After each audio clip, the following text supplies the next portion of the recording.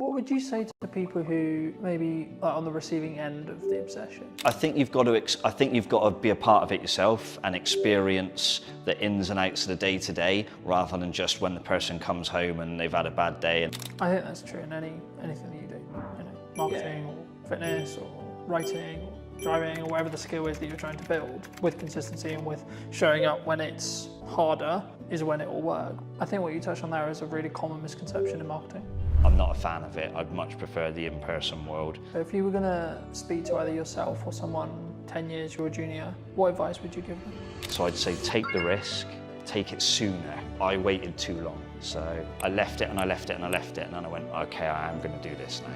Did you know that 93% of you are not subscribed? So if you could please do me a favor and you're enjoying the show, then subscribing would mean the world to me, and it would allow me to grow the show and continue to get larger and larger guests and continue to bring what's missing in marketing today. Thank you ever so much for joining me, and I'll enjoy the episode. Hello, my friends. I hope you're well. I hope you had a good day, evening, or night. Today, we're filming a brand new podcast, as you have seen, with Matt from Involved Health. Thank you so much for coming on. My pleasure, Colton. Thanks very much for having me. No, you're very well. Good to be back. For those who don't know you, Matt, how did you get to sit in front of me today? I'm sat in front of you today because I've sat in front of you before. We've done some work together before. You've helped with some of my social media marketing. And we had a few of my clients come in and do some testimonial work. So, and obviously I've seen your work with other businesses and other people in and around Salisbury. So, yeah, it's nice to have you back here again. Absolutely. I mean, I think we'll get onto that a bit more in depth later, but how did you, because you're obviously have you always been passionate about like helping people with personal training and fitness as a whole? Yeah. Like, how did you get into this industry? If I think back far enough, the origin story is I loved sport, I loved fitness, I loved playing sport and being involved in fitness and health related activities. I was absolutely rubbish at everything else. So that it was like, how can I make what I enjoy and what I'm half decent at into potentially a job further down the line? So left school, went to college, pissed about in college and sort of experimented in a few different sport and health related activities. And then through pure chance, I ended up working at the University of Bath, sports training village and sports setup that they had at the time. That was back in 1996, I think it was, 1997. So I'd have been about 17 years old, showing my age now. Started off there. Ended up living there on campus in a sports house with the Great Britain Olympic swim team, and being part of that campus and being involved in the university gave me a massive exposure to high performance sports, a lot of different athletes from a lot of different sports and disciplines. So I got to see how elite level athletes were trained, how they lived, how they recovered. I got to understand what operating a sports facility was all about. Part of my role was making sure that the gym was in operational order, looking after swimming pools, you know, all sorts of different stuff, athletics tracks. So I had quite a broad education, if you like, being at a university, into how that world works, and it just snowballed from there, really. Was there or is there, should I say, because there's obviously still athletes who are around that you may train and work with, you know, but is there a kind of commonality in respect to the mindset? Because I think athletes and high performance people, I think there is some standard traits. Maybe it's like the cliche, wake up at 5 a.m. kind of morning routine stuff, or it's actually their mindset as a whole, would you say? I mean, I couldn't comment for everybody because everyone's got their way of doing things, but I think there's dedication, there's discipline, sometimes obsession, and I think all of those things are quite interesting to me. I feel like I'm a relatively driven person. I work hard. I put in a lot of work over the years in the industry and with this business in particular. Some would say potentially sometimes I might be a little bit obsessed, but I think that's a good thing. But you say certainly that's necessary for high achievers? Yeah, yeah, you can't be a high achiever and not be obsessed.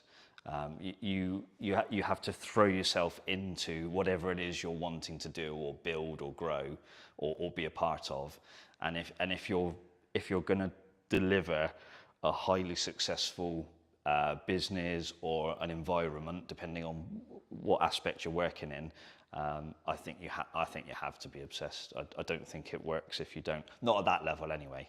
What would you say to people who maybe are on the receiving end of the obsession, right? So maybe they're with someone, their partner, their mother, etc. Like maybe when they're starting out and it's their parents, or maybe as it develops into a full-fledged business, what kind of can that support person do? Because I think for obsessed people who are very driven, like we get it, but sometimes that they don't get the attention or the thought process when it comes to, I wouldn't say how to deal with an obsessed person, but how to support that's a person in that respect.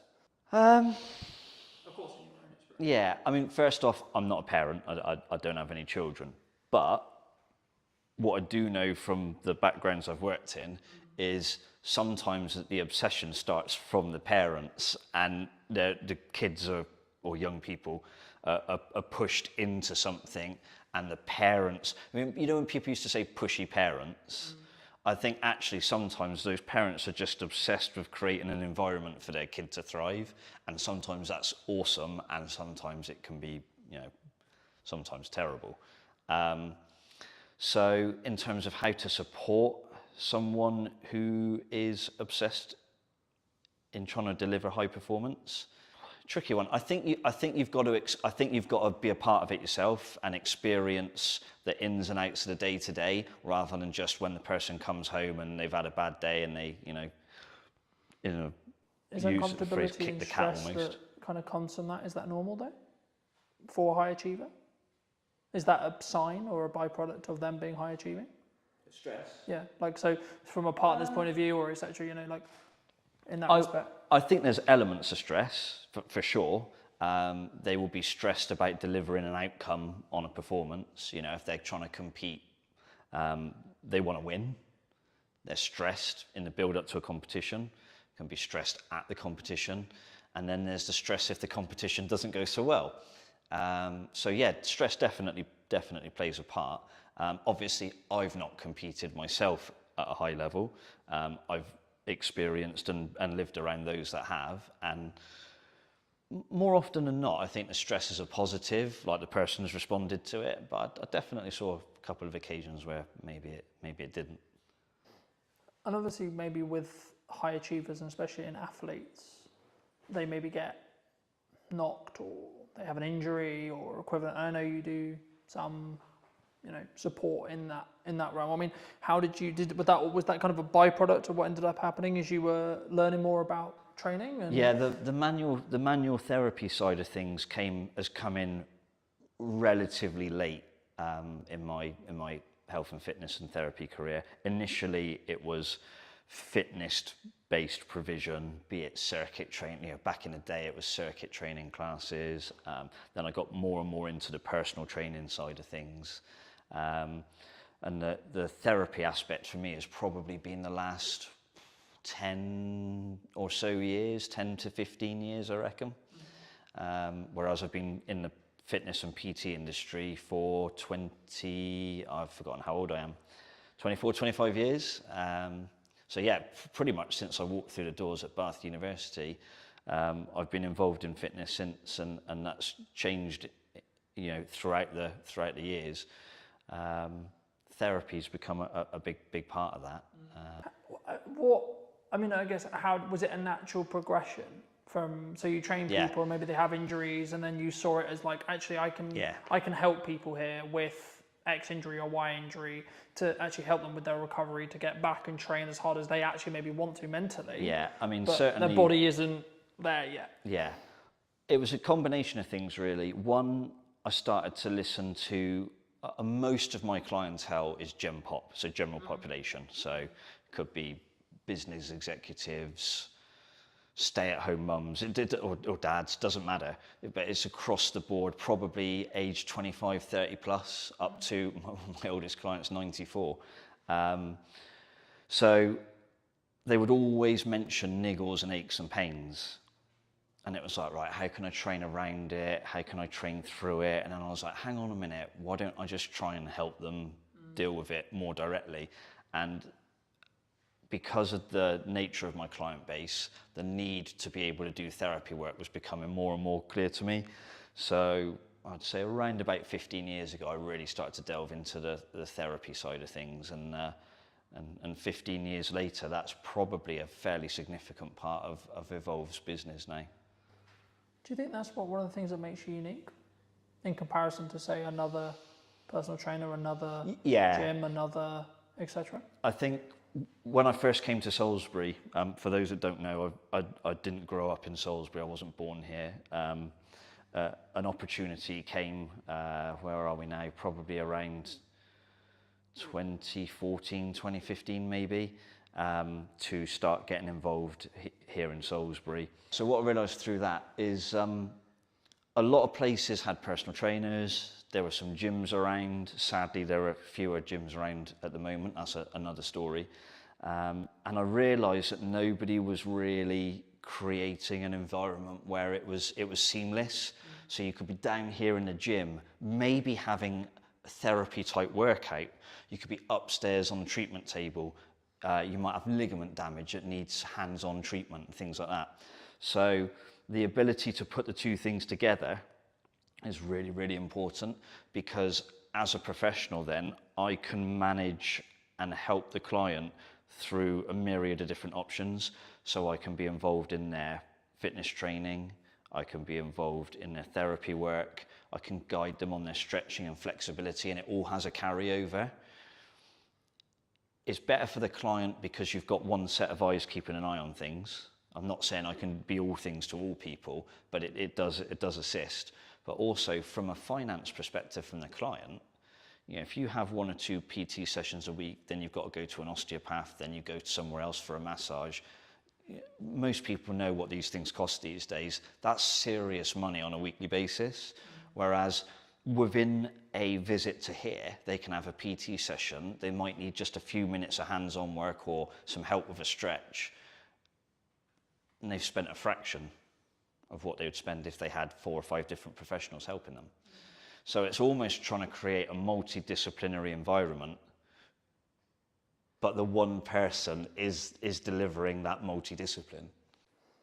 I think for me, like, that's maybe the unique selling proposition of what you do, but it allows that synergy. So if there is an injury that happens, either unfortunately with during training or like outside of training, and then when they come into training, then it can be maybe tackled like faster or potentially better, you know, in that respect. But do you think, I mean, I guess then, the next question I was going to go into was like how consistent or like how focused should the average person be on fitness?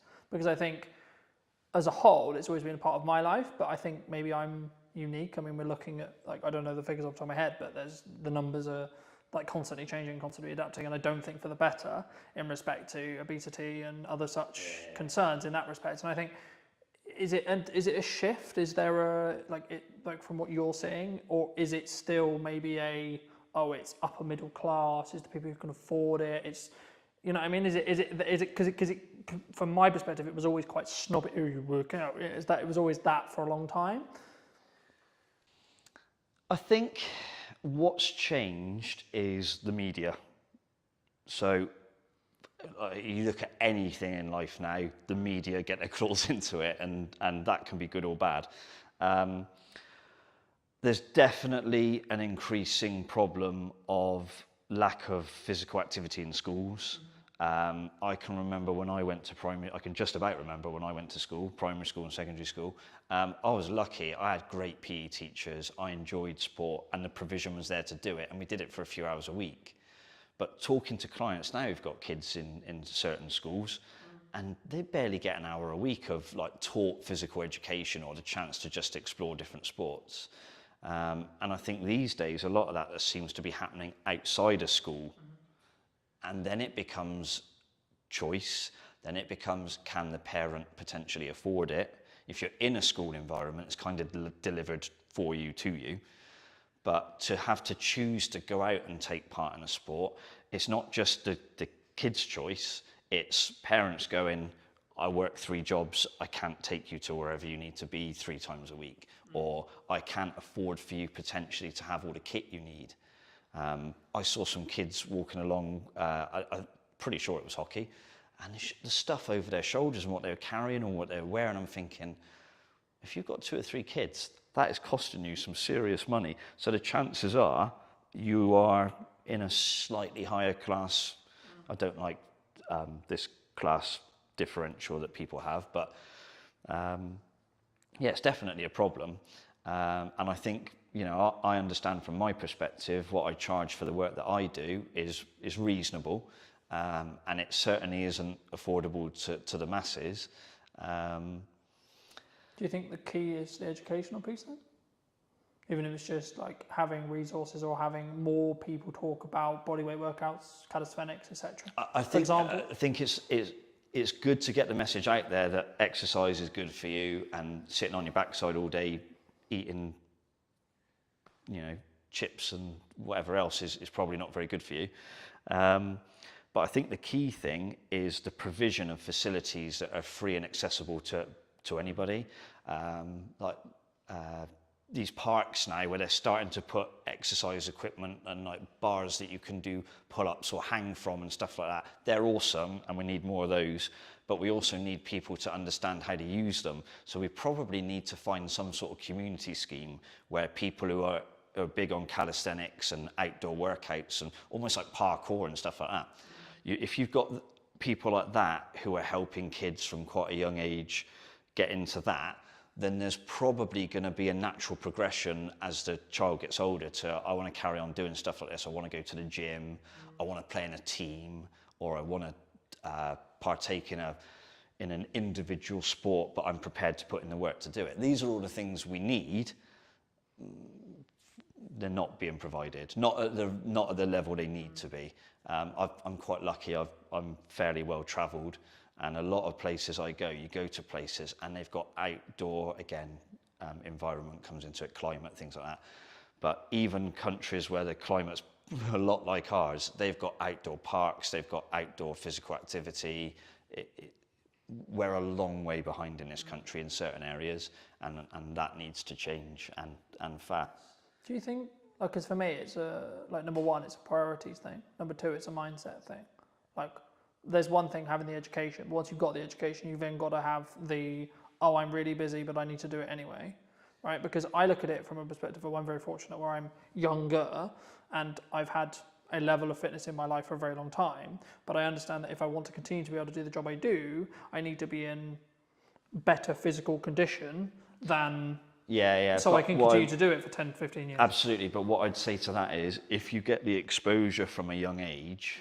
And it's a positive exposure, not, oh, I hated PE, they made me do PE in my pants and socks or whatever. I can remember, you know, back in the days when I was at school, if you forgot your gym kit, it was plimsolls and pants and socks and off you go. There's no way that's happening now. It wouldn't be allowed.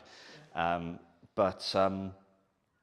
know, it's if you expose somebody to a positive health and fitness related activity from a young age, and you can do that consistently for a while, then the likelihood is you don't have to worry about mindset, motivation and things.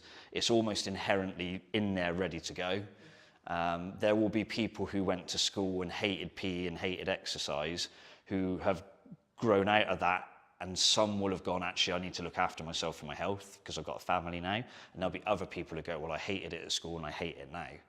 And we've got to get those people back then. If you were going to give advice to maybe those people who hated it at school, who maybe haven't done what they should have done, maybe they know they're not, like, I don't think you say to anyone who's like not in good shape, I don't think helping the problem is, haha, look, you're fat, or oh God, no. That's not, you know, that's because they know. It's not like they see themselves every day, you know? Sometimes you've got to have hard conversations. Part of my job as a personal trainer is sometimes you have to have very difficult conversations with people, and in the best way possible, you're trying to explain to them that the situation they're in is not a healthy one, it's not a good one, and there's a desperate need to change. In terms of mass information, I think you've just got to say to people, like, hands up if you want to die young. Not many people are going to chuck their hands up. Yes, please, Matt. Yeah, do you know what I mean? You know, I can't speak for everybody, but most people are going to, well, of course I don't. Who wants to live as healthy and as long as possible?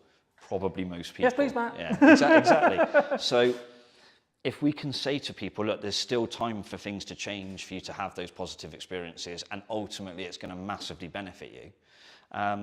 Some of the hardest conversations I've had to have with clients. I remember one guy, I'm still in touch with him now. This is when I used to PT back in Bath. I literally had to sit down and say to him, I know his daughter had got stuck into him. She was not far away from graduating university, had been involved in a relatively long-term relationship, and there was a wedding on the cards. And this particular chap, the girl's father, was not in a good way. Very successful, but very highly stressed executive. He owned a very particular international business, and he was flying all over the world, you know, airports, long hours, eating all the wrong foods, a lot of client hospitality, so a lot of drinking, and he'd got himself into a real mess. And he'd had a heart attack. And the daughter had sort of said to him, look, if you want to A, see me graduate, and B, see me get married, you need to sort yourself out because you're going to die soon. And I think when it comes, you know, if you're a father, I can imagine your daughter looking at you and saying that's got to be a gut punch. So he came to me and he said, Matt, you know, I need you to help me. And we did a lot of good work. And that was 10, 12 years, probably even 15 years ago. And even now, he's still out running half marathons, going out for big bike rides. It completely changed him. But he said to me, the turning point was his daughter saying those things to him. If he'd read that in a magazine, he said, I probably wouldn't have taken a blind bit of notice. But he said, you know, my one and only daughter says that to me, and she's like got tears in her eyes. It's like, I won't use exactly what he said, but he had to sort himself out. So sometimes you've got to be fairly hard on people, and other times it's how you create a different message or a different environment that might encourage people to get involved. Thank you for sharing that. And I think even just through that message, I think I don't want to use the term wake some people up, but hopefully you'll wake some people up to. Maybe, I mean, my next question was going to be around like age, and I think the science is semi-conclusive, and you feel free to confirm or deny, but like for me, as far as I look at it, like the healthier you are in your 20s, the better your 30s, and so on, right? But there is a point where it becomes harder, but I think that could be perceived as, well, I'm not going to bother then. Is it that, or is it actually you just... I mean, there's no doubt that as you get older, things get slightly more difficult to do. Yeah. Within reason. It doesn't have to be that way, and it isn't just a linear decline. You know, you were fine in your 20s, not so much in your 30s, 40s are getting bad, 50s onwards, you're bollocks. That's not true. Obviously, if you haven't done anything for a long time, and then you come into a gym environment or a fitness environment, maybe you take up running, you're going to find those things slightly more difficult, slightly more comfortable at first. And if people tell you it's all going to be easy and sunshine and rainbows, you know, no, it's not.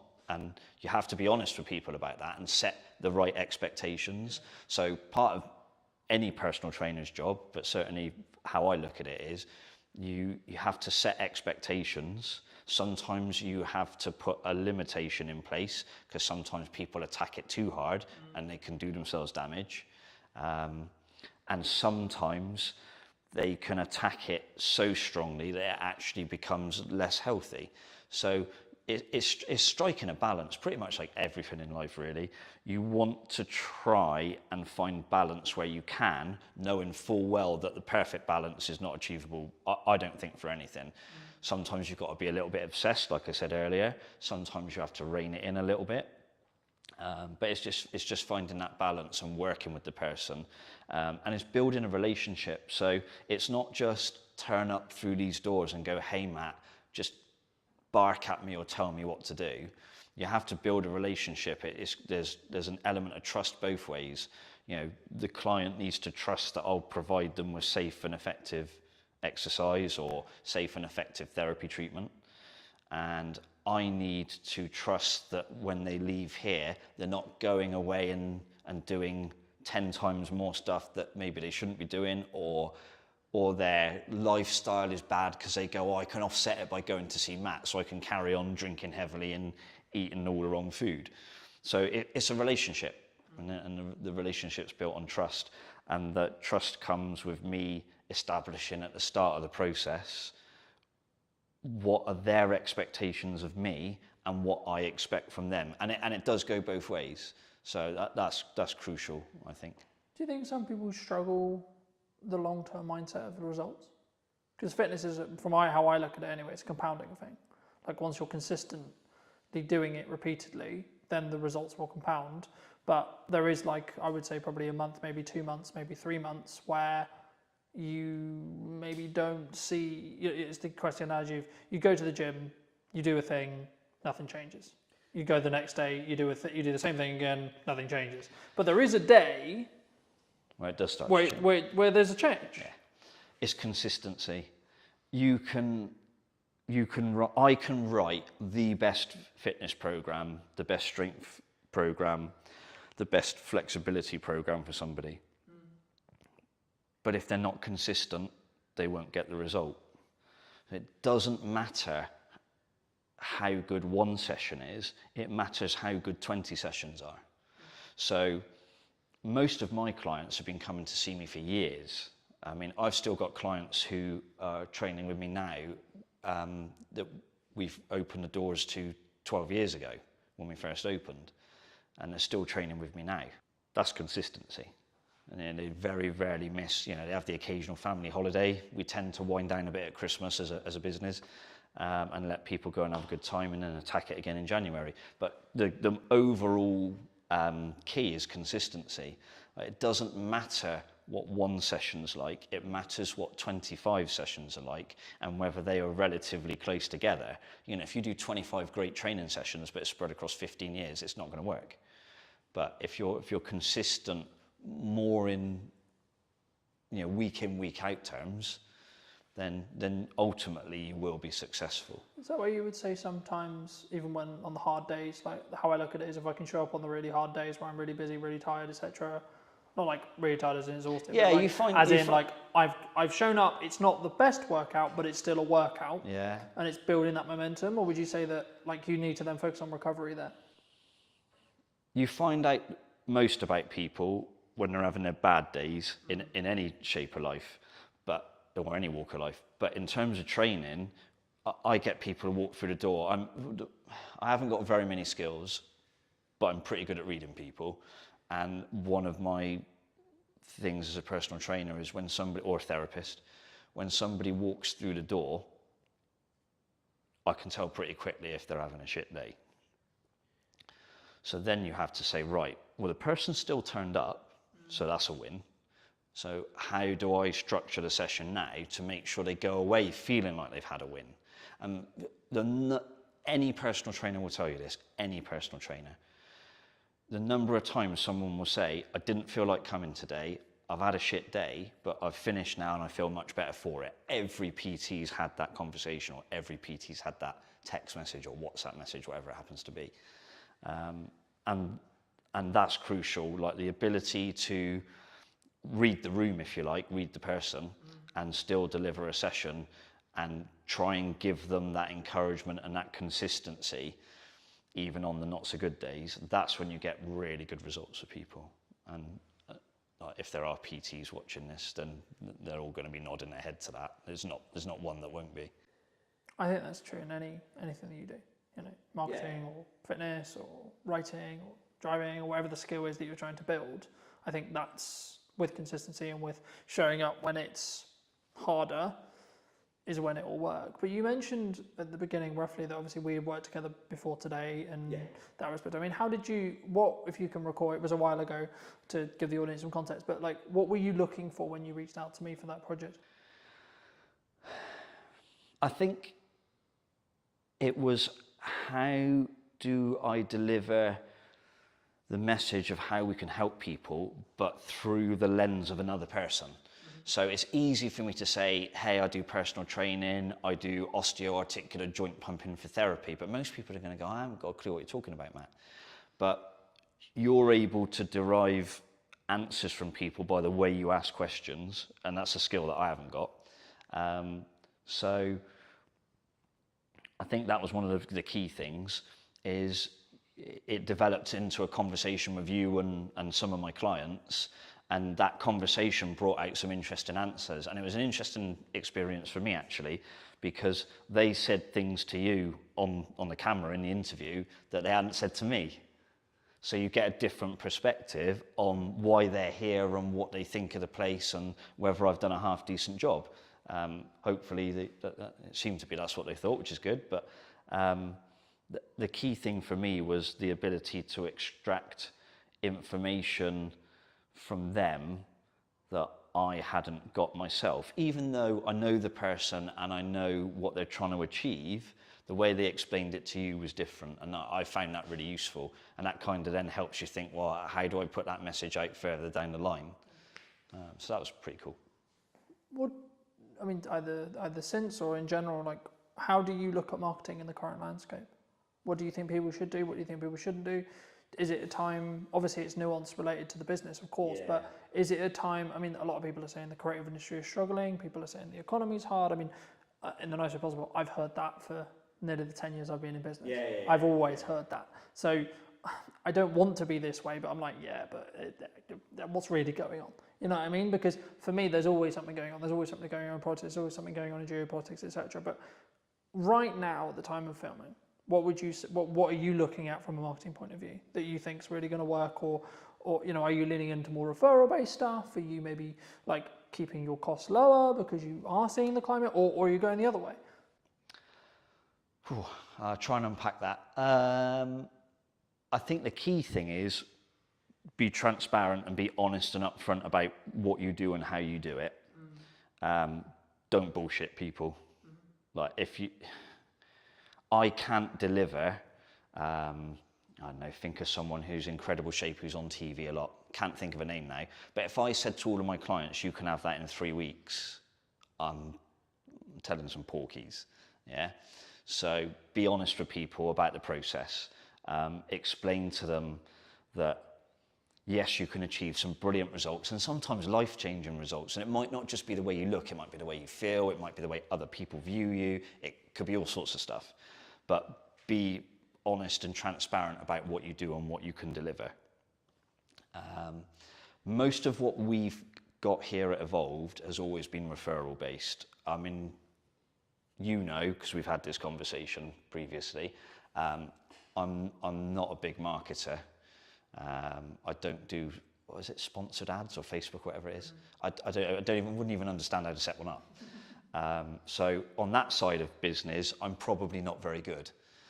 But I came here to Salisbury, I didn't know, I knew two people. And we've built a business that does 80 or 90 sessions a week between myself and my colleague Charlie. We've been here 12 years. That's referral, that's not marketing, that's referrals. It always has been, and I suspect it probably always will be to a degree. I think the challenge for me and how I grow Evolve now is I need to market to the people who don't know I'm here and that people can't refer to because they don't know we exist. You know, you can only get referrals from people that know you're here. So I should probably try and get more people to understand that we're here. You know, if I had a few quid for every time somebody comes and said, I didn't even know you were here, Matt, until someone told me about you, I'm like, oh, I really need to do something about this. But yeah, I think marketing for me now is being able to explain to people what we do and how we do it, and saying to people, do you want to come along on the journey, as opposed to come and get fit in 6 weeks, which I hate that message in the fitness industry. It's rubbish. I think what you touched on there is a really common misconception in marketing, that people think it's either referrals or it's word of mouth or it's ads or it's content or it's this or it's that. The reality is all that content's going to do, all that marketing's going to do is apply fire to your word of mouth. Yeah. If you have good word of mouth, happy days. If you've got bad word of mouth though, it can you be can kill your business spectacularly very, bad. very quick Yeah. because it's just going to make things better or continue things moving faster in whatever direction the business is currently going in. So what I say to clients when I start working with them, and I think we had this conversation when we initially started thinking about working together, I said, okay, well, are you moving the trajectory you want to work in? One, and then two, how can we utilize video content that's scalable that allows you to then do that upon scale, right? So instead of you having to trade one-on-one time with each person, you can say the stuff you want or get your clients to say the stuff you want on camera to then be like, okay, cool, this is what real people think. And social proof, which is what you're talking about, getting your clients to talk about it, is infinitely more value in a marketing context than you saying it. Yeah, exactly. In the nicest possible way it is, because in the same way with me saying, I'm going to say video is a good idea because I have a monetary tie to whether it's good or not. Yeah. In the same way you're going to say PTing is a great idea because you have a monetary tie. We don't even necessarily do this deliberately, but we're naturally going to because it's our natural sales process, marketing process, however you want to articulate it. And that's why hearing from clients, that's why I always ask people about marketing, is really interesting and really important because then to an extent they're making the decision all on their own. Yeah. And I think for me, as the landscape changes, as the economy does what it will do, I think and it's more of a mindset thing and seeing how people either want to shift or don't, because, and I guess actually this is a question of in your case, do you actually need to market? I would argue you don't even need to market because from what it sounds like at this stage right now, at the time of recording, you're close to full capacity, if not full capacity. Yeah. And you don't really have enough space or staff or both to scale. No. So actually, should you market? Yeah, tricky one, isn't it? Yeah. Maybe, finding maybe good... if you want to create a waiting list and you're trying to develop another product and you want to keep things going, but you wouldn't market in the same way as if you were trying to fill a new class, for example. Yeah, finding good people in the industry locally is quite difficult. So it is something to factor in. Because I think for me, it's a key on whether it's a scaling issue. And that's why I think any marketer listening to this, they need to ask the clients they're talking to and the people they're talking to, what does their client, the person they're doing marketing for, helping with marketing, what do they actually want to get out of it? Yeah. Because there's one side of it's like continue with the reputational gain that you can gain from doing video, sure, but that's a way of doing it. And then it's a bit more punchy or a bit more maybe paid ads or etc. would work if you were trying to fill a class in quick time. But actually in the position you're in, for example, you wouldn't want to do that necessarily. I mean, again, that also kind of changes to an extent of what stage you are in business, which we'll come to the next question, which is like, do you think businesses like have stages? In the respect of like when you're starting out, you're constantly looking at growth and then you maybe get to a size and you're like, oh, actually, hold on, maybe I don't want to grow beyond this? Either speaking about what you've done or in general? Yeah, I think it depends on the type of business. This is a people business, it's a service-based business. Can I produce 10 of me to look after thousands of people? Not really. So there's that element of I can only grow to the extent that I am able to deliver sessions for people in some regards. Could I bring other people in? Potentially, yes, but there's challenges with that. Could I go online? Possibly, but I'm not a fan of it. I'd much prefer the in-person world. One of the things that COVID taught me was I don't like Zoom very much. So I would be keen to avoid that. So yeah, it's a tricky one actually. So I think in terms of stages for a business, I think it does depend on the type of business you have and where you want to take it. Do I want a franchise evolved? No. Way too much stress, way too much money involved, way too much leverage. What are the things about stages and where you are in your life as well, right? Yeah. I mean, I'm 45. Yeah, 45. Do I want to be franchising a business at this stage of my life? Probably not. I've certainly got a fair few years left doing what I do, and I feel good. But I'm not sure I'd want to put that sort of pressure or stress on myself. I'm pretty happy with where we are as a business. So in terms of growth for us now, it will be, I think it's improving what we do as opposed to doing more things or trying to be more things to more people. I would like us to go in a slightly more medical direction, and I am looking at maybe bringing a medical professional into the business, whether that's as a part of it or a service that is available to people. I won't go into the exact details of that because I know someone else will just jump on it anyway. Yeah, that's one of the things I might do. But in terms of how businesses grow, I'm not going to pretend that I'm a sort of serial entrepreneur business grower, because I'm not. I've worked really hard at this one thing, and I've tried to be consistent. I tried to do the right things by people, and it seems to have worked so far. We've been, as Evolved Health, it's been 12 years now, and hopefully a few more years yet. But no plans in terms of trying to launch a huge business. I think those days have passed now. Is there anything else you want to mention before we wrap up? Being in Salisbury has been quite interesting, actually, because it's a very different dynamic to where I was previously in Bristol and Bath. Obviously, it's a little bit smaller. Everyone in Salisbury tends to know each other.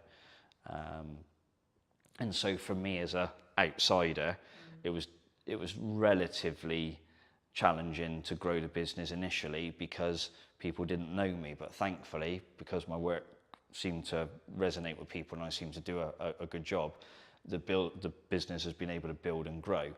But I think if you're a young person trying to start a business in Salisbury now, I don't think there's ever been more opportunity, but I also don't think at any stage it's ever been harder.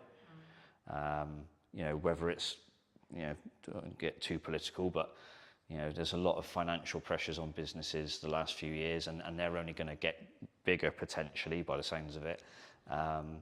I still think there's too much red tape in business, and that needs to be looked at. But also, I think there's a scarcity of space and facilities for people to start businesses. If you want to go into town and rent a building there, you have got to have some very serious money behind you. And if you're a young person with a dream trying to start out, sometimes those stories happen and it works, but a lot of the times people are going to fall flat on their face quite quickly. So I think there needs to be some way in which young people who have an idea and something that can really grow are supported locally. I don't just mean by national government, but maybe there are some property landlords who've got a space in town and think, actually, I could divide this building up and people could have some really cool startup businesses in here and I'll help them. I think that there needs to be things like that, and there's not a lot of that around at the moment. I don't know if there are any groups in Salisbury. I'm sure there's like a small businesses association or group in Salisbury that might be able to jump in and say, actually, Matt, we do that already. But I think we've got to try and support young people in Salisbury, because one of the things I have seen over the 12 years I've been in Salisbury is that the demographic is getting older and older and older. And young people now leave Salisbury, and I've seen it in the time that I've been here. They disappear, they go to Bristol, they go to Southampton, they go to London, wherever it is they've gone, but they're not here. And that's because they don't see opportunity. And I think that's really sad. I mean, like I say, I'm an outsider, but Salisbury's my home now. I live here now. I've lived here for a couple of years or so. I eventually got fed up of commuting to and from Bristol. But I think we need to make sure that we create an environment for young people. And I don't just mean fitness-wise. I mean any business. I think the local council need to do more. The local Salisbury, Wiltshire Council as a whole could probably do more. On a national level, I think they've got to look at things like business rates. It is seriously expensive. You can have business rates that are higher than the rent you pay on your building. That to me is insane. Like, that's just stupid. So I think someone somewhere needs to get a hold of that. But yeah, anything to try and make the city, I should say, more vibrant would be a really good start. And there are a few businesses coming into Salisbury now, and in the town centre, different food and restaurant businesses and a few other bits and bobs. So there are some positive signs, but a lot of these people are older and have got money behind them, or they're chains potentially. So something for younger people to say, you know, we want you to stay in Salisbury, we want you to build life in Salisbury, build a business, yeah, and, you know, stop seeing it disappear 50 miles down the road. It's, you know, maybe I'm wrong, but hopefully someone else sees this and goes, he's right. But that would be my one thing for Salisbury, having been here a long time now and sort of seen a few different things. For people who may be interested, really enjoyed this conversation, they want to see more of you, they want to connect with you, they want to reach out to you, how best to do that? One of the best ways is probably on the Evolved Health website, which has got various contact details. We're on Instagram at evolved_health. I hope I've got that right. We've got Evolved Health Salisbury is our Facebook name. And if someone decides they just want to rock up and knock on the door, that's not always the right thing to do because I might be with clients, but we're based down on Churchfields. We're in the Glenmore Business Park. There's normally an open door policy, so if someone wants to come and say hello, they can do. Or if they don't want to reach out directly through me, they can contact you and say, is it worth having a chat with this guy or not? Absolutely, would always be the answer. If you were going to speak to either yourself or someone 10 years you're a junior, what advice would you give them? What advice would I have given myself 10 years ago? Yeah, if you could talk to even maybe longer when you first moved to Salisbury 12 years ago, what advice would you give to that Matt? With the hindsight and with the knowledge you now have sat in front of me today. Take the risk. Honestly, take the risk. I'm quite pragmatic, so I tend to I analyse a lot. Probably one of my faults is I overthink things. So I'd say take the risk. Take it sooner. I waited too long, so I left it and I left it and I left it, and then I went, okay, I am going to do this now, and I should have done it sooner. So to anybody else, take the risk. To myself, Matt, you should have done it sooner, because it's been brilliant. But yeah, take the risk. Thanks so much for the time, Matt. My pleasure. And if you did enjoy this video and you would like to see more like it, make sure to be subscribed. Leave me what your thoughts and comments were down below, and I'll leave Matt's information down in the description as well as always. And I'll see you very, very soon. I've built the business off from the start, starting from in my bedroom to getting a smaller office now into quite a big unit that we have now, and it's just grown and evolved over the years, and we're lucky to be in this position today. Do you actually make people want to buy? A great looking website as well, a good homepage, something that's going to engage the customer. Maybe on their first visit, they might not necessarily purchase anything, but if you end up having a good marketing strategy in place to collect emails, you'll send them on the journey that we've got set up for them, and they might not buy until the 4th or 5th time, but at least we have a thing in place where we can make it the best chance possible. But I think, is it just like you have to keep that momentum to, I guess, be successful on social, would you say? Yeah, consistency is key, because obviously the more consistent you are, the more views you're going to get, the more followers you'll end up getting. Cool. Hello, my friends. I hope you're well. I hope you had a great day, evening, or night. Today we're with Ben talking about how to actually run an e-com store, what role social media plays, but also what's missing specifically in marketing. Hello, Ben. Hello. How are you? I'm very well, very hot at the moment. It's not the best day to do this, but here we go. We're here on a Saturday, working. So good on us, I guess. For people who don't know you, what do you do? What are you known for? What are we like? What is the kind of infrastructure and like the business model? So I have an e-commerce store, and I have been doing that for the last 6 years. Specifically, I sell pre-loved terrace wear fashion. So looking at brands such as Stone Island and CP Company. You can't go to the football without seeing these brands anymore. And that's just where I've built the business off from the start, starting from in my bedroom to getting a smaller office now into quite a big unit that we have now. And it's just grown and evolved over the years, and we're lucky to be in this position today. Do you think you're quite a I guess I was going to say like a new way of looking at this kind of business, because I think traditionally you would have like a clothing store, right? Like the TK Maxx's of the world equivalent, right? What made you want to, and was it always the plan to have a website rather than, and do it through, online sales rather than necessarily, right, we're going to have a 2,000 square foot or £2,000 a month, whatever it ends up being, like retail location to sell our product? Well, the perspective for me was that you're going to pay £2,000 a month for a retail store as it is, and that's without building up any customers, and that's very much limited to who you can target as well. So having a retail store, not everyone's going to travel hours down to come and see you without a reason, but whereas if you have a Shopify store which costs $39 a month, you can get anyone all over the world to have a look at your store. So that was always the passion and drive for me, to spend $39 and then I can have everyone shop. But of course, with an online store, the conversion rate's a lot lower than you would if you have someone coming into your store, because you kind of get that feeling of, I really want to buy that, and you'll probably buy it in person, whereas if you look at it online, you end up just cutting it off and not buying it.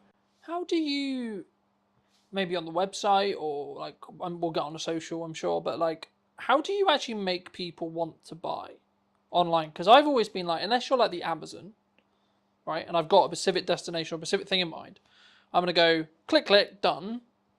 But if you're not that, how do we get people to sort of go to the website and then actually make a purchase? Because I think that's the struggle. Because, you can push traffic to a website, but it's then how do you convert that traffic into baskets, into sales, into, people actually buying the things you're selling? So it's all to do with sort of like specific stock buying as well, making sure we have the right products available, because if at the end of the day, if you've got a store full of stuff that people don't want, they're not going to buy it. But if you buy the right things, it's going to look great. A great looking website as well, a good homepage, something that's going to engage the customer. Maybe on their first visit, they might not necessarily purchase anything, but if you end up having a good marketing strategy in place to collect emails, you'll send them on the journey that we've got set up for them, and they might not buy until the fourth or fifth time, but at least we have a thing in place where we can make it the best chance possible, because not everyone on your website is going to buy something. That's just kind of standard. So do you think it's more about someone hits the website, maybe they look at something, then they'll come back, then they'll come back again, and then the fourth time then they'll buy something, more than hit the website, buy? Yeah, unless you're specifically looking for a certain product that we have, people just tend to, because I don't really release my drops before, I don't show people what we're going to drop. So a lot of people go on there to see what we've got, and they might not necessarily want anything, but they all still go on there until they find something they want. So they might not kind of find anything for the first couple of weeks. But because we've obviously built up a lot of cash flow in the business now, there is always something available for everyone. So we make sure we cater for every single size, from anything from size small to 3XL. And so there is something for everyone, but not everyone's going to check out, and that's just kind of what you got to put up with. I guess in some ways, is that then like a strategic strategy around like retargeting with meta ads, or like reminding people like, hey, through email marketing, like abandoned cart stuff, like, is that the focus then? Like, is that where you see maybe the return customers, or is that or that could be a focus for maybe an online business that's maybe struggling to make their website like work? Yeah, so I would say other businesses, make sure you focus on retention marketing, making sure that the customers that you do get, they make sure they return and have no other reason to shop with another store. That's standard for online businesses. Email marketing as well. People might still be shopping around for that sort of stuff. They might have just forgotten who you are, which is pretty standard. Be like, hey, we're still here.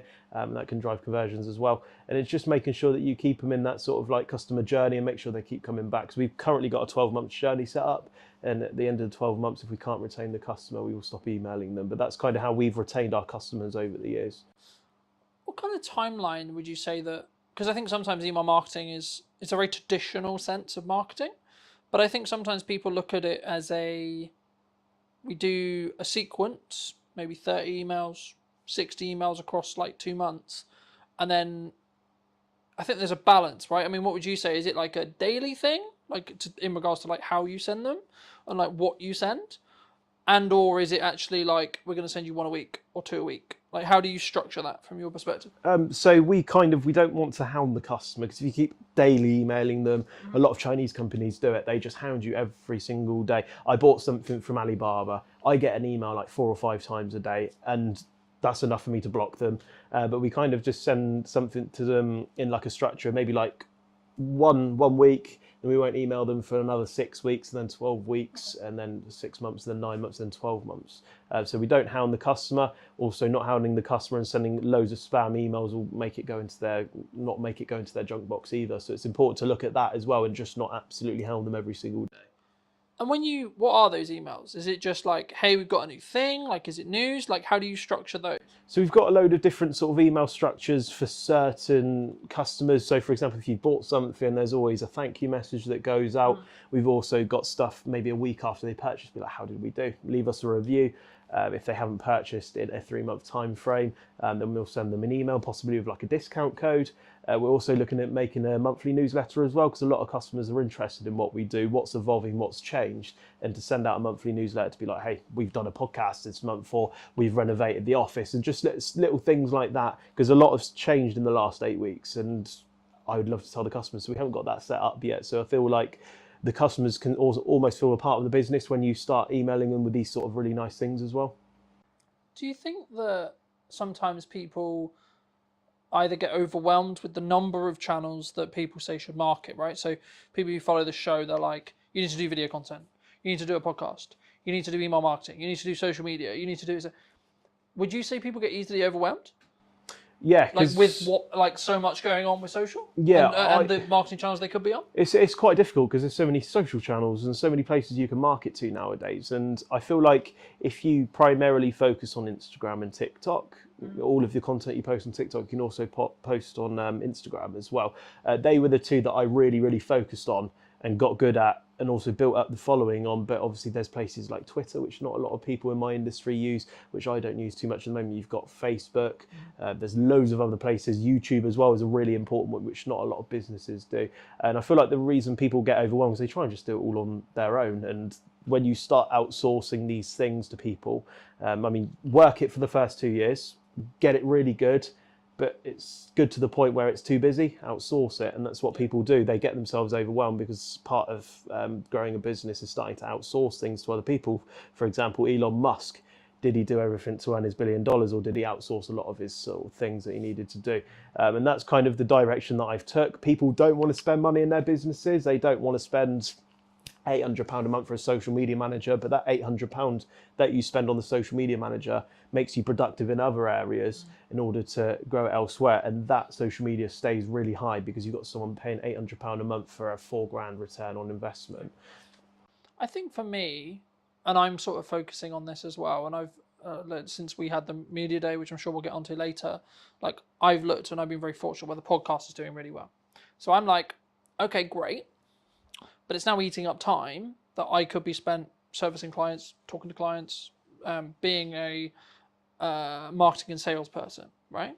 And I think for me, like, is it comfortable to be like, hey, I'm going to spend $1,000 or I'm going to spend $2,000 a month on like scalability for the podcast? But I'm like, actually, what potentially could it give me in regards to new clients, opportunities, etc., if I do that?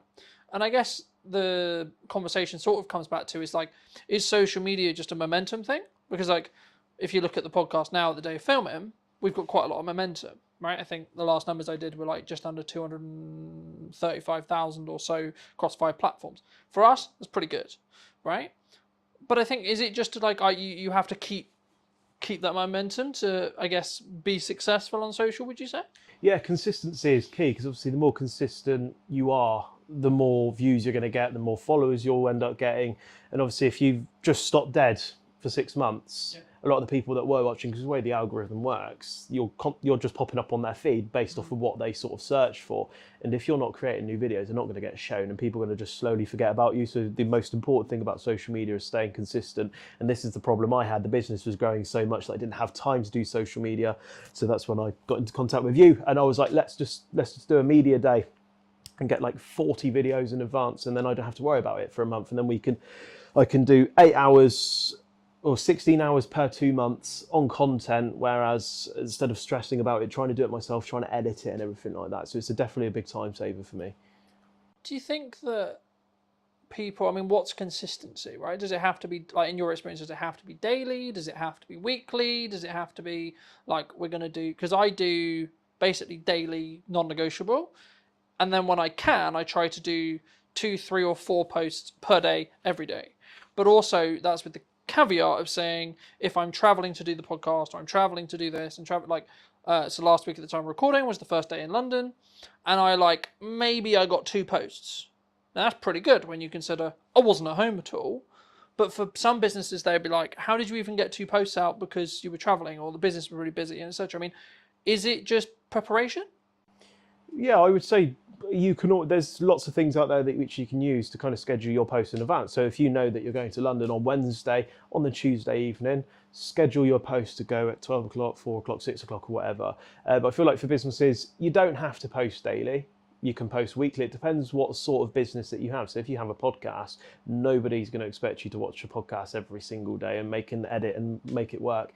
But some people would work weekly. But for someone like me who's trying to sell a product and needs to be seen on the face every day, I think daily's good. You don't have to post 2, 3, 4 times a day. I mean, that would be better. But at the end of the day, you need to put your time into perspective, and also the cost of the content as well. To get 2, 3, 4 videos out a day would end up getting quite expensive, especially if you outsourced it as well. That's also very time bound as well, especially to keep up with that's 120 videos a month or posts. It depends what sort of you're trying to achieve with it all. For me, I see it as you've got to work smart and hard at the same time. And because of the nature of the podcast, it's an hour conversation. I can extract probably, if I really wanted to, maybe 10 to 15 clips that I can edit. Then I can chuck AI involved and get 20 to 30. So there we're talking, I've got nearly a month of content if I just wanted to squeeze it. The reason why I found it's really working with the weekly shows is because people are now starting to get into the rhythm of there's going to be another show next week. And normally I haven't really built a schedule yet. I probably will, but for me it's actually around Saturday there's going to be a new episode, because by the time I run out of clips and I've done the week of work, client delivery, etc., I've then got a position where I've edited the new show's ready, so then I can start marketing that show. But I think sometimes, and this is kind of what I was alluding to about all the platform thing, do you think people get shiny thing syndrome sometimes? Maybe they'll see what we're doing on Instagram and TikTok, for example, and going, oh, that works really well. Oh, I have to be on Instagram and TikTok, even though they've just decided to commit to LinkedIn for a while, or they've decided, etc. Do you think, or maybe not even just looking at social, maybe they're we're going to do email marketing really well.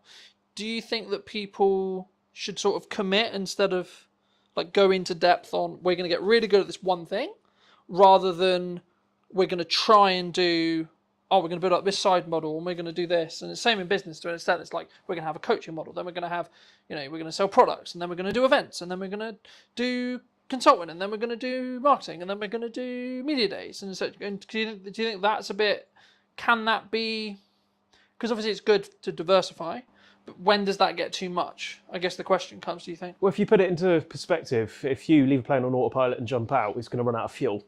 So to focus on one thing at one time, to make sure it gets to where its destination, the plane theory is making sure it gets to its destination before you do another project. So I would always say focus on one area, get really, really good at it, and then look at other things as well. Because if you don't master that thing, you're never going to become really good at it. So if I just focused on LinkedIn and then I just left it halfway and I thought, nah, I'll have a look at that in a couple of months, and I started focusing on Instagram, you're going to lose the touch that you started to build up on LinkedIn, because people that saw those daily posts that started to really enjoy what you do, they're not going to see that content anymore, and they're just going to be like, oh, that's a shame, and I'll go and look at someone else that is doing it every day. That's the mistake that I made with YouTube, and that was just more of a time thing for me. I started doing these videos, just vlogging my day, what I'd done in the office, and a lot of different things that we get up to in the business.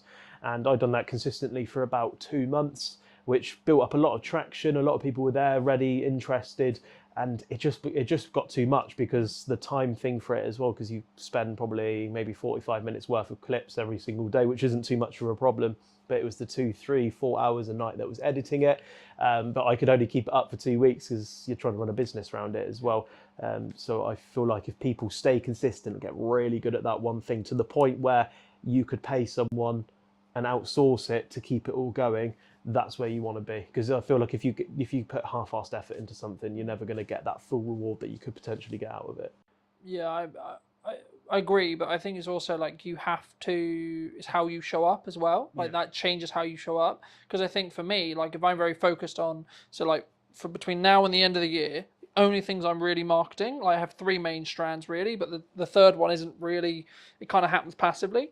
The first is the podcast, the second is the event in September, and then it's the service. But the service is a byproduct of everything else. So actually, I don't really need to market the service anymore. There'll be the odd video that's very specifically led towards that, but it's less important now because I've got infrastructure and I'm really far ahead regarding the podcast. So it actually allows me to go, when I'm really busy with client work and when I'm really on client delivery, actually takes the pressure off a bit because I don't need to go, oh shit, I need a guest for like Wednesday so I can get it edited and ready for Monday. I can just go into the archive. And I think for me, one of the first conversations we had was about creating a content surplus. I mean, how do you look at it, I guess, outside of, for maybe people who are maybe starting out, obviously there is an option to bring someone like me in to go, here's 40 something videos from one day, cool. But if people maybe aren't ready to do that, how would you say they could create a bank, a surplus of content? Well, I've learned quite a lot since doing the media day with you, because my social media for the last 2-3 years, where I've been taking it quite seriously, it hits levels of inconsistency sometimes where I don't have time. But I feel like if you have a set day every single month where it's just this pure content day, you don't have to worry about anything else, it's just pure content, you can build a big bank and a surplus of content, and then you're able to dish it out in days and in whatever sort of direction you want it to go in. That's what I wasn't doing. For some reason, I would just film it on the day. I'd be like, right, I've got an idea, I'm going to go film it and edit, put it out at 7 o'clock tonight. And that's not very sustainable. That leads to days where you don't post for a week because you film that video, it does really well, you get loads of orders, a lot of business from it, and then you're like, I don't have time to film more of these sort of things. But if you specifically focus on that day worth of content and then dish it out, that really busy day that you get and that video that spikes and gets you a lot of traffic and attention, you can keep that momentum up as well, which is really, really important for businesses and social media. How did you find the media day as a whole? Because I think we're about for maybe 3 weeks-ish out from it, maybe 2 weeks. How did you find it? Really fun. I think it was great. I love being in front of a camera. I've always used my little DJI camera for my sort of videos in the last year or two. And to have something more professional, have like 3 massive cameras looking at you, was just something really fun and different for me. And as you've said to me before, it's not for everyone. A lot of people find it quite daunting, but I really, really enjoyed it. And it really does, you know, when you put it out on social media, how professional it looks and how like people think, wow, that's really, really cool. He's doing like a proper sort of setup now. And for the cost that it does and how much you break it down per video, it's definitely worth it, 100%. How have you found the videos? Because obviously we're now in a position where I think 4, 5, maybe 6 have actually gone live, right? I mean, how's your community's feedback been? Like, how have you personally found them? I felt less stressed about social media because I know today, for example, I've got video that's already gone out today and I don't have to worry about social media, and the algorithm does all the work for me, pushing out to the right people. And yeah, it's really good. Obviously, yeah, it's brilliant. I have nothing more to say other than that it's just, I don't have to worry about it anymore, which is an important thing for business as well, because once you start growing and scaling, you need to make sure you have things in place that, whether that's outsourced, to make sure it gets done. Do you think that it's about, I guess in some ways, when you've got that bank, it allows you to then be more present with, in some ways, the other tasks that you need to do, right? So because you've got that bank, you're like, actually, cool. I don't even need to, it's not even partially in your head at all, you know? Like, it's, I've got all those pieces of content. I know I'm good for social media content. Okay, cool. What's the next problem I need to now fix? Because I think as business owners, we spend a lot of our lives just fixing problems. That's our job, really. That's what I try and do for clients. That's, of course, what you'll do within your business as well. But is it allowed you, I guess, in some ways to be a little bit more tunnel vision on the other problems that you have? Yeah, so in the last 6 to 8 weeks, I got a consultant into the business where they basically go into your business, find things, improve it pretty much.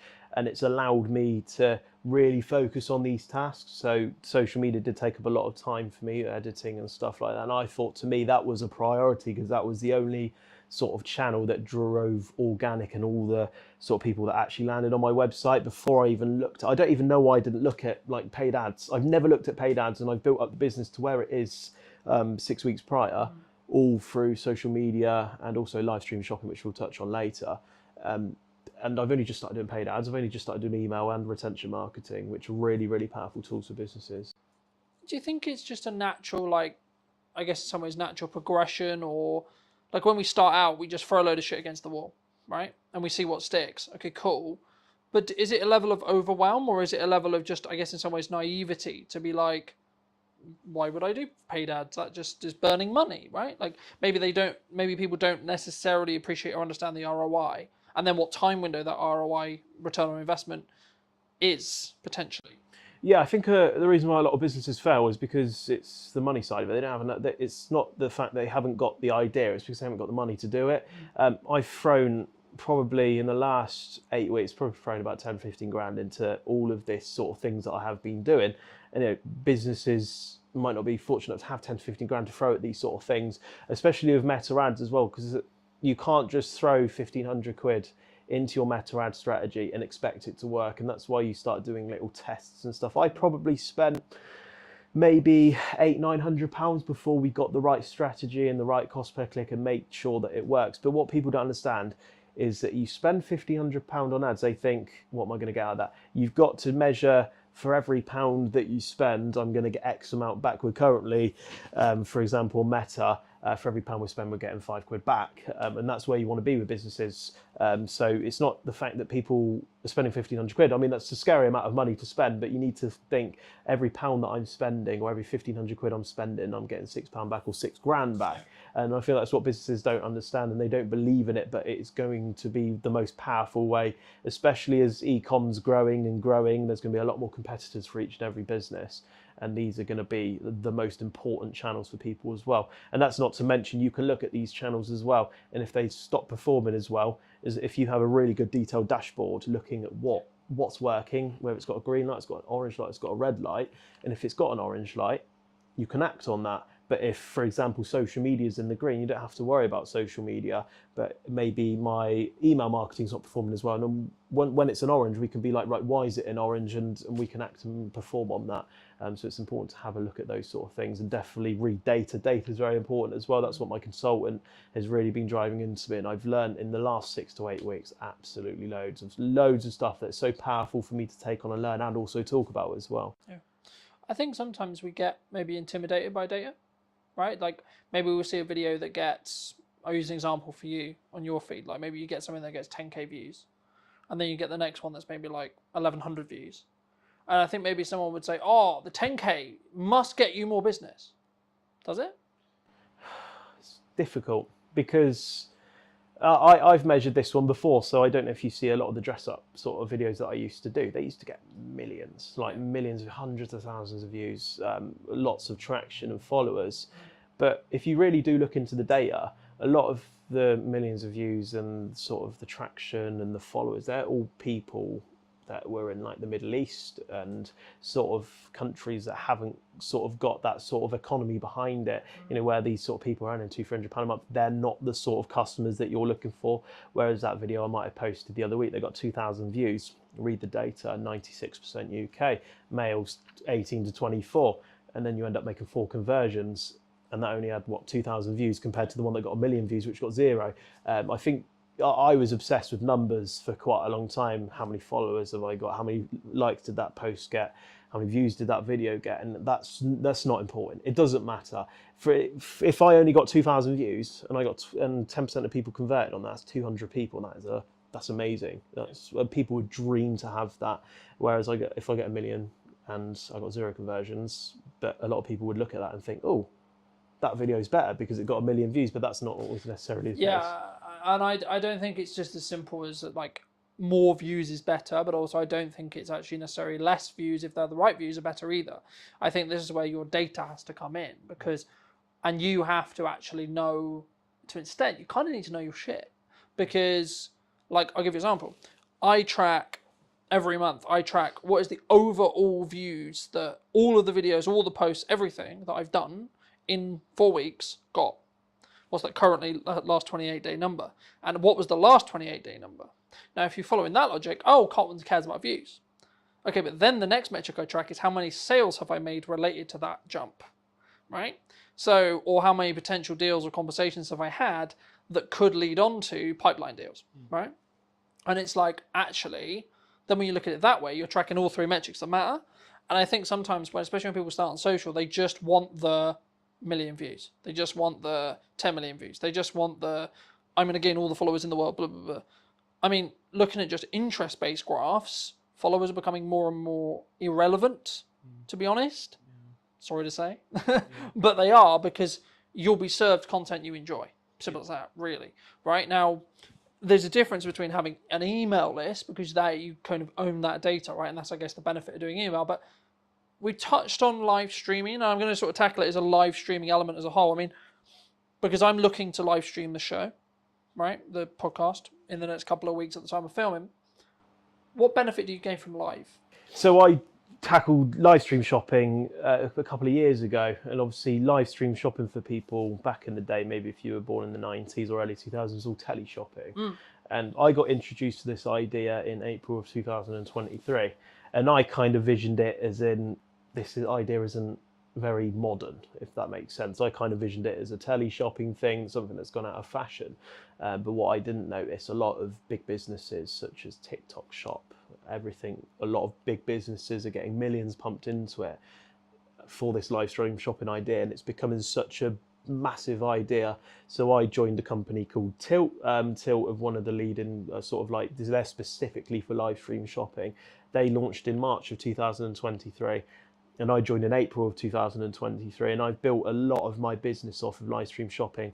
It was actually at the point where my website was doing zero, because I was so focused and driven off of the live stream shopping, and that was more than paying all my bills every month, etc., that I just kind of lost interest and focus on the website, which is my long-term sort of plan. So probably maybe like a year and a half or 2 years ago, my website just plummeted. Everything I worked for, earning these 5-figure months, just went down to $1,000 a month. It literally just went to zero.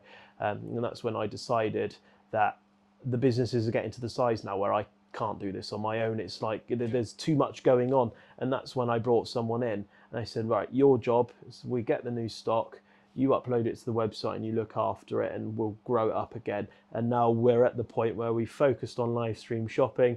Also, the website's up and better than it ever was before. But I always do wonder in the back of my head, if I didn't let go of the website and I'd done that earlier, would my website be 4 or 5 times what it is now? But everything happens for a reason. But sort of live stream shopping is massively powerful. So if you are in that e-com space, especially with what I do as well, it's maybe for like a business like yours, obviously live stream shopping itself might not be the right fit, but for people that sell a product, whether that's jewellery, clothing, new clothing, shoes, anything like that, seems to be a really powerful tool at the moment.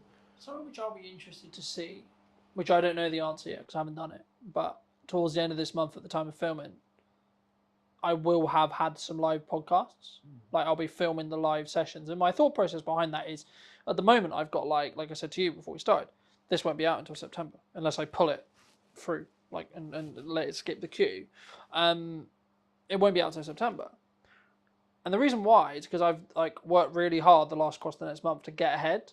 So I have the consistency, so I can always have a podcast every week. But the reason why the idea came from the live stream side was, actually, I could actually have a live show here because I'm filming all the episodes anyway. I'm setting up all these cameras, I'm setting up all the tech. It could work.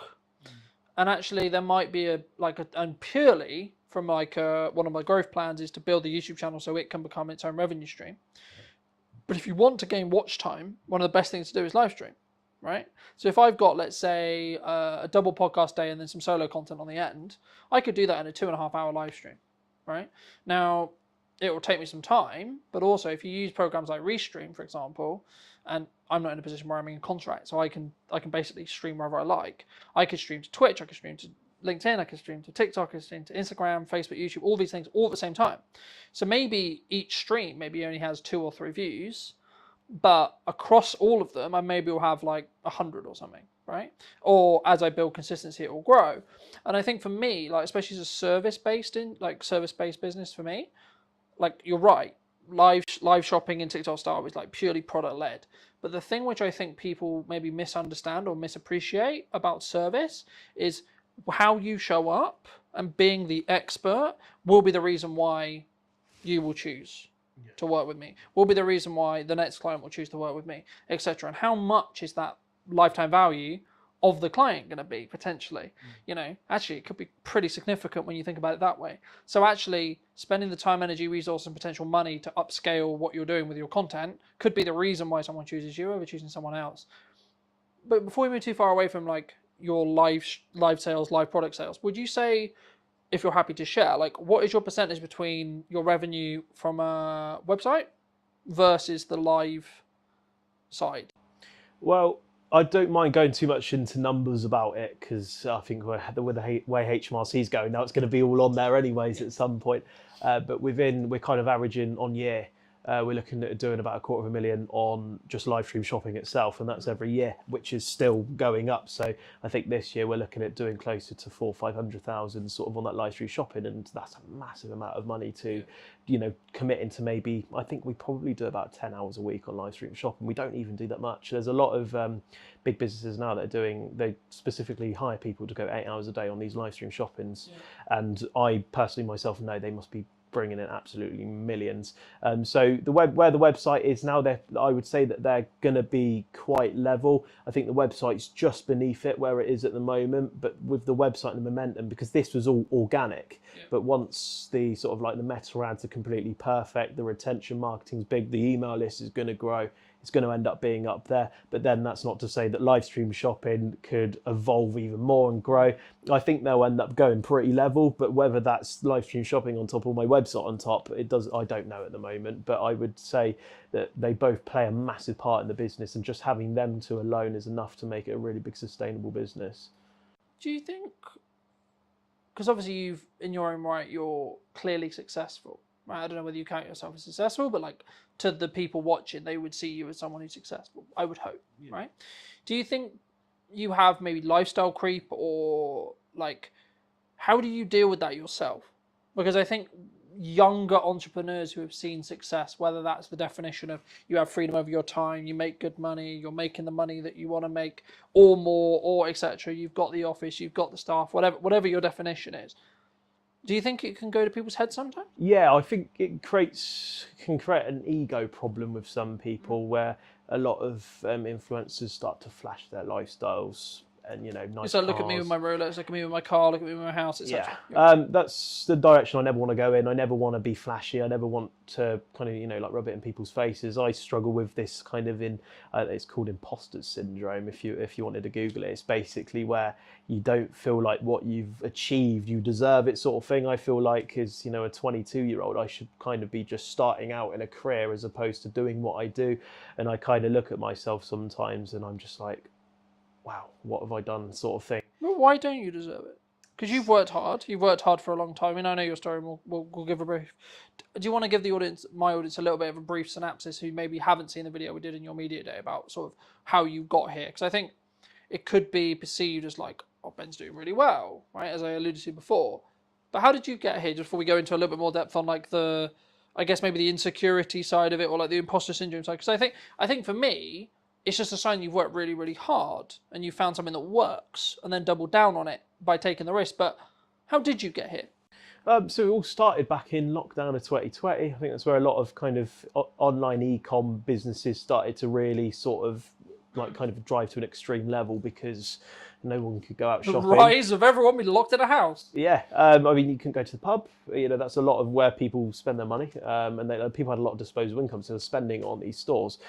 So myself, I was working at Sports Direct, earning a very piddly wage, £4.50 an hour. But I was 16, so to me, getting that £200-300 a month was amazing. I could go spend it on whatever I wanted. I didn't have anything to pay for. So obviously you got furloughed, so that was an extra £200-300 a month for doing nothing as a 16-year-old. It's the most amazing thing on earth. They then got a job at the One Stop down my local area. That made me earn about another £400-500 a month. So I ended up getting about £700-800 a month. And then to a 16-year-old, that is an astronomical amount of money. I was like, wow, brilliant. I saved up for my first car. I was able to do a lot of things because I was so tied away and stuck at home. I couldn't go out and spend it. I couldn't go to the shops and stuff like that. So it all kind of started from there, really, and I kind of got a bit more of an expensive clothing taste. I've always liked these really cool terrace wear brands such as Stone Island, but could never justify spending 180-200 quid on a jumper. I thought, what idiot would spend that? My parents still have that attitude, even though I might spend £700-800 on a jumper now. It's kind of perception at the time. That was a lot of money, and that what drove me to start looking on places such as eBay and Depop. The Vinted was in sort of like the horizon at the time, but it hadn't really grew to what it was today because their business model was amazing. They started doing buyer fees as opposed to seller fees, which drove a lot more people to sell on there. Therefore, a lot more people went on to there. That's obviously another conversation, but I started shopping on there, and that £200 jumper that I was looking at, I could get it for £80, and I was like, amazing. So even though I was earning better money for my age, I was still being quite sensible with it. I think that's what I've always been quite lucky with, is spending money, but spending it in a sensible way. So if I am going to spend a lot of money, I need to make sure if I spend that 500 quid, I'm going to be spending that 500 quid in the most sensible way possible. And I picked up my first Stone Island jumper, and it was a worn navy Stone Island jumper. The badge had been through a wash a few times, but I picked it up for 70 quid. And when I put that on, I was like, this is amazing. I've got that £200 feeling for the price of like the third of it. And that same jumper, I sold it a couple of months later, even though I must have worn it to death, spilled so much stuff down it, all that. So I sold it for 100 quid, and I ended up making 30 quid whilst wearing something that I felt that I got that same experience with.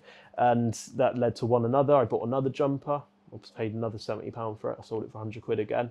And that's when I got the bright idea of I'm possibly going to start buying stuff specifically to sell it. And instead, with the profits that I made, instead of wasting it like most 16-year-olds do, I was building up just a bigger pool of money, spending a little bit more. My parents were very controlling over this because they wanted me to save up, to put money away for when I want to move out when I'm older. So they were like, right, 4 or 5 items at a time. Don't buy any more. If you buy any more, we're going to kill you, basically. So I kept doing that, kept buying, making a bit of money selling, and it wasn't all plain sailing. There was a couple of times where I lost money, but that's just part of the business, and that's where you kind of just learn and develop over time. And then fast forward 5 years later, we're here somehow. Just all happened really quickly. Do you think, like you mentioned the spending a lot of money, do you think like people maybe worry that you're spending, like, let's just use the example that you gave, like 500 quid, right? But they're coming at it from the perspective of, shit, that's like 20% of my monthly income, for example. Right now, but if your monthly income and you're in a fortunate position where you build a business where actually let's just use a number for the sake of it, of like 10 grand is your monthly income, then actually spending 500 quid is like, meh. You know what I mean? Like because it's less of your monthly income, it becomes, I hate to say less important because I'm aware of the climate, right? But it's like in context, right? Someone who makes £1,000, that's 50% of your monthly income. But if you make 10 grand, that's like around 5, maybe less, And I think for me, it's like actually, especially if you're then going to make money from it, or like you see it as an investment, or you can actually justify, or it is an investment in respect to it. The implication is you're going to spend this money. I'm going to spend this £1,000, £100, whatever it is, and I'm going to get 10x. I'm going to get 5x. I'm going to get etc. Do you think that's the reason why? Like your parents or like your friends may be like, oh, don't spend this money?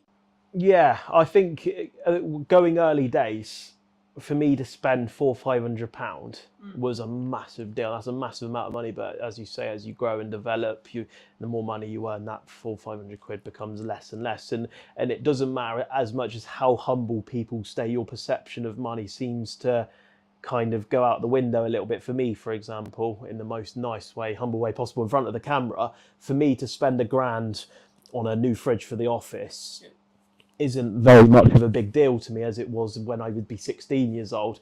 And that, I think, regardless of how humble you are, wherever your beginnings were, I think that's always something that it's just going to naturally happen. Do you think that also comes because, we've spoken about it before, but I think it's I guess in some ways a lack of understanding that there's an abundance of work. Because like in my industry, people have said to me, the creative industry is really hard. But I'm in a position where I'm like, how do I say this nicely? No. No, it's not.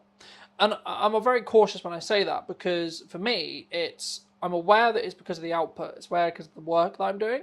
But it's also because for me, to an extent, it's like, I know what works with marketing now, and I'm clearly doing something right. So it's like, let's just keep doing that.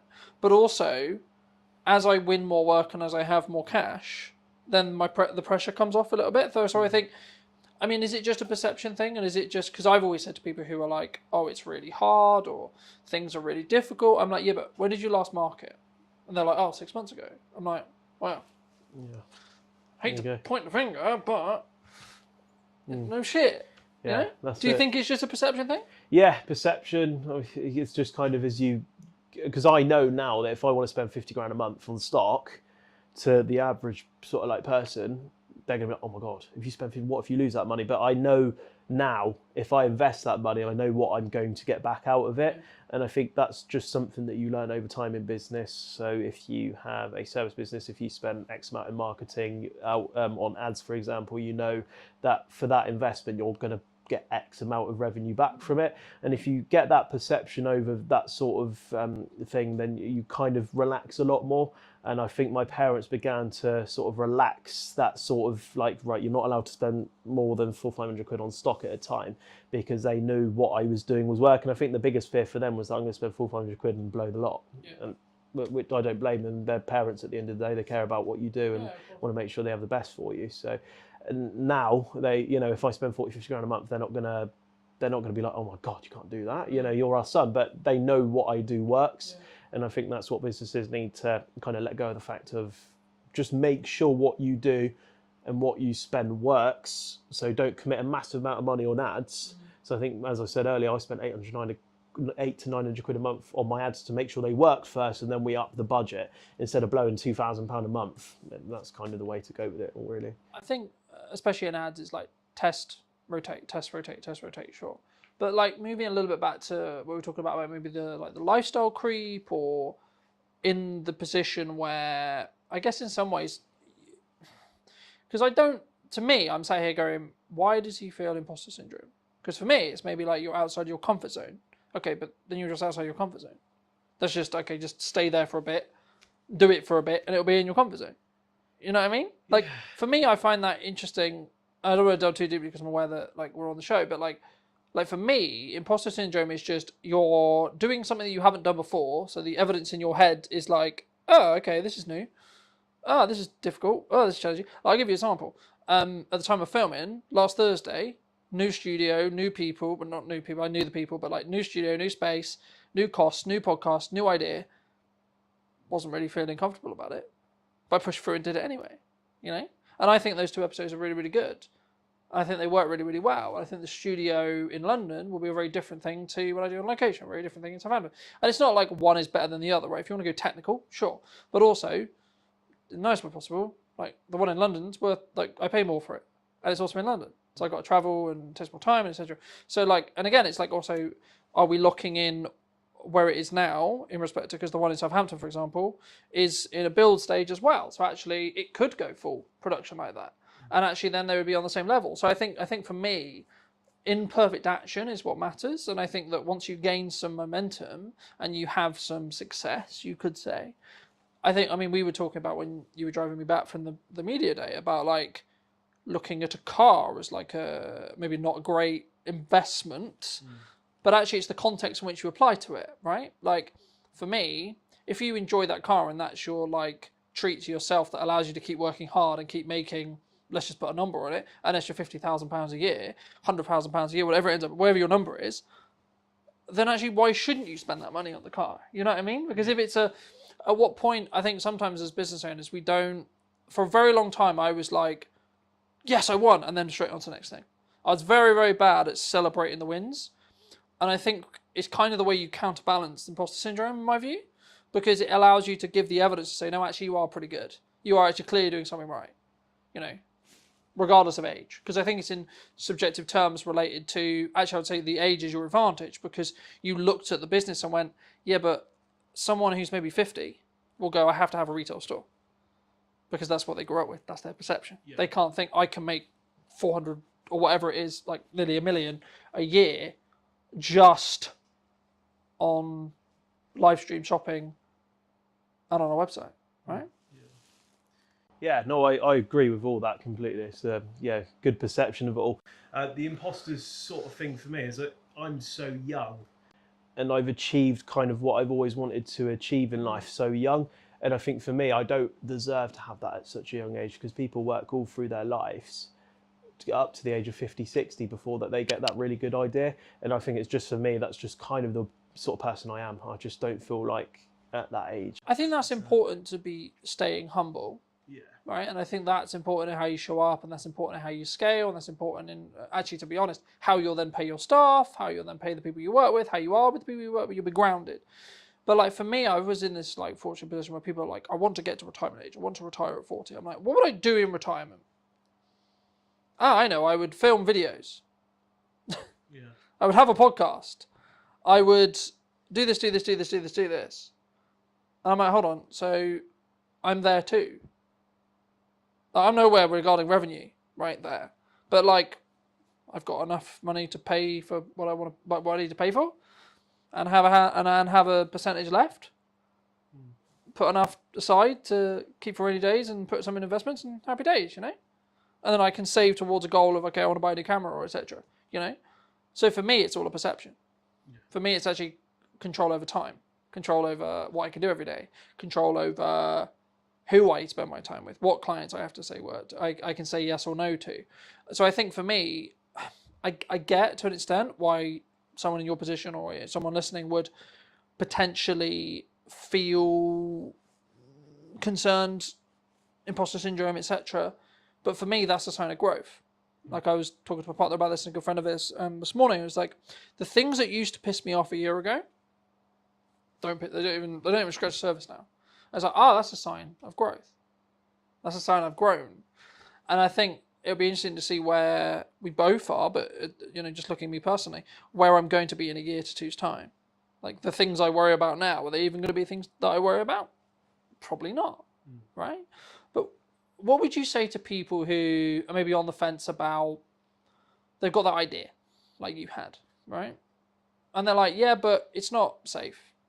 There's no 100% guarantee the business is going to work. Should they make the leap? Yeah, absolutely. Because let's say the business idea costs £5,000. You need to put £5,000 in for it to give it a chance to work. But you'll spend £5,000, and that to everyone that's a lot of money, isn't it? To spend £5,000 on an idea. Cut it, that's £5,000. But people will go and spend £400-500 a month at the pub, and that accumulates over a year as £5,000. So if you save that, stop going to the pub for a year, to people, that's what they enjoy doing. But let's say if you cut that out, put it in a pot, and then at the end of the year, try that idea. And then you'll be able, and if that idea works, you'll be able to do that business, plus go to the pub and still have money left over. So I think try it. But at the end of the day, for businesses to work, you've got to take risks, and take risks important. If you lose £5,000, make that £5,000 back again and try the idea and do something a bit different. Do you think it's worth the lessons that you might learn in that, though? Yeah, lessons are like they're priceless. Because like, even if you fail, the way I've looked at it for a long time is like, you either are successful or you gain some lessons. You don't really fail. You're like, oh, don't do that again.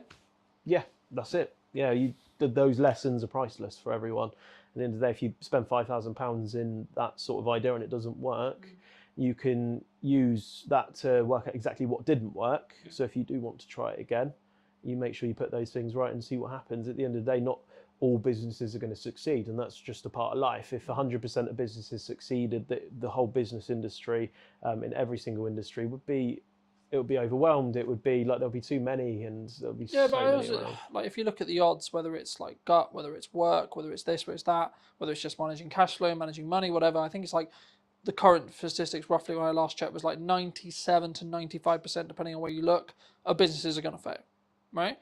So it's like, yeah, the odds are against you, but actually, if you extrapolate that out to the world, 17 billion people, actually, the odds that you win there are pretty fucking high, right? Now, yeah, maybe the numbers, like, in comparison to 17 billion people, quite low, but it's still going to be a couple of million people who win, Yeah.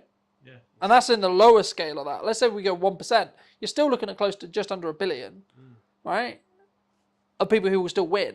The question I guess I would have for the audience is, do you want to be in that 1 billion who has the freedom and the time and the ability to be able to be, quote, extraordinary, or do you want to climb the corporate ladder? Do you want to have the job, right, and then the 3 holidays, the 4 holidays, live for the weekend, live for the holiday, or have the freedom over your lifetime energy, resources, etc. Yeah, for me, the sort of like the only worry that I have about running a business, and at the moment it's working brilliantly. It's on like 180% trajectory this year. We want to up it. One thing that's always in the back of my head is like, what if it fails tomorrow? But that's when you sort of put these sort of like data analyst things in place where you can read this data, and if it does start to But you'll see it beforehand. That's it. Yeah, I think that's what people worry about, is the fact that you'll be able to tell that these things are going wrong, and you can always put it right. So long as you have a good structure in place for if it does start to go on a bit of a downhill, you can just pull a lever and it will just go straight back up again. For people who want to connect with seeing some of the content you do, check out what you do a little bit more, where's best for people to reach out to you? Instagram, also on my website as well. You can have a look. You can fill out a form, chat to me. We've got a landline number as well if you want to chat to me on the phone. More than happy to chat to you on the phone. But yeah, my Instagram is Heat from the Spire. It's HEATFRM, all in one word. And obviously on the website, and everything's the same across all platforms as well. But best place to go is Instagram and my website for sure. If you were going to talk to that 16-year-old who just flipped his first product, made a little bit of money, maybe a little bit insecure, what advice would you give him now? I would tell him to keep going, reinvest wisely. I would say, in a sense, don't listen to everyone around you, because if I listened to absolutely everything anyone ever said to me, for example, my parents wanted me to stay in a full-time work. If I listened to that, I might still be laying bricks, and I wouldn't even have this place. I wouldn't have, a nice car that I have and stuff like that. And I would say just be wise about who you listen to. And if you want to take a risk at a young age, absolutely do it, because that is the best time in your life. You don't have a mortgage, you might not have kids and a lot of stuff. So the time to take risks is when you're in your teen years, or when you're still living at home, because that's the best time to start a business idea, because it's really hard to maintain and sustain a business, especially when you might be in your mid-20s, you have a mortgage, you have 4 kids, you're getting married next year, a lot of bills going flying out, expensive partners as well that might want to. So yeah, I would say absolutely go for it. And if anyone is young that does watch your videos or watches this from my page, just reach out and I could give you some advice. Thank you so much for watching. If you did enjoy this episode and would like to see more like it, make sure to be subscribed and let me know what you think in the comment section down below. And I'll see you very, very soon. Entering the retail market was a huge step for us. Like how you want to perceive yourself in the market. It was a very difficult time, I think, for the business. Do you think it's changed how you show up as a leader? And it was honestly the most fun thing I've ever done. And it was stressful. What do you think's missing in marketing right now? When somebody rebrands, the general question is, has the company been dissolved? Like you want to, in some ways, make him proud first. I think if you've built brand loyalty, and by that I don't mean you're selling millions of products, but if people trust in you, I think as a person, you'll automatically gain respect within the market. Let's restart everything. Let's replan the business model. Let's replan marketing. Let's replan everything. And then funnily enough, when I executed on those things, things changed. The results changed. Work on yourself. Just work on yourself. Seriously. Like every day. Just be better every day. Hello, my friends. Welcome to a brand new episode of the podcast. Today's going to be a really special one because technically I'm actually interviewing my first client. Now, that sounds a bit weird, nearly 10 years in business now, but it is. So, welcome to me. Welcome back. It's been, I think it's actually been, nearly 4.5 years since we've actually seen each other? The last time I remember, I think we were shooting something on top of a car park in Salisbury. Yes, we did. And yeah, that's got to be about 4.5 years ago at least. So yes, it's great to be back and great to see you after all these years as well. I know. Yeah. Super good. I mean, you were actually under a different brand then. That's right. We were. So our legal entity remains the same, but we have rebranded to Anand, which incidentally is our family surname as well.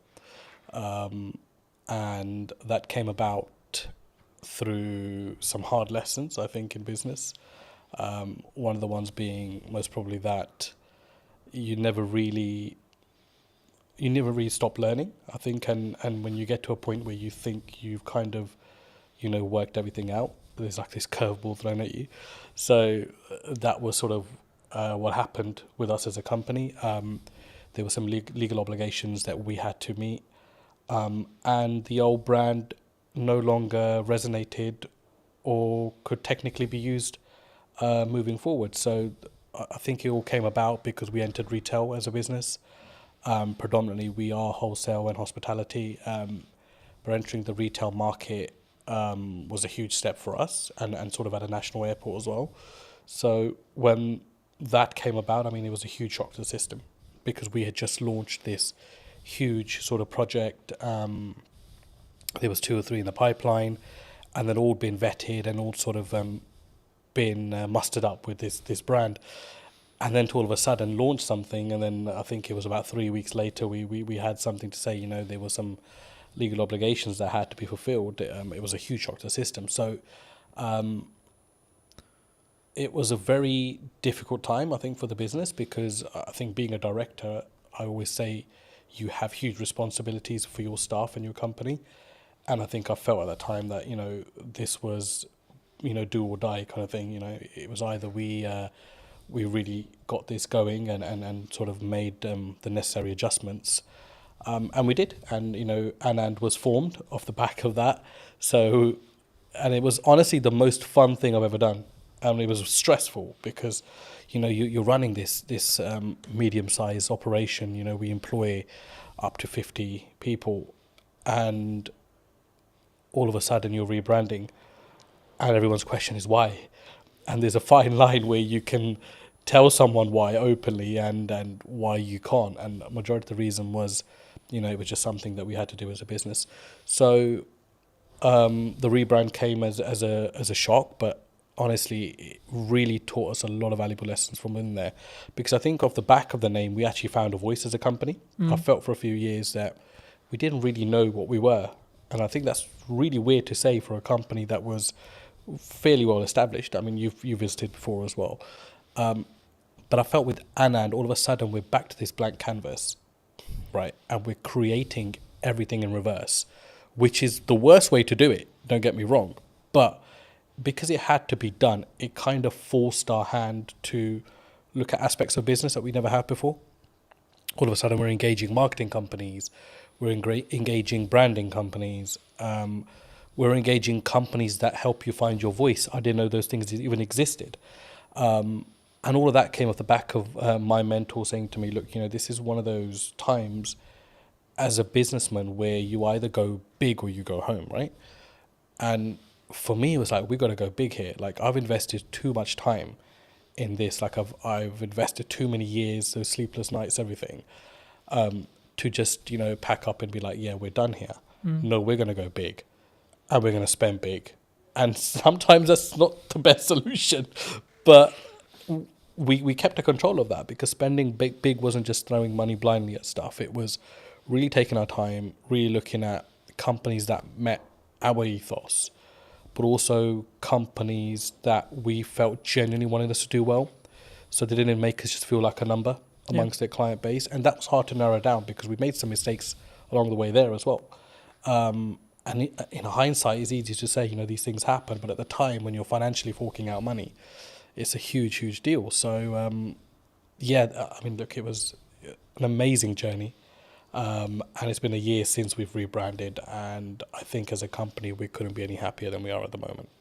Do you think that maybe some people are really worried about rebrand? I mean, you kind of forced into it, but I think maybe people who are listening who are maybe on the fence about what do you gain from a rebrand? Was it just that voice and that that really what I would call depth work when it comes to really understanding what your brand values are and how you want to perceive yourself in the market?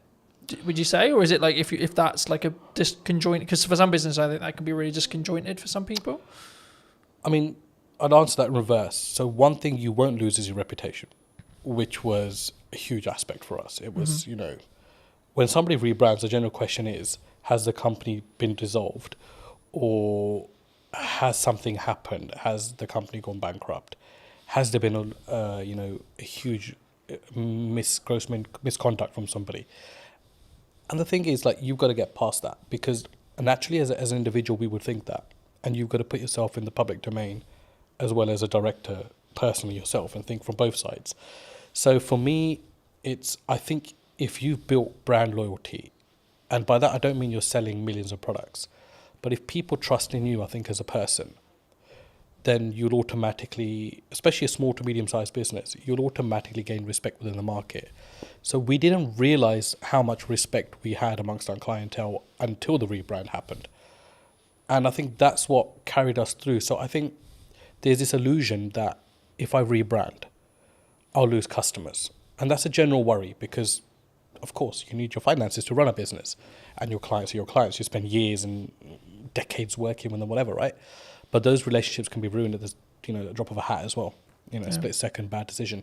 So I think what I've learned the most is that if you are genuine and you are genuinely there for your clients, and if they're not just a number to you, which is how we do things at Anand, then you will be absolutely fine because people will carry through. And that's what I noticed, that all of our clients said, we don't care if this company is called ABC tomorrow, but we want to work with the same leadership that we're working with within this company.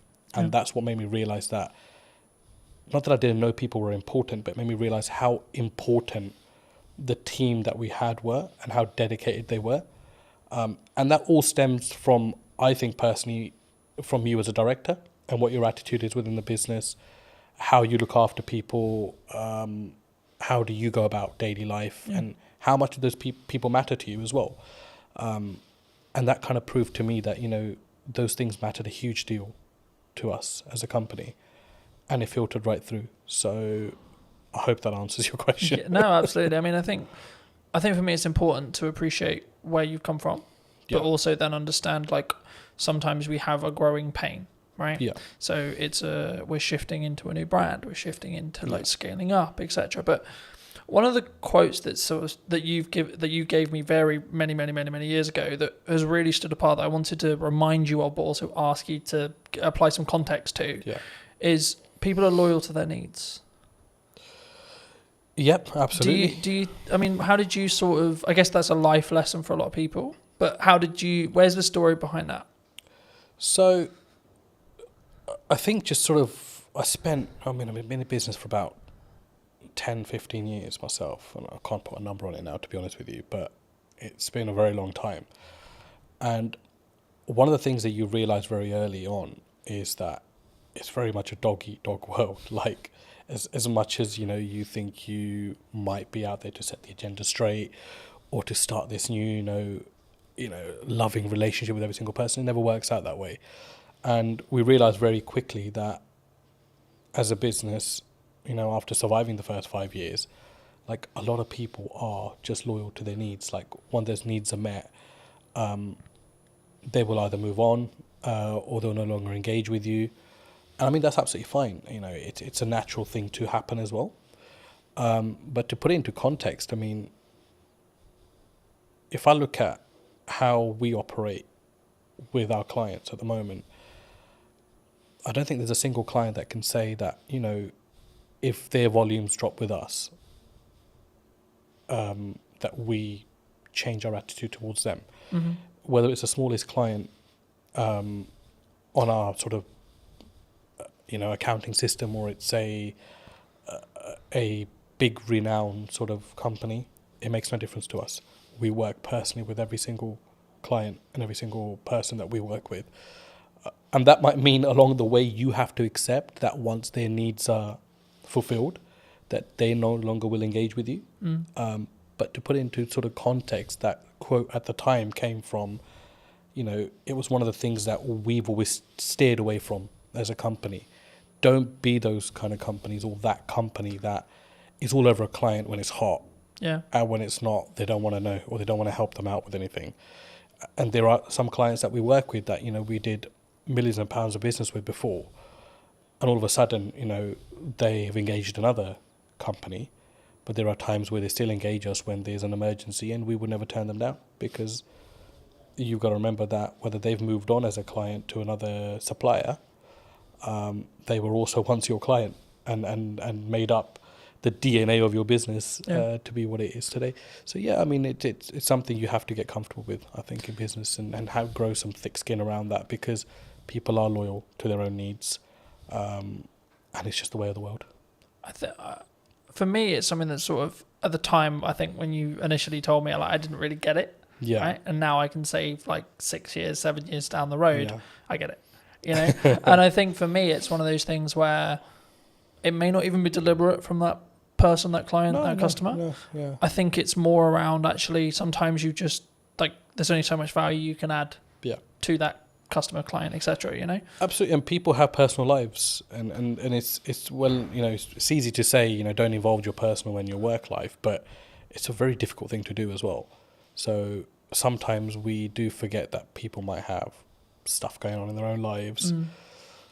People move on, and all of a sudden a new person comes into that role in the company and doesn't see your business to be as valuable as the previous person.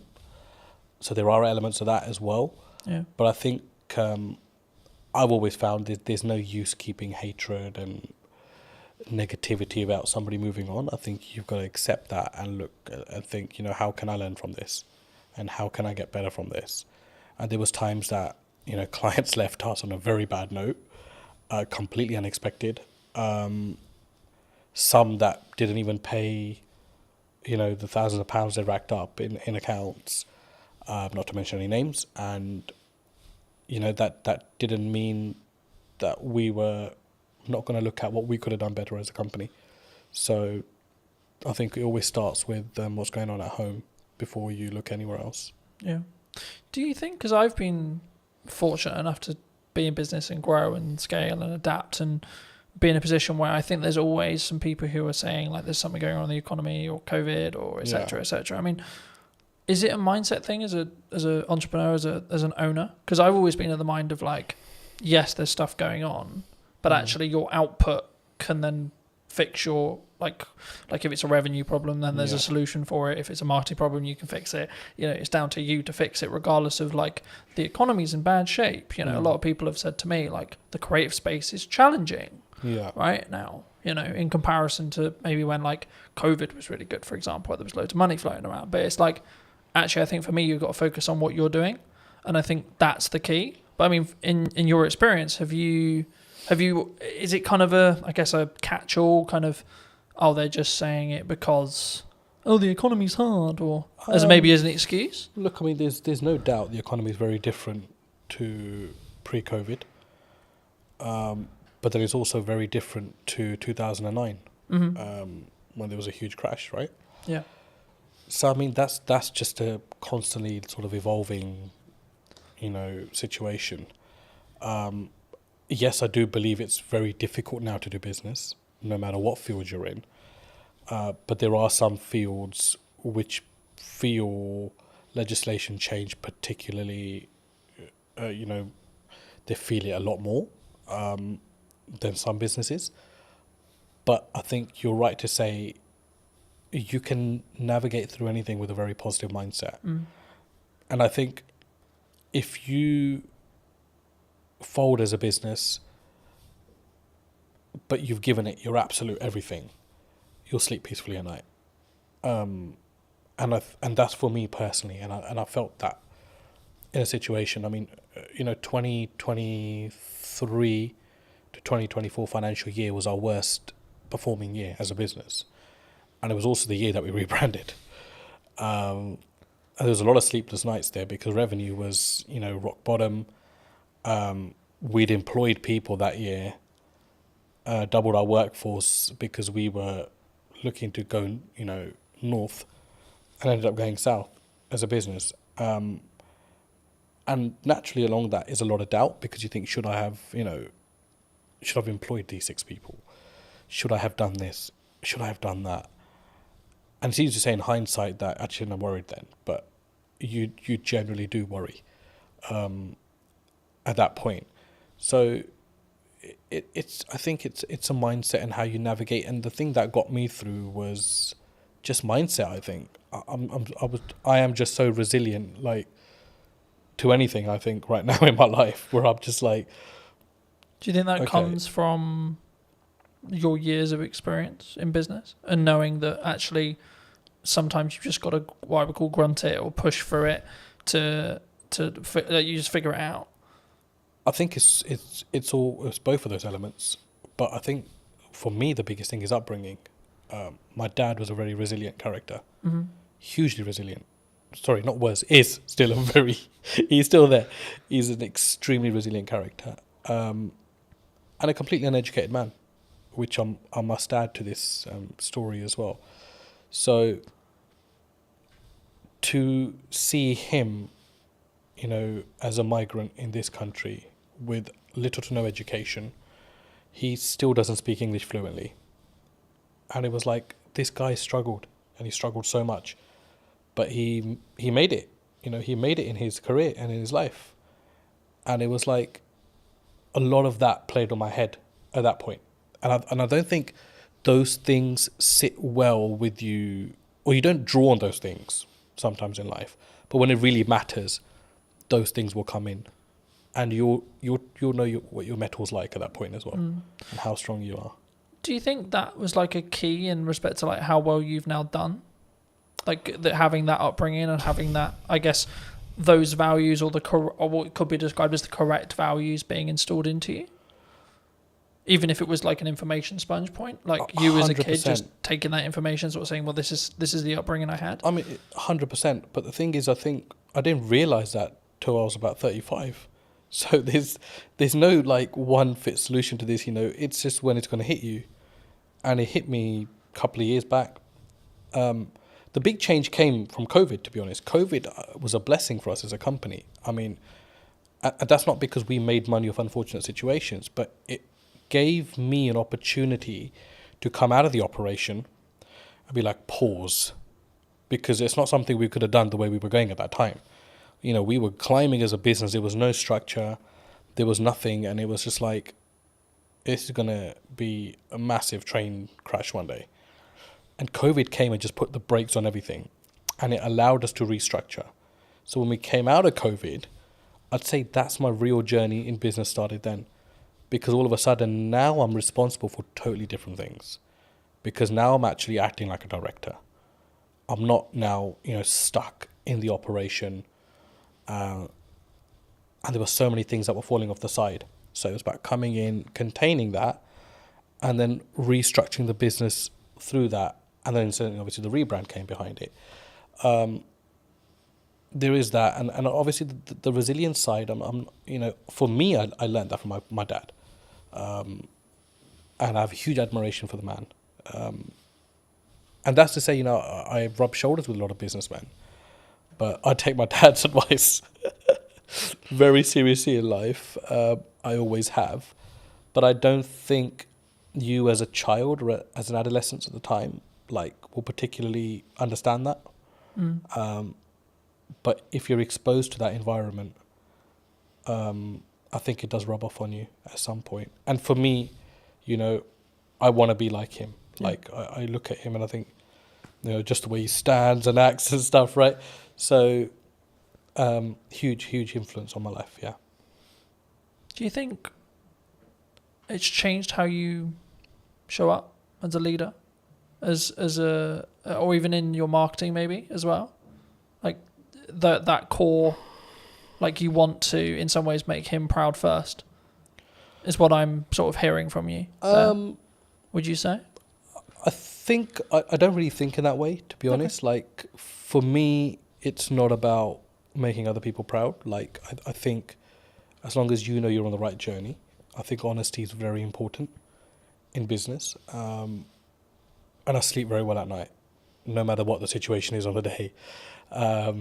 Everybody knows me, knows that once this guy is out, he's out for the night. So, and I think a lot of that comes from your ethos, and there are many shortcuts you can take, or there is the difficult untraveled routes that you can follow as well, or create yourself along the way. And I think I'm more sort of on that journey of testing my limits and also just not stressing out, you know, along the way. And there are times where you obviously get stressed within business, right? But I think as a director, you've always got to have that sort of facade where everything's okay. And sometimes it's not, but you need to have that, because you know you need to always give your staff and your company the assurance that you've got it under control, because the buck does stop with you, the director. To install that confidence into the team? I'd like to think they're confident without that, But I think what's your problem as a businessman should not rub off onto your team, because it's for you to deal with and put those things right. And I'd like to think we've created enough leaders now within our organisation that those sort of mistakes won't be repeated again. But that, again, is no one's fault. That's your responsibility as an owner or a managing director of a company. As I say, do you think people struggle with taking accountability for themselves? Like when things go wrong in business or when things go wrong, like they're more likely to go, oh, it's your fault, rather than it's my fault and it's what I could have done better. I think it's an easier route these days. And society kind of allows you to get away with that now. Do you know what I mean? But I think in your heart of hearts, you always know when you could have done something better. And I'm that kind of person where even if something has 0% my fault within it, I'd be thinking, what could I have done better? Or what could I have done to negate this issue? Is there anything? Do you think that what makes you stand out though? Because if you're going to say the culture of maybe the country or like the and on average it's externally. Surely the unique advantage could be, actually it's my fault. How can I do it better? What can I do? I think any great leader, let's go back. I don't consider myself great in any sort of way, I don't think I stand out in any sort of way there. But one thing that I've noted is like great leaders, whether they're businessmen, politicians, war generals, whatever, there's a lot of accountability. There's a lot of responsibility they take. And I don't think you can really take responsibility unless you hold yourself accountable. I know that might not make sense, but in my head it does. So I think that's really true, and I think that you have to take a self accountability to what goes wrong, right? Like I've spoken in content quite a lot about last year was really hard, economically, business wise, etc. Now I could have go down the approach of, well, it was a harder year and it was financially this and there was political uncertainty and this and this and this, or I could say, well, what am I doing? Yeah, right. Exactly. Like, how am I showing up? How am I leading with value? Yeah. Am I leading in the right way? What's my office structure like? What's my business structure like? And then what I did was actually go, okay, right. So clearly something isn't working. Right. So let's go back to basics. Let's restart everything. Let's replan the business model. Let's replan marketing. Let's replan everything. And then, funnily enough, when I executed on those things changed. My results changed. Yeah. So I think for me, especially something that you can't overly control, right? Like, who's in the government, what the government policy is, etc., etc. That's why you should focus on you. That's why you should focus on what you're doing and what your key is, I guess, in some ways. But what do you think's missing in marketing right now that people maybe don't look at, or like either what you're doing specifically, or maybe what you're seeing as like potential opportunities? What I've seen, because we engaged with a lot of marketing companies before we decided to go with the one we did, it was just like how bad the quality of stuff is out there. And I don't know whether it's just that people settle for, whatever's kind of fed to them, or don't challenge back enough on things. And for us, I was like, no, I don't want to look like a Pret or a Starbucks, because those things are fucking done. Like, I don't want to be that brand. No, I don't care how they're presenting their material. It makes no sense to what we do. And, the comeback from some of the marketing companies was, oh, yeah, but, you're operating in a different domain. Yeah, we're operating in the aviation domain. It's a huge domain to this country. I mean, you saw what happened when aviation shut down with the ash cloud. Yeah. I said, we're operating in a very high marketable area. But I don't need to be another one of these brands. So there's this whole, I think in marketing, they've kind of got these slots in their head. Where, oh, okay, you're in hospitality, so let's just follow the footprint of this company. You're in travel, let's follow the footprint of this. No, it needs to be personal to you as a company. And I think no matter what size you are, I think you've got to have that arrogance and you've got to have that strength to be like, no, this is shit. I'm sorry. Yes, you might be saying to me this is going to cost me £5,000 a month, but I do not value this at £5,000 a month. Like, this content is shit. And it was until we took that stance, we were able to filter out the companies that we actually wanted to work with. And it ended up actually being a company that had absolutely minimal experience in marketing, had a very strong presence in videography. They did some of our content. We sat down and said, we'd love the opportunity to market for you. And I was sold on the directors of that company. And I think that's a huge valuable lesson, that don't just go out into the market and think, I'll go to the marketing agency that does marketing for X, Y, and Z. No, that will not be the necessary fit for your company. You need to find the necessary fit for your company. So overall, I think there's a huge gap in the market there. If somebody's willing to come in a company and work personally with smaller businesses, I think it's a huge market, because everybody wants to catch the big fish. And big fish will potentially have the budgets just to pay and be like, yeah, the campaign didn't really work out. But as a small business, you can't really afford to do that. Every campaign has to work out.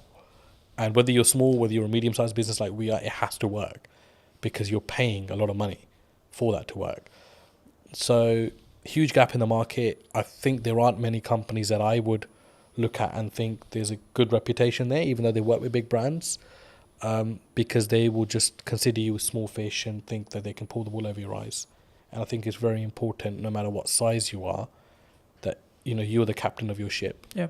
No matter how small it is, how big it is, you've got to lead by example there. And if you have to have the loudest voice, then you've got to have that as well. I'm glad you mentioned video, because I think sometimes people, they're overwhelmed by it, they're concerned by it. Yeah. They're like, well, I mean, why do you use it? Right, was the key, the question there. But I think there's so much that there's from my experience, there's psychology around oh my God, I sound like a dick on camera, or I don't like the sound of my voice, or this is how I look. But there's also then the tactics, or the tech side, right? Now, obviously, if you're bringing in a videographer, you don't need to worry too much about the tech side. But I still think you should, at some principle, you should understand it. I mean, why did you? Because you mentioned that you leaned into it. I mean, why did you lean into it? I was obviously introduced to yourself into videography. I didn't have any. We know videos get made, but it wasn't something you ever gave second thought to. For me, it was just kind of okay, I need to stop worrying about how I look or sound on camera. Just be genuine to who you are, what you're talking about. If it produces great content, it does. If it doesn't, whatever. it's not the end of the world. And obviously, it was a changing landscape at the time as well. I think all of a sudden, Instagram changed its algorithms, videos and reels, and all these new terms are coming out, and I'm like, what the hell's actually going on? And it was just something that came about. And for us, because we're hospitality and retail catering, imagery and videography is a huge aspect of what we do, as part of marketing as well. Of course, you can't just keep marketing with, let me take a picture of this and just keep sticking on social media. It doesn't really work that way. So for us, it was okay, we need to open our horizons here and actually look at things that work, and just keep yourself open-minded in the process. I think it's something that people should always try, and then see what the data then tells you, right? In whatever the campaign is, whether you're doing short form, long form, etc., etc. But I think it would be important when talking about data to think about AI, right? We're seeing an AI boom.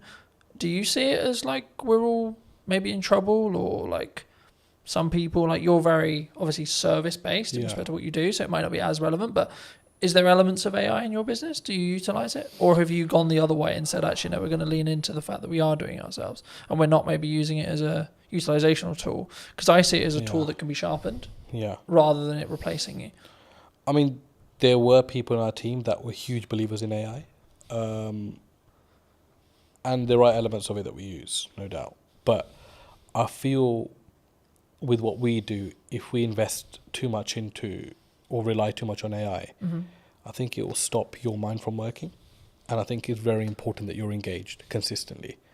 From just a cognitive ability. Cognitive ability. And I think you don't want to get into a situation where, you're relying on technology to tell you what to do, because then all of a sudden you're not problem solving yourself. Or, use it where you can, don't get me wrong, if you're stuck or whatever. But I just think that there are certain aspects of business, old school values, that no matter, they've tested all elements of time and survived. So technology important, AI important, but I don't think it's do all and end all. No, I think that's a really important important reflection. I think it can be, and I'm using the analogy of you sharpen the knife and then use it, right? Because I think it's a tool, and we need to be careful with how we use the said tool. But like for me, I'm also building habits around like doing more physical reading, right? Because I'm aware that if I use AI, my cognitive ability may become less. So I'm like, how can I actually increase my cognitive ability with effort and energy, right? And I think for me, that's the difference, and that's why I think like you can still be sharper. But were you always maybe looking at, like, because I think when we look at maybe the arbitrage, or maybe we're looking at for an advantage as a whole, were you always someone who maybe looked at technology and saw the opportunities it could give? Because I think sometimes people, they sort of put their defense mechanism up and go, no, that's not, we're not going to use it. We're not going to do that because it's scary and new. You've got to use technology. It's not, I mean, a side story, but a family friend, I mean, he owns about 20 to 30 industrial units in West London. And he's a landlord on all 30, and he accumulates rent of all 30, is the managing agent of his own estate, charges his own service charges as well. So huge business. And in COVID, he had an issue where his bookkeeper caught pneumonia and was hospitalized. So he called me and said, I need some help with software and accounting. And I remember driving to his place thinking, there's just going to be so much advanced systems here because it's a huge business. So I don't really know what I'm going to be able to advise him on. When I got there, I was completely shocked that he had no accounting system, no software, and he was doing everything manually. To the point where he was even adding up sums on a piece of paper or his ledger, physical ledger. And I was like, and these are not small figures, 7,200, 9,229, and he's calculating all this on paper, and he's got this account running per he's got a book per tenant running, and I'm like, shit, there's no way they can't be a mistake in this. Like, there is absolutely no way. So his first job for me was, I want to move all of this onto an accounting system. Yeah. And I looked at it and I thought, like, that is just madness. Like, it's absolute madness.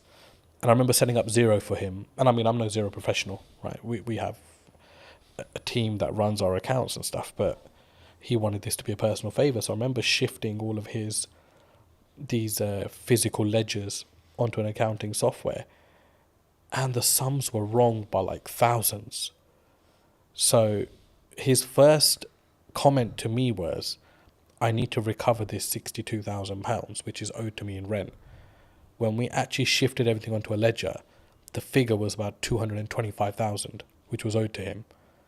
So it's like nearly 3 times what he thought was owed.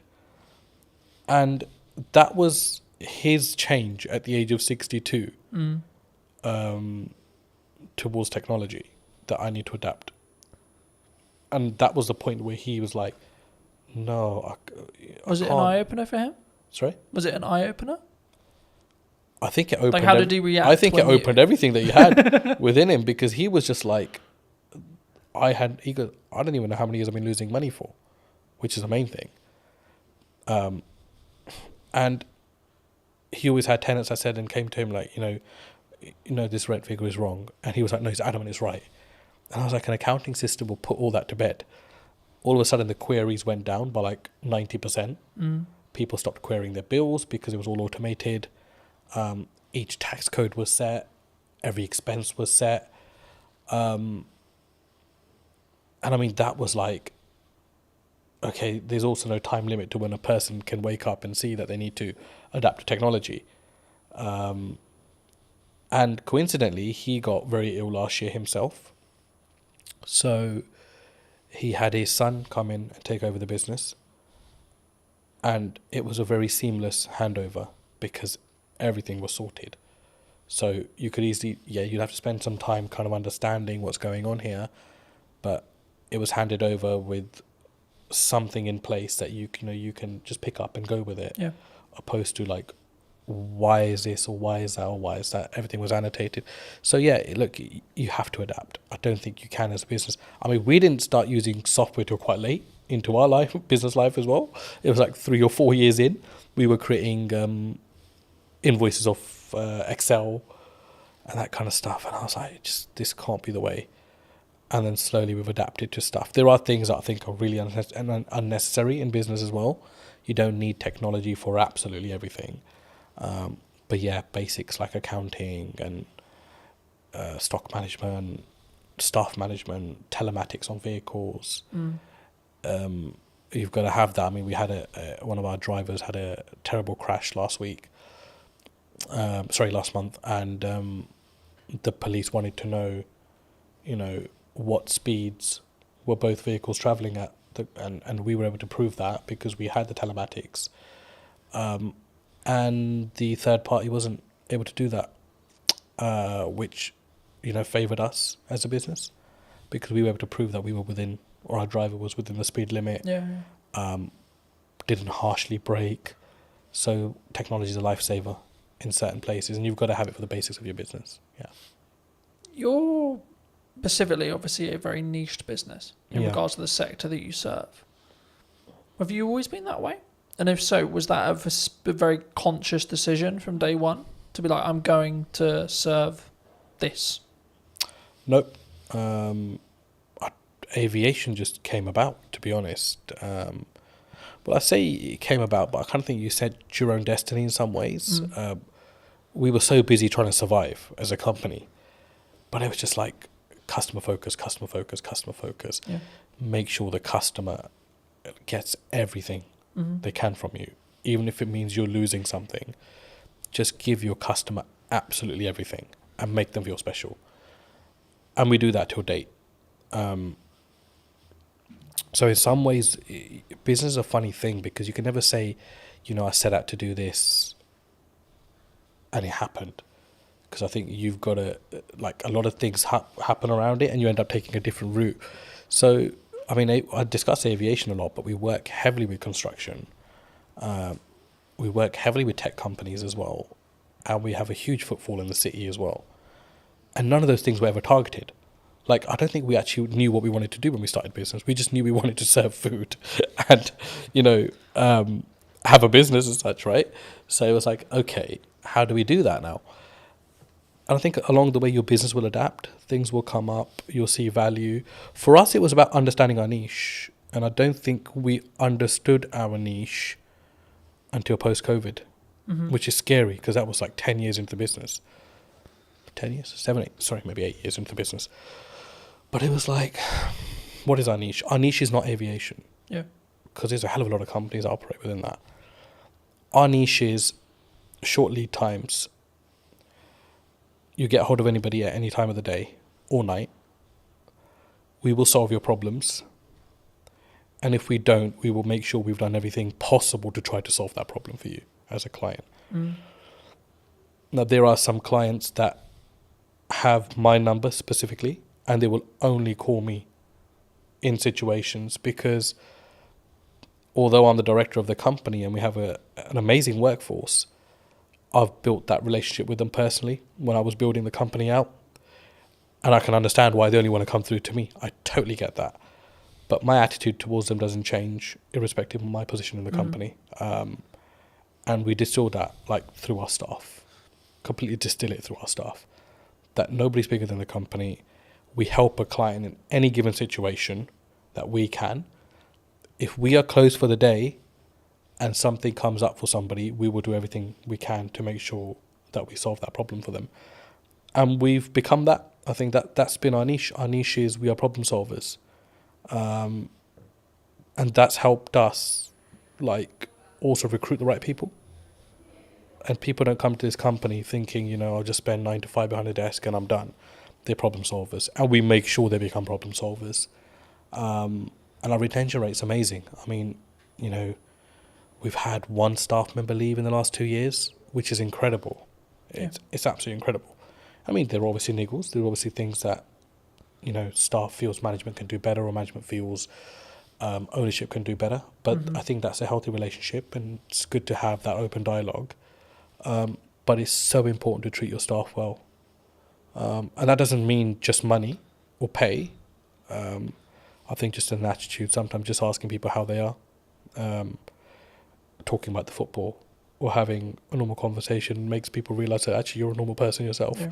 I was going to say, I mean, I guess in a business your size, is there a level of all the directors are in today, kind of like, oh, it's really scary, and then if so, how do you either defuse that or lead with empathy to be like, hey, I'm a human too?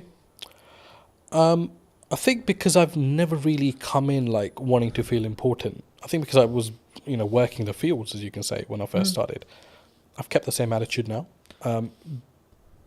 If someone's a new starter or hasn't been around or hasn't got to know me because of the size of the business now, so they don't probably interact with me as much, they're put to ease by the older staff because they're like, this guy is actually really calm and really chill. Like, he'll come in and be like, let's order some pizza. Or did anybody watch the football or the cricket or whatever? I mean, it's like we have our company WhatsApp groups, and I was at the cricket India-England the other day, and I'm sending in the group chat, a photo of myself at cricket, but that helps people just feel like, I'm not intentionally doing that. I'm just doing that because I've always done these kind of things. And there are staff that say, they don't feel like sometimes that I'm the owner of this company just by how I act, how I am. I'm very relaxed. Mistakes are fine. I think we've always said that, look, it's fine to make a mistake, but don't let it become a repetitive mistake and we're not learning from. So it's that yin and yang. I think you've got to find the balance. For me, it's very hard to be serious with people, especially my day-to-day staff, because I think their life is serious enough without me having to add to it. Our work is serious enough without me having to add to it. So I try to, just be chill around them. If there's problems, I'll take that up with my higher management, and we will deal with it away from our team. But I think it's very important to have that balance as well. Do you think, as a founder, as a director, as a leader, that maybe not you specifically, but people, those people in the question, leadership founders, they maybe have an ego problem, and if so, like, is that maybe their undoing sometimes? Like, they have a massive ego, they care about the car, they care about the house, they're keeping up with the Joneses, but they don't necessarily lead with maybe the correct, what I would describe at least as the correct values. Yeah. Do you think that has a strong impact as from a leader, from a founder, from a kind of how you show up for your staff, your employees, your higher management, etc.? I think so. I mean, the people with, if you've got the nice car, the big house, you've made it in some elements in life, and that's amazing for you as a person. I'm really happy for people that are able to do that. But do you think it comes from an insecurity sometimes? From insecurity, did you like say? They're doing it like, I've got the car because I don't maybe love myself as much, or like I'm trying to fill a hole potentially in their own self. I think everyone's trying to fill a hole in some way within themselves. I think we all have that. I mean, there isn't a perfect person out there. No, of course. Let's start with that. We all have our blemishes end of the day, and there are things that we can always improve on. But I've been in business long enough to see both aspects. I've seen people that feel like they need to show their hard work or remind people how hard they've worked by showing possessions. Yeah. And they do that more for others opposed to themselves, which is sad. I think it's quite sad. And I don't mean that in a horrible way, but I genuinely think like I'd hate to be in that position myself as a person. Starting out younger, I was obviously the general perception around business. One day I'll have a really nice car, and I'll wear those clothes, and I'll wear, I'll buy this and I'll buy that. But I think once you're fully invested in your business, all those things would just not matter anymore. Like, for me, it doesn't matter right now that I'm wearing discounted Next Aspadrilles, or I'm wearing a certain branded top. It matters nothing to me whatsoever. Because I think more about the quality of the person then? I think... Or the quality of the founder, the quality of the leader? It's like, what's your higher purpose? Like, you've got to think, that's what you've got to think of. And I think if your purpose goes beyond materials, you've got a bigger purpose in life. You're not thinking... I mean, I get absolutely no joy. I mean, I love my car. Don't get me wrong, I love sitting in my car. But if I get a phone call, the problems are still as bad as they would be on a bus or on a train. Yeah. So all of a sudden, that materialistic thing matters in no way. Yeah. Right? So for me, I think it's like, you've got to be like, okay, why am I in this? But what am I about as well as a person? And people lose one of those two aspects somewhere along in the business. They either forget why they're doing what they're doing, or they'll forget who they are.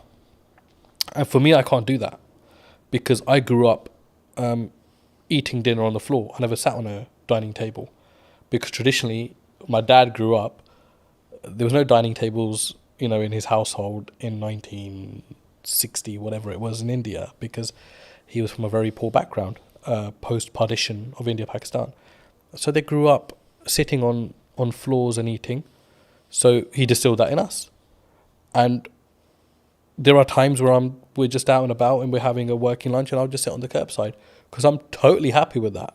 Like, because I don't need to change as a person, I feel, to show my status or to show who I am. Like, for me, I'm another person in this world. Do you think by having that level of humility, level of like humbleness, will keep you, I guess, in some ways empathetic or like connected with every layer of your company in respect to management and the people and the staff, and gives you more, I guess, humanity in respect to how you lead? Absolutely, because you'll be a human before you're anything else. A human that actually feels other people's pain and their situations, opposed to just your own consistently. Yeah. But it's very important for your personal life as well, because I've got 2 young kids. I was at sports day yesterday with them, and my he's just four now, and he's starting school in September. So yesterday was his sports day and today's his last day at school. And the parents were all sitting together and we're talking about schools, and we talked about, where he's going to be schooling and where they're going to be schooling.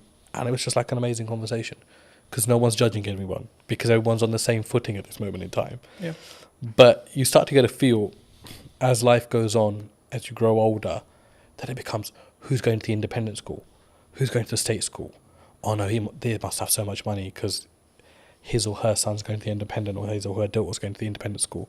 But it matters nothing if you as a person still have humility, I think. And it doesn't matter whether you're sending your kids to a certain aspect or spending X amount on yourself. It's how you are as a person, how you treat people. I think it's hugely important, and even more so when you know that the person you are treating well can't give you as much value back as you can give them. I think that's a huge aspect of you as a character. Yeah. I think also it's a pay it forward mentality to an extent, right? Like, I think what you output will also reflect back on you in 3 months, 6 months, 12 months, etc. At some point, it will definitely reflect back on you. Whether you believe in karma, whether etc. Right? Whether maybe don't go about our belief system, but like whatever your belief system is, there's always a crossover there. And I think, especially when we go back to business, I think that's true in marketing as well. Yeah. Right. A lot of the work I'm doing at the moment is actually, how can I scale out what I'm doing and then build systems so that it allows me to be more present for clients. So then in turn I can do a better job, which in turn means then when I take on new clients, I can ensure that the quality is the same, right? And actually, I think partly because I will say no to certain projects or certain clients or certain things. Do you look at that when you potentially look at a client or working with a customer, etc.? Do you say no sometimes? And if so, where does that mindset come from to be able to have the humility, I guess, or the confidence to say, actually, no, you're not the right fit for us? I think as a leader, you're responsible for a lot within your organization, and I think you realize that the more you grow as a business. It's something which is easy enough to ignore if you're stagnant, or if you're growing through the growing pains, right? And it's a very painful area when you're growing as a business. And I mean, by no means is Anand a multinational business, but I feel the pain of it every day when we grow. And majority of the time it's financial pain, because the bigger you become, the more restraints you get on your cash flow. And there's times you're thinking, I just want to be small again. I just want to be that business that everything was done on account, payment on receipt or whatever, right? But all of a sudden now we've got payment terms. There's clients that rack up huge bills, but we know we're not going to get the money for 60 days or 30 days. And, you know, there's clients that, I mean, there was a client that came in, and we're absolutely wonderful with each other now, but they started and they, you know, said, we won't pay you for 90 days, but we'll give you this much business. And everybody was like, oh, that's an amazing deal to be done. And it was somebody from our team, actually, because when I consulted him, and he said, there's absolutely no point to take this business on, because if this client's going to be giving us £150,000 a month, we won't have that for 90 days. So all of a sudden we would have racked up something like 500,000 in 3 months. Or this business would have racked up 500,000 with us and that's a huge risk, because we only get paid 150,000 out of that 450 after 3 months. Yeah. And then it becomes that again. And then it becomes that again. And if that goes down tomorrow, we're going to be losing 500,000 as a business. And that's not just the revenue, there's the cost that comes with it as well. Yeah, because you have to pay out the cost anyway. Of And course.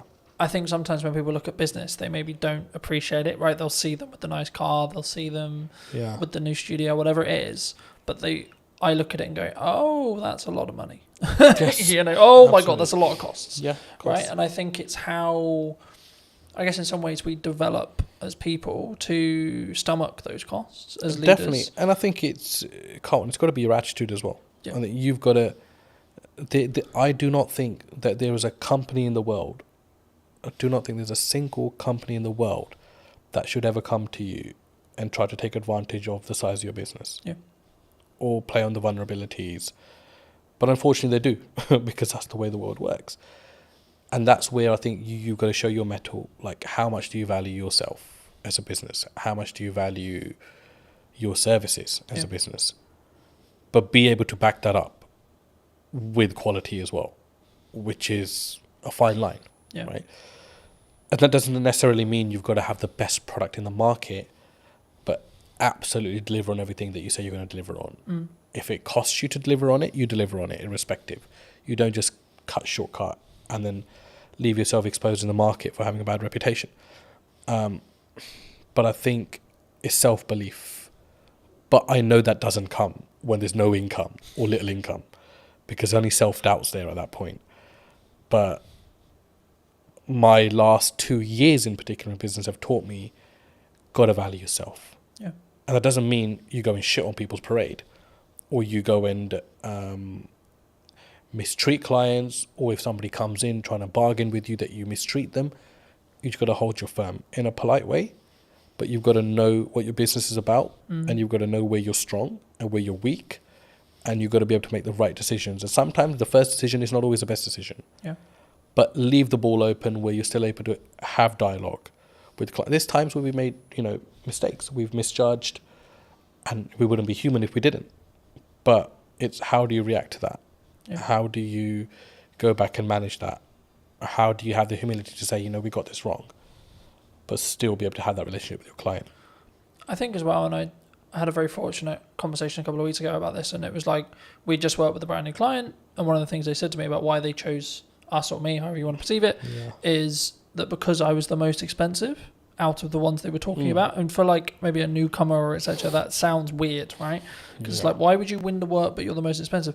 And I think from what they told me, it sounded like it was like, well, I've got the gonads, I've got the balls, or whatever you want to call it, I've got the confidence to say, no, this is how much my work, this is what I'm going to commit to price wise, but then also I'm going to follow it up with the value that I'm going to lead with as well. Huge. Do you think sometimes people get really challenged on price? Always. You're always going to be challenged on price. And then how do you deal with that? I guess with them, with the conversation, like, is there certain scenarios where you're like, no, we're going to maybe negotiate by this much, but our final price is non-negotiable here?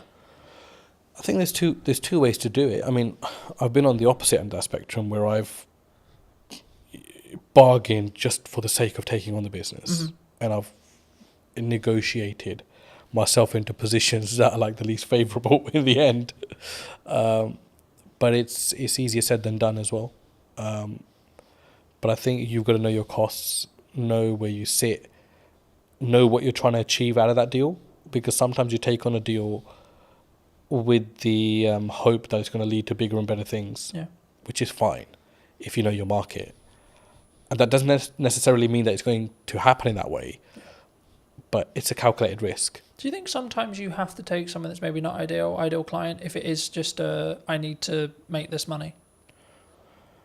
Or would you still say no? For us, I don't think we really have that, because we're quite niche in what we do. Mm-hmm. So everyone that comes to us generally needs us, or we need them in some aspects as well. But there are, I mean, you won't know until you start working with someone, I always say. And the ones that you think are going to be troublesome end up actually being the better clients. And the ones that you think, you know, because they're a big brand, sometimes extracting money can be an absolute pain, which is why relationships are very important. And you've got to go above and beyond. A business deal is not just, you know, here's my service, I've provided it, here's my invoice, you pay it, thank you very much. It's all the stuff in between, the dialogue, the things that you don't cost. It's impossible to cost a project, you know that. Yeah. To the T. You can't do that. Because we never add our own time into that, really, if you think about it, as a business. And even if you add your own time as a calculation, they'll still be like, oh shit, I'm still spending too much time on this business. But it depends what your end goal is. If your end goal is like, I just want to be done with this client, get their money, and I don't care whether they contact me again, then that's a very different mindset. Or if you want to always leave you never know when a client might need you, that's a very different mindset as well. I think when you've done 30 years, you're really invested. You're really embedded in the business, the risk that you face when you've been loyal to a company for that long. I mean, I've always been of the view that like content will work, email marketing will work, networking will work, going to a trade show will work, but only if you do one. That business gave me a solid foundation. I understood the basics of most areas of business. I experienced working with logistics, with marketing, with operations. I look at how many views did I gain between 4 weeks ago and now. Don't get me wrong, we've done that loads. I mean, email marketing was one for us. I can focus on three main things: the podcast, client delivery, and the event. Yeah. That's it. I think AI is the assistant and we're the leaders of that. Hello, my friends. Welcome to a brand new episode of the podcast, this time in London. Today we're going to be with Michelle from, I guess it's from Eden now, but it was, as you'll find out briefly, from I'm going to go with corporation that no longer exists. Sadly so, yes. So, no longer on the high street. I mean, it kind of does, but not in the same way. It exists under another name, yes. Should we stop being elusive? And We should definitely stop being elusive. It's W.H. Smith's. For those of you that didn't guess, it's W.H. Smith's, yes. I'll start here. I mean, how did it feel? Because obviously you were correct me if I'm wrong, but you were a regional manager. Yeah, so I looked after the north of the country for W.H. Smith's, yeah. I mean, I was with them for 30 years, so I grew from being a Saturday girl on the till to that position of looking after all the stores in the north. But yeah, at the point I finished, I looked after about 304 stores in the north.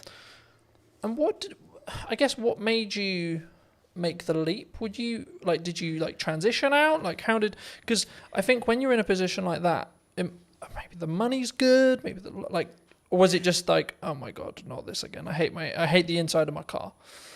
I don't know really, because I think when you've done 30 years, you're really invested. You're really embedded in the business. You are earning really good money. And you're super comfortable. And the reason you're comfortable, and this to me is the sort of the risk that you face when you've been loyal to a company for that long, you've kind of got into the zone of corporate muscle memory. So I didn't really have to think that much anymore. Yeah. So I was earning a good wage. I was doing a job that I liked for a company I was really invested in. But ultimately, I'd kind of lost the ability to be myself. The company had changed, I'd changed. And it was just time, I think, to find something that was me. I guess there's a natural kind of, sometimes there's maybe a disconnect. Like you were who you were then, you grew 30 years and then you wanted to go this way, but they wanted to either downscale or go that way. I don't know if it was a case of they wanted to go this way and I wanted to go that way. Because in all honesty, I could probably have done another 20 years for them. Because genuinely, I was really embedded in the business and I loved it. I loved the people. I mean, you literally know everybody when you've done 30 years. You know every store, you've been to every place. But I just sensed that it wasn't going to be right for me in the future. You know, I think you just get a knowledge of, I've got all this experience, I'm getting my own mind, my own voice more, and that needs to be somewhere else for it to develop and grow. Yeah. It's not going to be develop and grow here. Or I can stay and carry on doing what I've always done for another 20 years. So was it, I guess, in some ways a personal development shift for you? Because we were talking just while we were setting up about, you know, the difference that you now have with where you are with Eden. Yeah, I didn't know it at the time. I honestly didn't know it at the time. So it was a leap of faith moment, really. And then the weird thing for me was COVID literally happened on the Friday of the week that I left. So I gardened for about 12 months. So in that period, I really did start to think, well, what's going to work for me now? And do you know what? It is not an easy thing. I now see people going through that same process of leaving something really big and corporate that they know well and then trying to find their way. It's difficult. Do you think that it comes with a, because we were talking before we started, that I'm going to find it very hard to go into corporate now because I've got the freedom of self-employed. I guess you could say I know what works marketing wise, especially right now. Yeah. And I would have to fit perfectly into a team culture wise for it to work. It would depend what you'd want that for. For me, that business gave me a solid foundation. I understood the basics of most areas of business. I experienced working with logistics, with marketing, with operations. It taught me to be resilient. You know, they were a company that was adaptable. I mean, they survived on the high street. So it did give me an understanding of how you support a business to survive, to protect its people, to protect the brand, etc. But yeah, on the other side of it, the thing that you're talking about, having your own voice, that freedom to shape a culture, shape a business, shape the dynamics of what the team are doing. For me, that didn't exist in that type of business because I think they have to have really clear communication, real clear clarity of message. Yeah. And if you're someone who wants to divert or disrupt that can be very regardless difficult. of maybe how good the idea is. Regardless right? of how good because the idea it is a triangle Yeah. in that respect. You know, you have to follow the top. And I always found I was always in a box. I think so, and as well, and you can have, and also it's the ability to push that idea through, because some ideas do make it through, but what do they say? It's like steering an oil tanker, not a speedboat. Yeah. So it's the perseverance, it's that just ability to doggedly slog through with that idea till somebody says, yeah, we can make that work, and you get people behind you. But you learn so much from that. So I could see you going into corporate and learning a ton of stuff. But because I know you, I can't imagine you there because you're more entrepreneurial. Yeah. You shape things, you do things that you believe are right, not what people tell you is the right thing to do. So Smith's was all about just execute, and deliver. Whereas now I get to shape and change and mould and mentor and support elements of that in a business like WH Smith's, but now with a lot more heart and my own voice behind it. Do you think, I mean, obviously, for those who don't know, you've moved into Chief Strategy Officer. This is the first time I've heard of it. I mean, in a nutshell, what is that? What is it? What does actually your day-to-day look like and feel like? I guess it's about, ultimately, it's having the long-term plan and strategy for that business, so the growth plan. So looking at quick wins, middle term, long term. So saying, where is Eden as a business going? But then from that, understanding, I guess, some of the fundamental change. So what are the operational and robust things we need to put in place to get it there? Yeah. But also having the freedom to be inventive, to work with the team, to generate ideas. So I would say I'm the person who knows the long term, but I'm also the person that wants to generate all the bits in between that move us in that direction. And some of it is quite simple. Some of it is really quite complex. It's about building teams, it's about building roles and responsibilities and processes. Yeah. But then it's about looking at innovation, deciding what we want to do, NPD, all the fun side. And I think for somewhere like Eden, Chief Strategy Officer is because we want to scale up and grow the business, but we don't fundamentally, well, I don't believe fundamentally we can lose the heart of what Eden is. Yeah. It started in somebody's house with the founder and his partner and a couple of people working for him. And it's grown now into its own HQ, its own warehousing, employing 26 people. There are loyal customers who've been with that brand for that whole 12 years. So we've got to scale it up because we want more people to join the organisation and more customers to experience the brand. But we don't want to lose the heart of what Eden's all about.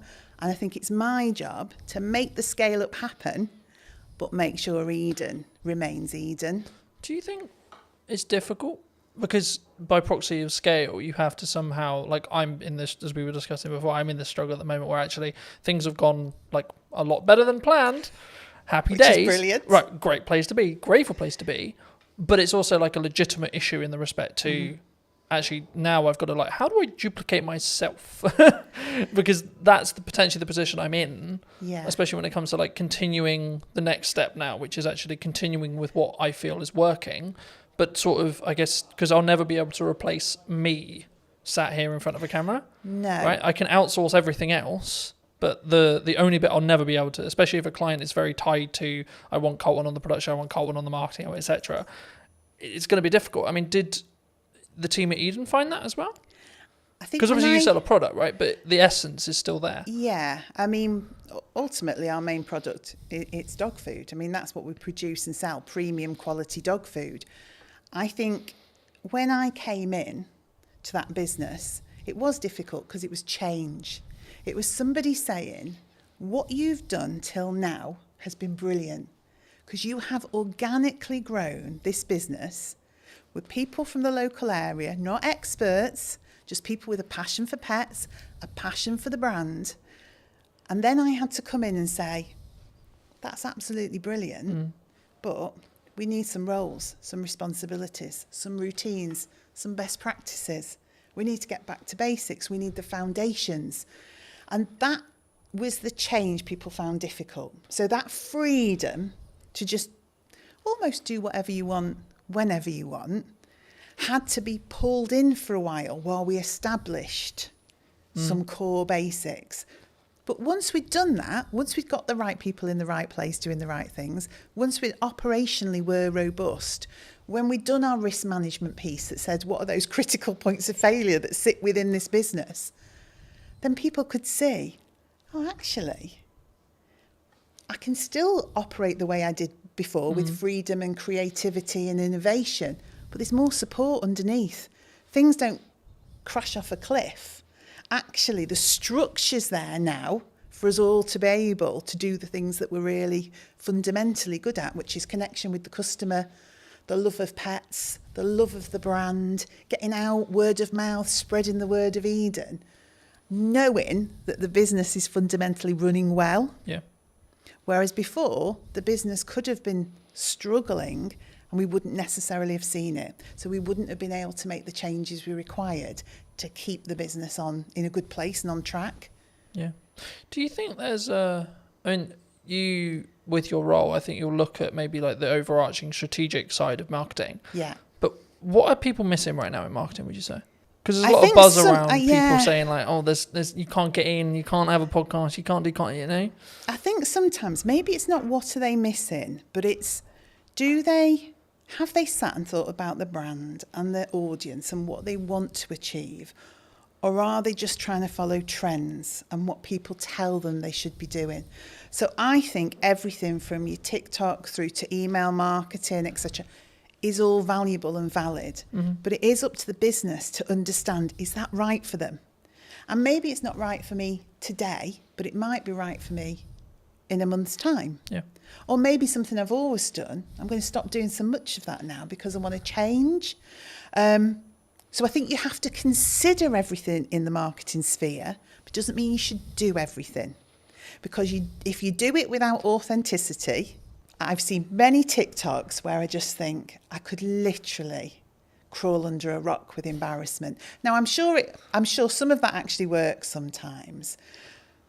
But if you're just doing it because you think you have to, I don't think it works. I think for me that's really true. And I mean, I guess the follow-on question was going to be around like the shiny thing syndrome. So to give you some context, I was out on a run yesterday. Yes. And I was like, hey, I should have like a teaching platform and it should be on a subscription base. I was like, no, Colin, that's a good idea, but no, because I'm focused on like two main things right now for the next, like probably to the end of the year, more likely, which is the podcast, right? And then the event, right? That I alluded to before we started. And the event's in September. So the reality will be like after September, I'll just be planning the next one and continuing with the podcast. Yes. Do you think people run into a challenge when it comes to like, they get some momentum with something and then they go, oh yeah, but this shiny thing over here is really cool. Yeah. And it's and also if you're looking at your competition quite heavily, if you're looking at the marketplace and seeing what people are doing, you don't know if what they're doing is actually successful. But internally you go, they're doing that. It looks great. I mean, of course it looks great because they make it look great. Yeah. It doesn't mean it works, doesn't mean it's successful, but it's so true to say you can just be pulled off. I mean, I say to my team, I know it's a really old analogy of all of us pushing the boulder up the hill. If we all run off in different directions, we're going nowhere and probably going to get squashed. Yeah, who's going to get squished? Who's going to get squished? And that's what I say. Look, we've got some key pillars. Let's stay focused on that. Let's consider the opportunities, but don't run off and do it and just leave this hanging over here. And don't get me wrong, we've done that loads. I mean, email marketing was one for us. We wanted to do it. We should have been doing it. We kept running off and doing shows and events and sparkly fun things, never actually nailing some of the fundamentals, because it's more appealing, isn't it, to go to Crufts and meet dogs. Do you think there's a level of ego that comes from that? Like either from a founder or from a team? I don't know whether it's ego or it's what personally turns you on, what your own drive is, what do you fundamentally want to do? People do gravitate towards the things that do it for them, don't they? Yeah. I mean, I've always been of the view that like, so for example, content will work, email marketing will work, networking will work, going to a trade show will work, but only if you do one. Okay. In my view, right? From what I've found personally. Yeah. When I've really focused in just depth on how do I make the podcast as best as it possibly can. Yeah. From a viewer's experience point of view. That might be how it looks, how it sounds, how I come across.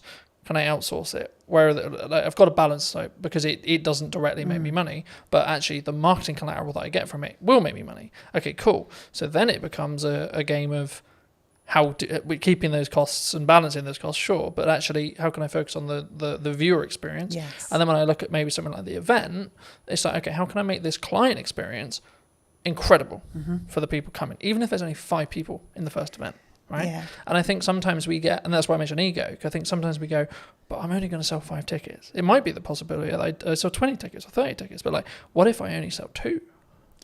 I get that. And it's interesting, isn't it? The business that yourself is in with you, and obviously you're looking to scale up and maybe employ, etc. Whereas now I'm sat with a team of 26, and so we've got the opportunity to do so much more. Yeah. But again, it is that decision on what's really valuable. I mean, and you just touched on something actually that I thought was really interesting. Doing things really well, you know, making sure that the experience for the customer is, well, I mean, we were in a whole cycle of wanting to be perfect and never actually doing. So we had 20 things we should have been doing. So we were going to a show, we were doing email marketing, we're creating a newsletter for B2B, we were doing, but actually all of those things had to be, to us, absolutely flawless. Yeah. And we were not delivering anything. So now I'm in the world of accept 80% sometimes, but execute and get it out there for the customer and do it consistently. Because I think sometimes, and maybe it is a bit of ego, You want to look at a piece of work you've done or something that you've done that the customers see and comment on. And when you're getting all the praise and, oh, that's so beautiful and that looks amazing and your brand is absolutely, but you've achieved very little, it's not really worth anything. Yeah. All that praise and adulation about something when you could have delivered on 20 things but done them at 80%. No, I completely agree. And there's a very quick psychology study. I've done longer videos on it, but like just a very quick synopsis here. There was 2 groups. Sometimes it's pottery, sometimes it's painting, sometimes it's sculpturing, etc. The lecturer says one half can only create one piece across a window of time. Sometimes it's 2 weeks, sometimes it's a month. And the other half can create as many pieces as they like, whatever the metric is, so pottery, painting, etc. And the result of the study was that the group that could repeatedly create something had a better piece objectively than the group that had only that window of time to create the one thing. Completely agree. And that's where done better than perfect is better. Yes. And when I say I'm looking at, like, I think it's a focus point for me on how can I create the journey or the viewer's experience or the customer's experience or the client's experience as a whole to be better across a year, not per episode, not per event, not it's the overarching strategy. So I don't look at this reel got 1,000 views.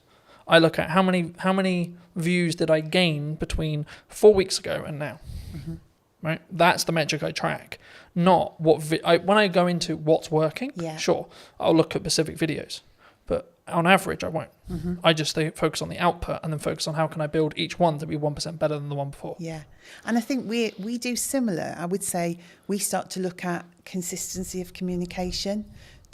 Are we building a community? Do people feel like we're engaged with them and so that they're engaged with us? So it's a similar sort of metric but in a different way, because if you're brilliant once, those people soon just disappear. But if you're constantly there talking to people, engaging with them, they're able, you're responding to them, then over time that just builds into we call it a community. We're trying to create a community.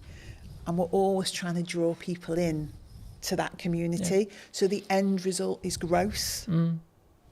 But I think we sometimes get into the world of we need it all to happen in one day, 2 days, 3 days, 4 days, 10 days, etc. That's me sometimes. But actually, in reality, if we just focused on, I can't remember the exact quote, but something along the lines of we underestimate what we can do in a week, but we completely over-egg what we can do what we can over-egg in a week, but what we can do in a year is really underrepresented mostly. And I think for me, actually focusing on that 1% is what that matters overall. Because then you're building that compounding effect. You're pushing the snowball down the hill a little bit faster, a little bit faster, a little bit faster, a little bit faster. Yeah. And also, I think people can understand more. So if you are constantly jumping from one thing to another, your team just cannot grasp where we're going. They can't grasp the brand. What is the message? What is the strategy? So that continued delivery, that momentum that builds, you onboard the team. And by onboarding the team, you onboard the customer. And particularly in our business, because we've got customers and consumers. So the dog's the consumer. It's the dog we're trying to get to, but it's via that customer. And so it's almost like the baby food world, isn't it? Yeah. The baby's eating the food, but the parent's choosing which of the brands to buy. Same in our world. The dog's eating the food, the customer's choosing. A lot of that comes through trust. So that consistency, that slow momentum, is people don't trust people that flip from one thing to another, and they cannot understand what they're doing, and they can't see the message. So that repetitive, consistent approach. Oh, right, I know what Eden's about. I can see what the team's about. And because we're so accessible as well, a team of 26, we're all working in Stoke-on-Trent. You speak to one person, that understanding of the brand, you'll speak to the next person, you'll get that same message. You'll get that same education piece. So people start to think, this business knows what they're doing. And I think that's the same for yourself. When I see you online, when I see you doing what you're doing, I think that guy knows what he's doing. I also think it removes the pressure of being perfect every time, like building off the done is better than perfect thing. Yeah. Because as long as I'm authentic to me, then it doesn't necessarily, you know what I mean? It doesn't matter in the same way, because I'm not like, oh no, that's not, as long as it's on brand and on piece and still me, then I'm like, actually, that's cool. you know. But talking about that to its extent, I mean, we're in a world where AI's like risen, Yes. right? Are we all going to lose our jobs? No, we're definitely not going to lose. Is it all doomed? I think AI is the assistant, and we're the leaders of that. And so you can use AI fundamentally to change your business. You can use it for insights, you can use it for planning, you can use it for content support, but ultimately it's the assistant to the business. It's not the business creative, it's not the founder. You know, the people are the heart of your business, but you can deliver fabulously elevated results if you work out how to use it in the right way. So no, it's not scary. And I did something funny at work the other day to show the team not to be fearful. It was just something really small. I took a picture we'd taken and I said to AI, you know, give this picture some movement. And it did this crazy thing. I mean, we're pirouetting around the stage on this picture. I think one of us had claws for hands or something ludicrous. But then I gave it real instruction, my voice and the heart of the brand, and explained what I wanted. What it created was amazing. But it needed that voice, that human voice, that human interaction, that brand understanding. So we shouldn't be afraid. I've used the analogy recently of you need to sharpen the knife before you use it. Very good, You know, in the same way with Yeah. AI, you need to teach it what you want it to do, Yeah. and not just write me a social media prompt, right? It's about actually understanding it as a tool and not just seeing it as a fix-all, right? It's the company assistant. It's like your PA. It's part of the business. It's part of your business. It's a tool of the business. Yeah. But it hasn't become the business. And I would hope some of the more routine tasks that it will support people then to be able to drive more creativity and innovation because they've got the capacity and the space to do that. You know what business is like. Sometimes it's incredibly busy just getting tasks done, just executing things. And then you end up working in the business all the time doing. And you don't step away and think, right, okay, let me listen to the customers. Let me look at what's happening in the marketplace. Let me analyse some of the insights. And when you stop and do that, and I hope AI gives us that, so we can stand back and go, do you know what?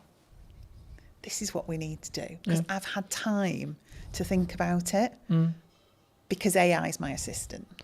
Something that I found really interesting, and I'll be curious on your thoughts as I'm bringing it up here. I mean, I'm rapidly approaching the end of Mel Robbins' the 5-second rule. Okay. I don't know if you know it, but it came out a handful of years ago, and the crux of one of the things I read on the way here was procrastination is actually a reaction to stress management. It's nothing to do with like not getting the work done. It's how we cognitively distract ourselves and have that stress break. And it kind of links to the AI thing because I think the performance, you could say that, especially when you're in C-suite or you're, you know, a chief marketing officer or a chief exec officer or a chief strategic officer, etc., we can be so do.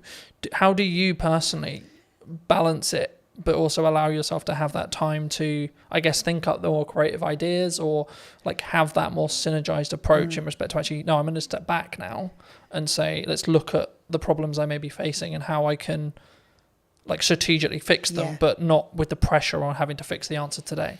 And sometimes I'm really bad at it. So if I'm overly excited about stuff, then I'm just do, just as you describe, really. There'll be days that fly by and I'm not quite sure what that day was about. I think there's a point in business though where you have to do that, right? Probably, yeah. Well, you do it because it's necessary, in the moment. But then what I also find, I like to be planned and organised. We were talking about this. I like my notebook. I like to think ahead because I like to show up in the right way. Yeah. I am myself. I'm always the same, but I do give thought to how do I need to show up tomorrow? What are the things that I need to achieve? Am I planned and organised around that? And when I am, that gives me those periods of time to step away with people. Do that for people in the business as well. Say, hang on a minute, let's just stop. Should we just go and grab a coffee or should we go for a walk?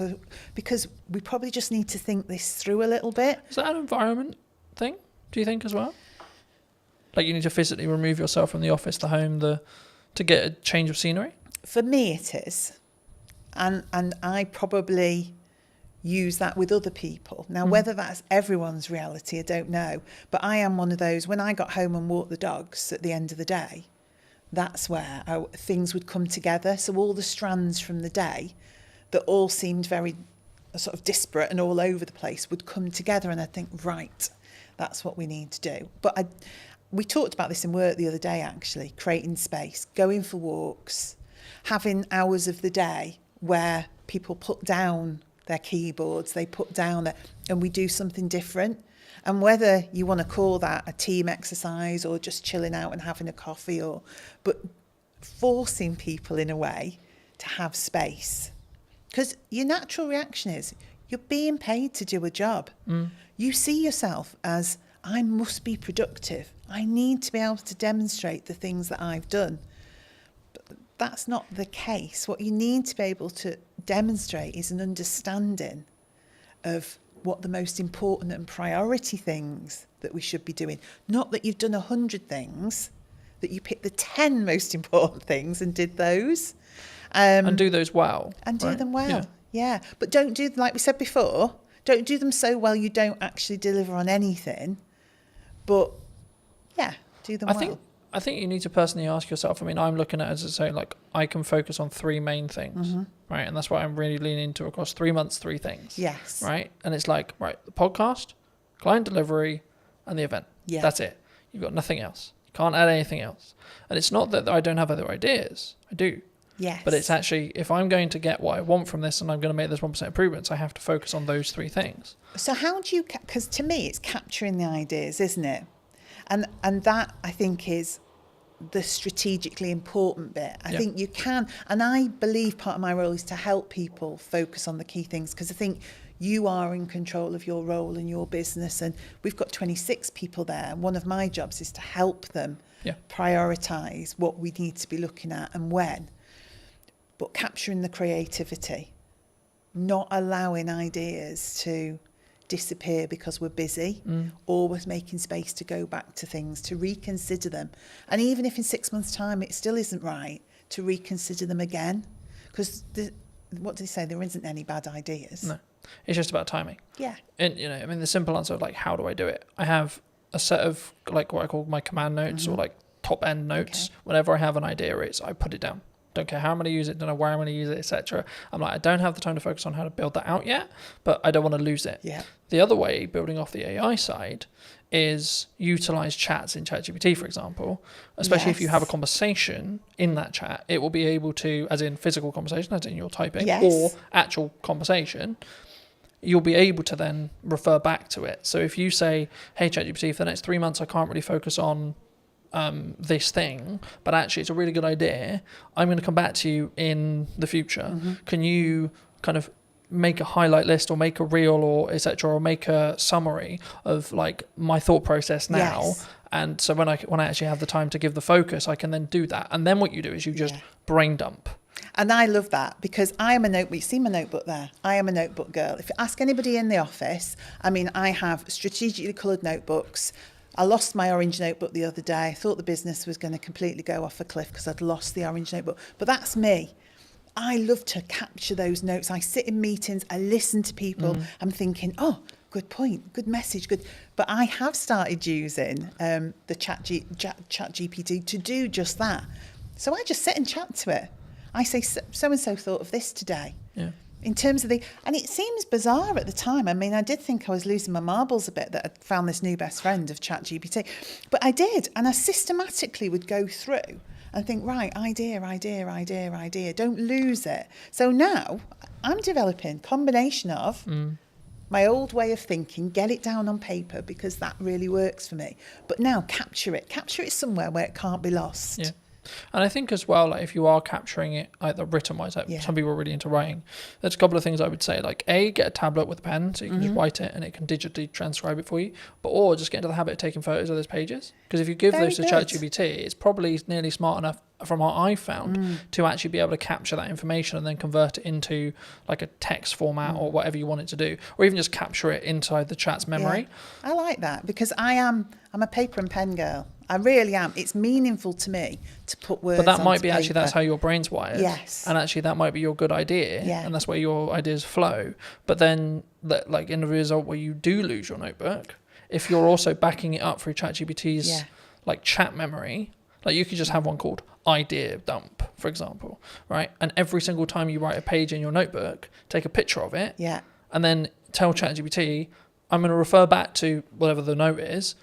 Can you remember? Can you bring this Yeah. content forward whenever I ask for it?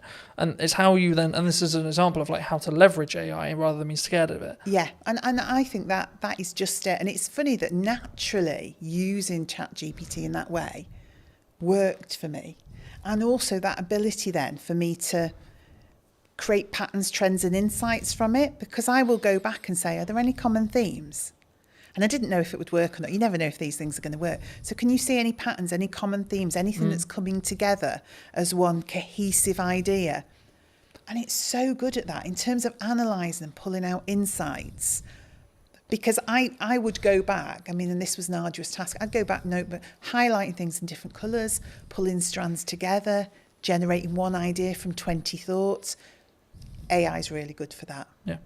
But again, I think it's an assistant tool. I don't think it's going to necessarily replace us. I mean, the trend sort of changed and it became this, someone who's utilising AI is going to take your job rather than the AI itself. And I think that's a more positive or more real reality of what we're going to have in the next 10 years. I think so. To be honest. And things change, don't they? Things always evolve. You know, industries change, the way we work changes, but our minds are amazing. We've just got the power to adapt and do things in a different way with the support of that new way of working. But I found because it's taking the grunt work away or allowing me to document things, etc., I then can have the more creative thinking process because my bandwidth is like opened up in that respect, and I can sort of play around a little bit more with what works and what doesn't, and like what ideas work and what, and I can ideate them a little bit deeper. Yeah. I think one thing that came to mind then, and this is why I think being the strategy officer is important, is probably one thing we need to think about. One thing I think about is everyone in the office is using ChatGPT or something similar, but I have to keep our voice as the Eden voice and the Eden brand. So that's what then becomes important in terms of us and the team. Because again, we could all go off with our voice thrown into ChatGPT. What it gives you back then starts to become... But I think it's a mirror, right? Yeah. And I think when we blame it, oh, it's a bit robotic, oh, it's a bit this, oh, the words aren't, it's like, well, you put it, you did the prompt, you did the... Yes. But I think, I mean, as a more generalised question, I guess, do you think that we don't look at ourselves in accountability-wise as an over, not even necessarily AI, but as an overarching... kind of like as a person when we see something maybe goes wrong, like more generally, like what that people as a whole we don't take accountability themselves, or do you think that's rarer? It's easier to go, it's your fault. Yeah, we don't always want to take accountability. If you're asking if we do, I think you know when you're accountable for something. Yeah. That doesn't mean you don't try and deflect that accountability. But normally, if you work it through with somebody, you can get to a place where you understand what role you had in that. And again, that's something I have to do, because I think part of my role is clarity. And I think clarity is caring for people. So getting people to a place where they do understand their accountability and they do understand... There's also needs to be a proven place of safety, right? Well, yeah, definitely. But that's how it should be, isn't it? It should be a place where because people it isn't can like make hands mistakes. up, I made a mistake, oh shit, my job's gone now. No. It's actually, no, hold on, we're all going to make mistakes and that's okay. How do we learn from it? It's we've made a mistake. You know, we have done, we've put tons of effort. We're relaunching it again, but we did a try before you buy campaign. And we got quite a few little bits wrong in that.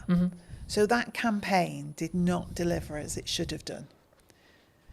Now we've learnt from that and we're relaunching it. But at the time, nobody wanted to hands up so I just said, we've made a mistake.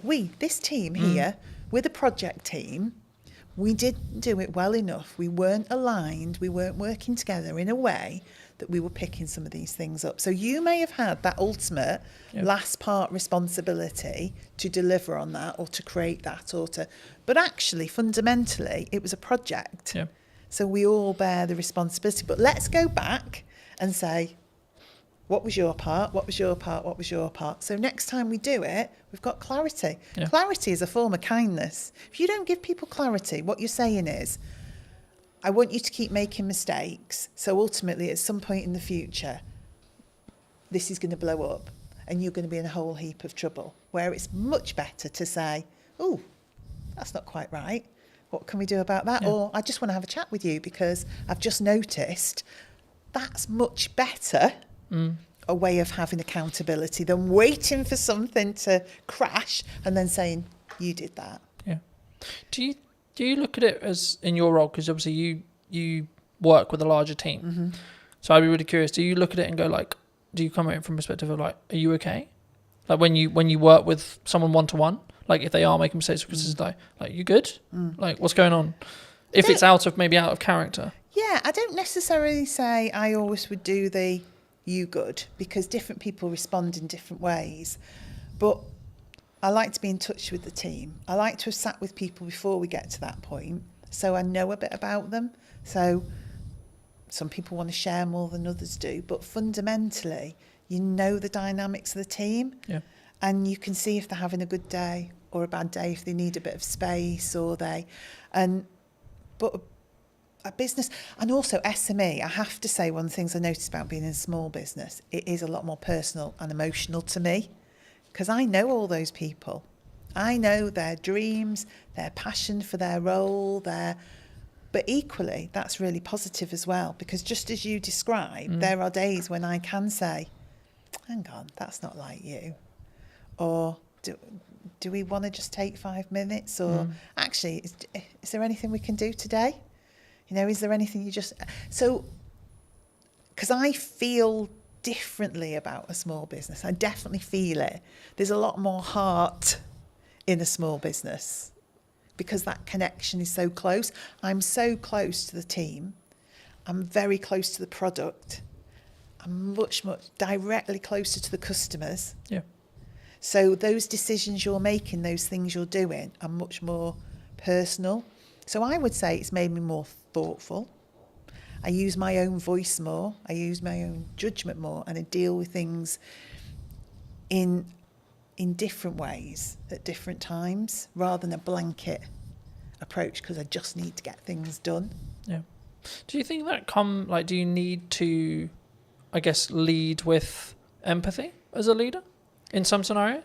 Definitely. I mean, I would say for me, what has always been important to me in the roles I've had, outside of the things you need for life, like your money and all the rest of it, absolutely. is building a strong team and a strong set of people and individuals. So, yeah, you've got to have empathy for that. You've got to have some kindness for that. You've also got to you want to drive people. So motivationally, you do want to stretch and challenge people. So it's equal hands of empathy, kindness and support, but drive and challenge and creating a buzz in people where they can see a future and they can start to really push themselves forward. So I think it's in equal measure, really. Yeah. I think sometimes we don't necessarily look at the empathized way of looking at it. I mean, I think we'll wrap up soon, but do you think people are purely just, you're here to do a job?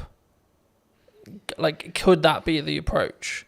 Like, it can be very, like, I'll use the term like maybe domineering or led or like very pushy in that respect. Like, you're here to do a job, get the job done. It definitely could be, couldn't it? And I think we all have to admit there are times where you just want somebody to get something done. 100%. And actually, is it more of an ebb and flow? Yeah, In some scenarios, you need to lead with candor and you need to lead with empathy. And in other scenarios, you're like, come on. Yeah, because you're also thinking sometimes the mentality of just get it done is because you know what the impact of that is going to be for other people and other things if that isn't done. Yeah. So it is empathetic, but in a different way, because you can see the end result of that not happening. So say we get something wrong. We've got someone who's relying on our food, getting to them on a certain day for their pet, who's always at their food, has a health condition, and logistically we get something wrong. My view is I have to help that person. So in that moment, you just need to get that done. Because we really need to care for that customer, that pet. We have to do the right thing for them. then we'll stop and say, right, okay, could we have done that differently so we didn't have to get to that point where we had to drive somebody to get that done? Yeah. But there are moments where it's right, but most of the time that's a result of not having done the hard slog in the first place, that you got there. Yeah. For people who may be interested in connecting with you, seeing more of your work, seeing what you're doing at Eden, where's best for people to connect with you? I guess I would say social media, Eden-wise, and then message me via there. So if you go onto Instagram, Eden, throw a message out. Because we're all in the office together, I will pick that up and see it. We're so easy to contact. I am on LinkedIn. I have to say it's not my favourite forum. So I'm much happier to see messages come through on that social media platform, and then I'll be in touch. Fabulous. If you were going to talk to the person who was in corporate maybe 10 years ago, 15 years ago, and you give them this advice today, what would you say to them? Gosh. As a final thought. Allow people to have a voice. We all care about business at whatever level we work and are operating in that moment, and let that individual have a voice. That would be my message. Thank you so much for watching. If you did enjoy this episode and would like to see more like it, make sure to be subscribed. Let me know in the comment section down below if you enjoyed it and what your clear takeaway was, and I'll see you very, very soon. Hello, my friends. I hope you're well. Welcome to the Old Mill. And today we're going to be doing a brand new podcast talking to Johnny from Taste World and just kind of the Old Mill. Hello, Johnny. How are you? How are you? I'm very well. Absolutely. I was going to think about where to start, but I mean, we're sat in the Old Mill restaurant, right? And I think a lot of people who are local to Salisbury will obviously know the Old Mill in Harnham. You've just acquired it maybe, 6 months ago? 3. 3 months ago? Okay. Yeah. Why here? Why did you choose here specifically? It was just a building that had come to our attention for a kind of friend when I think a poster went up in the window saying, due to change of ownership, we'll be closing. And I thought, we need to come and look at this site when I was told how beautiful it was by the friend. And we came straight here, and within, I think, 15 seconds of pulling up in the car park, we decided it was something we needed to pursue. And we actually agreed the terms to take it kind of out of the grasp of the person that was meant to be taking it, without even stepping foot inside. We literally saw your video, strangely on YouTube, that I think you filmed a couple of years back, and the visual impact it had from the outside. And that was the decision we made. It was just something we almost kind of fell in love with. It's not something I normally do, to be fair. I normally think with my brain, not my heart, but I just fell in love with it. And then when we came inside, it was actually better than we'd imagined, which is always a good thing when you've already made a decision like that. But yeah. So, I mean, we were talking just before we started about the ebbs and flows of hospitality, maybe the ebbs and flows of any business. I mean, in your experience, how have you looked to target, how have you looked to frame creating a business that can be sustained through winter, through slower months, rather than, like, how do you look at that from a hospital? Because hospitality, in my experience at least, is known for do really well in the summer, do really well at Christmas, but then you have those other areas where it's maybe tipped down a bit. I mean, how do you look at it in your other venues as well, which I'm sure we'll get onto, but either here or in general, how did you strategically think about it? How do you sort of create that demand throughout the year in respect to the sustained revenue? How do you see it? Because I think that's if you can do that with a business, then it will continue to, you'll make more money overall because you're more consistently creating that consistent revenue. Absolutely. And I think the big thing, you just actually used the word there, we talk about a lot in our business, is consistency. Delivering product consistently to the customer, giving consistent service. That helps to kind of get people to come to you more regularly, which obviously helps stem that kind of peaks and troughs you're talking about. Now, obviously with a site like this, I would say we have the best beer garden, cocktail garden, cider garden, whatever you want to describe it as, sat 100 feet from us currently. It is a beautiful spot down by the river, and we get a lot of passing trade from people walking from Harnham obviously into Salisbury. We also get a lot of trade come from Salisbury up just to come to our beer garden. Now, that is something that we aren't going to be able to change necessarily, but what we can do is pivot on that garden and not just make it into a garden. So come September, we are completely covering it over, and it's going to become an event space for probably the next 6 months after that. So all the way through till April. So we've got a Halloween kind of pumpkin picking experience thing lined up. There's a Santa's Grotto, a pre-bar ready to go in November time that will go all the way through to December. We'll probably have a quiet downtime in January just because the team are going to work really, really hard. And then come February, we're going to do a really cool Valentine's themed month out there. Really cool stuff. Again, we'll share all this on socials when it's finalised. I'm being tentative what I'm saying, not to kind of ruin the marketing spiel when it comes out. But then coming into kind of March, April time, we're going to have obviously a big space where we put Mother's Day out there. So we'll maximise the real peak moments. Mother's Day obviously being the busiest single day in the calendar year. We'll have a potential extra 130 covers out there to what we would normally have. And then we'll have an Easter experience out there. And then we're back ready for the summer. Again, with kind of how we bring people into this space, the beautiful restaurant we're sat in with the river flowing there behind me. I'm sure you can probably pick that up on the mic. It really is a stunning feature of the building. We really want to drive people to want to come here for an experience. So that will come through kind of the level of food that we're trying to aim for, using sustainable local produce. And the big USP is the fact that we are either already or can be 100% gluten-free. So that's something we're really going to be targeting over the next sort of 3 to 6 months, is doing packages wrapped around the bedrooms and dinner experience for those with celiac disease or those avoiding gluten. Now, the figures on that at the minute in the UK is around 6 million.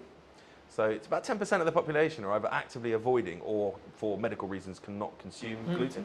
Now, these people have birthdays every single day of the year, right? So 365 days a year, I've got a potential celiac that I can target with some marketing, go, come and stay at the Old Mill, have an amazing stay in our beautiful bedrooms, and by the way, we can do dinner for you as well, which is celiac safe.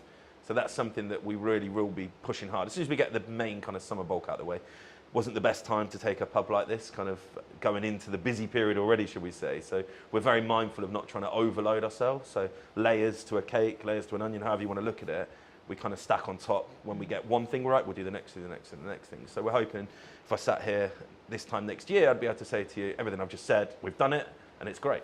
So, do you think there's, I mean, you mentioned like that being one of your unique selling propositions, but do you think that's one of the reasons why maybe your locations will be successful in comparison to someone else's who maybe isn't thinking that forward ahead, isn't doing those outdoor events, turning in their beer garden into things? Because I think people sometimes they look, because you've got to spend quite a bit of money to do the beer garden stuff, right? It can't be cheap to convert the beer garden semi-consistently and then convert it back, and then I imagine if it works, you'll do it the following year and you'll flip and you'll continue to rotate it. I mean, is that just the nature of the business, would you say? yeah, I think the age-old sayings, innovate or evaporate, speculate to accumulate. I'm very much on the leading edge of wanting to use tech, for instance. We're using more tech in our business, and we look forward, not backwards. We don't look at why things are bad, we look at how we can be better, and that's something across the whole group. Our senior team, that's all I'm talking about. I'm not cutting wages, I'm increasing sales. I'm not saying how do we get rid of people because times are hard. I'm saying how do we bring more people in for different reasons.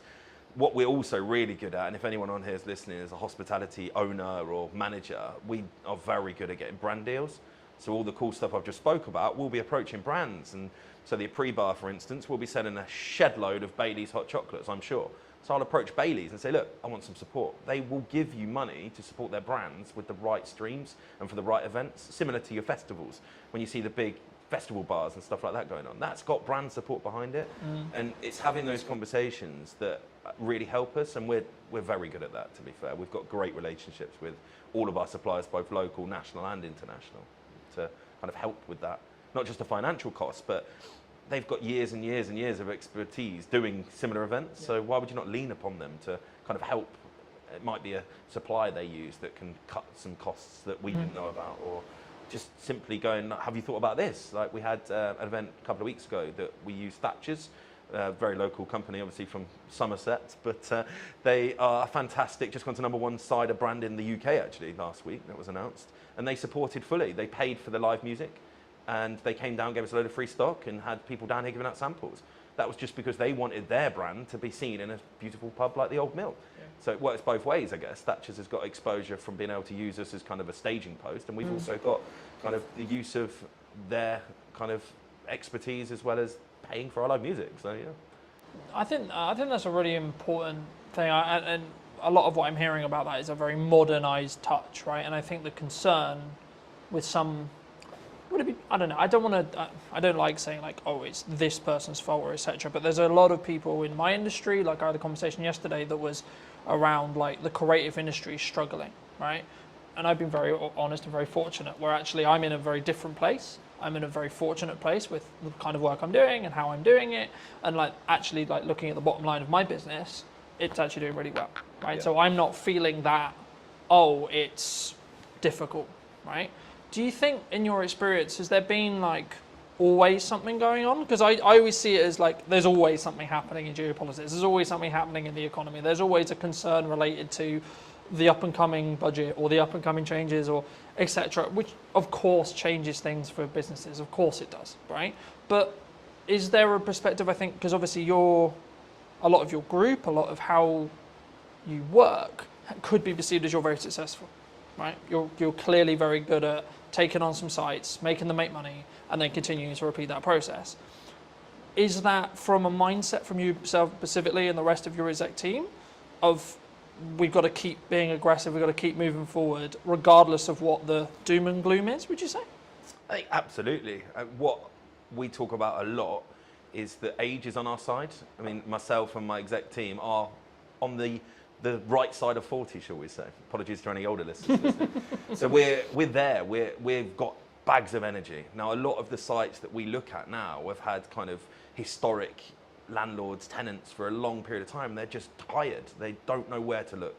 Social media, they don't get it. When I'm saying, why are you not on TikTok? They're like, oh, no, I don't want to do that. They just don't understand that TikTok isn't just for young people now, right? We have spent 0 pennies on paid for advertising, okay? Obviously, we brought you in, you made some amazing content for us, but we've paid absolutely nothing to do it with. We've done all organic. That's because we understand what we're doing. We've been pretty much fully booked here in our rooms and our restaurant and our garden for the last 6 weeks because we understand where to put our energy and our time. We don't put energy and time into something that's not going to give us back reward. So if a conversation starts happening, even at kind of management level within here, I'm like, is that going to actually affect my bottom line? No, stop talking about it then. Because you've got to be so fixated on the numbers that it's almost autistic.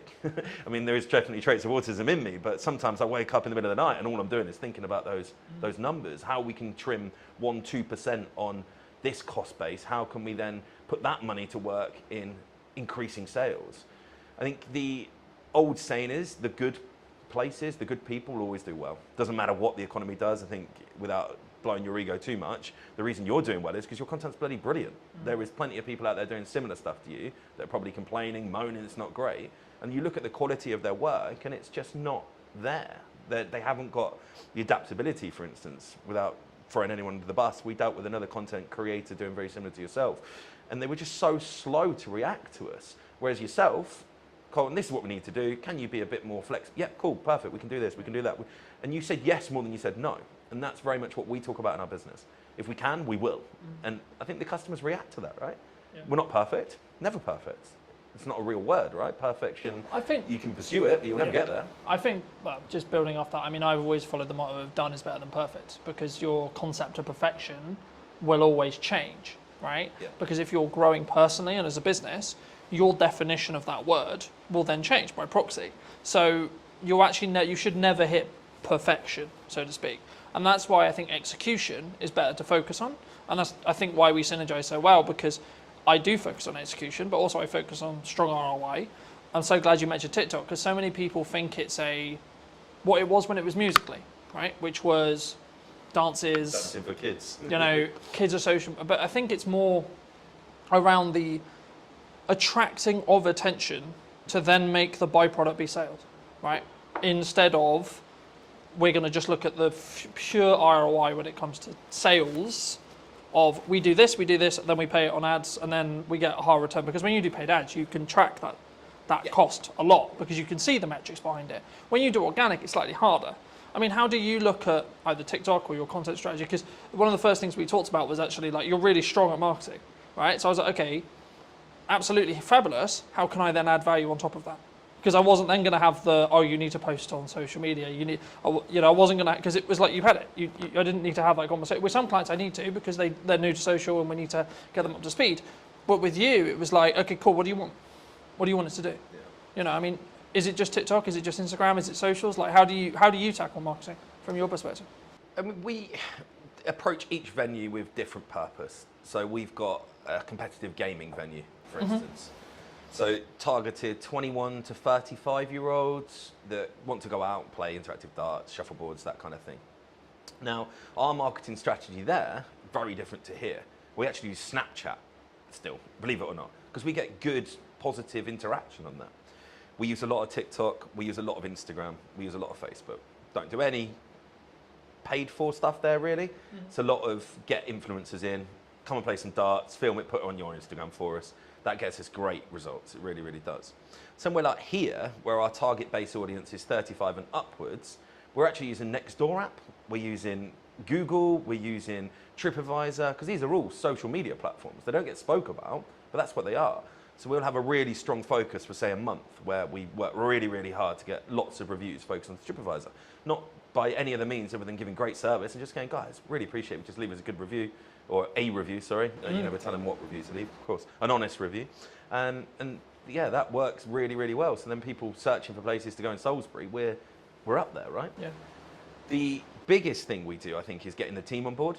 So we're not a single person marketing company. I am head of marketing, if you want to call myself that, as well as obviously CEO. That's where I like to spend most of my time because it's where you see the excitement. But I think here we've got 6 social media admins. So they're tasked, right, today's your day. This is the plan, execute it. Because as good as your stuff is, your captured pictures are only going to be live on the day you did it, right? The best stuff we see is what I call the instantaneous, the random stuff.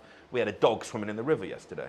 Unless I ring you up and go, can you come and snap a picture of the dog that's now swimming in the river? You're never going to get a picture of that. Yeah. We post that online and we get such good interaction. We're not into just posting food. You'll probably see that from our marketing.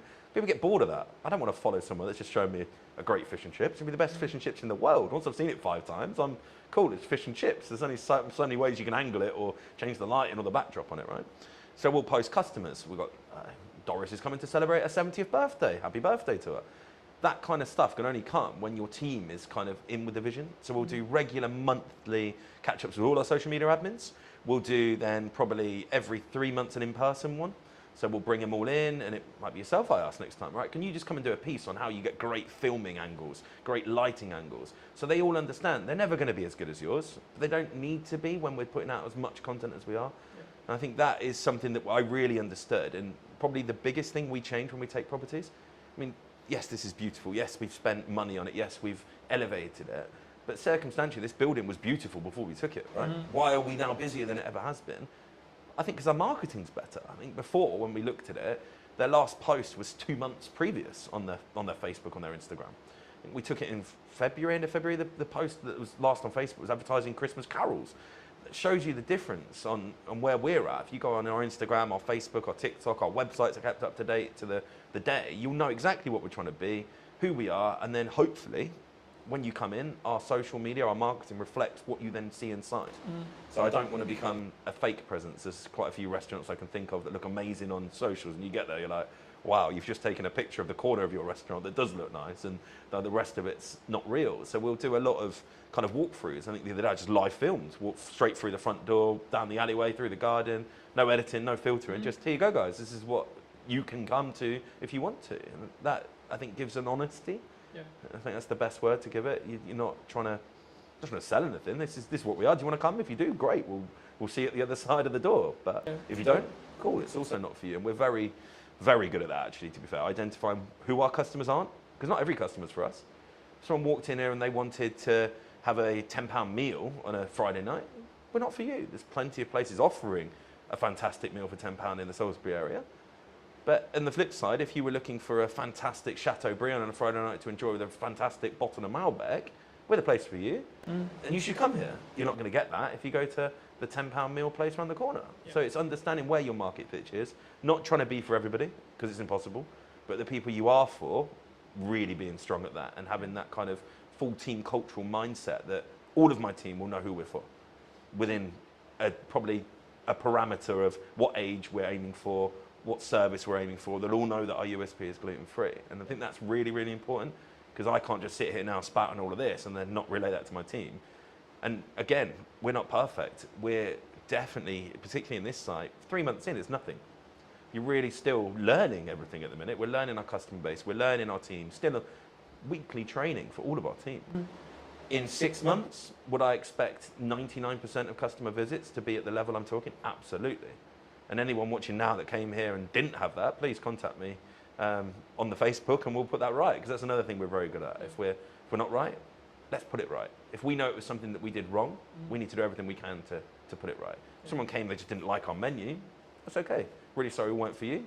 Hope you find somewhere that is, because we're not going to be for everybody. But if something's kind of not to plan, shall we say, identifying that, having the touch points during the visit to identify why you're here is best practice. But having then the touch points after visit, we have feedback emails that go out. I've got business cards that go out with my personal email on it to everybody. If you've had a great time, let me know. If you've not had a great time, let me know, because we want to know. Even at the scale right now, when we employ 165 people across 10 venues, we are relatively big. I still understand the importance of being customer centric in my role. And that comes through marketing, coming back to your kind of original question, I guess. That is all part of it, right? Marketing is understanding why something went wrong and how you fix it. Yeah? That is marketing, yeah. Do you think there's and this is a more general, like broad business question, or like it could be your business, it could be my business, it could be any business.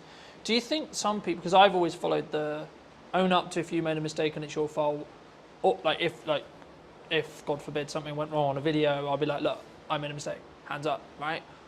And I think that put, in my view, from client feedback and etc. that I've got, that puts me apart from other people who are just going to sit on their morals and go, well, actually, no, it was because of it. You know, I don't sit and, it's not about necessarily making an excuse. I don't like to use that term, but it's more, the question I was going to ask right now is, do you feel that one of the reasons why you're quote unquote successful is because of how in touch you are with the marketing, with the customers, with the key question there is honesty when it comes to, look, we're potentially going to get it wrong, but actually this is how we're going to try and fix it for you. 100%.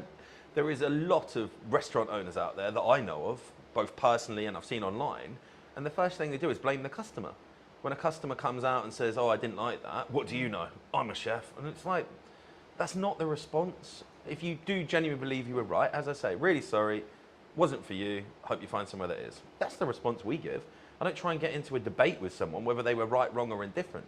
It's fairly obvious when you're wrong. Someone comes in and could be an item missing from the menu. Chefs are humans, right? And there's not enough conversation around in hospitality. It's a human-centric business, right? If you went into an office and you had 20 workers, in a week period, how many office workers would make mistakes? The problem is no one ever knows about them because it's not generally a customer-focused basis, right? But you come to hospitality, a slight small error from, could be a 17, 18-year-old that's first job potentially, becomes a huge thing for the customer. Rightfully so. We should be able to execute a meal, but we're not going to all the time. But the first thing you do, as you said, is accept it. Yeah, that is not the standard that we work to. Apologise. What can we do to make that right for you? Yeah. And if you follow those three things, then I don't think you can go far wrong. Now, out of all of the complaints that we get across the group in a year period, just call it 100. I would say 99 of them have returned and love what we are about. So that's 100 people potentially that would never step foot in the business again that we've managed to rectify, use their not so great experience to learn, made changes to SOPs or systems and processes, and then reflected on it and gone, okay, that happened. Let's not let it happen again. How can we improve as a group? Can we learn something that happened here and go, actually, we can stop that happening anywhere else, not just here? Because even now, I mean, I'm 20 years into the game now, there's still stuff happens. I'm like, wow, wasn't expecting that. How did that happen? What can we do to stop that happening again? So it's a learning day all the time. Even for someone at my level, my experience, you might think, oh, I know everything. I don't. I'm pretty good. I know most things, but the game's changing. Every single week, I'm like, okay, that's different. 10 years ago, did I think that I'd be talking about being a gluten-free centric company? Absolutely not. Now, it's our USP. That's our single biggest drive for us. Because most places don't want to do it. And I think that's identifying what you can do to set yourself apart. Whether that's you can be cheaper. Don't like doing that. I think that's the easy way up, being cheaper.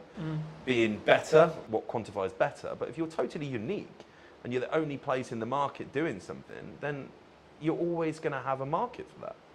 And riches in niches is another saying I like to use, right? We're in a niche that's not even that small. It's quite large, 6 million people. But it is a niche in this area because in Salisbury, we're one of the only places. Probably the only places. Can be 100%. I think that's really unique. I think it sort of, to an extent, it leans back into what do you want to do incredibly well at, right? And I think I've always tried to pride myself on, I may not be the oldest videographer in respect to being in the game or the biggest marketing company or etc., but I will give as much effort and as much energy as I can to create the best content that is tied around what you, whoever it may be, the client, is looking to achieve from that video, that set of videos, etc., whatever we're doing. But from your perspective, why, maybe not necessarily just me, but why do you look to invest in video as a whole or marketing as a whole? Because you said earlier in the interview, your team does a lot of marketing, right? So I guess the question from potentially the audience is then, okay, well, why do you then spend money to get a professional in to create those, what I'll call showpieces? So it's long form, stuff that's going to be around for a long time. I will always invest to make it professional. I think it makes you stand out from the crowd. So our long form content will live on YouTube. Our long form content will be housed on our website. Our long form content will be posted to the top of our grid, pinned to our grid, technical term there, on our Instagram. So some lands on our Old Mill Salisbury Instagram. Right at the top there will be a pinned post of, oh, okay, that's what that's about, really professional. And I just think it adds to that level of experience. The customer sees, oh, okay, that's a serious place. And I think that's why we do it across our group. From probably the second or third month, we'll get it in. Once we know we're right, we'll get a videographer, a photographer in, and we'll get everything kind of framed up, and then we add it onto our websites, and we've got then a bank portfolio of stuff, like the stuff you've done, we'll cut that down. We'll do 10-second clips every now and again. It just kind of helps remind people that we are, okay, these guys are serious. They might be posting a dog swimming in the lake, but actually, cool. Look how nice that restaurant is. Look how cool that video shot of the garden and the pizzas is. So I think it's so important. You can't have a website with a phone taken, a photo taken on an iPhone. It just doesn't look right. If you landed on a website and you had a choice of, particularly for our hotel rooms, I guess, a choice of hotels, and the first one you landed on had a phone taken photo, and then the next one you was like really nice professional photos, where are you going to book? If everything else is the same, you just feel more qualified to take that booking, I guess. I think it's I think what we talk about there was a perception thing, right? A lot of when people maybe start out in business or they want a hero video for their website, or especially if they're service-based, they maybe want to give their best foot forward, right? And I think that's the perception. And of course it has to be backed up with the sales, it has to be backed up with everything else. But I think we also, sort of what we touched on earlier about the volume of marketing. I mean, we're in a world where AI is a thing and etc. I was going to ask you a little bit about that as well. But I mean, what role do you think volume in regards to output from a marketing point of view actually has? Because a lot of people say to me, oh, you output like too much, right?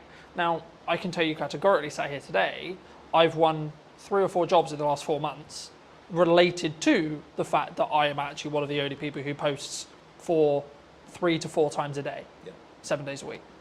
You know, so I know it works because I can show the ROI behind it, because I've won jobs solely off the back of the client telling me you won the job because you're always on I always see you know, in that respect. But just to reiterate the question, what role do you think volume has on marketing as a whole in your industry or in general?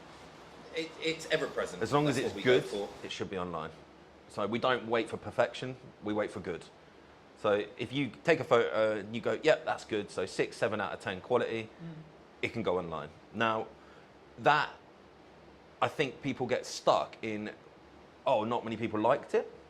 Now, likes don't pay your bills, okay? And I think that needs to be spoke about so much in our industry particularly, because I hear it all the time. Oh, if I post once a week, I get 100 likes. And if I post 10 times a week, we get 10 on each, so it's the same likes, and I only have to do I'm like, but you're not looking at who's seen it. You're not looking at what that then does. Now, I think we can tell how good our marketing is because we're busy, right? I look at my diary and I go, we're full, right? That tells me that we're doing something. We sold out our garden for a cider and sausage festival by posting 7 times on social media. I didn't do anything else. There was not a single poster printed outside the front of this pub, right? I didn't do a banner, I didn't do any flyers, I didn't go to the newspaper, I didn't do anything. So social media is working because there's people coming through the door. I don't get fixated on how many people like my posts or how many followers I've got, because I could have 1,000 followers. If all 1,000 of those come to my pub, I've got good marketing. I could have 20,000 and only 500 of them come to my pub. Yeah. Have I got better marketing just because I've got 20,000 followers?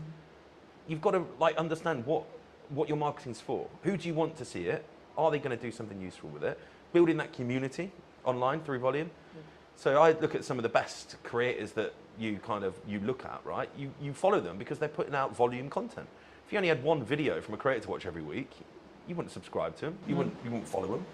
And consistency as well. If you follow someone and then all of a sudden for a week they haven't posted, you kind of forget about them, right? You switch off. If you're always ever present, now we get people unfollow us. That's fine. I don't worry about that. It's like sending out an email marketing, right? Without kind of jumping around too much. We do a lot of email marketing. I had one of the managers go, well, 300 people unsubscribed last week. It's like, yeah, out of 15,000. So that means that 14,700 are still reading my email, right? Am I bothered that 300 no longer want to interact? Or no, if it was 5,000, we might go, actually, was that email a bit missed? But it could have just landed at the wrong day. Could have been, it might have been they'd had 3 other restaurants email on the same day and they just had a mass free. You can't fixate on numbers when it comes to the social media aspect directly. You need to understand, are you busy? If you're doing an event on a Tuesday, Wednesday night, do people come to it? Because if they do, and that's your only marketing, and your marketing's working, right? Yeah. Obviously, when you start paying for it, we don't tend to do paid stuff if we don't need to. I'm not a fan for giving Meta and Zuckerberg money if I don't need to. I'm full. Why am I going to start paying for marketing? But I'm also aware that you can't just dwell on that. So there will be a point where I know, and I'm like, okay, we need to start doing some paid ads now. For here, it'll probably be August. August, I'll probably start hammering home some paid ads, ready to start picking up the September. My events we've spoke about, they'll start coming online. But right now, our organic marketing, showing people, look, garden's sunny today, there's people out here, come and join us, is working really, really well. I mean, I don't know my exact numbers on here, I probably should have known them before here, but I reckon we put 30 pieces out on our socials last week, roughly. So 3-4 a day, plus 60 or 70 on the stories. There have been 5 or 6 TikToks. We actually did one at the weekend that worked really well, the Jet 2 meme one, where it comes up with the Jet 2, book your holiday now. There's a couple of the staff in the cellar lying on top of the beer barrels where it's obviously 14 degrees, having a cocktail. And it just flew. Like, we got hundreds of thousands of views on that. And that's something that took, I think, 30 seconds, maybe a minute for them to film. And it's not advertising anything, but people are going to see that and go, oh, they've got a sense of humour. They're real people, right? We do a lot behind the scenes stuff, particularly with our kind of restaurants. We want to show prep. We want to put that out. If we've just had a beautiful piece of fish delivered, why would we not show someone what that looked like when it arrived, what we did to it, and now what it looks like when you get to eat it? Because I think it gives that authenticity. Now, if you weren't doing volume, you can do that. Because it looked really weird if I hadn't posted for 2 weeks and all of a sudden I got a tuna bit skinned. Like, what the hell? But people expect it from us because we're there all the time. But, oh yeah, old Mel posted, cool. What's that? Oh, they're prepping a fish. Yeah. It kind of it makes sense. Like, it's not sporadic. It's not random. It doesn't take people by surprise because that's not a good thing, right? No one wants to be surprised on social media. I think so many people, they don't. Well, I would say if I was going to go down the nuts and bolts of it, they don't optimize for the lurkers, right? Because the lurkers, the people who don't actually interact, the people who actually don't comment, the people who don't, etc. Like, oh, I got no likes on that. Oh, I got 2 likes on that, etc. But like, how many views did it get? How many impressions did it get? Yep. Actually, and then, as I say, like, what then is the knock-on effect to actually seeing your business, right? And you're seeing people come through the door talking about that post, talking about, oh, etc. It's about being human, especially in a world with like where AI is a thing, right? That people is concerned about. I mean, maybe it doesn't affect your industry as much, but do you feel that, like, are you using it? Like, firstly, are you using it if you're open to share, and then secondly, like, is it something which you were scared of, or was it actually, hold on, this is actually a supercharger for us? So I went to an event called EMC. Big shout out to Matt Wilson if he watches this. I'm sure he will. An incredible event. 500, 600 plus entrepreneurs that are all there because they are the owners of their business or senior team in their business, but they are the marketeer. They want to generate sales through social media or Google online digital marketing, right? And this was 2022, and there was a spiel on AI, and everyone in the room looked at each other and went, "Holy crap, this is real," right? 2022, the average Joe had no idea what AI was really. Artificial intelligence, yeah, cool. That's something that that's does nerd. that, That's right? a nerd thing. Yeah. ChatGPT was mentioned. I got on it pretty much within 3 months of that conversation. So I've been using ChatGPT when it was a bit rubbish. Now Every single one of my social media admins, every single one of my senior team has it on their phones with the pro version. Okay? Now, we write our posts, we put them into ChatGPT, and we tell them to optimize for our audience. So it knows our audience, it knows what we want to write like. So you end up with a post, if you really knew the marketing like we do, you can kind of tell, but the average person has no idea that's what we're doing because it feels personable. What we don't do is go, ChatGPT, write me a post to advertise Cider and Sausage Festival. We don't do that. We'll write into it. What it does is proofread. So you don't end up with posts going out with spelling mistakes. Can't get my words out today. Spelling mistakes. You don't get posts going out that aren't in the right context for the right platform. What we also do is we'll get it to do one for Instagram, one for Facebook. Very different. I don't think people understand that. The wording that goes on Instagram has very different impact to what goes on Facebook. On Instagram, you need big chunky headlines because many people don't read the blurbs on Instagram. It's, okay, what's that picture? What does that mean? Whereas Facebook, people get drawn in and they want longer form reading content. So you have to give more wordy stuff to it, less big headlines, because Facebook looks a bit spammy when you put big chunky headlines. That's something we get ChatGPT to do for us, right? Yeah. Costs, it's about £9 a month. It's not a lot of money when it does what it does for you. And it saves so much time. Now, AI in our industry at the minute, where it's gone the wrong way, I think, is AI food. Now, there is lots of restaurants, chefs that I know of, that they're posting amazing looking dishes and they're AI. Literally AI generated. And that's the scary part. I think we're going to get to a point where you turn up to a restaurant and you're going to think, oh wow, look at all this food. And it's nothing like what they're preparing because it's all generated by AI. Now that is scary for me because it's that good. But surely that would be a disconnect from the authenticity side of it. It will, right? but Like, it will drag if people I see in. someone on social and I see this dish, and then when I sit here, maybe actually literally here, I'm like, hold on, that doesn't match. Yeah. You know, like is that because would that be the, or do you think it's going to get so good that actually people, by the time they've sat down, they're like, shit, I'm kind of in now. Already, I know it's getting that good. Now, visually, you can't tell, but if you save it and throw it back through ChatGPT and say, is this AI? It will say yes. Yeah. So you know it's AI, but it doesn't look like it's AI. It's that good. It looks like a really good dish of food. There's one particular chef, and I think his last 70 posts, 50 of them have been AI. But it's like really deceiving almost. I mean, video AI, let's not get started on that. I think that's very scary. I'm sure at some point I'm going to be able to CGI Channing Tatum walking through my front door, taking his top off, having a cocktail at the bar, and people will think he's actually at my bar, right? I think that's the scary part, where the authenticity is going to lie with that. You're almost going to be able to, if you got really good at it, simulate a fake restaurant where celebrities hang out and none of them have ever been there. And you know what celebrities do when you put their name to restaurants? It's interesting how it's going to play out. I'm sure some of the big boys have already started doing similar things. I mean, there's a lot of talk in the marketing space about like what AI influencers was kind of what you were hinting at potentially. You know, these are completely artificially generated people that are developing an audience, right?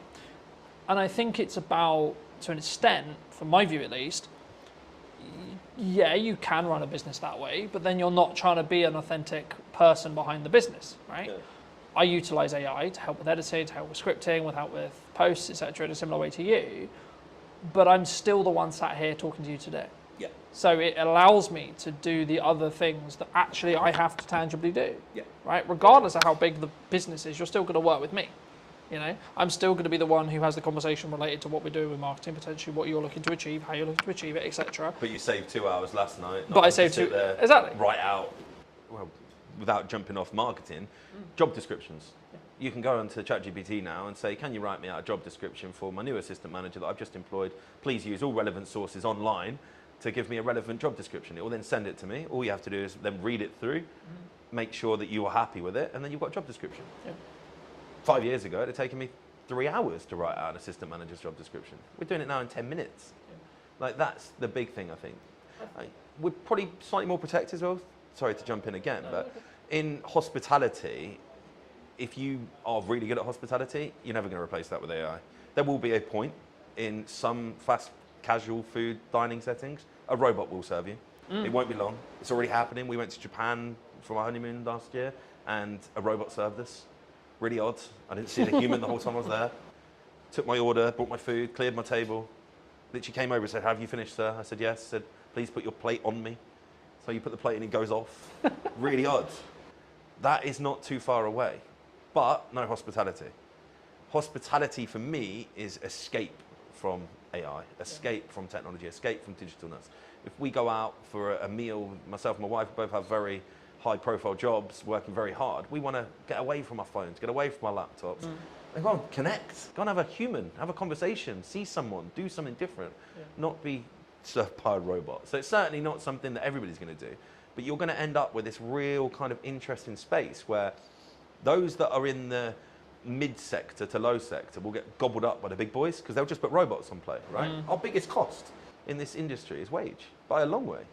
5-6% more than what we spend on food and drink is spent on a wage on a weekly basis. Yeah. So if I could have loads of robots running around and I felt it wouldn't affect my business, then of course I'm going to do that. I spend 10 grand on a robot. It never phones in sick. Never tells me he's got a hangover. Never tells me he can't come to work today because his child's had to come off school, right? That's going to have a big benefit for some of the big boys. But then that's going to leave a really interesting space for people like ourselves that will never go down that route to be the personal touch to the industry and really have that as kind of a hyper differentiation to the main kind of norm is actually, I don't want to be served by a robot today. Let's go to the old mill and we're going to have a human service. And I think that's only 5 years away. I know it sounds pretty Crazy futuristic. concept, a human carries on I its think 5 years away, your big chain fast food places, maybe not the full service, but I imagine the food will be brought out. I imagine the tables will be cleared by them. It will be kind of a little system running around with little lines on the floor and all the tables will be symmetrically placed in square grids and there'll just be robots running up and down and you'll probably have a few humans to oversee and maybe say thank you when you leave. And that's scary. But I don't think it's the same environment though, as you were mentioning. I think it's it's horses for courses, you know. It's one is efficiency for efficiency's sake, and it's kind of the cheap and maybe the middle potentially. It blends in when it becomes really efficient, right? But if you're still the experience, the entertainment, a lot more reasons than just necessarily the dining. Of course, the dining, but also then the extra stuff that we've already discussed in this episode alone. Then you're still going to be there. You know, you're still going to be the reason why someone comes through the door for that, because they want to hear how X member of staff has got on, because when they were last in, they talked about the fact they were actually studying on the side to do whatever it ends up being, those micro stories, those people connection stories. And I think AI is an accelerator if you choose how to use it, but it shouldn't be replacing you. I think you should use it in the same way you would sharpen a knife before you use it to cut, right? Yeah. In the same way you should train AI to do the jobs that would be grunt, would be, I can edit this podcast in a third of the time now because of AI. I press one button, it does most of the transitions for me. I need to check it, just double check it, I need to do that nuance, but the bulk of it can be done with one click. And I think that's the opportunity, right? A lot of people in my industry are pushing back against it, go, I'm not going to do that. But why? That's the question I'd ask them. Why? What are you scared of? Yeah. Because if you're not doing it, you're going to be left behind. And I think we've touched on the fact that we're kind of going to separate ourselves in the higher space where personal touch is going to be so important, but we can also charge the price that allows us to afford keeping the team on. Where the restaurants are going to struggle is where they step back from, I don't want to use robots, but then everybody else that starts using them will be able to then reduce their price point or not have to put their prices up. You're going to have people stuck in the same sector as the robots, doing the same food with the same ambience, the same everything else, but they can't get the price up to the level because they look expensive comparative to sounds crazy saying it, the robot restaurants, right? I think that's something that I would be very worried about if we didn't think ahead. Like we were talking about this 5 years ago. I actually had the very conversation with our kind of POS software provider. I wanted it to be as intuitive as possible because I don't want my team to have to be taken away from serving customers. But also I think it gives you that focus, right? Like if you know you've got those processes that are being optimized by AI for your socials, etc., that you can then focus on, okay, all right, we're talking to Johnny today. I can focus on what I need to do for the prep. I can use ChatGPT to help me with the prep, but then I can just solely focus on this. So it gets the technology out of the way in some ways. So my job specifically, it gets the technology out of the way. In the same way with you, there'll be elements with your team where technology can help when it comes to taking orders, etc., etc., etc. I can see a world where a human still serves you, but they're wearing a microphone that can capture the order request, and then it can go to the kitchen instantly, right? Rather than, and then maybe I'm being pedantic, right? But it saves that 20-second walk, and then the person can focus on actually oh, how are you? You know, that customer service element, and not worried about what would you like, sir? Yeah. You know? And they can focus on the recommendation of the wine. They can so on, because they're not thinking, oh my god, I've got to remember this thing from the start of the conversation, back to when I go to the kitchen to tell the team what to actually create. You know? And it removes human errors. Yeah. Unfortunately, whether you want to admit it or not, AI makes less mistakes than humans, right? And again, without jumping around, there's a reason why they're looking at AI doctors, right? Because they're going to have information on the medical science in the world, and every doctor that's ever made a thesis on anything is going to be available like that to AI. The best doctor in the world can't do that. And I think that's, you've got to embrace it. Can't be scared of it, because you'll just get left behind, because it's happening. Yeah. I mean, I don't want to go too deep, but when the www boom came in the early 90s, everyone, no, it'll never happen, it'll never happen, it'll never happen. That was a slow process, because everyone had to go out and buy computers, you had to have internet, you had to have all of that, right?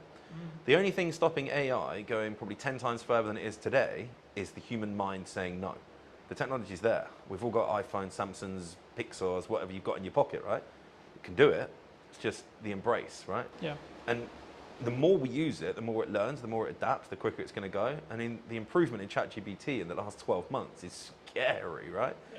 And I think, especially in the leading kind of industries, you're going to see a big shift to AI being the only thing they do.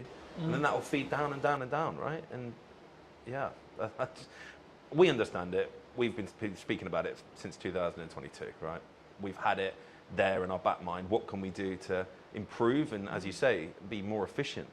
QR code ordering is something that we use a lot of, because it brings back the time. Yeah. If someone's sat in the garden, gets their time back, they don't have to go and stand at the bar and queue. They just order on the QR code, comes onto the till, it's printed, it's paid for, we can take it out to you. Yeah. That saves so much time, right? But also in then, you're actually creating a better customer experience, which determines they're more likely to come back, which determines they're more likely to enjoy their time. Yeah, so of course, when it works, right? That's the key factor, is you've got to make it intuitive, you've got to make it seamless, you've got to make it easy to use, not friction. It should feel like you're doing them a favour, not the other way around. And I think that is how you frame it. Guys, we're using technology because your life's going to be more enjoyable, you're going to have a better experience, not we're lazy, we can't be bothered to serve you. Because it's not that. Like, it's just, I think using it to your advantage. I mean, your editing software for your videos, I think it's the prime point there, right? Yeah. Is your video any better now because you use it? Probably not. You can probably do it the same, right? But you've done it in a third of the time. Yeah. So now you can do 3 times the work, right? Yeah. You can edit 3 videos in the same period. Yeah, exactly. You know, I'm not in a position where it's a choice of I can do this or this. I can now do this, this, and this, because each section takes less time.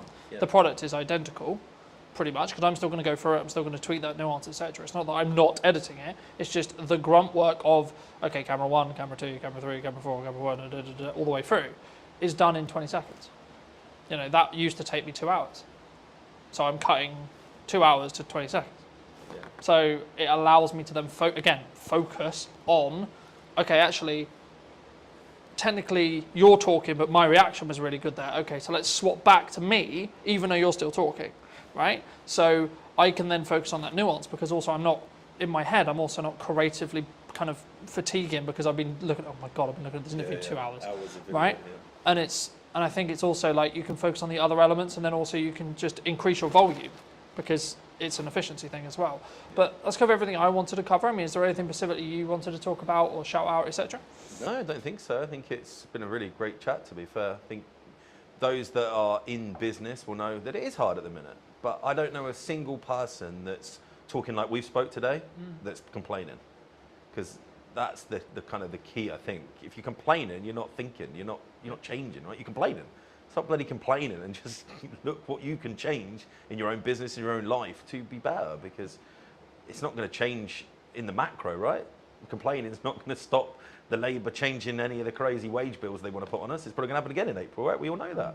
But we're already factoring that in. We're like, okay, what can we do different in 12 months? What can we do different in 6 months, 3 months, 2 months? Not, oh, it's happened. What am I going to do now? Because it's just too late then, right?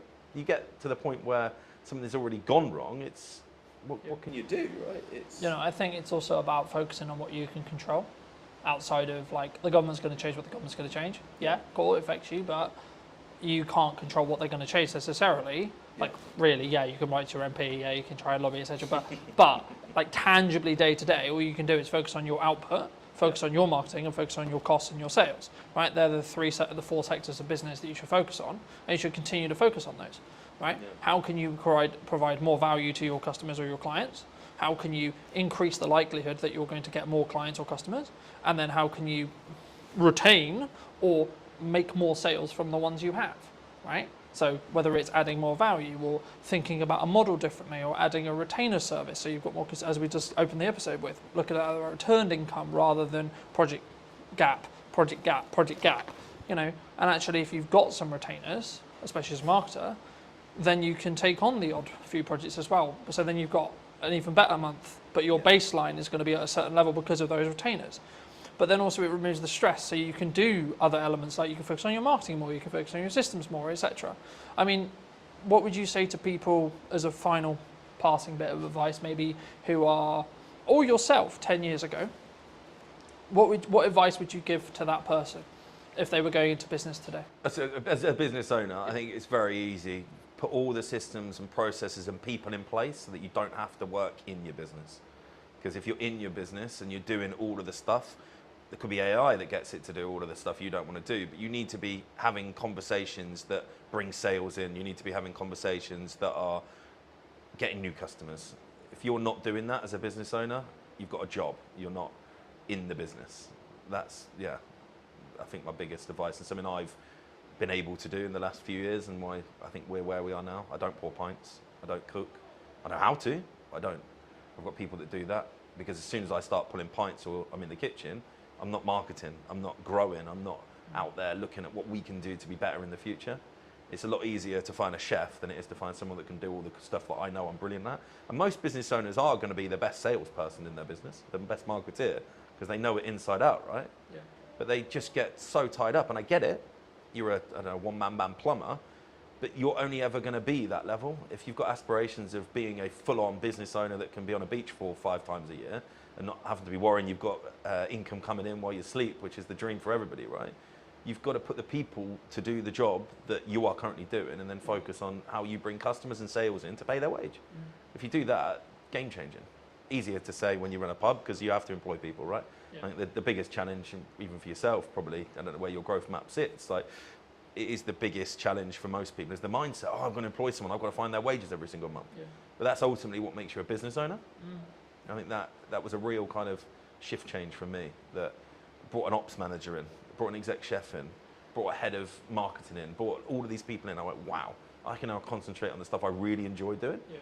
I'm not having to sit there and get like fixated on the pot washer didn't turn up on Tuesday night. Although it is my problem, ultimately it's not my problem. You need to make it someone else's problem, those little minute details. But then again, it's that focus, right? It comes back to that focus. And I think you have to build financial stability within yourself in answer to what my growth plan is. Build financial stability for me, then scale it to the point where it has financial stability for someone else and 2 other people. Yeah. And then look at, okay, how can I allocate those resources to potentially replace me in this role, and this role, so then I can then open up to do 4 podcasts a week, 6 podcasts a week, whatever it ends up being, because the only thing I will never be able to outsource is me sat here today. Correct. I can get 2 camera operators in today to run the cameras. That's not what's happening, but I could have done, right? Yeah. That would have cost me something. Cool. But then I don't even have to think about, is the camera recording, etc., etc. Yeah. But then I can focus on our interview, right? So it's about removing those hats when you can, but building them, in my view, especially as a creative industry that's very this and always been this, and it's been very you're always very fortunate and should be very grateful to be able to work in the creative industry as a full-time career. It's not a obligation or a thing you can do. And I remember a YouTube video saying, for a long time, especially during COVID, when there was a really strong boom and there was lots of creative work going, everyone was very entitled about being, oh, I'm a creative and I do this and they do all the pay my day rate, whatever it was. But followers on TikTok. yeah, but now it's actually, I'm grateful to be able to do this for a living, and it's a privilege to be able to do so, not necessarily a thing that is likely, in that respect. Or if you could only do it part-time, okay, cool, be great if you could do it part-time, or etc. And I think it's about your work ethic. It's about how do you control those levers regarding sales. Actually, when you make money, how much do you keep and then hold on to, so you have that financial safety net. So if you are project to project, do you have enough to cover 2 months, 3 months, 4 months, 6 months, 12 months, etc. And then once you've got that, then you can develop another financial pot equivalent to go, okay, cool, I can now outsource for 3 months, 4 months, 5 months, 6 months, 12 months, etc. And then you can then say, okay, well, how's best to spend that money to get strong ROI, strong marketing, and what's your timeline on that? You know, that's just my view. But thank you so much for coming. I mean, if people who don't know, what do you want to shout out? What do you want to link to? I think if you haven't been to the go? mill and you're local to Salisbury, it'd be great to see you down here, see what we've done. And yeah, it's been a pleasure. Thank you so much. And if you did enjoy this episode and you would like to see more like it, then make sure to be subscribed. Obviously, if you're looking to potentially up what you're doing with content, I would love to hear from you. I'll leave my information somewhere around this video, and I'll see you very, very soon. The reason a podcast is valuable is the trust building element to it. I don't think any other format builds trust in the same way that a podcast does. Sometimes done is better than perfect if it's a barrier. Talking to people about their own personal relationship with money. How do you break that down? You will know this better than anyone. You need a hook to get people in. It's not glamorified. It's not you put out a video, it got 1 million hits, and then you get 20 phone calls. Right? Absolutely not. No one's calling me at this stage. Definitely not. The super niche stuff is a super niche audience. What content can you create on a consistent schedule? So now I'm like, how can I best spend today? And how can I be as efficient as I can? Hello, my friends. I hope you're well. I hope you had a good day, evening, or night. Today we're talking to John all about podcasting. Hi, John. How are you? Yeah, good. Thanks. Yourself? Yes, super well. We were fortunate enough to meet through James, whose space we're in today. Studio man. And I was debating about how to start this because I think sometimes like podcasting can be a really challenging thing, right? And I think for me, firstly, I mean, I guess why should someone actually have a show like this as a whole? But then because I think there's a psychology kind of hurdle in the respect of creating content, but especially in a podcast environment. But also then like, what is the ROI, I guess? Yeah. Would you say? I think it's the format dictates that more than anything else. Mm-hmm. So the reason a podcast is valuable is the trust building element to it. I don't think any other format builds trust in the same way that a podcast does. For a couple of reasons. First of all, you are sort of having a long form chat. So you can go into subjects way deeper than you can in other stuff. Sometimes even videos and documentaries and stuff. If you're watching a documentary, there's kind of like a point at which you need it to move on. With a podcast, you could sort of effectively ask questions forever. And if it's good content, it keeps going. Do you think it's the first or easiest step into content creation, would you say? I think audio only, yes. Simply because of the barrier that is video in terms of skills and everything. And you've got to think about camera setups and everything like that. Whereas if you do audio only, so easy to get a mic, so easy to talk to someone online, virtual on a video call. That's so accessible that actually, it's quite an easy first step into it, I'd say. Do you think you're limiting like yourself though? Because I don't know whether like I question audio only, unless obviously you're on the platform, but when you're looking at maybe social posts like LinkedIn or Instagram or Facebook, is there an audience, would you say, for audio only still? Yeah, definitely. Because I think the thing in terms of marketing, like you say, and promoting the show, without video nowadays, it's hard to get it out there, definitely. But a lot of people, myself included, view the podcasting format as something you listen to while you're doing other stuff, while you're hoovering, while you're driving, that kind of thing. Yeah. So I think it's definitely still there, and I don't think that's going away. Would you say then it's more of a step by step? So someone could start audio, and then where's step 2? I think so. Yeah, I think so because,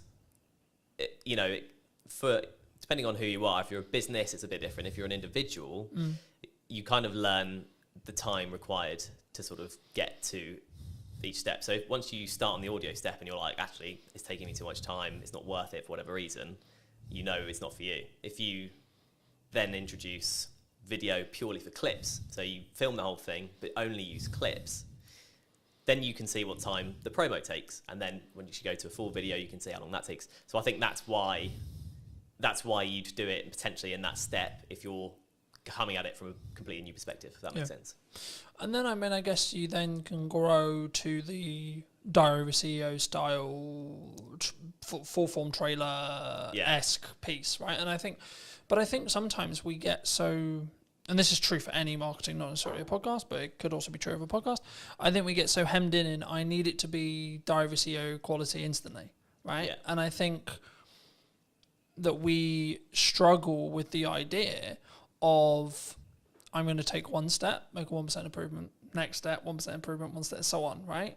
And I think for me, especially with what I've done with marketing, it's always been right, so this is the results I've got previously from this output. Okay, but what happens if I double the output, right? And it's constantly that testing period. I mean, in your experience with podcasting, how would you recommend people, or how would you look at like working with a client, because I know that's some of the work you do, to actually help them actually work out, should they have a podcast, but then secondly, like, what are the nuts and bolts of their podcast in regards to topics and like theme and etc. And or does that matter now? Yeah, so I think in terms of the sort of nuts and bolts, you kind of have to have the reason why you're doing it first, then you go into the nuts and bolts. So like I said at the start, the reason why is the building trust element.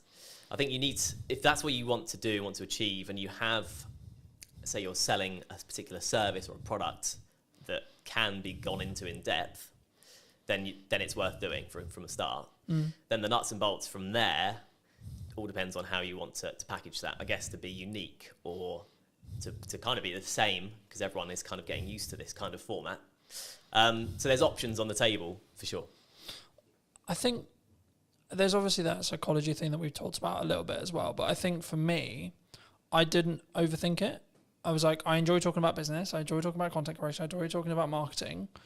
And yeah, I've evolved it, and yeah, it sort of changed, and depending on like the guests, will kind of tailor the conversation slightly.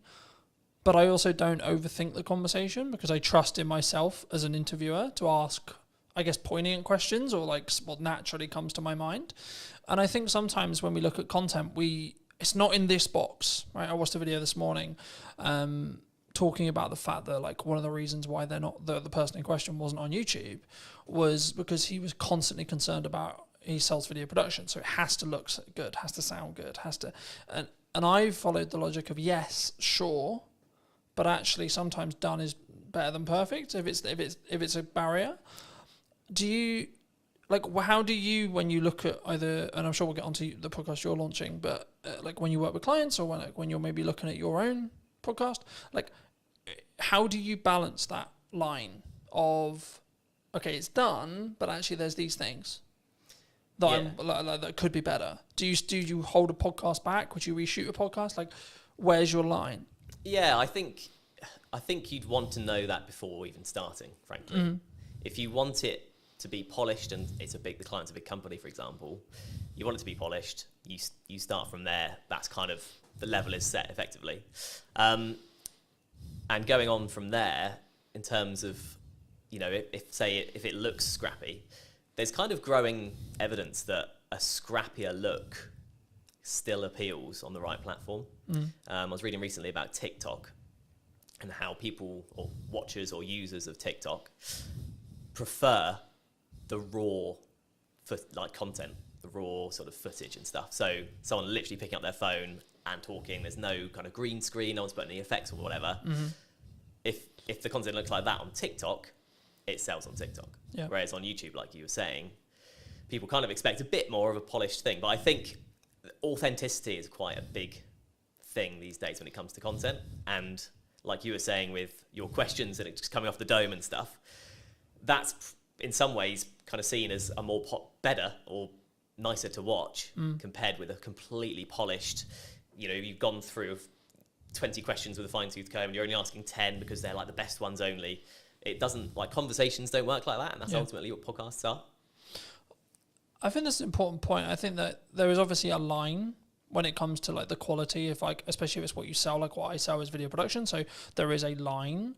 But I also think that there's an opportunity cost of refilming a conversation that isn't the first one, for example, right? So to give you some context, last week or so, I filmed a podcast with my mum, and that post, me announcing the fact I did it, did really well, which kind of doesn't surprise me to an extent. It doesn't, but there's actually a tech like challenge with that podcast because one of the cameras isn't in focus. So my camera isn't in focus. So I was in a position last week, and I think I pretty much made the decision I'm just going to work around it.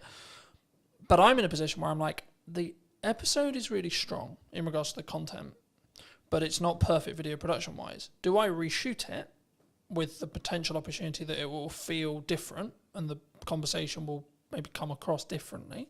Or do I work around the fact I've got multiple cameras and I fix it that way? Or do I just go with, okay, it's out of focus. It's not far out of focus. It's maybe an inch, like a tiny amount. But is that an approach some people should take? Do you think they should get like out of the way of the content sometimes? Because I could really sit here and like lose my shit over the fact that one angle's out of focus, but it is what it is. Yeah. I think the content is what matters most. I think if you try to reshoot it, it's never getting anywhere near the same, especially if it was a good episode. Yeah. And it's your mum, right? So it's personal to you, and it's like an emotional element to it. Yeah. And I know what you mean. You're coming at it kind of from like an editor's perspective, and it's just going to annoy you forever. But the average watcher probably won't bother them that much. Yeah. I'd say. So actually, if the content's really good, I guess like you say, you could in theory refilm your bits of like. You could pretend you're there again. Yeah. But unless you're a particularly good actor, it's it's not gonna work. Yeah. So I would say no. I'd say take the hit on the Because slightly also, blurry but I image. also look at it from a perspective, from my point of view at least, by saying, okay, well, in the grand scheme of all the episodes I've got in production, that's one episode out of 20, right? Like this week, I think I'm filming like 9 or 10, right? Total. And I think for me, it's like the action will always outweigh that, and maybe that one with my mum isn't perfect from a production point of view, but the conversation, the content's really powerful. Yeah. So I think that's the thing people need to focus on. I think that's when, especially when they start, I think they get in the way. Like they get in their way sometimes, and they're constantly like, it needs to be £40,000 of production. It needs to be this, and I only use 45 because Stephen Bartlett's known for like what he did with Direct Every CEO and like how he then scaled that to the point he did. But I think we don't look at the journey sometimes that Stephen went on specifically. If we're going to use him as an example, anyone with a big podcast, we don't look at the micro testing that happened through the journey to then get to the point where they're at today. I mean, have you confirmed like where you are with the podcast? Like, where's your podcast? So yeah, yet to officially launch, but all the stuff's going on in the background basically at this point. I've got first bunch of guests booked, got the studio booked, and in terms of the background work, in terms of questions and what I'm thinking, masking and how I want it to look, that's all sort of down in my head. Yeah. So it's I've got to start it now. I've got the dates booked in, so it's just a case of starting when it starts. Happy days. That's super exciting. I mean, for people who may be interested, I mean, how did you come up with the idea? What is the idea? Like, what are you going to be talking about? Like, where's that? And I think it's really important to also highlight, and something I try to do is like collaborate with other people rather than, because some maybe will be watching this and go, but Colin, that could be like technically you're a competitor in some ways, right? Yeah. But I'm like, no, actually, because I think we can both work together to actually create a better show as a whole, right? And lean into each other's skills where it makes sense. But I mean, just to reiterate the question, I mean, where, what, and how is your podcast going to be about? Yeah, so it's called How Do You Money? And that's the idea. That's the sort of opening question somewhat. So it doesn't actually make grammatical sense, obviously. But I think most people can get from that. It's talking to people about their own personal relationship with money. Strictly not an advice show, because I'm not an expert with money. And it's purely human interest. So I'm talking to people about their money habits. Things like how often do they check their banking app? Mm-hmm. When you ask people these questions in day-to-day conversation, it's amazing how different the answers are. How people in relationships deal with money between them. Everyone does it differently. And so like the crux is that twofold. First of all, in the UK, we're just not taught what to do with money in school. College, university, whatever. Do you think we should? Yes, absolutely. That should be in school? Absolutely, yeah. Because it's a fundamental life skill. As you know, we had a short conversation about money at the start. Yeah, absolutely. So yeah, I think it definitely should be. But at the moment it's not, right? And so I think as a result, two things happen. Number one, everyone makes up their own way. Second of all, people are too scared to talk about it because there's no official like guidelines. Do you think from the start? Do you think that's an insecurity?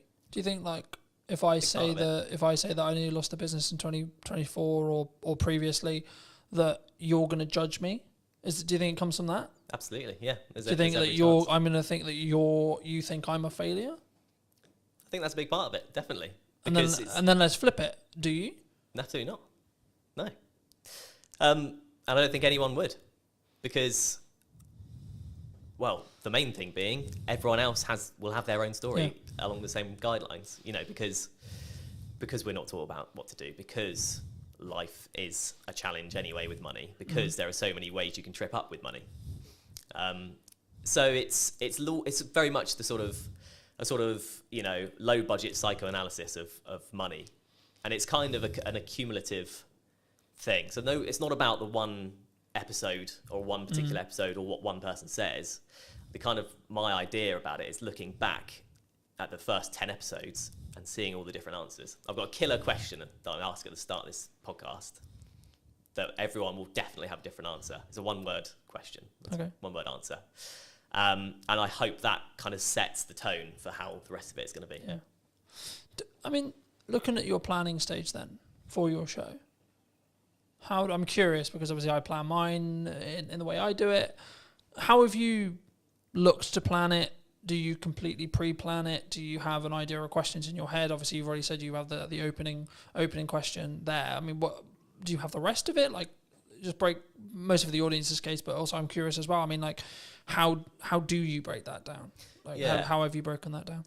So I have kind of set it into 3 or 4 kind of different sets of questions that relate to specific things. So like I'll have 4 main topics, let's say, and then questions that come underneath that. One of my sections is clickbait questions.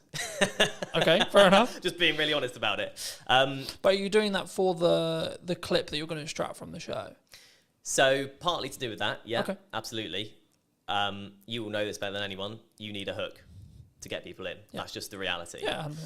But as well as that, those questions often come up with the best answers. There's a reason they're clickbait questions, because they're the big questions. But it can't just be all of that, because it's like me going to you, what's the biggest mistake you've ever made with money? What's the best thing you've ever done with money? What's the worst problem you've ever got? Do you know what I mean? It doesn't, that's not a podcast. It doesn't work as a format in any interview or anything. So that's one section, for example. But in terms of the process, I just thought of the questions based on normal conversations with people. And then I've sort of categorized them, you know, chopped a few out. Yeah. The clickbait thing was only a recent idea, really, so I've added some of those in. And yeah, in terms of a format, it's conversational, right? So I don't have to hit every question.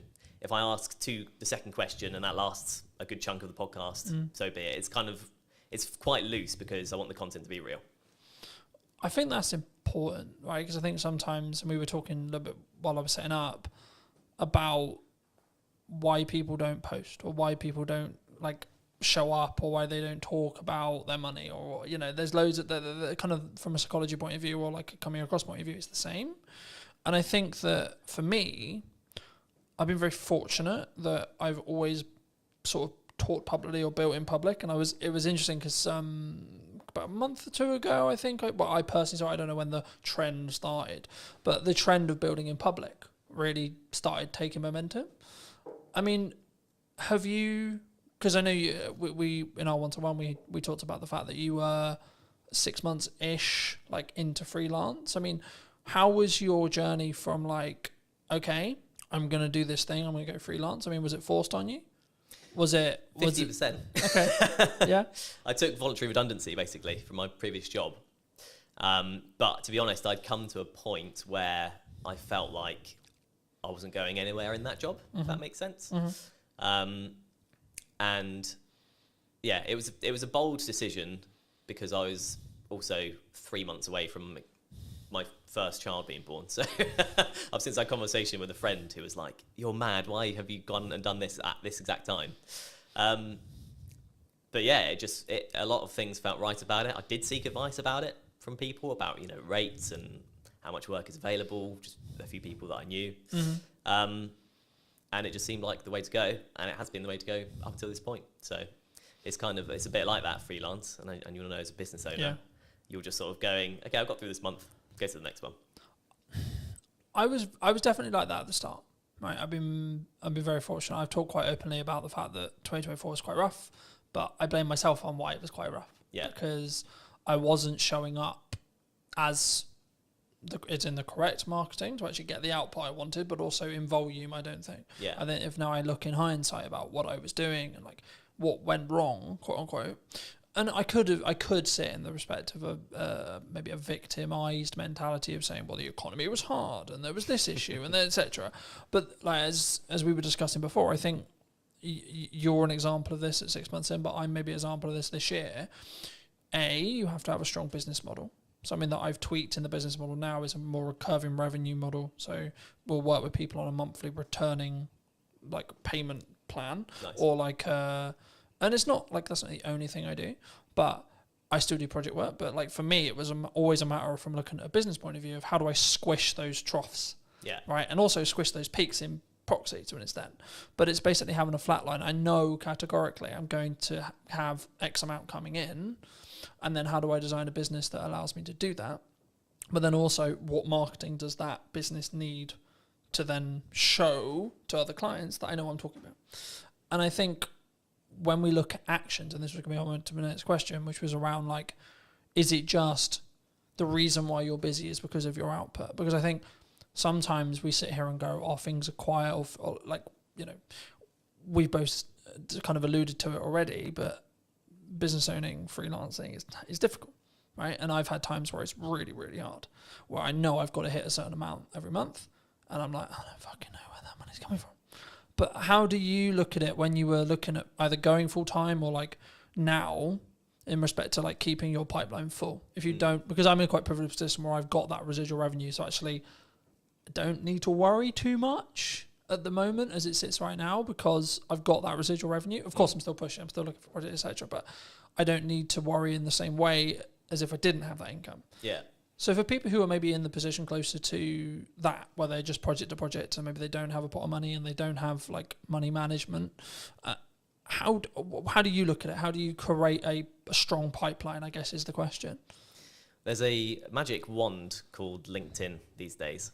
And it basically, I just utilize that. So you can find companies that do what you do, or companies that you want to work for in a freelance capacity. Then there's a tab that says people, and you can directly speak to the people at these businesses that you want to work at. That's all I've done. And the first 6 months, I'm thinking about 10 months in now, but the first 6 months for me, 100% of the work I got was through LinkedIn. Okay. So. And was that through what I would call in the trenches, hand-to-hand DMing?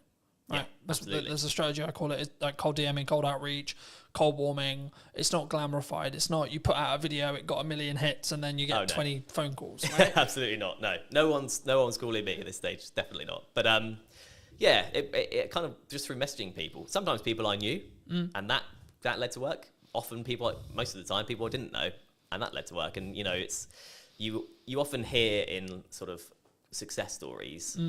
It's like a lucky break or a sort of lucky thing. And I kind of did have that with my first job. But it was because I made that approach and I said, oh, hi, you do these kind of podcasts. I've done these for this number of years. I'd love to do more. At that time, they happened to need someone because they wanted to do something new. Yeah. And I got the work because of that. And it's one of those things, isn't it? I think the quote is, luck is where time and preparation. Preparation meets opportunity. That's it. Preparation meets opportunity is luck. That's all the luck is. Yeah. You're prepared for an opportunity to come, and then you continue to keep yourself prepared and keep yourself ready. Like we're recording this just before, about a week and a half before the kids break up for school, right? A lot of people in business look at that as, oh Christ, everything's going to go quiet.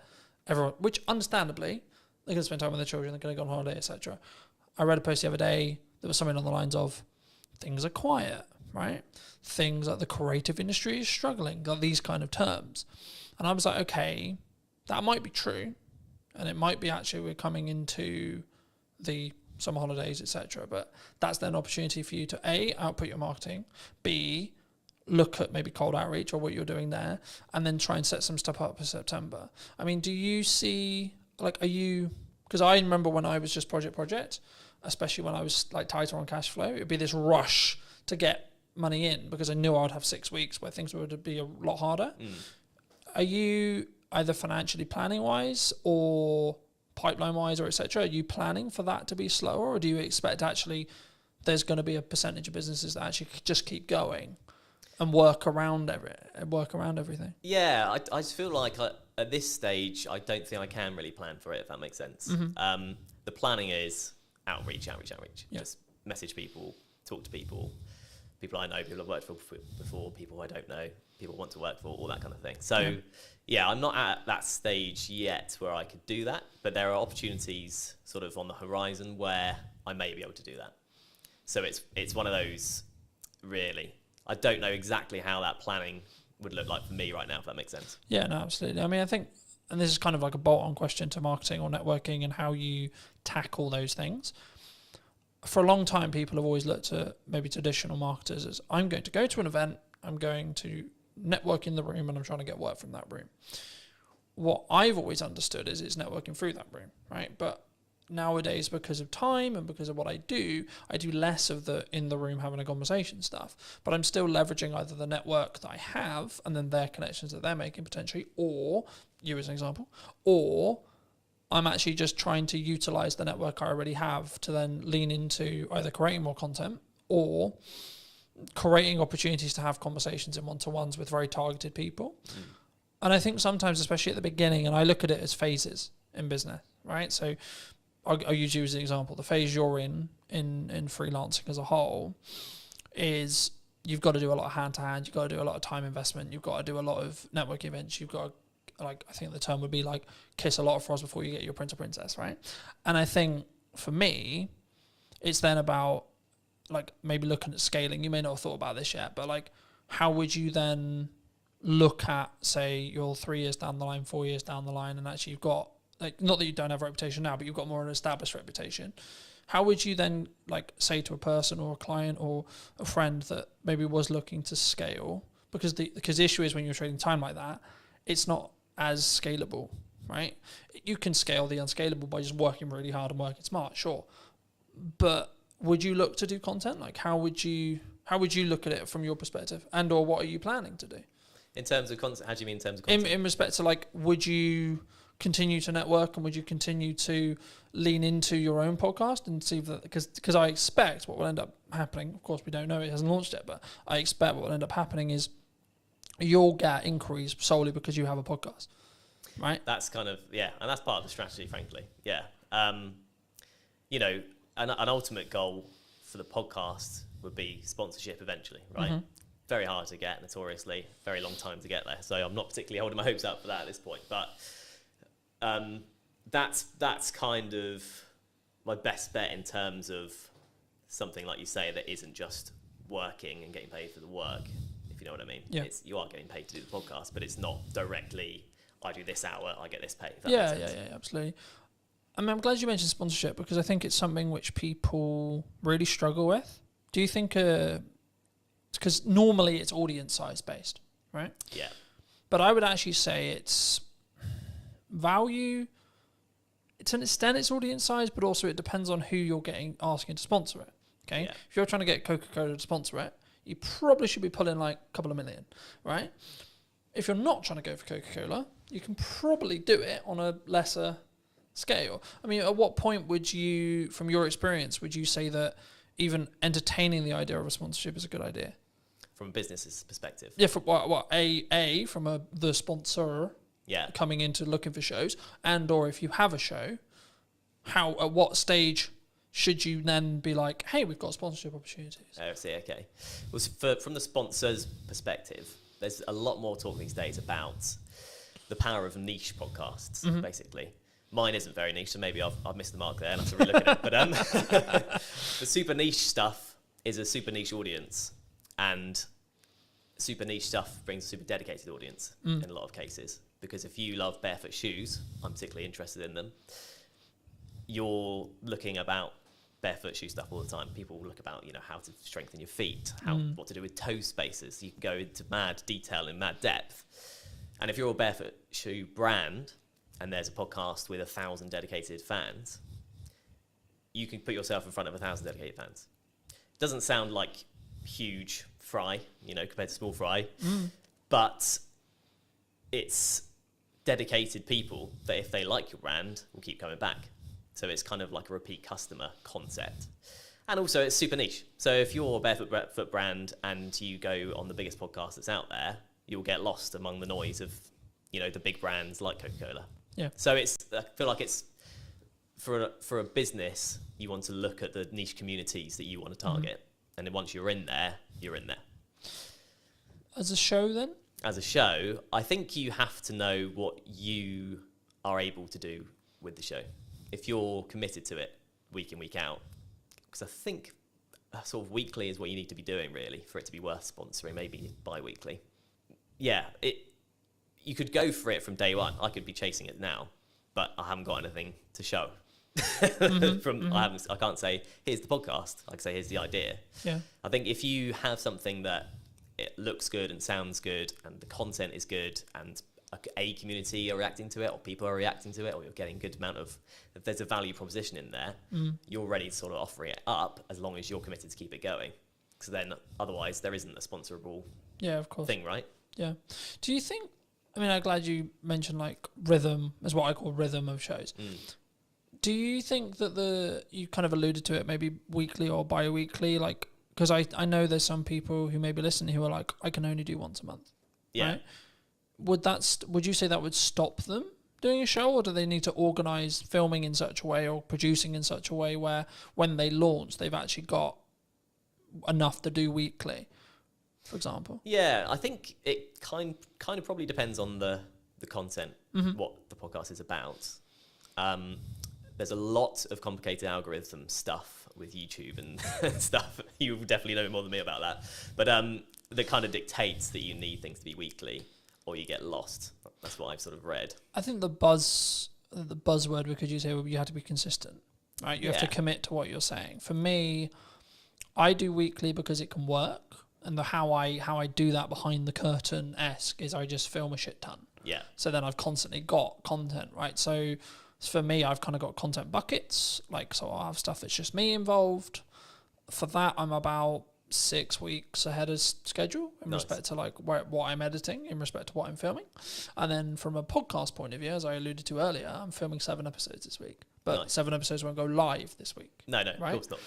In the first week, when I relaunched the show, 7 episodes, like close to 7 episodes did go live, but that was a deliberate marketing plan that was, we're going to push the podcast really hard.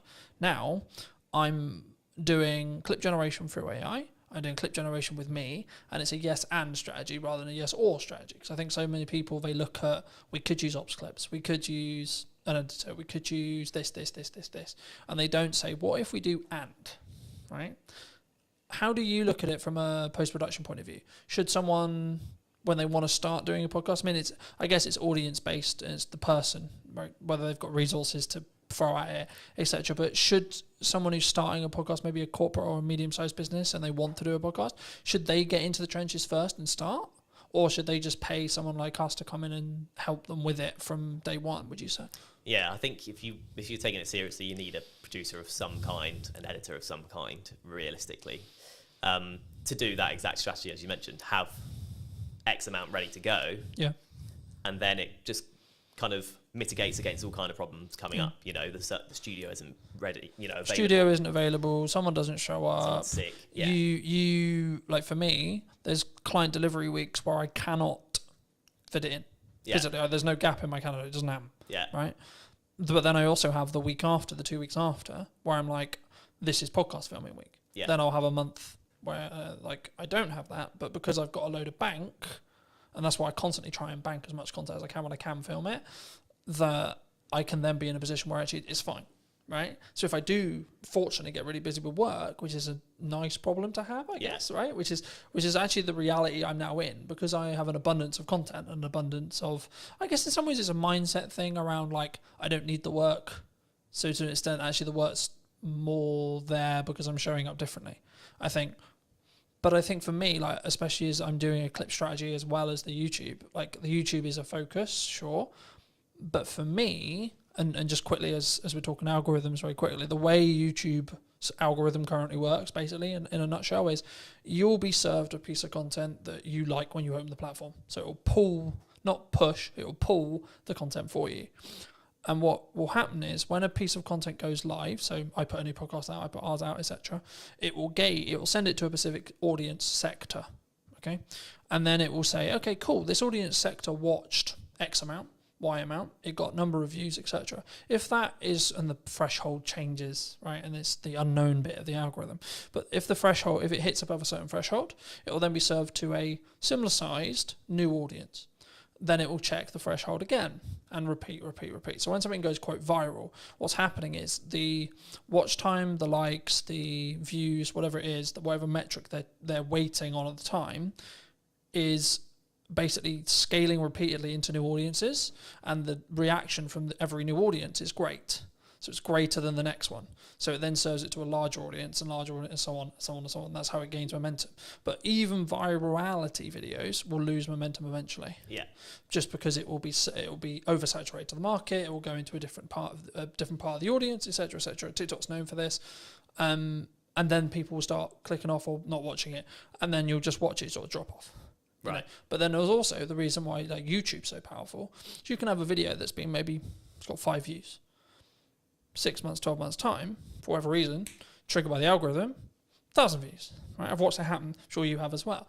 And I think for me, it's not necessarily about looking at what the algorithm is rewarding or isn't rewarding. It's more about what content can you create on a consistent schedule that you're passionate about, that you can speak from, that puts you in a position to put your best foot forward.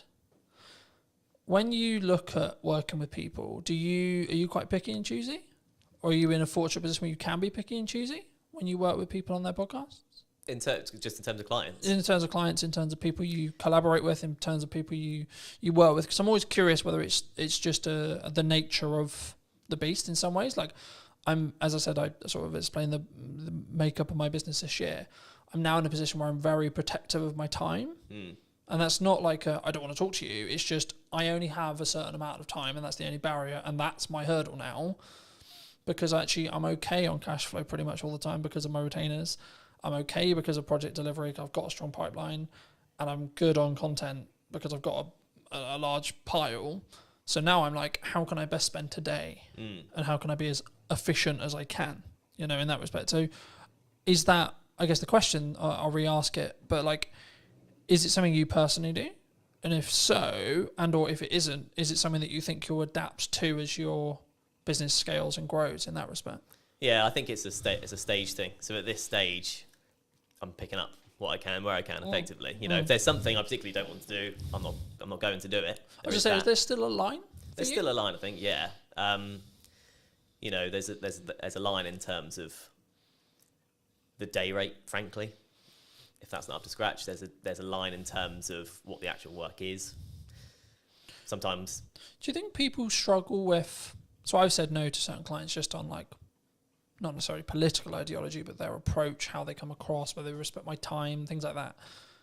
And I think people, they sometimes worry, what if I say no? What if there's, like, do you think that's it comes from I'm aware that I'm overusing the word insecurity, but I can't think of another way to describe it. Is it an insecurity of like, there isn't going to be more work down the road for me? Yeah, well, it's the biggest insecurity, isn't it? Because money is security these days, really. Yeah. Yeah, absolutely it is. I think in terms of people saying yes to literally everything. Yeah, I think you're picky and choosy when you can be, probably, frankly. If you go, the last couple of months are fine, I could do nothing for the next 2 months and be fine. Then you are very picky and choosy. Yeah. When you've had a barren 2 months, you're more likely to be like, I'll just take it. I also think it's a perspective of obviously synergize with the client. Can you add value? But also, like, even when you have an abundance of money or you're in a strong position with money, it might also be actually my goal is to hit this amount, right? And this project might not be ideal, but it pushes me closer to that goal so I can hit it sooner as well. And I think I'm in two minds about it. Part, like, because I'm a big advocate for you should say no, But also I'm a big advocate to get off your ego, get off your high horse. You still need to be in the trenches. Just because things are good right now, they're only good because you make them good for 6 months' time, etc. Right? And that's why I'm focusing on content. That's why I'm focusing on how I show up. That's why I'm focusing on constantly personally developing me, so that actually in 6 months' time, things can be even better than they are, rather than, oh, I had a really good 25 for the first half, you know? Do you think people sometimes just want the instant, though? Oh, as a question, like, because we're very social media orientated in that respect. Do you think it's purely around short-term validation, short-term money, short-term deal, short-term this? I guess, yeah, to an extent. I mean, it's like if you're in a situation where I need money now, everything else will go out the window for some people, you know, depending on your circumstances. You know, this is the crux of it, is it depends on your circumstances. If you're comfortable for a while, then you'll be fine. Otherwise, probably you will just snap up the short-term things. But I think, in terms of what you're saying, I think, of course, it's nuanced, right? Because it's like, if my back's against the wall, then I need to go and do what I call hand-to-hand outreach, right? Which is I need to come up with an offer and I need to go to my network and I need to sell it and I need to sell it quick. Yeah. Right. But if I'm not in that position, I can then take my foot off that. You know, I can step back and I can say, okay, actually, let's play the mid to long game now. Yeah. And that's what I try to do in my content all the time. It's not direct sales. It's not this. It's actually, hey, have you thought about doing this? Hey, da, da, da.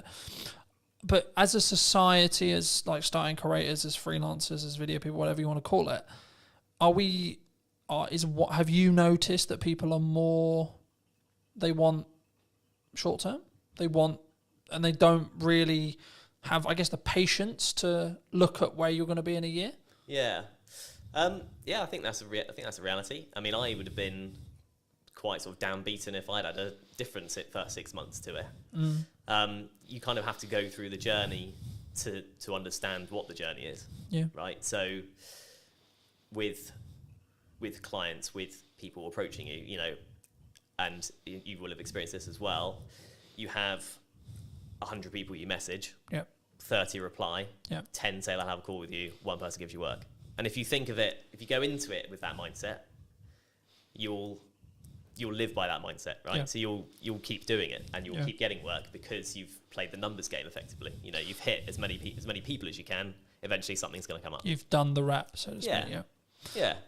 I was going to ask you, it was about speed of delivery, speed of output, speed of execution. Do you think that's maybe a nature of why someone's more successful than someone who's, I'll do that tomorrow, from a mindset point of view?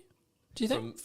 So I'll give you an example. Like for me, when I came up with the idea to relaunch the podcast in the format that it was, so on location, in person, and or remote, and then within a week I had filmed 3 episodes of the idea. Within 4 or 5 days, the first one was out. Because I didn't let myself get into that will be on the to-do list for next year. That'll be on to-do list for next summer. That'll be on the to-do list for 3 months' time. Because I knew I'm only going to get the results. I'm only going to start getting the data if I start outputting. Yeah. Right? And now it's becoming actually a core part of the marketing strategy for the next 6 months to a year.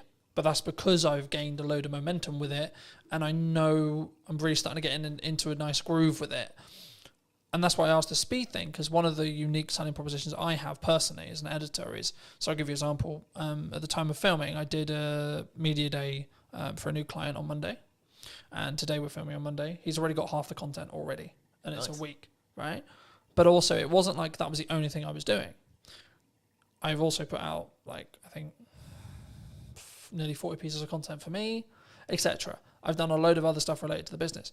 So for me, one of my unique selling propositions, or one of the things I do, is I work really smart and really hard consistently with no result, plan no result. But for me, from what clients have told me, one of the reasons why they continue to work with me is the speed. Yeah. Right? One of the things that comes up in conversation all the time, and James mentioned it a couple of weeks ago when I came to do 2 more podcasts, he was like, your speed's ridiculous.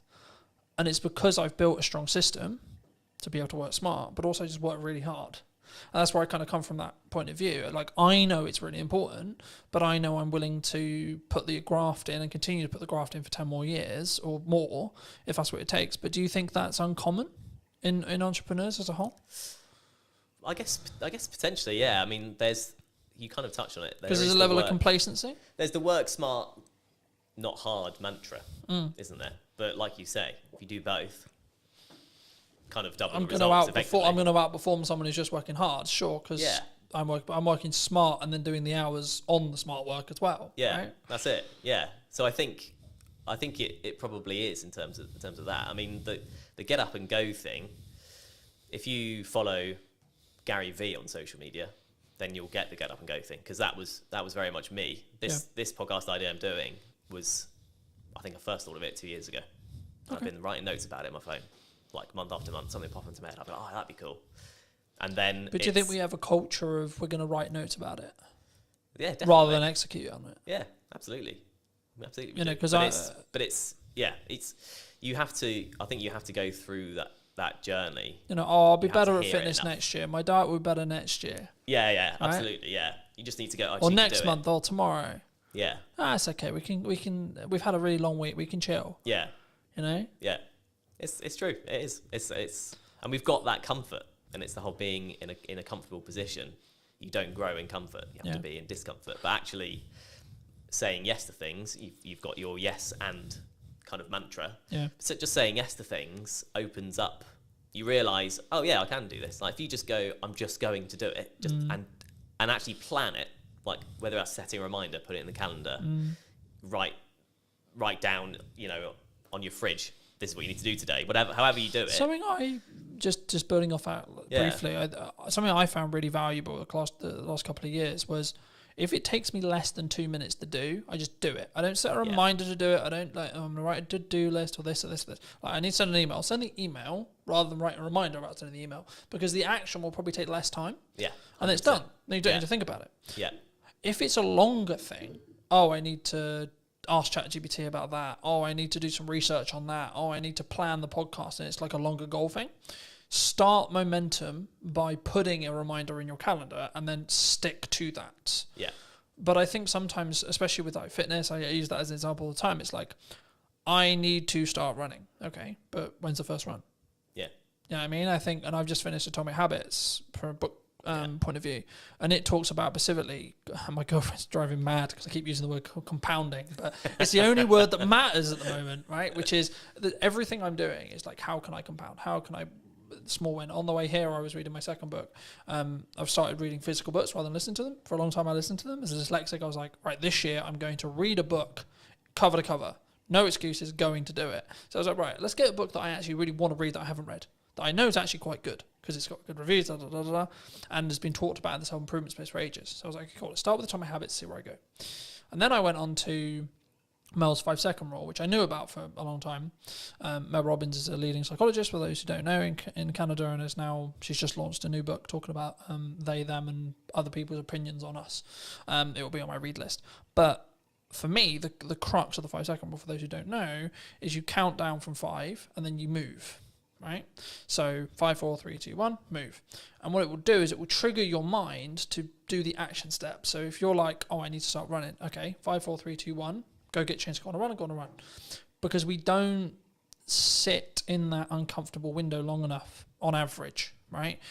I'm really embarrassed because I'm not good enough at health and I can only last 2 minutes of running. Okay. But then the next day do 2 minutes and 10. Next day do 2 minutes and 30, etc. And I think once we start building the compounding, right, is when the snowball effect will continue to roll. I mean, do you think is that what you've used to get to this point, do you think? To a point, yeah. I mean, the Atomic Habits, my favourite quote from that is, every choice you make is a vote for the person you want to be. Yeah. And once you tie it to your identity in that way, there is a bit of a mental switch.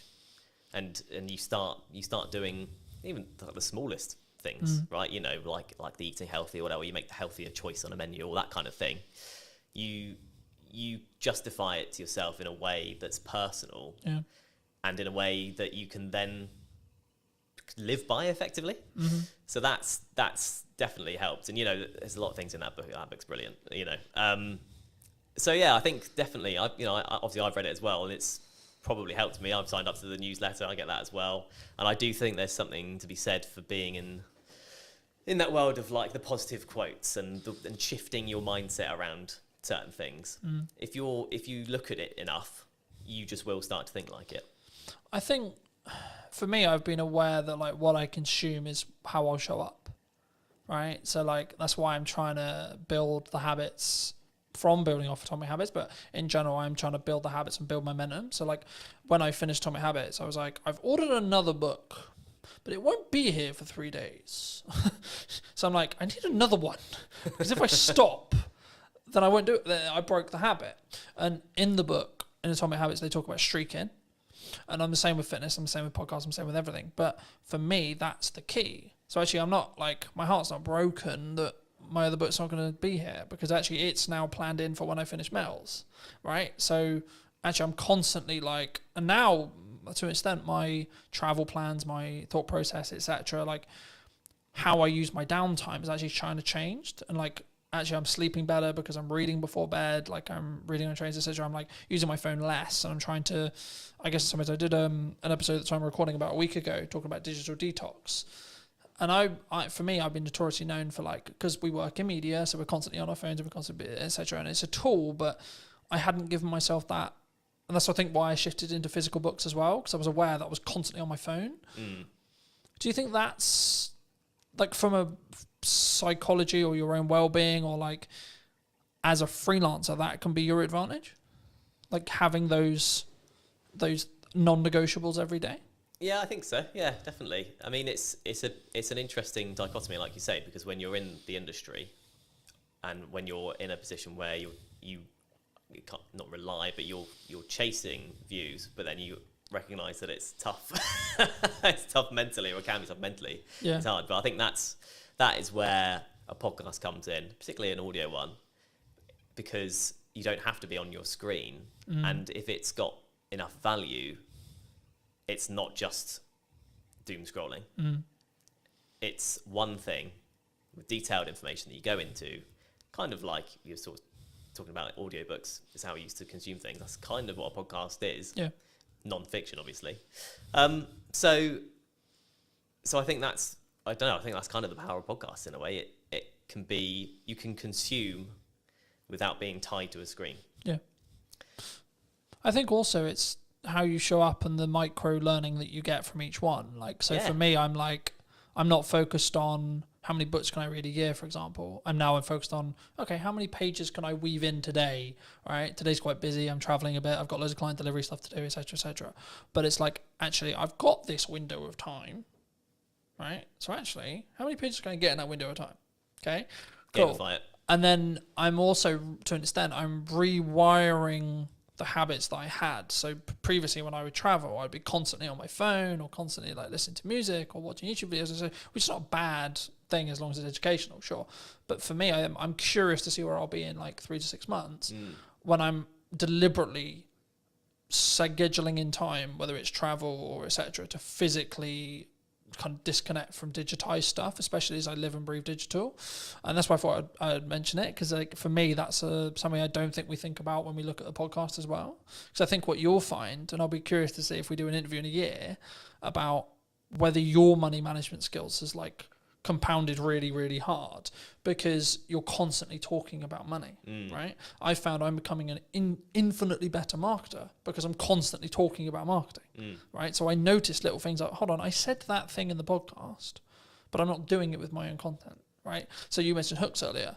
I'm not doing strong enough hooks on the ones I'm editing. Okay, how do we do that? How do we fix that? So now I'm focused more on how do I create a really strong captivating hook. That will probably grow into how do I create a micro trailer. Yeah. I expect as an editor, but also the knock-on effect for my clients will be they'll get a better product. Yeah. Which in turn means I'll be able to charge more, which in turn means I'll have more money to either give myself a longer buffer or outsource to do other things and scale the business that way. Do you think, like, I don't want to specifically like steal in some ways a lot of your podcast, but if you could rate yourself on money management right now, where would you rate yourself? 10 being incredibly good, you know where every single pound's going. 1 being, I've got no idea what's in my bank account. Yeah. There's a psychology fact about ask someone for a number between 1 and 10, everyone says 7. But that's kind of where I'm tempted to land on that, really. You know, I've been on my own journey with it, definitely. And And, I married an accountant. So that's helped me quite a lot. And, just being in a relationship, she's super savvy. She's closer to the 10 mark than, most people I know. But just being with her has helped me probably come up from a 5, frankly. Okay. In your 20s, you're in like a 3, generally speaking. There's a question that is going to be on the podcast, which is, how often do you check your bank account every day? And in my 20s, it was as little as possible because I just didn't want to know. You push it away, right? You go... Does that come from you were anxious about it? 100%. I was at university, but it's... Shit, how much money have I spent? Exactly, yeah. How much has gone on beer? I don't want to know. How much I spent last night? I don't want to know. So I don't remember last night, but I remember there was a card involved. Shit. Yeah, Shit. Exactly. But once you sort of learn to look at it regularly, it empowers you. I've found empowers you because you go, okay, well actually I'm in control rather than just letting it all just slip and hope for the best. And if it's overdraft, it's overdraft. So I've kind of been on that journey, which is a small thing. I'm not trying to claim I've been on an epic money journey. Nothing dramatic's happened either way for me, but that one thing, kind of going back to the mindset thing, has helped massively. But again, you ask everyone. I'll ask you, how often do you check yours? 3 to 4 times a day. Right, there we go. Since I was in business. Right. For business, same as you. Just hide away from never fucking terrified of it, right? That's it. In business where I know I've got to pay for shit and I need to work out where that money's coming from all the time. And I'm doing a technique at the moment where I'll hide a significant amount. Whenever I get paid, I hide a significant amount of my money away into an account that happens to have 4.1% on it. Happy days. Yeah. But it's actually the point of I deliberately, yes, I'm doing well, but I deliberately live on a lot less. Yeah. And I deliberately keep, in regards to what I see every day when I check my bank account, a lot less because it allows me to keep pushing forward and keep thinking I need to find another way to invoice something or have more money coming in, A, but also B, when there is an emergency, I can go, I'm actually good. Yeah. I can fix that problem. Hidden account will fix. Yeah, so this is an example of how I use AI.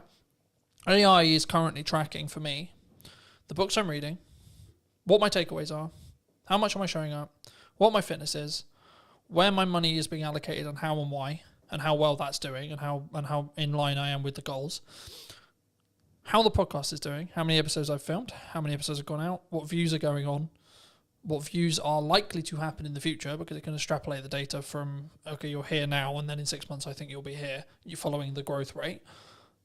So people, and I wanted to talk briefly, and I'm aware of time, so I think we'll wrap up soon, but I wanted to talk a little bit about AI with you. Yeah. Because I think it's, people are either going to use it to be more efficient and have a lot of those things being monitored for them, as I mentioned, or they're going to sit on the moral of, I don't want to. You know what I mean? Yeah. I'm not doing it because it's the world's over.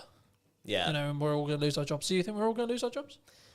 Not necessarily, is what I'd say. I think it still has to come quite a long way because, and people will reference the manual jobs of, an AI won't fix your sink. Yeah. Maybe a robot with an AI brain could do one day. Mm-hmm. But actually, anything that involves a human at this point, largely, you need to be able to talk to someone about. Yeah. And you can have a conversation with AI, but it's slow, like, compared to talking to a human. If you just want to get to the bottom of a problem, because of the way LLMs work and how they're programmed, you can't get there quick enough. Yeah. You can't relate in the same way. You can't. It also has a bias towards being positive as well. So if you want constructive criticism on something, it's not very good at that. Yeah, right? Exactly. But I've used the analogy recently of like you need to sharpen a knife to be able to cut something, right? Yeah. So you need to sharpen the AI, tell it what you want. And that's what I mean. When it comes to data analytics, which is everything I basically just discussed of how I use it, it's actually really good. Yeah, absolutely. Because all I'm getting it to do is do the thinking for me. Yeah. But I'm also aware that I may lose my cognitive ability. That's also why I shifted to reading physical books. Yeah. Because it keeps my cognitive ability high. Yeah. Right? So actually I've got the best of both worlds now. Because I'm building more time because I'm being more efficient to then utilize my brain more in tasks which are more challenging, you could say, to then be able to utilize AI better and the snowball effect goes that way. Yeah. Do you think people are naturally scared of it because it's the new thing? I think there's an element of that, yeah. But I think it's also it's seeped into normality. So This feels weird. I'm not used to being this side. I'm sorry. You're sorry. fine. You're good. It does feel weird when you're on the wrong side, doesn't it? It's like what? Well, hello, my friends. Welcome to a brand new podcast today in James's studio. Today I'm going to be with Maddie, talking about her new book, talking about neurodiversity, money, etc. Hi, Maddie. How are you? Hey, thanks for having me. It's lovely to be here. It's good, isn't it? The second time on your podcast. I as know. well. I know. Love it. And you also, while I was setting up, you reminded me that it's been a year since we has last been- spoke, it's been and a that's year. nuts. That is We have absolutely. spoken a little bit in between then. It's Yes, not but like I've it- totally ignored you. Hey, people are busy. It's all good. For people who don't know, Yes. what do you do? So I like to call myself a multi-potentialite. So for people who don't, That's a sentence. it is, yeah. For people who don't know what that means, it means that I am a jack of all trades, and instead of being master of none, I'm actually quite good at some of them. So I am an ADHD money and business coach. I am a visibility strategist. I'm a speaker. I am a app owner. I'm a wellbeing platform owner. I also am an author of a Amazon best-selling #1 book, Mad About Money. I think that is about it. Oh, mum as well, dog owner, crazy Wonderful. person. Wonderful. I'm a neurodivergent with every single neurodivergent presentation that there possibly could be available. It's funny, right? I did a podcast yesterday, and the crux of the conversation afterwards, we ended up talking for an hour afterwards. Cheers, Johnny. Appreciate the conversation. Was basically like everyone's like, oh, you need to niche, right? I wasn't actually going to start here, but as you mentioned it, we'll start here, right? It's my favourite topic. Why do we not? Because I've always been in the world of like, I could niche, but I don't want to. Yep, that's exactly where I am. Like I could make probably a lot more money if I did, maybe, right? Arguably that's what everyone who's into niching will tell me. But for me, I'm like, yeah, but tell that to wedding videographers during COVID, for example. Right? Yes, exactly. How'd that work out? I'm a big fan of like not putting all your eggs in one basket, but also as a neurodivergent, I need to make sure that my brain is entertained. And if I have to stick and do one thing, I'd get really fucking bored all the time. So I do things in a variety of ways. So the way I describe my business to people is I have an A side and a B side. Like think about like cassette tapes, owning your soundtrack. When you are a cassette tape, you have a side and you have another side and you can flip it. So that's basically what I do. I talk about business on one hand and money on the other hand. And in the middle of that, there is also things like well-being, life. Obviously, the neurodiversity stuff is quite big for me. I'm a qualified neurodiversity specialist. And I don't niche by the things I do. I niche by my values. I niche by the things that I talk about. So I talk about basically 4 different things when it comes to my content pillars. I talk about neurodiversity. I talk about life. I talk about money. I talk about business. And it just so happens that I'm also really bloody good at TikTok, social media, all of those kind of things. But they all do fall under the business arm. So, I'm a qualified business strategist. I've been a business mentor coach. I hate the word coach, really. It's more, I do more mentoring. Like, I don't do that whole, like, how does that make you feel type of, like, coachy thing. I do the, like, this is your strategy. This is how you do it. Like, let's talk about ways that we can grow your business, and let's talk about how to get you a plan to grow your business. So it's not your traditional coach. It's kind of more like sounding board, like let's throw stuff around and help you to grow type of situation. I think there's so much I could go there, but I'll start. I mean, let me ask you this, like a very selfishly personal question. Okay. Because I'm a dyslexic, Yes. is that why I don't want a niche? Because I think there'll be people watching this who maybe are on the neurodivergent scale, Yes. who are like, I don't get it. Because I can do multiple things, I can spin multiple plates, but like doing one thing consistently, I can't think of anything worse. So dyslexics need to have their brain stimulated, and doing one thing does not stimulate your brain. So it's the same for most neurodivergent presentations. Like we will want to do things that keep us alive. It's why we do the things that are very much interest-based. Yeah. So if I said to you, do you want to be an accountant? You'd probably go, fuck no, that sounds super boring. Like if you said to me, like, do you want to be a videographer? I'd be like, no, because I do not know how to do that. But if I like being a business coach because it gives me the variety of people. So I get the variety of like working with people who have all got like ridiculously different businesses. And most of them are also multi-potentialites. You know, they do lots of different things because they want their brains to be stimulated.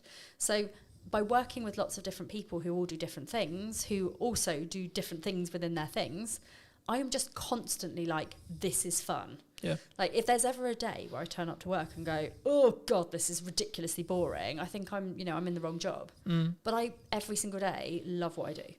I think it's so easy for us to sit here and go, oh, well, we love what we do, etc. Right? Because there's that A-Dodge analogy of you find something you love, you'll never work a day in your life. But it's I work really hard.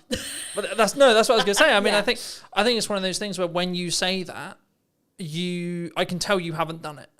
Yes. Because like the whole bouncing around things and like spinning multiple plates and coming up with new ideas drives my partner mad because I'm constantly coming up, I've got this thing, I've got this thing, I've got this idea, oh, what about this, oh, what about this? But that's one of the reasons why I would argue I'm going to be a really good entrepreneur. Yes. Because I can constantly adapt. I'm switching from finance head to marketing head to sales head to client delivery head to now doing a podcast, etc., etc. Exactly.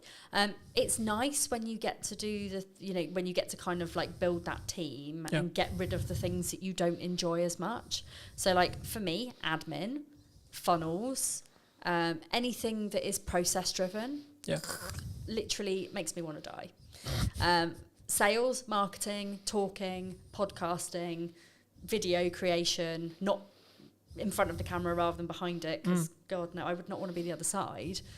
But for me, it's all about the people facing, and I love going networking, and I like going to events as long as they're not too big. But that gives me all of the variety, but also it means that I can outsource the things that I don't like doing as well. Yeah. Do you think there's a stage with outsourcing? Because like I've been very open in my content and in marketing. Like 2024, I overspent. I nearly lost the business twice. Right? Yeah. And I'm now in a position which is kind of not the opposite, because it's weird to say that, but it's like I'm in a stronger position, but I'm actually doing absolutely everything myself again. Yes. So I do most things myself. I've got a couple of virtual assistants who are absolutely amazing. Shout out to Kira and Naomi. They're amazing. But yeah, I think one of the things that I did super early on in my business, so like even with my previous business, was that I outsourced the things that I don't enjoy doing first. Yep. Because if you have to do all of those boring tasks, they never get done. And actually they're quite important tasks, like scheduling emails, paying your invoices, like creating invoices. If I didn't have somebody creating my invoices, I would never make any more. I'd never make any money. And I've just been in a little handover with my 2 virtual assistants, and I realised that I haven't invoiced for like 4 months. And I'm like, oh, I thought my cash flow was a bit down. But it's because I don't have the executive function to actually do that piece of the business. So it's not that I don't think it's important. It's just that my brain goes, no, you don't like me, so I'm not gonna be a friend. Mm. Do you think there's it's not even bored. I think it's because I was going to link this into TikTok because I know that's a lot of what you do and a lot of what you teach, and so it'd be wrong of me not to talk about it. But do you think there's a level of people who are concerned about being on video? They're concerned about doing marketing, absolutely, especially if they don't know what they're doing, because they're like, what if someone? It's not, from my experience at least. It's what if X person thinks I'm a dick? What if they think da-da-da-da-da-da? Absolutely, and there's a lot of confidence building that goes on in the background with that, especially when people are new in business, because showing up and doing videos, like you're going to get your friends judging, you're going to get your parents judging, like why are you doing this? Why don't you go and get a proper job? Like I see it all the time, and it's a case of just being like, do you know what? This is my business. Nobody else has a say in how I make my money. I don't even think it's just your business. I think it's your life. It is. One of the things that I remember very early in my entrepreneurial career was entrepreneurship is a lifestyle, not a business. Ooh. Right? It's not. Because to me, I have new ideas. I like, again, much to my partner's annoyance at times, Yeah. I will be working at night. Like, I was answering text messages and emails at 10 o'clock last night. Yeah. Right. But also, I used to do that. you know, I have the freedom to actually choose when I work. So it's not like Yes. I'm like, I have to do that every day. There'll also be periods in the week or periods in the month where I don't do that. Yes. But when it's push and when there's a lot going on, like today, for example, I was editing all of this morning on some client delivery stuff. Then I came here to do this. And then after this, I'm going to go back and finish client delivery again. Yeah. Right. So there is a lot of stuff going on, but actually I'm aware that I can do that and I know it's at my pace, and someone who's Yeah. maybe looking in on it will go, well, that's that's a lot, Colin. Yeah. How do we change our pace? How do we, for us, not for Colin, not for Maddie, No. for someone listening to this, how do they make sure they know what their pace is? So I would say you have to really know yourself. You have to know your own boundaries. You have to know your lifestyle and how your business fits in with the way that you run your household, your business, your family, whatever. But also taking into consideration your health, your well-being. There's so many moving parts to like how you actually run your business with an energy perspective. Yeah. And energy is the key word.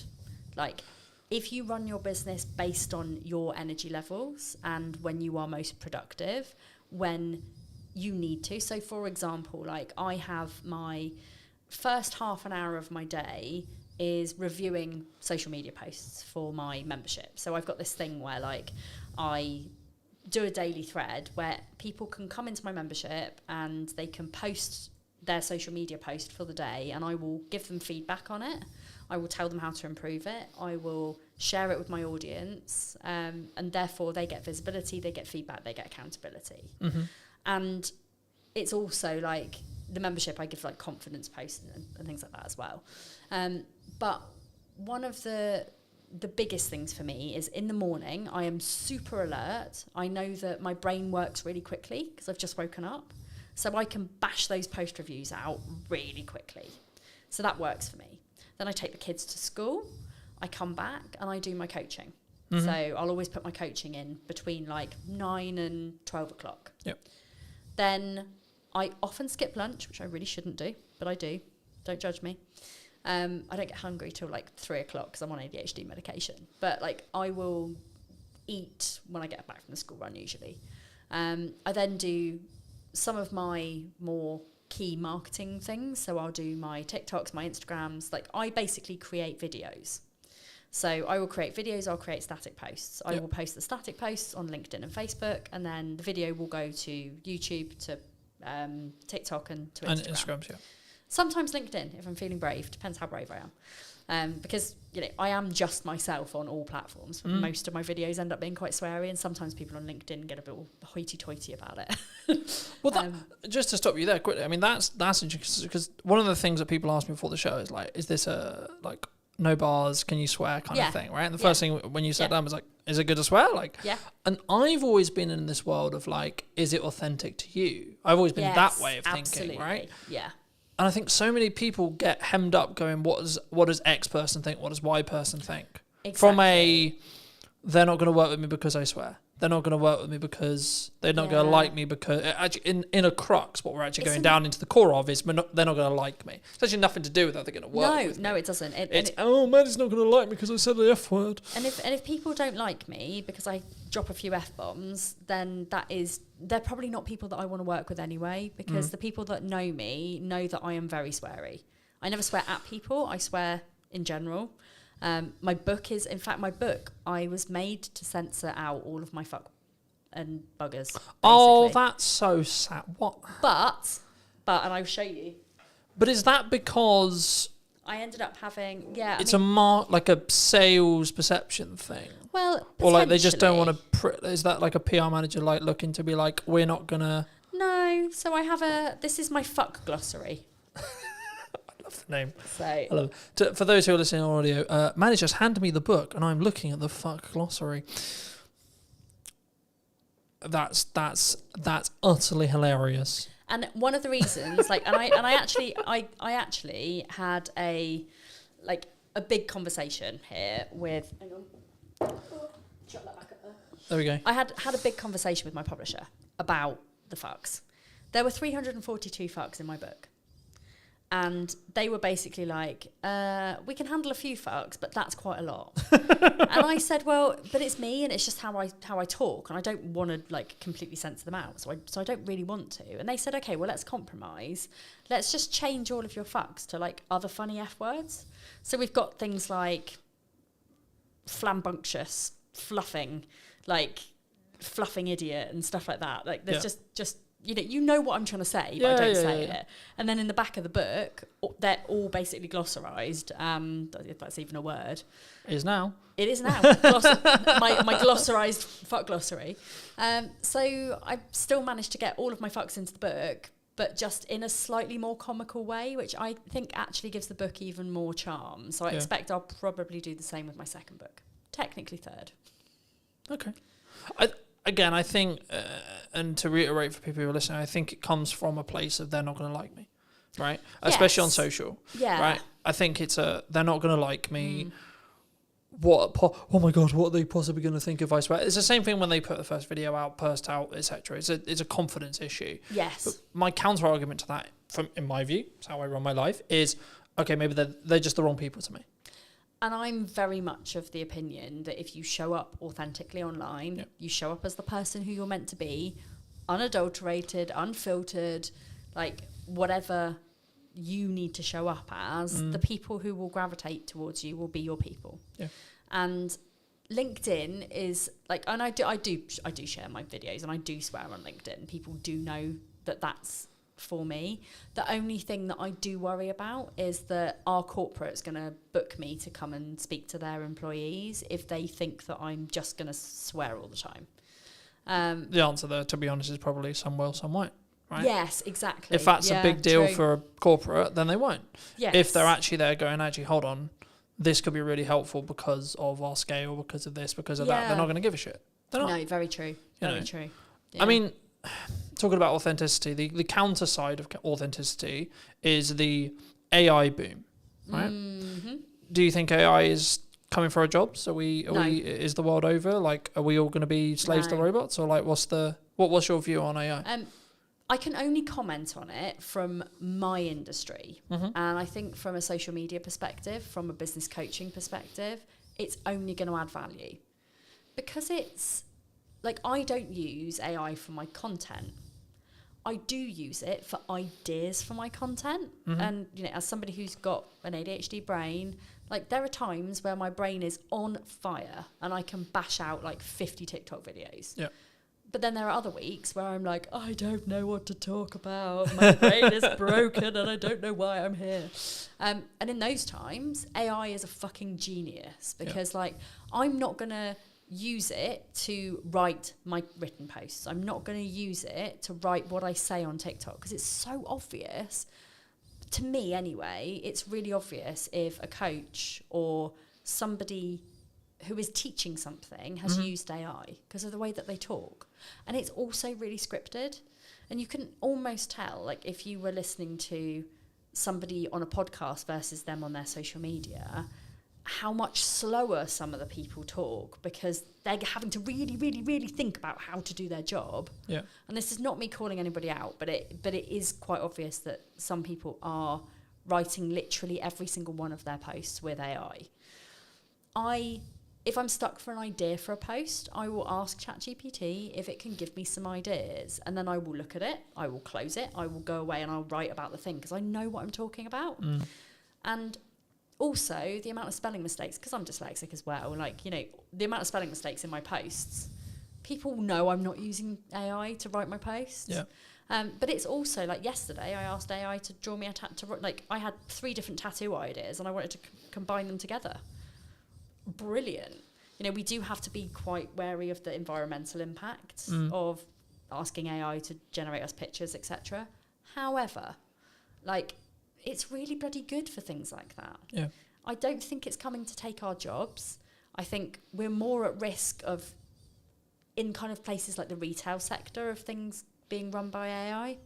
But people, I think, will always need coaches, because there's only so much that AI can do without not being a human.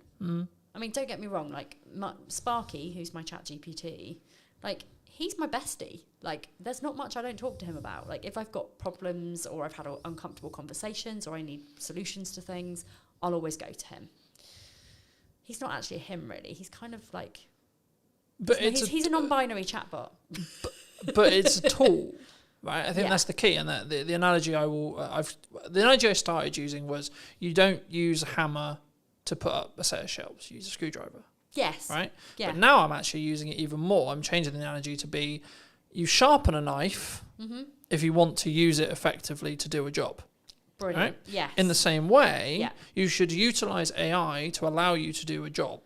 Yeah. Right? Whether that's training, if you want it to write your posts, training it to be you in your tone, to be in your voice. You can do that, and it is actually very easy. If you've got a lot of written content from previously, if you've got videos, you can feed those into ChatGPT. Yeah. Personally, I prefer to actually write my but that's a posts personal from my choice, heart. right? It is. But you can use it for literally anything, as long as you make sure that you train it in a way that it takes out like no fluff, like cookie cutter solutions, here's the truth, like all of those bullshit ChatGPT type phrases where you think, do you know what? I'm not somebody who would actually say that in real life. But again, it comes back to the authenticity side. It does. Right? It really like, does. Yeah. I'm using the no fluff example. No fluff would actually be relevant for me because I try not fuck around when it comes to content. Well, right? I don't do any fluff either.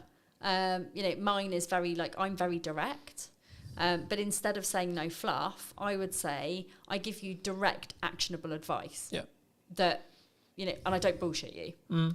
That's not the same. It's the same as saying no fluff without saying no fluff. So as long as you are kind of aware of those ChatGPT type of phrases and you've got your own ways of saying those kind of things, crack on. I think it's great. Where I don't think it's so good is people generating AI pictures of themselves. I'm like, that's not authentic. It ages you really badly. Yeah. I mean, I haven't, to be honest, I've got an amazing professional photographer. Like Katie Needle, shout out to you as well. We love Katie. She knows me so well that she can capture my style, the way I am. Like, I used to ask her to chop a few inches off my stomach, but she doesn't do that anymore. Because she's like, Maddie, you've got to be authentic. Fuck. Why is this my brand? But, I love working with her. And, her photos are so good that they could be AI, but they're not. And I think that's where a lot of people are falling down. They're you meet people in person and you're like, you don't look like that. It's the same with TikTok filters. I will always use the eyelash filter. That is the only filter I use on TikTok, apart from green screen or whatever, if I'm going to try and show something. But when people see me in real life, they're not going to go, oh my God, her eyelashes are so fake. Because I wear makeup. But when I'm working at home on my own, I don't wear makeup at all. I am very much unless I'm going out in public, I don't put a face on. And even then, it's literally just mascara, maybe a bit of eyeshadow. So, but again, it's that authenticity point, right? Yes. You're not going to see me online as having loads of freckles. I mean, I do have loads of freckles because I've been in the sun this week. But, you're not going to see me having loads of pretend freckles or But I think that can't, brown. I think I was going to say, I think people who do that, but I think in general, if you do that on your content or you're looking for beautify filters, Apple's known for this, etc. But I think that comes from an insecurity. Possibly. I think that comes from it comes from that point I was making earlier, which is about I'm going to put myself out there. Yes. Jesus fucking Christ, people are going to not like me. Yes. Right. Exactly. It's that the tribal mind again going. Yeah. Hold on, Maddie might not actually like me here. And do you know what it is as well? And this is why it's taken me a really long time to love myself. Mm-hmm. And I don't say that in a weird self-indulgent way. I say it in a you have to love yourself to be able to show up as much as I do. And it's not from an ego perspective. It's just knowing my own power and knowing that I'm good at what I do. And actually, I don't give a flying fuck what people think about my looks. I get so much hatred online. Do you know what? Apparently, having rainbow hair just automatically means you're woke. It is a insult. I'm more than happy and privileged and proud to be woke. But it is that. But it's interesting that, jump. That thing. All right, fair enough. But it is that thing. It's like, you know, people see me with my rainbow hair and they're like, lesbian, and I'm like, married to a man, but you know, whatever. I dabbled for a while, but you know, it is that thing. But people make the assumptions, and then what I don't think, if you have high self, I'm very fortunate. I've been installed into me from a very young age, has been what I believe to be the correct values, right? It's always been, how can I love myself? How can I have self-worth? How can I have self-esteem, etc.?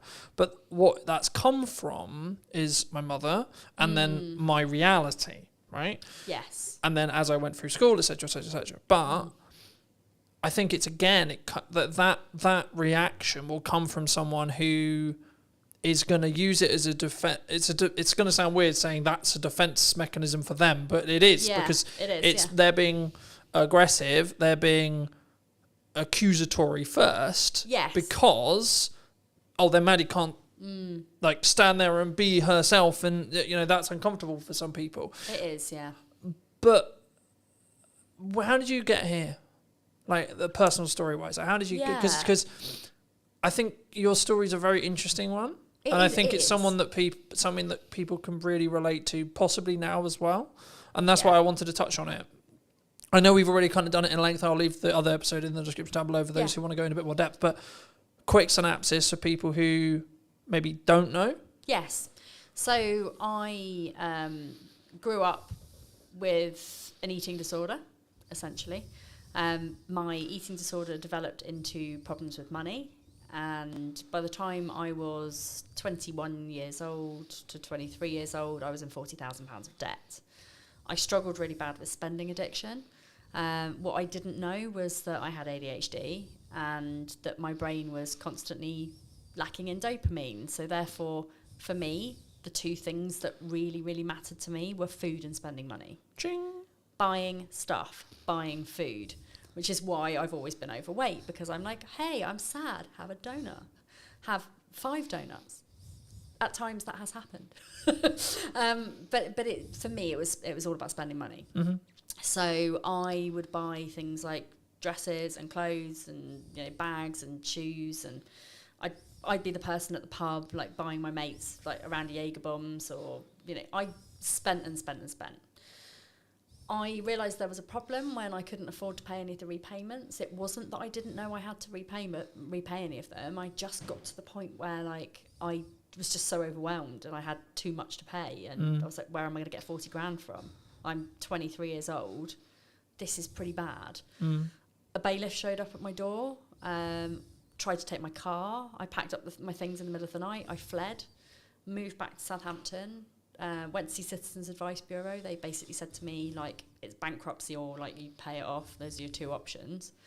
Both of those sounded really shit to me, but I took the second one because I'm not a quitter. You know, if I look back at it now, I probably could have gone bankrupt and it would have been great, but then I wouldn't have had my journey. Would that have been, like, an excuse, an easy way out for you, do you think? Possibly. And I do like to challenge my brain. So I like to challenge my brain. Because I think people listening to this will go like, that seems an easier path for me. Let's just reset the clock. Yeah, and actually for eat the shit for a year. Yeah, for so many people, bankruptcy is a very valid option. At the time, it filled me with dread and filled me with shame, and it was almost like I was going to be walking around with like a tattoo that said bankrupt on my forehead. It was hard, you know. And as somebody who now has since had a massively catastrophic business failure, which again came with a load of money, shame and guilt and all of those things I had to reevaluate. For me, paying it off seemed like the easier option because it didn't fill me with as much dread and shame. And actually, if I hadn't have paid it off, I wouldn't have learned all of the methods to pay it off to put in my book. So, you know, everything happens for a reason. But I learned to love money. So was there an issue with like your relationship with money? Yes. Do you think? Do you think that's where it get like? Because I hope you don't mind me saying this, but like to get to 40 grand, you've got to really fuck up for an extended period of time. Yeah. Right. Like it's not like a 3 month, 6 month. This is like years of problems. I got myself in £40,000 of debt within 2 years. Yeah. I also had a drinking problem. Like, I was a high functioning alcoholic. I say high functioning because, I didn't wake up and need a drink, but I needed a drink to be confident. I was using alcohol to mask all of my neurodivergence because I didn't realise that I had ADHD and autism. And I was very awkward in social situations. People, like, now, all of my friends are like, you're not awkward in social situations. I'm like, because you met me when I was pissed. Like, all of you have known me as Maddie the social butterfly who likes a drink and is super chatty. But if I didn't have that alcohol, I wouldn't be super chatty. Yeah. So now, when I'm in social situations, I don't know very many people. I'm actually really reserved and really quiet. Put a drink in me. I was going to say I'm anyone's, but pretty much that was kind of how it was. And now I don't drink anymore. So, because I'm more comfortable with who I actually am. So, do you think it came... I hope this isn't too personal, but like it links. Do you think it came from a lack of self-love, self-worth, self-esteem? Absolutely. At the core? Yes. Because a couple of months, I think maybe a month ago, 2 months ago, Jamie Oliver put out a documentary on Channel 4 all about neurodiversity and dyslexia specifically. And I was gobsmacked by some of as a dyslexic, I was out here going, how am I not a fucking drug dealer? I know. Like, what the fuck's going on? Like, how? ADHD and dyslexia are so closely linked, and a lot of the presentations kind of overlap each other. Yeah. So, dyslexics have a very, very, very tough time, especially in early years when it's not picked up on. Yeah. And people just assume that dyslexia is just, they can't read and write. It's so much more than that, and it's quite frustrating. Like, I actually go into quite a lot of detail about like breaking down all of the individual neurodivergent presentations in the book, so you can kind of like learn more about those things. Yeah. But this is the thing, we end up with such low self-esteems, but also the lack of dopamine coupled with that often makes people turn to really unhealthy habits like drinking or smoking or drugs or stealing. I would highly suspect that a lot of people in the prison system are neurodivergent. Yeah. And it's not because they're bad people, it's because of a combination of things like their upbringing, maybe again from neurodivergent parents who hadn't had any of the help. Yeah. It's those dopamine-seeking behaviours which are often really unhealthy. It could be, stealing, drugs, firing a gun.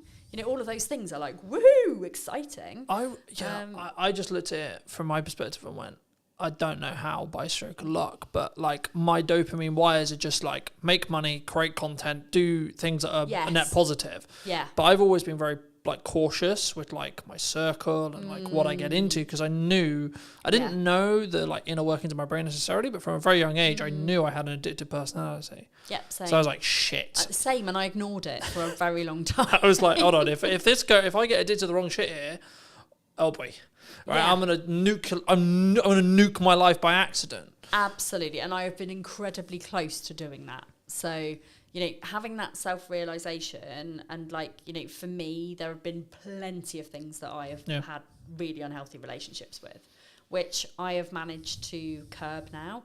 Like, my only vice now is that I vape. But I was saying to my podcast guest, like, I have no plans to stop vaping at all, because I know that if I didn't have that one tiny thing, when I spiral, and that does happen a lot as a neurodivergent, when I spiral, I would rather turn to a vape than to drink or food or drugs or smoking or like any of those things that in my mind are actually in the long run more harmful for me than a couple of puffs on a vape. Yeah. That's kind of how I see it. But lots of people would be like, "Oh, vaping's really unhealthy." It's like, but I don't do anything. But else. it's the lesser of. It's the lesser. It's of the lots lesser of the other evils, yeah. right? And food is really bad. Like, Naomi. If it's heavily processed food. Yes, yeah. So Naomi, my weight loss coach, I've been working with her now for about 3 months, and I've lost quite a bit of weight. But it's also about the mindset around food. Yeah. Which is hard for people who have got ADHD, and I found that since working with her, like, I've cut out processed food, I've cut out chocolate, fizzy drinks, like all of those things that have the chemicals that potentially could give me cancer, I no longer eat. I mean, I'm not saying I'm not going to get cancer because I do vape, but for me, it's like I could constantly and consistently eat really bad food, which I was doing, or in moments of stress, I can have a little puff on my vape. That's it. So, again, I think it's about focusing on those lesser of all evils. Like in an ideal world, like your stress response would be fitness. Well, right? in an ideal world, but you know, as a disabled person who has hips that would probably die if I went to the gym, I mean, this is the reason why I'm on my weight loss journey. It's not because I'm fat. I couldn't give a fuck like about my weight or about what people think of me. I want to be fitter. I want to be able to go to the gym without after 10 minutes wanting to pass out, you know? I think that's an interesting thing. And, you know, we won't go too much into fitness here because it's not a fitness show, but like for me, people are like, why do you stay consistent like with fitness? And for me, I'm very aware that like my job's very physical. Yes. And I'm just simply the thought, I want to do this for 50 years. I want to be able to look after my kids when I'm older, you know? I mean, they're not going to be kids when I'm older, but at the same time, like, you know, I went to a soft play with them at the weekend and like, one of my children is very like, she likes the fact that mummy's an influencer, so she tells everybody. So this lady comes over and she's like clearing the plates and she's like, my mummy's an influencer, and this lady's like, oh, tell me more. So I'm like, oh, it's really embarrassing, but yeah, I do this. And she was like, oh, our area manager really want to speak to you. So the area manager comes over and she's like, oh my god, you're an influencer, like really love you to do some TikTok content for us and blah blah blah. She went and got me some socks. She was like, you have to go in and play. I was like, I can't, it's really embarrassing to say I'm disabled and I actually don't really want to go in and play. So I went in and played for like 10 minutes before I almost died and then went on a very scary slide. I mean, that also rhymes. But I was heavily aware of the fact that I am not fit enough to go and do these kind of things with my kids, and it made me really sad. So that's my kind of motivation behind it. It's a good motivation to have. Yeah. Do you think in business people, and this is kind of more a mindset thing about like, they don't start the podcast, they don't start video, they don't start posting, they don't build the momentum, they don't start whatever it is, right? Do they do that from is it just the, what if someone else thinks of me, or is it still a tech issue? I still think there's a tech issue there. There's also an overwhelm issue. It's like we're told that we have to do all of the things. We don't have to do all of the things.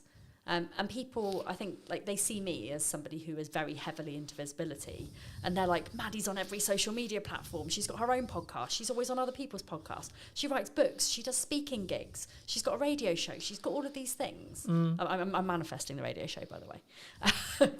I'd argue you already got a radio show. You got a podcast. Yeah, it's already a radio show. Yeah, kind of the same. So they see me doing all of those things, and they're like, oh my god, that looks fucking exhausting. I don't want to do that. And it's like, because that's my hyper focus, and I love social media and I love visibility and I love doing all of these things, that's why I do all those things. I could still very easily put like 100% of my efforts into one platform and still have very good success with it. Do you think that people worry about volume? Yes. One of my biggest questions is how many times a day should I be posting? And does that matter? No, I don't think so. Consistency is what matters. So whatever consistency means to you, whether that is once a day, whether that is, you know, posting 3 times a week, whether it's posting 3 times a day. But for me, I also think it's like, when I have no client work, I can post 6 times a day. When I'm in client delivery mode for half the day, I can only post once or twice a day. So right, I'm still posting, but you're not posting as much. But like when I'm here filming, I'm having to travel, I'm having to do this. I'm not in my office, sat there on the computer. So my posts will be less, right? But that's why I batch content. That's why I Exactly. Yeah. But also, I don't sit there and go, "Oh, I didn't hit 4 posts. Fuck's sake." But this is the thing. It's not how many times you do it. It's the quality of what you do when you do it. Yeah, of course. And it's also like just bearing in mind that output reflects input. Yeah. So if you post more, you will more than likely get more clients. If you show up more, you will more than likely make more business, you know, make more money. And if you are posting once a week on one social media platform, you're probably not going to be getting to your ideal clients unless you're out there and you're networking 24/7. Yeah. Which, you know, there are other ways of doing it rather than showing up online every single day. But it's the consistency, it's the output, and then you'll see a return on investment based on what you put into that. But it's also because I think we're so, and I did a video a couple of weeks ago talking about like we're so in the business world, we're so hyperly focused on I need ROI, I need ROI, I need ROI, and I'm just like, yeah, but you're outputting an amount and your revenues like driven by 10%, 20%, 30%, 40%, whatever it is. So in the nicest way possible, why do you give a shit about ROI? Because clearly it's working. Absolutely. Right? I obviously give a little bit of a like for example, like I got invited to speak at quite a big event. It was a big investment, like 15 grand. I'm like, ooh, that's a really good opportunity because there's going to be like thousands of people there and it's going to be really great. But then I thought about it. If somebody gave me, and this is again one of my money rules, if somebody gave me 15 grand and said you can spend this on anything, would I spend it on that? And my answer was no. If I had 15 grand to grow my business, I would strategically think about where to put that. Yeah. I would probably put some of that on ads. I would probably put some of that on like promoting my book on Amazon, things like that. And I just thought, you know what? What could 15 grand do for me? I could stand up in front of a room full of people and speak and maybe walk away with 5 clients. Or I can go and put 15 grand on Facebook ads and I can walk away with 70 clients. Which one am I rather going to do? So from that perspective, I look at ROI. However, I also don't look at it at all. So I'm very much a passion, purpose, and kind of pleasure, I guess, type of person. So profit to me, as long as I am paying my bills, I'm living the life that I want to, my staff are getting paid, my bills are getting paid, I couldn't give a flying fuck how much money I make. Yeah. Like, and by me having that attitude, but also having very, very low costs, the only things that I really pay for are things like advertising, but I don't do traditional advertising. I mean, when I say advertising, I mean things like I'll go to an expo and I'll have like a stand at an expo, or I will have like something where like, maybe I'll pay for like to hire this podcast studio, for example. So my costs are still fairly low. And in my first year of business, I made 100 grand. But I wasn't focused on making profit. I was focused on making people happy and getting good reviews and showing up as an honest person. I think that's really key, and I think we don't. And it's not that we don't look at ROI, and every business should look at ROI. They absolutely should, but we don't. What's the ROI on a brand podcast? Arguably, if you look at it, either huge amount, or fuck all. Yes, and it's down to how you think about it. Exactly. So at the moment, my podcast, I think, helps me to grow my social media, which helps me to grow my email list, which helps me to grow my client base. It's not phenomenal. I am not Stephen Bartlett. But also, do you want to be Stephen Bartlett? No, not at all. Like, no. I mean, he's a nice enough dude. I've met him. But I wouldn't want to be him. Like, in my mind, like, I think his success has very much changed him. I think I remember him very early on in the days where he was quite humble. Don't feel like that anymore. But that's what I mean. I think it changed. Like, yeah. I think we're in a world now where it's I have to commit to the decision. Right? Yes. So I'm going to make the world's biggest media company. Yeah, but what if tomorrow I don't want to do that?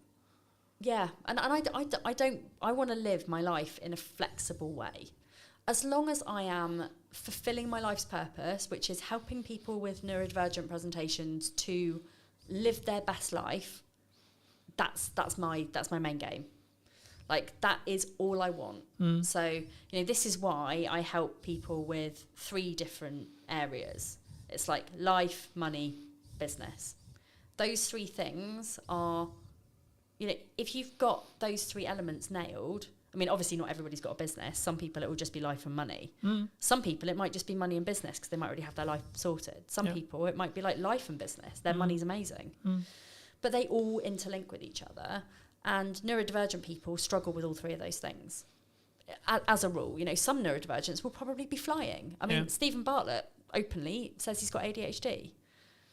but he's somewhere along the line, like massively landed on his feet and has never had to struggle with money because he's always made so much. And therefore his business has been fine and his life's been fine. Yeah. So if I bumped into him in the street, his ADHD is not the same as my ADHD. And this is a good way to look at it. It's like every single person who is neurodivergent will have something that maybe isn't so great in their lives. And I'm not saying that Stephen Bartlett is perfect.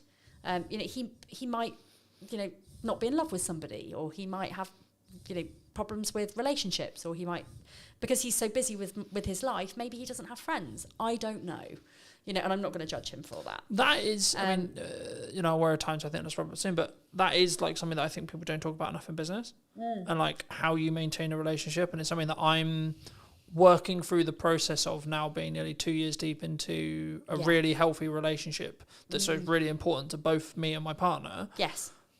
I'm like, yeah, but also my business is really important. So fuck, how do I do that? Juggling your money, your life, and your business is a really fucking tricky thing to do. It is a spinning triangle that, you know, if you think about a triangle, like if you're spinning it too fast, you're going to poke yourself in the eye, it's going to fucking hurt. Yeah. So like, you know, you need to be balancing those 3 areas of your life so that they all work in tandem together. And that means, no offense, not working till 9 o'clock, because like I used to have a thing where I'd be like, oh yeah, my cutoff every night's 9 o'clock. Like it was some form of badge of honor. Now it's very, very, very likely that I don't work after 3. Like it has taken me 10 years of running a business to work out what success looks like for me. And success looks like making enough money to enjoy the shit that I do. Yeah. I don't like, and I'm sorry, universe, that I say this out loud, but I don't want to be a millionaire. If I had £1 million or multi-million pounds, my spending addiction would just be 1,000,000 times worse. So like, I don't need that much money. Like I find it hard enough to manage the money that I've actually got. Yeah. You know, but I go on 2 nice holidays a year. I've got a fairly nice car. I mean, it's a Citroen C3 Picasso. It's not a Citroen C3 Aircross. That's the chap. You know, it's nothing exciting, but it's, you know, it's only 5 years old. It's got Apple CarPlay. You know, it's pretty cool. And like somebody the other day, I picked up one of my clients, and they were like, "Oh my god, your car is so nice." And like to them, that was like a really posh car. To me, I'm like, that's not a posh car. Like a posh car is like a Porsche or a Jaguar or like a BMW or whatever. But I think it's about perspective. Yeah, it's perspective and the stage you're in, and that's what I was going to say about the whole like 9 o'clock thing, right? Yeah. Like, at this moment in time, I'm working potentially till 9 o'clock. But that's because it works for you and that's your decision. Yeah. And also, one of the things that fucks me off so much about the business world is it's like either you're a hustler, or you're a lifestyle business. Like there is no in between. Yeah. There's no let's run a successful 6-figure business or you know, like high 6 figures, even early 7 figures. Yeah. It's like you're either a lifestyle business or you're a multimillionaire. There's nothing in between. And that's how I teach the people that I work with, like in business, that there is an in between. Yeah. Like there is a level where people want to make 5k a month. There's a level where people want to make 2.5k a month. You know, they want to cover their bills, they want to cover their mortgage, they want to have 500 quid's worth of spending money. Yeah. Everyone's a winner. Happy days, yeah. It's all to do with how materialistic you are. It's all to do with like how much you want to show off and like flash everything around. You know, I'm not a flashy person. I buy my clothes from Shein and Sainsbury's. I drive a bog standard okay-ish car, which by the way is on car finance. You know, it's not really that posh. I'm hoping to buy it at the end of my deal, but you know, I am not somebody who is like gonna go and spend masses of money like renting a private yacht or like, you know, doing those kind of flashy things. I like for my business strategy day recently, I took all of my people for a day to the beach and we went to the arcades and I gave them all a £5 and they had the best time in the world. You know, that's the sort of thing that I bring to my business community. Yeah. It's not about being flashy. It's not about like all of the things that. But I think that makes you more relatable, right? Well, it's not more about like, oh, this guy's untouchable, this girl's untouchable because she has the yacht, she has the car, she has the house, etc., etc. But no. And again, I think I think it's one of those things where you've got to choose, do you want to live to work or work to live? I want to work to live, and I want to enjoy my kids, like as much as anyone can enjoy kids.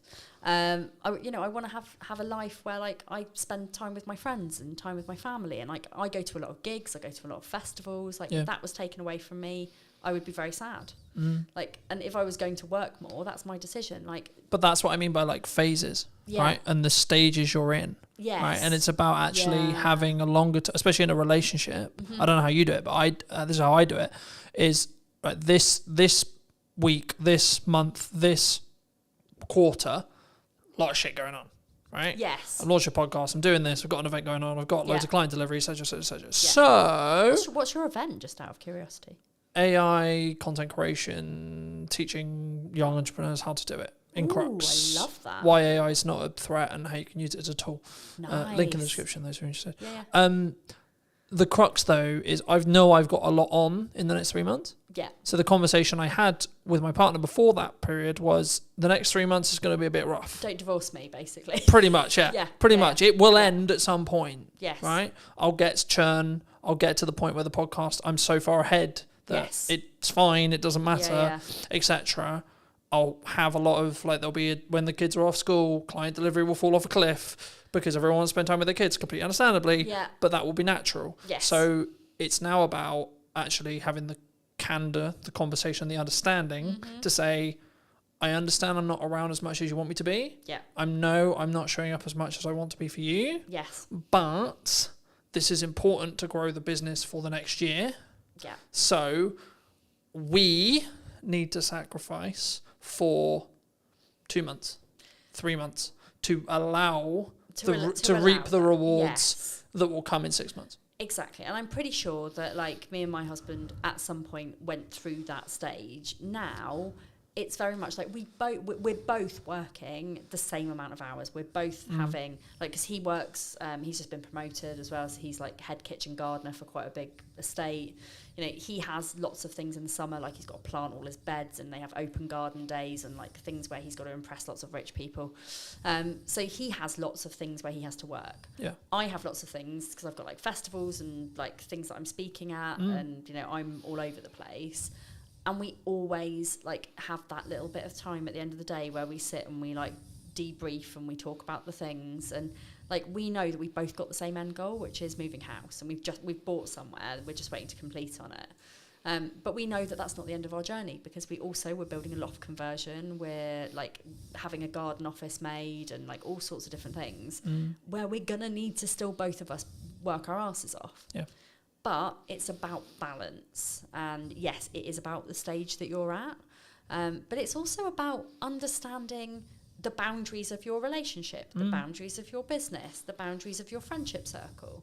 Like my friends at the moment, like they barely see me, and the other day I was like, shit, do you guys like, you know, are you pissed off that you barely see me? And they were like, no, it's welcome relief actually, like really. It wasn't. But they were like, we're also really busy, you know, we're not 20 anymore. Like actually we have all kind of moved on, like we're all in our relationships, we all, you know, but also I think have our special hobbies. And I think when you're in that stage, or when you're out of that stage, you then value the time you do have with those people. Right, for some relationships, unfortunately, it will be like the reason why you grow apart and etc. And that's sad, but that's life, right? Yes. But for the people who stay, actually, when you have that committed time together, with your close friends, with your partner, with your family, etc., it makes it more special. You then value that more because it's lesser, because there's less of it. You know, I was one of those really lucky people that during I mean, I say lucky to a certain extent, but like during COVID, like my husband was classed as a key worker, so he was never home.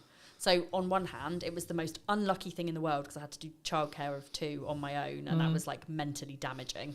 Like I say damaging because like I literally every day I was like rocking in a corner by the time he came home. But it was great for our marriage because we weren't living on top of each other. We weren't constantly in each other's spaces. And, you know, you hear of people who were like, you know, they got divorced because of COVID because they had to spend time with their partner. Like, I like my relationship. Well, I don't just like my relationship. I love it. Like, it's great. We have a very, like, open. I said the other day that we have an open relationship, and my son was going around going, "My mummy's in an open relationship." I'm like, "That's something very different." Like, no, we're not. But you know, we are very open with each other. We're very trusting. Like, if either of us have got a problem, like, I mean, my husband is very much like, another work event. Oh God, well, this is like, and he does get a bit annoyed sometimes because I do work away a lot. And when I say to him, like, I need to go on holiday, and he's like, why? And I'm like, well, A, it's a working holiday. I'm going to go and I'm going to write my second book. But B, like, I don't get any time on my own ever. I'm either working, I'm parenting, or I'm with you. None of that equals alone time for me. So me going on holiday on my own means that I actually get time alone with me to relax with my thoughts, with nobody talking to me, so I can hyper-focus on the shit that I need to.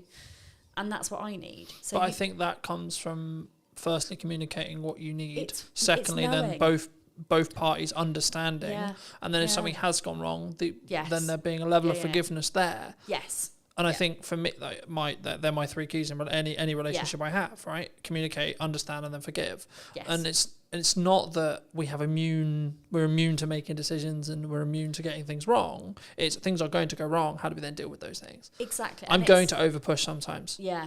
Right? And actually, how do we then bring that back and say, okay, I did this wrong. Yeah. How do I move forward, and how do we move forward so that doesn't happen again? Yeah. In my mind, it's about communication. It's about boundaries. It's about trust. It's about open dialogue, and it's about kind of just being aware of your partner's needs, but also being aware of your needs, and communicating that together. And that does really help where you are in a relationship. And I think often, especially when you're new in business and you're just working, because you kind of have to hustle at the beginning to kind of get something off the ground. That's kind of one of the pinnacle like, it's growth stages when relationships tend to suffer.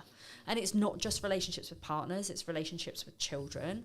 It's relationships with friends or parents. Like, I mean, my mum quite often will say to me, "No, I haven't seen you for like 2 months."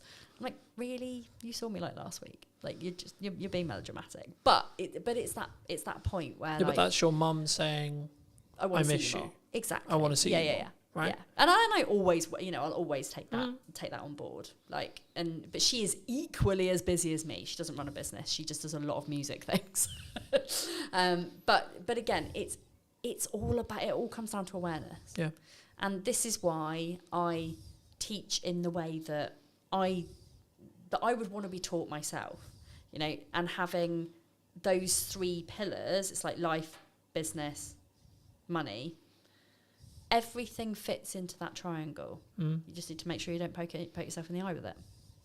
It's a great place to end. Where can people find the book? Where can people find your podcast? Where can people find you? Yeah, so I am and don't you poke yourself in the eye with the triangle. Don't poke yourself in the eye with the triangle.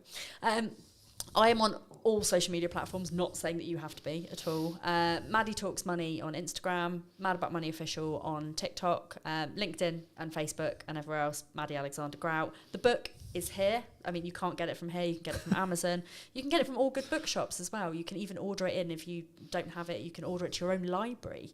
I've had some people say to me that they've ordered it for their library, which I really like. That's awesome. So if you can't afford to buy the book, go and talk to your library, go and get them to have it in, and then multiple people can benefit from the book, which is nice. So thank you for having me. No, you're welcome. Great chat.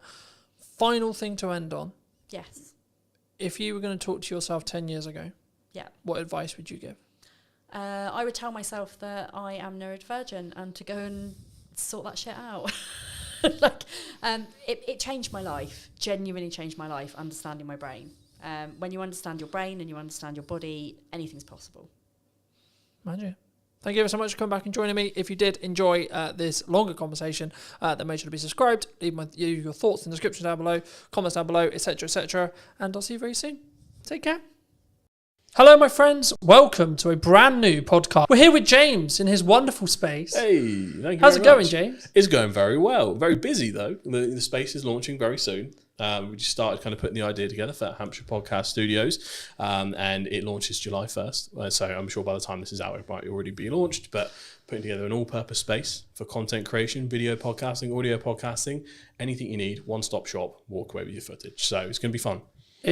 I think it's an interesting space, right? Because I think so many people find podcasting really hard. to know how to do it. Yeah. But also, not even from a tech side, just being in the psychology around creating content, but especially having a conversation. I think maybe it's slightly more natural with the conversation element, but like, Yeah. I wasn't actually going to start here, but I think it's a nice place to start. Like, Why not? How would you say right now to people who are maybe watching this, who are looking at this and going, I kind of know I need to be doing content, Yes. but it's terrifying. So I for a long time, so I've run a social media agency first. That's our main background for around almost 5 years now. And I think one of the biggest learnings I've taken from that is ultimately there's a lot of personal psychology tied up in even business social media if you have to be in it. And I really didn't realize that in the first few years of doing it, because for me, a lot of it, this is so common sense as like a marketing practitioner. It's like, we need to get you in a content surplus. We need to get you everywhere. We need to transform your brand into a media asset, essentially, like a whole brand in itself, churning out stuff all the time. I want to do YouTube channels, Twitch, TikTok. I want to go to town. And I took that attitude to everyone. And I obviously had to kind of bring everyone through baby steps. I had a lot of pushback all the time. So what's going on? And I realized that, it is how you feel about each app individually. For a start, so you've got different challenges in each thing, and also how you feel as an individual, because you've got to put yourself out there, whether you're the founder or you're a marketing manager. And I think in learning that is what attracted me more to the whole podcasting angle first, and video podcasting. When you try and drop someone straight in it to create 2-camera, YouTube videos and TikToks, you forget everything you've ever said in your whole life. Even if you're in My mouth doesn't work, James. Yeah, literally you can be the most knowledgeable person in the world. You're like, what the fuck is going on? But if you can get in with a good co-host and you can just take some basic talking points and a theme of the show, and you're not too worried about the full show again, you're just going for content volume, you can get so much value out and help so many people in a very relaxed setting, and it gets you used to it. So podcasting and video podcasting is my gateway drug into getting you into proper content creation and your brand into a new space. And also, we're seeing platforms right now like YouTube, we were discussing while we were setting up and such, that one of the reasons why I'm relaunching the show and how I'm relaunching it is because I'm seeing a demand in these platforms, firstly for short form, but secondly for a long form conversation piece that I don't want to say is fluff, but has value led, right? There's a lot of people who claim to be quote experts, right? And are they? Hard to prove these days. It's to an extent I think it can be subjective, of course, right? Yeah, and how much expertise is actually valued. It actually does depend on the market a little bit, but from the amount of misinformation we see online, I think it's more about the trust and the brand of the individual as opposed to their knowledge base sometimes, which has its good and bad points. I mean, we're both in, unfortunately, potentially soon, a commoditized market due to AI, right? And I think having a podcast, having a conversation, having brand, having personal brand, buzzword, authenticity, buzzword, community, buzzword, right? Yeah. Is the reason why you'll be in business in 20 years. Yeah. Right? I mean, where do you see AI? Its point right now, because one of the USPs of Hampshire Podcast Studios is human-led AI enabled, right? We've kind of created a unique workflow where using like 3 or 4 different softwares, we can kick out a really good service much more quickly than it was ever possible before, depending on how fussy you are with shooting settings and all that kind of stuff. So it's right now it's beautiful for grunt work. It's beautiful for getting out of the way some of the things that were actually quite tedious. When it gets to the point where it can do the advanced stuff, then we're in a different space. So right now I'm not too afraid of AI, but also one of the reasons I wanted to start the studio itself is so we have, we kind of own the means of production a little bit. Yeah. I think it's going to take quite a while for people shooting it in person in totality to be replaced. And I think it will go in phases. So it'll be like, short form, easy or creative content. I mean, we're seeing a lot of incredible stuff at the moment. That will be the first to go. Then like the more in details, maybe YouTube video, talking heads when you're more static. I think that might also go. And then eventually it'll be pretty much everything. But we have no idea how long that might take. It could be one of those moves way more quickly than we think in like a 3 to 5 year span, or it could be 10 to 20. Not quite sure. It is interesting, right? Because we're also in a world where AI influencers are a thing now. They will continue to be a thing, right? And I think the commoditization of attention, the gathering of attention, is what marketers want, right? Yes. What we're talking about when we go into detail and we add value is the tactics and the nuance that comes with, like when we first met, we were talking about TikTok as an idea, right? Now, fast forward, 3-4 years? Yeah, you'd be surprised how many people still haven't picked up on that one. Yeah. But again, it's... I mean, just for those who don't know who may be listening, right? Like, can you explain what you explained then, in layman's terms, the difference between a social graph and an information-based graph, or something which is more TikTokified in that respect?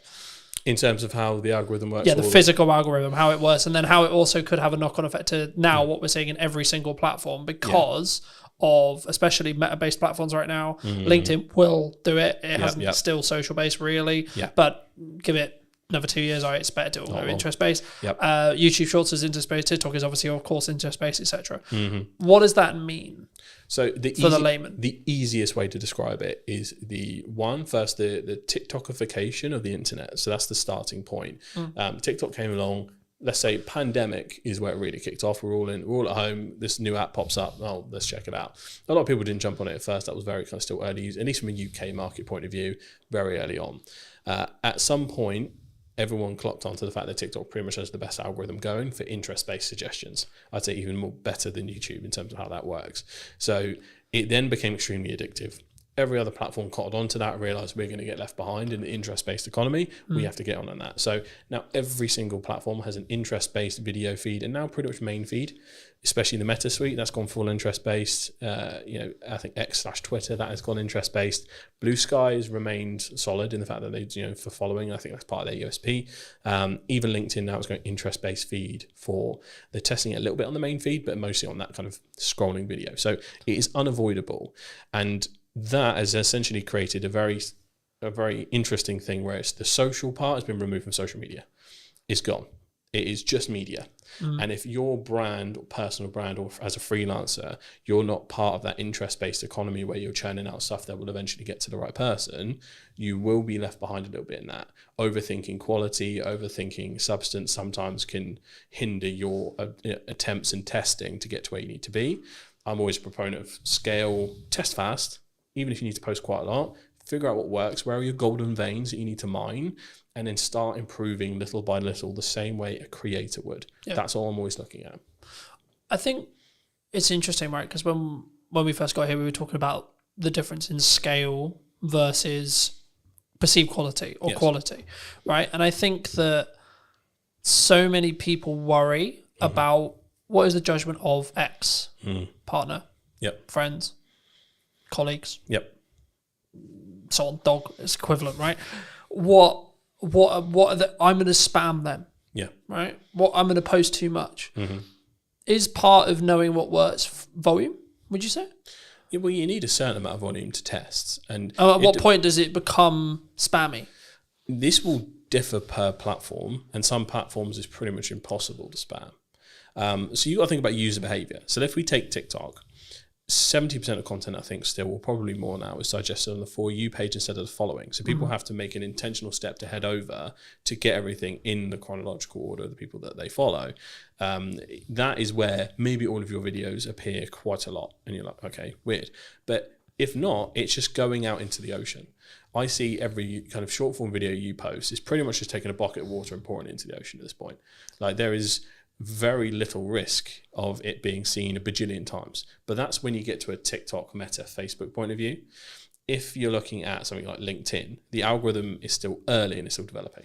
So a lot of people might see the same thing. You'll notice on your LinkedIn that you'll still have the regulars engage first and often see it. They might get notifications if you engage with them regularly. And from that point, other people might see it based on if someone likes, comments, shares, because LinkedIn is quite good in the fact that someone comments, that might as well be a share.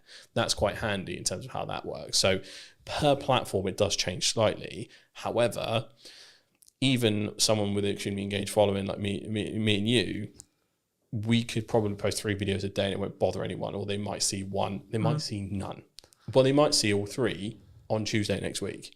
You can't quite tell where that is at. So I'm of the opinion that you're never going to lose out by posting more often. What most likely is going to happen is someone's going to go, bloody hell, you're everywhere, mate. That's the place I want to be. I'd rather be top of mind and someone be slightly miffed. I'd rather take that risk. I was going to say, because that's the main trap for me. Like, you're probably the fifth person, sixth person I've met this week in person. Yep. And every single one of them's first reaction when they first meet me is, "You're fucking everywhere." That's the way. Right? Yeah. And for me, I'm like, that means I'm doing something right. Yeah, what an because incredible it advantage. means you're seeing me. Now, it might not mean necessarily you're consuming 100% of that video, that one video. Yes. But then my heart isn't, oh my God, James didn't watch my whole video. Yeah. Because ultimately, if you start knowing that, and especially that there is a massive silent lurkers user behavior on LinkedIn, I think goes underestimated. There is a large percentage, and I'm not sure the specific number, of people that watch video without sound that just kind of watch it without checking in. Yep. Now, if you don't click that video, I don't think it actually classes as an official like engagement. I think after a certain point in watch time, without kind of clicking the unmute button, that will then class as a view. But you'll have a lot of lurkers, which means your actual statistics won't show the true success of what you're doing. So this is where like you get into the debate between reach and impression numbers and which one you should really focus on. I'm quite focused on views at the moment. Views and watch time are basically the most essential KPIs now. But in terms of how you need to look at LinkedIn specifically, yeah, I think you just go nuts. But if you're going to make those slight improvements to really focus on the quality element, again, quality is subjective. For a lot of people, our content will be quality because we have good equipment, good knowledge. And a lot of people within our industry will look at quality as how good's the edit? What are the things that grab back attention? So there are nuances to the game, and it does depend on your audience. So I often just optimize for the silent watcher. Title that lingers for like the first 5 to 10 seconds, put the best bit at the front, and then let the rest of the story play out. Because you still got to manage your own resource. Even if you have a team behind you, they've still got to manage their resource. You can't do a full diary of a CEO trailer for everything. And often, if you're not already quite big or have a large following, we have catching up to do compared to others. So different spaces for different places. I think, again, and it's one of those things where I think this should be a yes and not a yes or. Right? So for me, I'm like, that's a good idea. Let's do that. And a podcast, and short form, and talks, and in-person events, best, right? and this, and that, and that. Because I don't then worry or care about this specific video has got X amount of views. I have absolutely no interest, to be honest, in what that standalone video does. What my views are as a whole across Meta, across Instagram, across LinkedIn, across... So, yes. Yeah. Okay. As a whole. Yep. Specific video, don't care. Yeah. Because I don't know what's going to go well or hit. The only way you can do that is test it, right? Yeah. Test and it something and look at which the spikes on your graph. Yeah, and something when you're specifically creating content around a targeted event like an in-person event or a service you're trying to sell, etc. Yep. A strategy that's worked for me in the past and will work now is put out a load of short form stuff, see what happens, see what works, and then media buy, ad, meta, placement, etc. against the stuff you already know works because you've already got the viewership, you've already got the metrics, and that way you're not then potentially wasting pounds or dollars figuring out going, is this good? Now, this is one of those things where you might want to tweak the copy slightly because it's an ad and not a post, etc. Things like that. But overall, it's going to work because you already know the creative's good. You know? Absolutely. And the thing is, for me, I think people, they use the I'm trying to create one polished video on LinkedIn as an excuse not to be working. Yeah, because a lot of people will take that out. Again, this is where we come back to the personal psychology point. We know we're supposed to go to the gym. Do we all go all the time? Some people do. Most people don't. That's just the reality of it. It's Gary Vee that made the point originally. You know, social media is not going to the gym and eating healthily. We're going to relapse. We're going to mess up. We're not going to stay consistent all the time. We're going to have sprints where we kill it and then times where life happens. Don't punish yourself for that.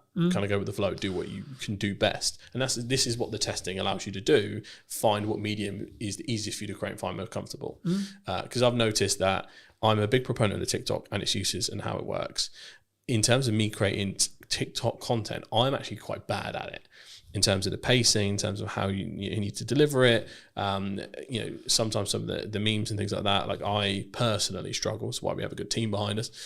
Whereas in a YouTube or podcast setting, I thrive, and I think that is sometimes a matter of age. Sometimes I'm 28, so I'm either the oldest Gen Z or the youngest millennial. So I'm right in that center point, depending on what blog you read. So, but I grew up with YouTubers. So that is how I often visualize and say my thoughts and verbalize them. And some people will talk as TikTok because, for example, if you got your phone out, the viral hook is as you're putting the phone down. Guys, the other day I did this, right? And they'll prop their phone down. Yeah. That is the telling the story or popping the phone down in the car or talking in the car or the quick flip up. This is stuff that is derived from TikTok and is done really well. And it's something you can learn, but it's not something that will come natural to you if it wasn't your first port of call almost. So you do have to adapt to where you're at. Once you test, once you get used to it, because you've got the barriers of editing, you'll hear yourself, you'll see yourself. We are so used to it at this point, it doesn't matter. But there was a point in time where we were like, oh my God. Wait, I sound like that? Yeah, literally. What the fuck? Literally. And now, for some reason, it sounds exactly the same to me. But before it sounded so different. Yeah. But there is that hurdle. So I'm very acutely aware, even in a B2B corporate setting at some of the largest companies, if I've got the challenge of bringing a video podcast in or video content, that person has to start from ground zero. Yeah. It does not matter how big that brand is. If we have to use someone, But I deal with internally- £100 million deals, James. Yeah, and then and I go, all right, tell me now, and I put My math doesn't work. Who am I? What day is it? Who are you? So it's hard, but you have to practice. Yeah. This is what a lot of brands do have some hubris around it. Like, I'm a big brand, we can do whatever. Yeah, it depends on your presenter. Unless you're going to bring in a professional presenter and pay. But again, should you, from a brand point of view? Because the whole point is I'm talking on camera, right? You need so to the have same someone- person who sells is the same person who's talking on camera. Homegrown will always win, in my opinion. Homegrown, authentic, buzzword. Homegrown, authentic. We like our buzzwords We today. do. Homegrown, authentic, and just, I think, not tied to perfection is probably the best piece of advice I can give Done is when it better comes than to perfect, corporate right? content. Yeah. Like something completely unedited, probably similar to how this podcast is going to be, flows nicely. You can tell it's genuine. Their corporate trust is at an all-time low as is. If you are going out with something ultra polished that's over the top, you brought a TV presenter in, good luck relating to anyone, right? It is that kind of equation. So yeah, factor that in. If you're the biggest brand or just starting, both people are kind of in the same place. Yeah. And if you are starting, I think you'll pick up things, right? Like I've noticed, you may have noticed it in the show. I didn't piss around at the start. No. It was you lose bang, people this is who I am talking to, this is what's going on, bang, we're talking to James, cool, straight in, right? That's only because I'm used to doing long form content on YouTube. I've been doing it like 2 years, consistently for 2 years now. Yeah, because a lot of people don't realise the first 10 seconds is the new thumbnail. That auto plays as soon as you hover over the video. Yeah. So if you don't get straight into it, well, you've lost someone, and I know how the YouTube algorithm will work in the respect to, right, if someone sits and watches this for 10 minutes and is interested in this conversation, they're gonna then be then the video, the big podcast will be served to a larger set of people, and then so on. That's how stuff goes viral, right? Same with short form, but on a more narrow basis.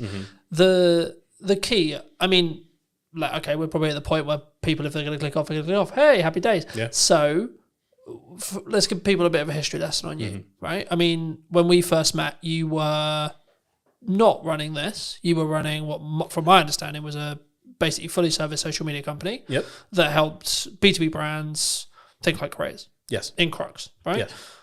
Okay, what happened? How did you get here?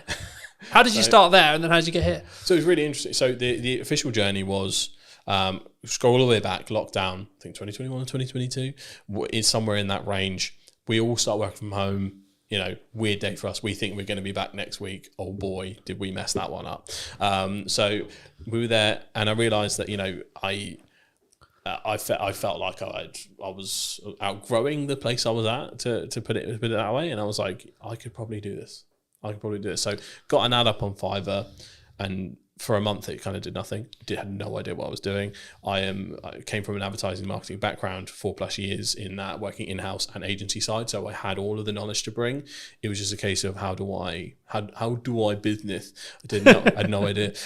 So that ad basically did nothing for like a month, and then suddenly it put me in this like featured creators section. So I had a lucky break there. Most people don't admit their luck, folks. That's how it happened. And then from there I got my first client, and then got my second client through Fiverr. I got my third.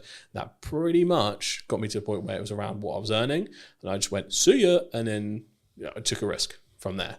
And then from there it started to just me, one person, two person, three person. Ended up kind of, as we're going along the scene, working with the likes of the University of Southampton, Barclays Eagle Labs, American Express, Global Business Travel, people like that, over that 4 year period, almost 5 years. And it grew very fast, very quick.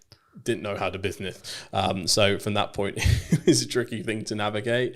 And eventually I was just like, this is also isn't making me happy. We grew way too fast, way too much pressure, navigating contracts, chasing people who hadn't paid. It was that essentially, and overspending too. We had office space at the time because I was in my head. And I think a lot of people's minds, we still had the path to return to normal. So I was spending a lot on hybrid office space to go, come in if you want, you don't have to, but we have a space where you can still be creative, we can collaborate, and then trying to figure out what that was. But that was lots of extra spending on, mostly UK team. We had an overseas team as well, and helped facilitate both. So we had kind of a hybrid model. But in the end, there was a few kind of financial things we ran into in terms of contracts, things like that with larger clients, and it pretty much was, it sunk the boat.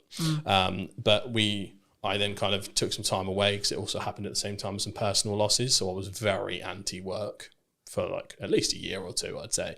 I was in the mindset of like, why do we do this?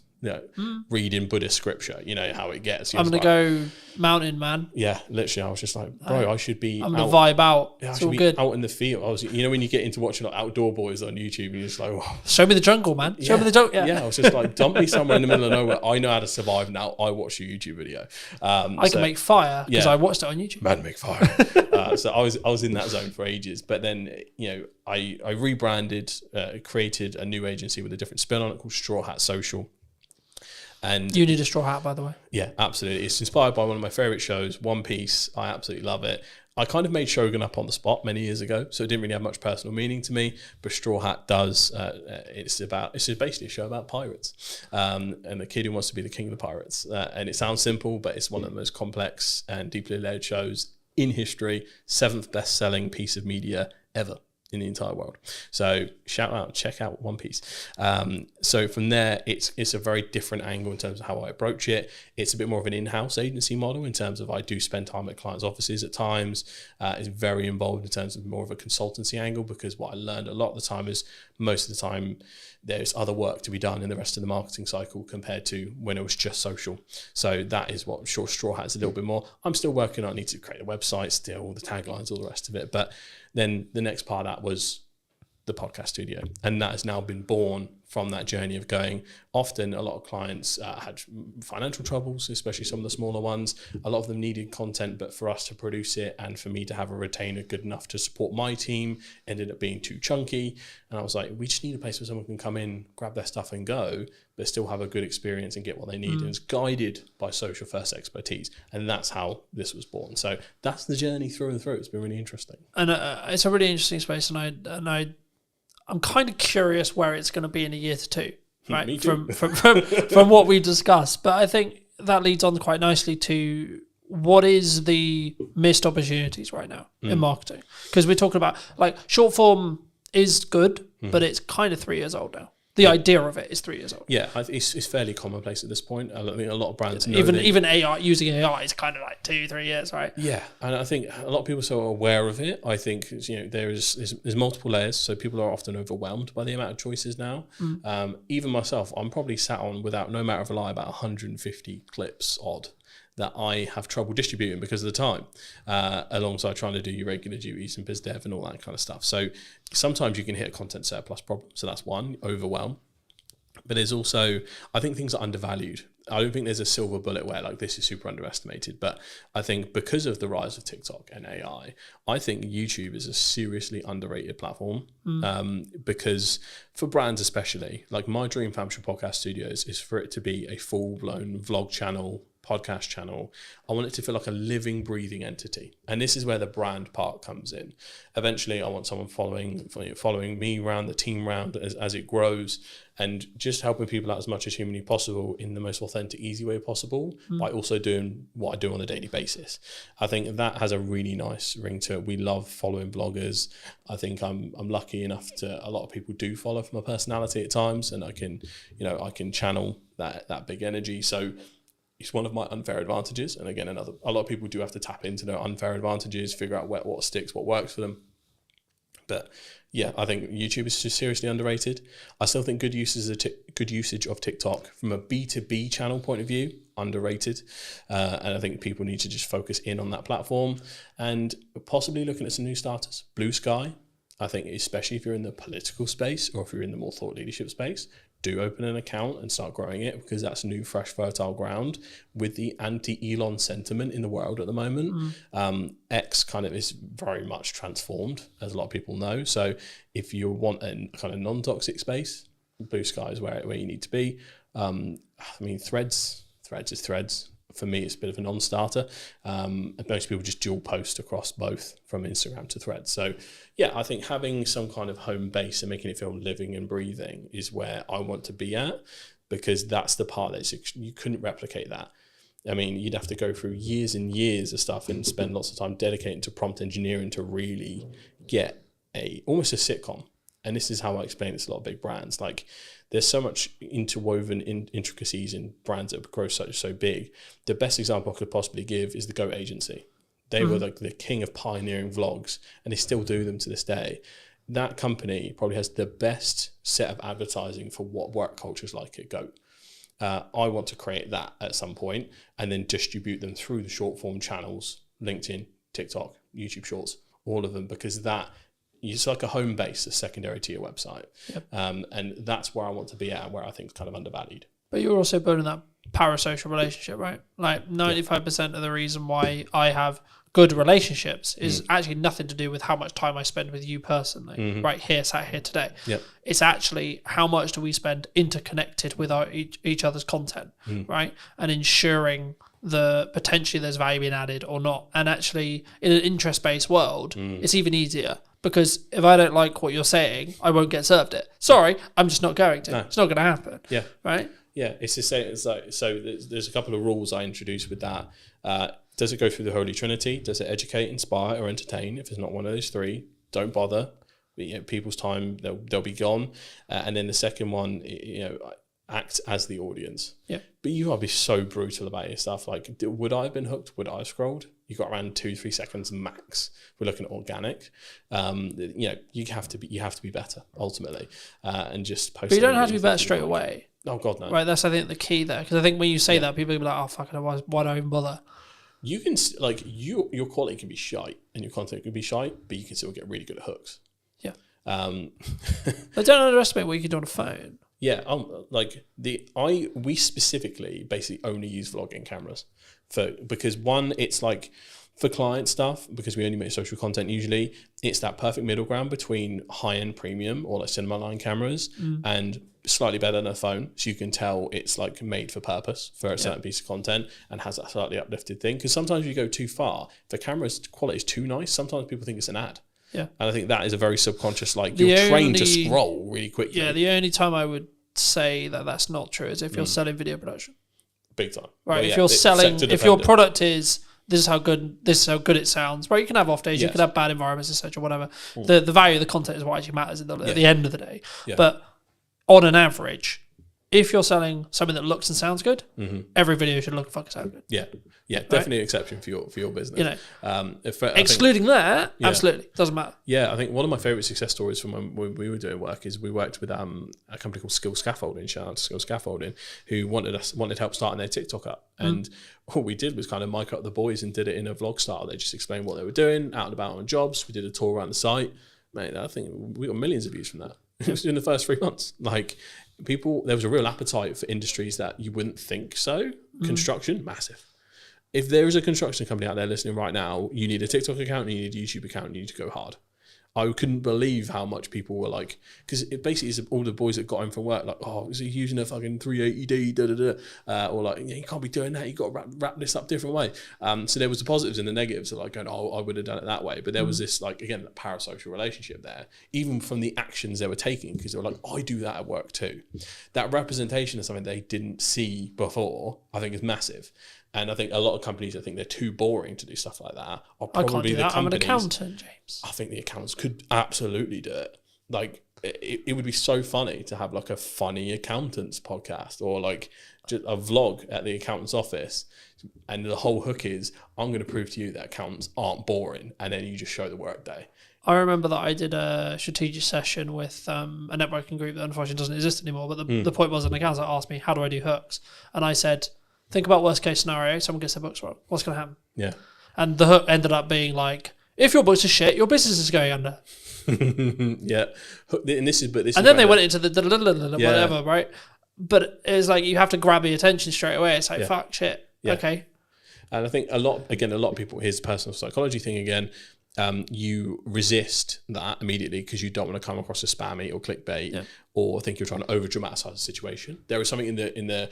This is why the Americans paved the way first in terms of content output, and then we adopt it later once we see it works. Because one, we're just a skeptical nation, but two, we're all a bit too frightfully to make all that fuss. Oh, but we also want to speak like this and be stubborn off lip and not swear on camera, don't you know? Can't do that. No. Whereas the people that do. Meanwhile, in America, Gary's screaming on the stage, for example. Yeah, right? Exactly. And he's killed it that way for years. But I think there's an aversion to hooks sometimes because you're worried about perception, even on the brand level, which is really interesting. So there is a removal we need to do of that. Hooks / clickbait is okay as long as you actually deliver. If it's, I'm going to get you 1 million followers right now, and then it's just bullshit advice, that is bad clickbait. But if we... And also it doesn't work anymore. Yeah. So to give an example from this podcast, if we were doing, here's how my business completely went under, cut to black, and then I just told the story I did before. But that was the hook that made it dramatic enough to stick around.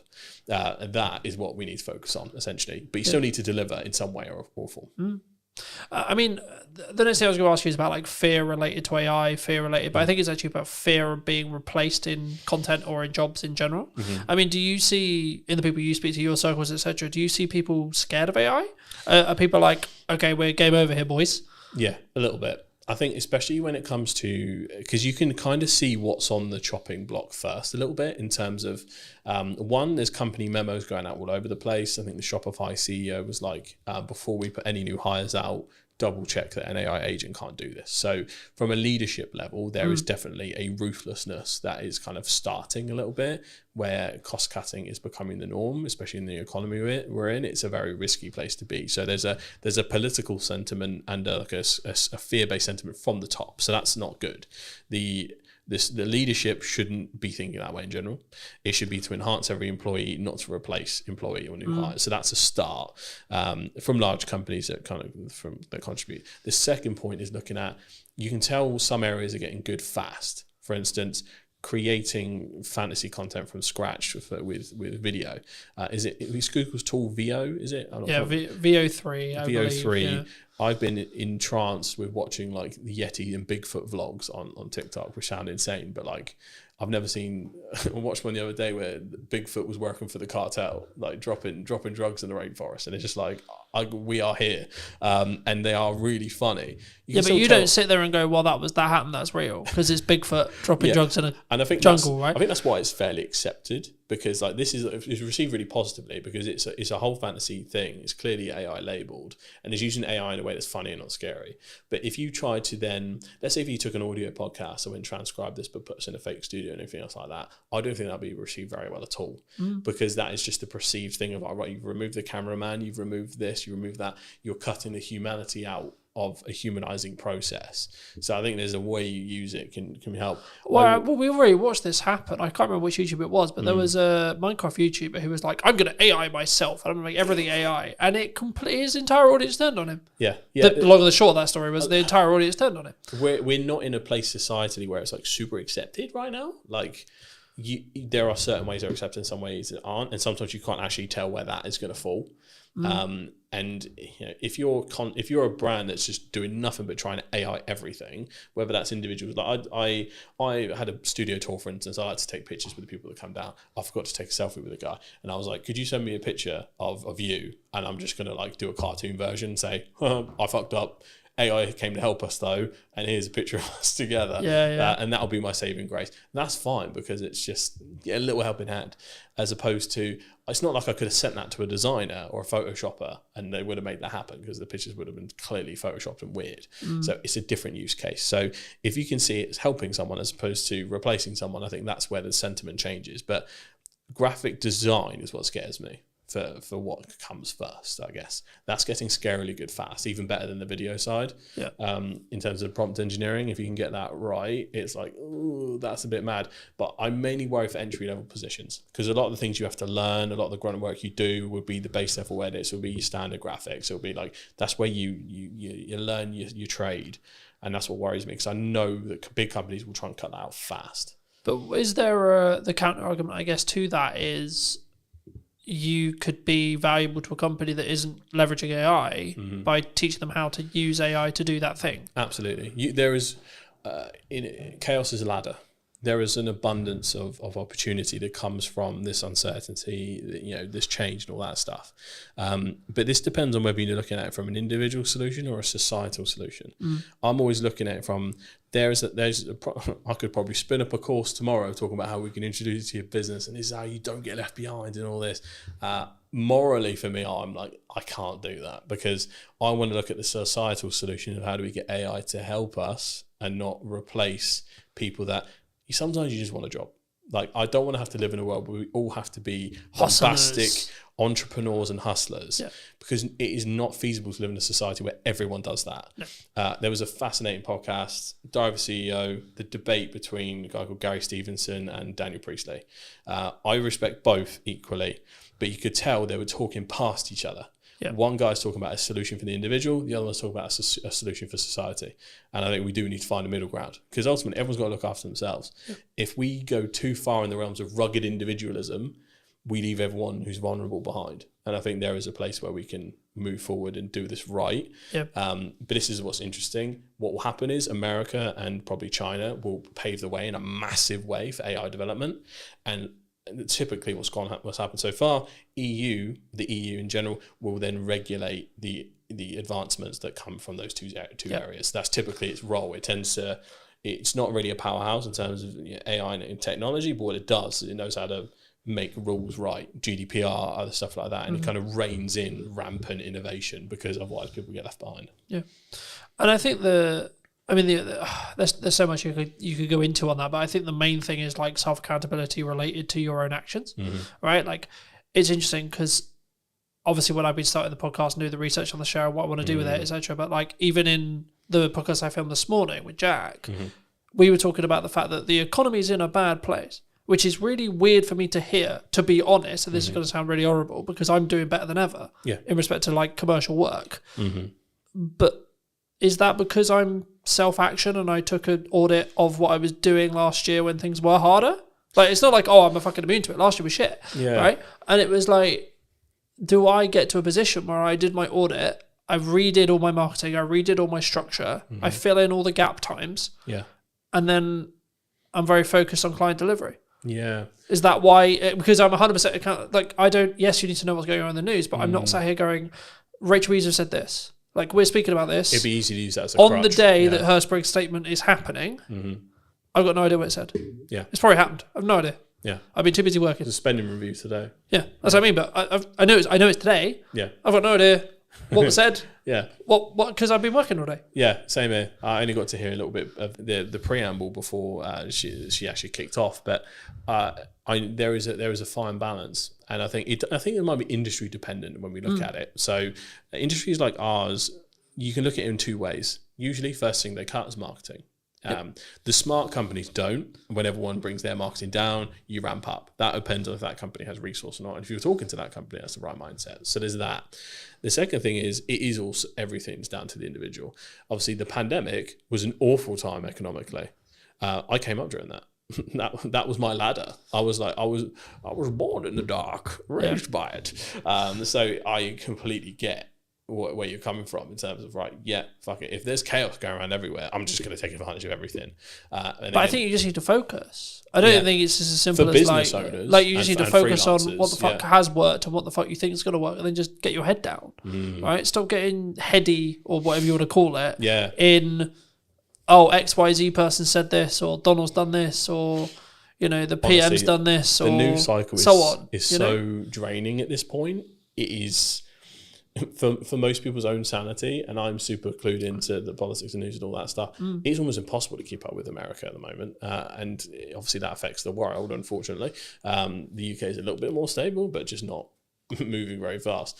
So, but I think the easiest way to describe it is like, I think that motorcyclists have a term for it when they get focused on the big truck that's next to them. If they stare at the truck, they will subconsciously get closer and turn into it. They're like, no, even though they could just like not go that way, but like it's like their hands make it. It's like when you're supposed to look where you're throwing the ball and things like that. So for business owners, freelancers, everyone that has like the agency over what they can do, I think that they need to focus and really kind of hone in and, like you say, just like blinders on. I don't care what's happening. The world will be falling down around me. I'm going to make this money. That's the opportunity we have. But then the socialist in me kicks in, where I just want the people that just want a job to be able to have a job, be stable, be happy, without having to be like, mega AI improvements, I'm going to upload your business. Because some people, we need the world to go round with people that just do jobs. Yeah, but you can call it like the people who, clean the cars or clean the office or clean the shop or whatever, there needs to be those people. Yeah. But I think people who are willing to be that extra level, right, they should, right? And I think it's important if you can right now, if you're in a functional position where you can push forward, you can. Financially, you can. Energy, you can. Fires me up, right? Something I've noticed as I've started doing podcasts and other things is I'm less focused on where the business is. Now you'd be like, but that doesn't make it like that, so on. But with financial planning, I know that I'm fine regardless. Yeah. And actually, I'm like, okay, cool. But actually, I'm then winning more work because of that. Yeah. Which is a really weird Tell you what, concept, I've seen very similar. The biggest learning I had from when the business started to go down on my side was my lead tap almost entirely turned off when I stopped focusing on social. Social was my main pipeline. Inbound was our main pipeline. It's not like we had like mega website inquiries or anything like that. That was my lifeblood. But what happened was subconsciously I was like, we've grown to a point now. Bigger companies don't bother with all this social media. Like, maybe I can just calm down a little bit. Ironic enough, considering what I did. But I was like, I almost sat in this complacency of they'll come to us now. I'd have to try as hard. Would it be fair to say your ego got in the way? A little bit, yeah, I think so. But also there was we're big enough now. Look at us. Yeah, it was also a point where I think there was not safety in numbers thing, but we had a fairly good sized team that I was like, we are one of those stable proper companies now. Like it felt like we had like when you feel like an institution can't go down or anything like that. So there was a little bit of that, but also because of all the growth and growing pains, there was so many fires to put out individually. Yeah. It just took my eye off the ball. It also drained a lot of my energy, so I couldn't really refocus back on. I couldn't bring that same enthusiasm. The ideas used to come to my head. That was almost taken from me by the stress of a growing organization. Yeah.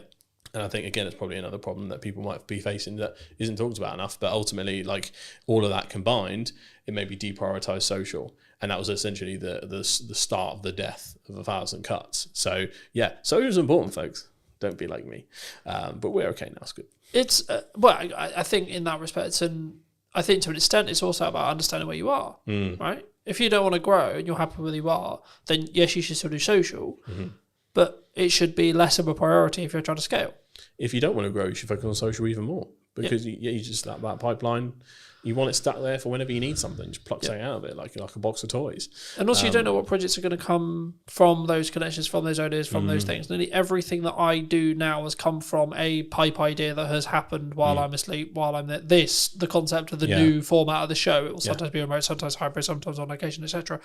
That came from downtime. That came from me thinking, right, okay, I'm doing this on social, I'm good with this, but what about this? The same with the AI workshop. And the content creation workshop I'm working on at the moment, right? Same thing. It's like, okay, cool, that makes sense. There's demand for that potentially, right? Needs marketing, cool, fab, cool. And the same thing, and I know you want to talk a little bit about live streaming. Where's live streaming fit into this, Dan? Live streaming is really interesting. So when I'm always a proponent of looking at creator economies. So creator economy in general is essentially, where are all the platforms right now where people are making a living from? Where's a lot of the content coming from? Where's a lot of the trends starting? All that stuff. So it's so important to find what's happening right now. YouTube and TikTok essentially had dominated for a long time. Twitch has basically come out of nowhere, and a lot of people do stream on different platforms, but Twitch is the most important one. Live streamers, I think in general, have replaced YouTubers as the main go-tos, because what's happening is, in Gen Z circles anyway, what's happened is You've got Kai Cenat, iShow Speed, Drewski, all these people that are like more often creating content via live stream.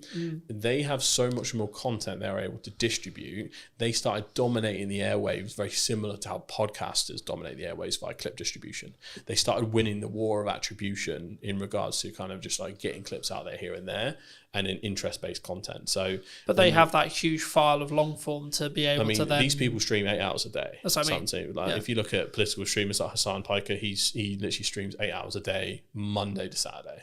Like, it's an insane amount of content. He's giving takes constantly. Every piece of news that happens live, he's staring at the computer, essentially waiting for the next headline to come through so he can give a take. He has full thing. So, but then his editing team, which is important to mention, will then have that clip on YouTube within like 2 hours whilst he's still streaming. Within a couple of, so he's really unique in the fact that obviously he's a left wing, almost socialist creator. He opens the door, so he has no copyright on his content. So he allows other people to use his content and monetize their YouTube channels without striking them. So he has a content economy where everyone makes stuff for him. Yeah. He has his own channel where he monetizes and things like that, but his channel is often 1 or 2 days late. There are a multitude of clip channels that get stuff in while he's still live. It'll come out within the hour and it will just take that 10-minute segment or that 40-minute segment. It's incredible the speed in which those people work, because they make a living off of Hassan making a living. Yeah. So it was fascinating to see how this happened. But Twitch streamers have become like the front end of like the social cultural zeitgeist, to use a weird term. So ultimately, follow what they're doing. And I think the first few brands that get serious about live streaming, and I think brands like, we've seen Foot Asylum, for instance, lead the way in terms of YouTube channels. If they can find a way to do Twitch, if, even B2B brands, like, my dream would be to like live stream entire studio days, to be able to stream other people's podcasts if they were comfortable with it, to show what they could do through my channels, to kind of always be sharing the love in that sense. You would be able to see such an awesome mix of different things. Each industry, some industries won't be able to do it, some can, but I think if they're the first to market, there is a rare opportunity there to be taken seriously in that space, because Twitch has only been for like gaming for a while. Let's Chat style stuff has become more and more popular. That is now the most popular thing. It's less gaming and more essentially completely universal. Do you think that the TikTok live shopping experience is also going to be a game changer in the next 10 years? They are going hard on that. I keep getting ads for webinars to become like kind of a TikTok live agency, because they're trying to bring other people into the fold. It's really interesting. It's something we're considering for the studio, to have almost a live shopping zone, or to figure out how to kind of do that properly. Obviously, we have sets for it, but there's a certain kind of aesthetic and way to do it. Live shopping is becoming crazy. TikTok shop, it sells insane amounts, without considering potential bans. At least in the UK, that's nowhere near anything. In the States, I don't think they'll ever ban it, because Trump gets too many headlines from TikTok and too many views. So I think he'll leave it the way it is. So I think, again, it's a serious, for e-com brands, serious business. Even just lives in general, even if you're not selling, TikTok lives and lives in general is so important. Like, there's people that, again, make a living off TikTok live just by, like, we've all seen have you seen the TikTok NPCs? Yeah, so people pretending to be different characters, or every time someone sends them a little emoji, they go, wow, emoji, thank you. And they act like robots for hours and hours, but they make ungodly amounts of money from it.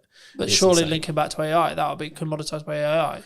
Possibly. Or is it because it's an actual person being aware? Is that the commoditized point? At least for the NPC non-playable characters. For the non-playable character streamers, the whole point of it is the novelty of you're making a human being dance like a monkey. Right. Okay. Essentially, because you make them here, have a peanut. Here, have a peanut. Okay. Yeah. People are sat there donating £1, £2, £3, £4, £5, £10 just to make them do stupid shit. Yeah. Which is a very dystopian place to be, but like that is. It reminds me of a Black Mirror event somewhere. There's got to be an episode like that somewhere. But yeah, no, absolutely. It will happen, because currently there are certain creators who are pretending to be robot AIs. Before that's available, if that makes sense. So like they're in full cyberpunk like cosplay, and they're going, donation, thank you, and but they're acting like they're not real. So once that happens, it's going to be easy. But I think when people look at this, they go, AI is going to just replace all of these creators. I think there will be a bigger pushback than you think, in terms of people going, this ain't a person, I don't give a shit. And that will happen for a long time. And there'll be, similar to how we get ads and spam, I think a big portion of AI content will be treated as such, as essentially slop. and then from that point, it will kind of develop from there. Yeah, I think it's a really important point. I mean, obviously we don't know, right? Like AI is changing every day, All you can do etc. is guess. Right? Like we'll see what the market chooses, because that's who we will ultimately choose, will be the market, right? Yes. But as a final point to potentially wrap up on, if you could talk to yourself 10 years ago, right? So you're 18, roughly, like 17, 18. Yeah. What advice would you give? Oh, that's a very interesting one. Is it With what you know now? Am I back in that time? So apart from telling myself lottery numbers and what to invest in, is it more, or am I like, if I'm 18 today? Today, sure, why not? Okay, because that changes the advice. I think. Like if you were 18 today, so you could gain 10 years, what would you say to yourself? But you have none of the network that you have gained in the 10 years. You don't have the resources. You don't have the understanding. You have you have basically been reset, but it's today. Yes. So you get given 10 years, but you've also reset everything you gained in the last 10 years as well. I think it's really interesting because I know myself, and I don't listen to advice. Whenever someone else tells me to do something, I kind of do the opposite. It's a very like ADHD thing to do. But I think the important thing to say is consistency. I bang on about social constantly. It's what I do for a living. If I'd have been more consistent with my own content, I think I'd be in a very different place. Specifically focusing on platforms that will make me money. Twitch, YouTube, TikTok, all that kind of stuff, and honing in and making sure that being a creator is part of a business model and a part of an overall personal brand. Like we talked about before, personal brand is going to become so important. Some people say LinkedIn profiles will end up replacing CVs altogether because if anyone's ever done recent job applications, it's awful. It's very much how you get around it and get knowledgeable and letting the people know who you are. It's all going to be knowing who you are. So the game of contacts and black book has evolved to online. So if you are starting with no contacts today, it's probably the best point in time you could ever start for that kind of thing. But you have to have a clear strategy and try and conquer the fear of feeling like you don't know enough straight away. You can learn so much from the resources we have available on YouTube and things like that. Not to say you can become an expert, but you can learn enough to help someone else off your own back via online courses, YouTube channels, pretty much immediately. And all you have to do is just try and help people no matter what industry you're in. As long as you're earnestly and authentically trying to help people, you can kind of never go wrong. So you just mix authentically helping people with consistency. You'll be in a brilliant place given a little bit of time. So that's what I tell myself, just stay consistent instead of being on and off again. Thank you for the time, James. No worries. Thank you for having me, mate. Appreciate it. Do you want to shout anything out before we go? I suppose I do. Come down and use Hampshire Podcast Studios. It is a plug-and-play solution for entrepreneurs, businesses, and creators to create video podcasts, YouTube channels, pretty much anything you need. Unboxing videos, reaction videos, live streams. We pretty much got it all set up for anything. So if you're in the Hampshire area, you need to make content, come down, we'll have a cup of tea, we'll kind of plan out what you need to make, and essentially you can use this as a plug-and-play solution, or we can help you kind of manage the whole thing end to end. So if you need any help, create some content, come on down and let's get some stuff done. Thank you ever so much for joining me, ladies and gents. I hope you took value from mine and James's conversation. We're going to leave it there. I'll be back very, very soon with a brand new podcast. Who knows where I'm going to be? I might be in Southampton, might be in London, might be somewhere completely different or digitally. I'll see you very, very soon. Thank you ever so much for coming back and joining me. And take care. Hello, my friends. I hope you're well and welcome to a brand new podcast. Today we're going to be talking to Christine, who does branding. There you go. Did your interview for you. Thank you. Why does branding... I wasn't going to start here, but I think it's important to talk about it. We live in a world where there's lots of noise on social. There's lots of AI conversations. There's lots of points of view when it comes to what should I be doing, should I not be doing. Why do you focus on branding? I focus on branding because a lot of businesses are completely overwhelmed when it comes to marketing. They really don't know where to start. They don't know what they're doing. And I was finding that doing visual branding, logos and stuff like that with clients, I was finding that at the end of the project, they still didn't understand what their business was actually selling. So by doing brand strategy, which is what we're really talking about here, it's about understanding exactly who you are, what your business is, your positioning and everything else that's involved.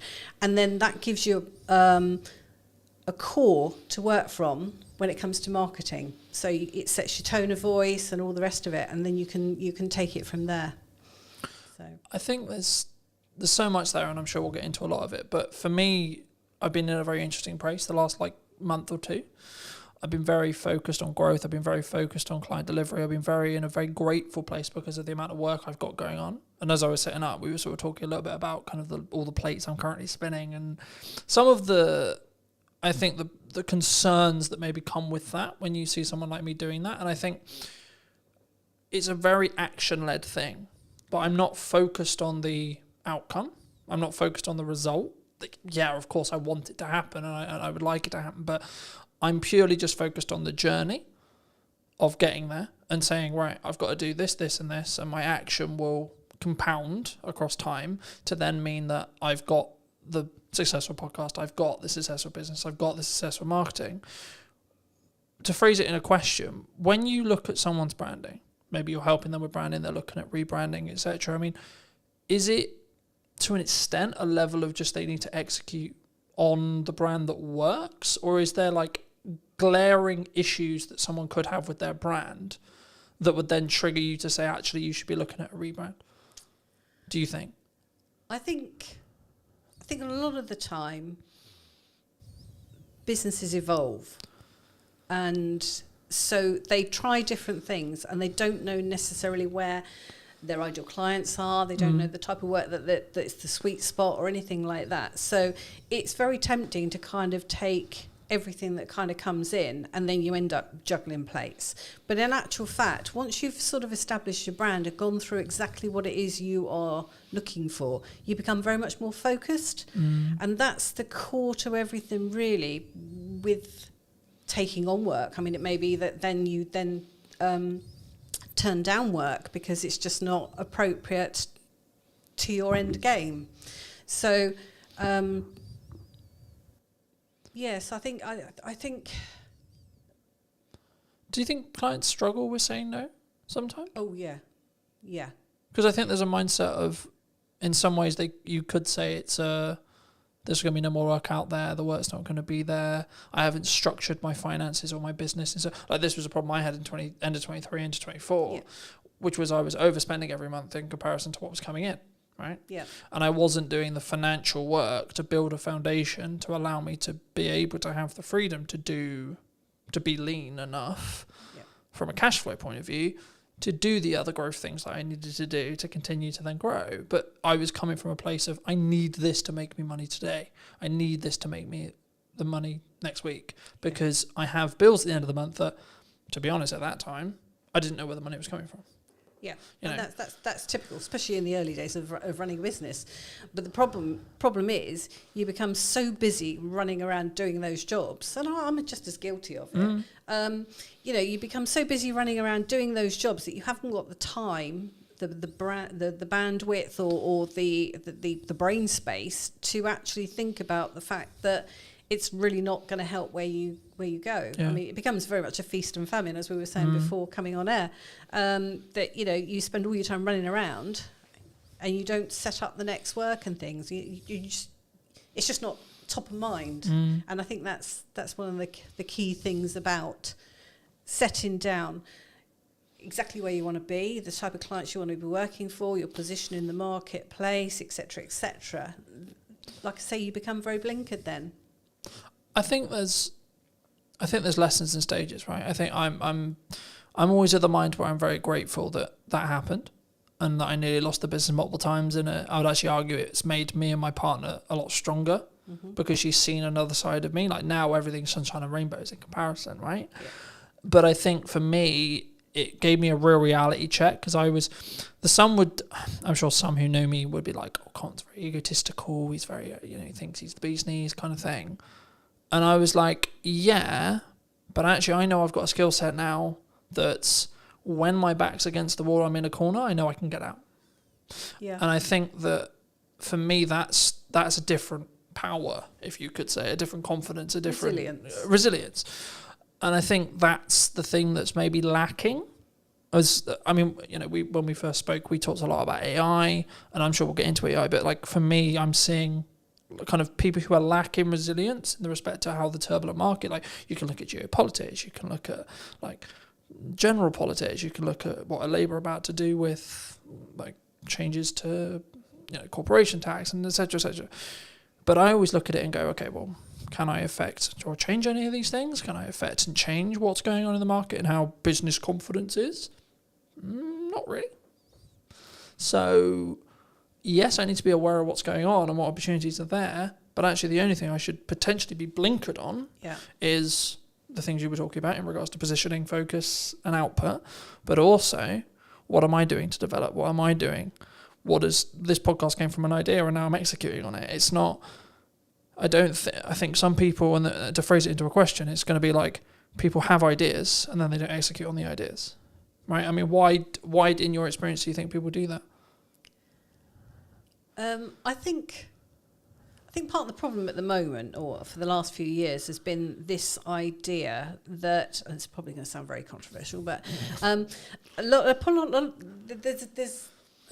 there's a lot of talk about things like niching down. Now, it can go to an extreme, I think, and what we really need to be doing is finding ways of being adaptable, because with ever-changing markets and that, the people that survive are the ones that are going to adapt. So while it's great to niche down, if you niche down too far, you can really struggle when things change. So it might be useful to say that you work in a particular industry, but if you just say that you work in that industry, that's when you're going to struggle, if that industry then suffers. Yeah. So yeah, I think it's all about adaptability. Do you think people niche because it's easier for them? The general attitude seems to be that you can make more money by niching. Yeah, I heard that. So there are a lot of designers out there who have niched down and just say that they work in a particular industry. Now, I don't do that. I have worked in certain industries and I can push those if I wanted to. But for me, if I was to niche down too much, I'd be bored out of my brain, because, the same challenges come across all industries generally.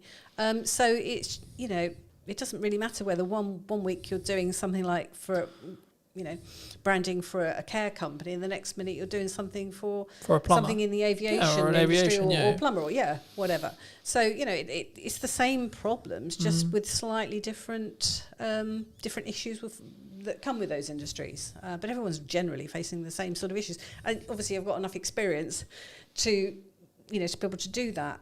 Do you think you need resilience to be able to be that open? I mean, I've always been of the view that you shouldn't niche specifically into an industry, because I always use the example of say that to wedding videographers during COVID, for example, right? It's like, how'd that go?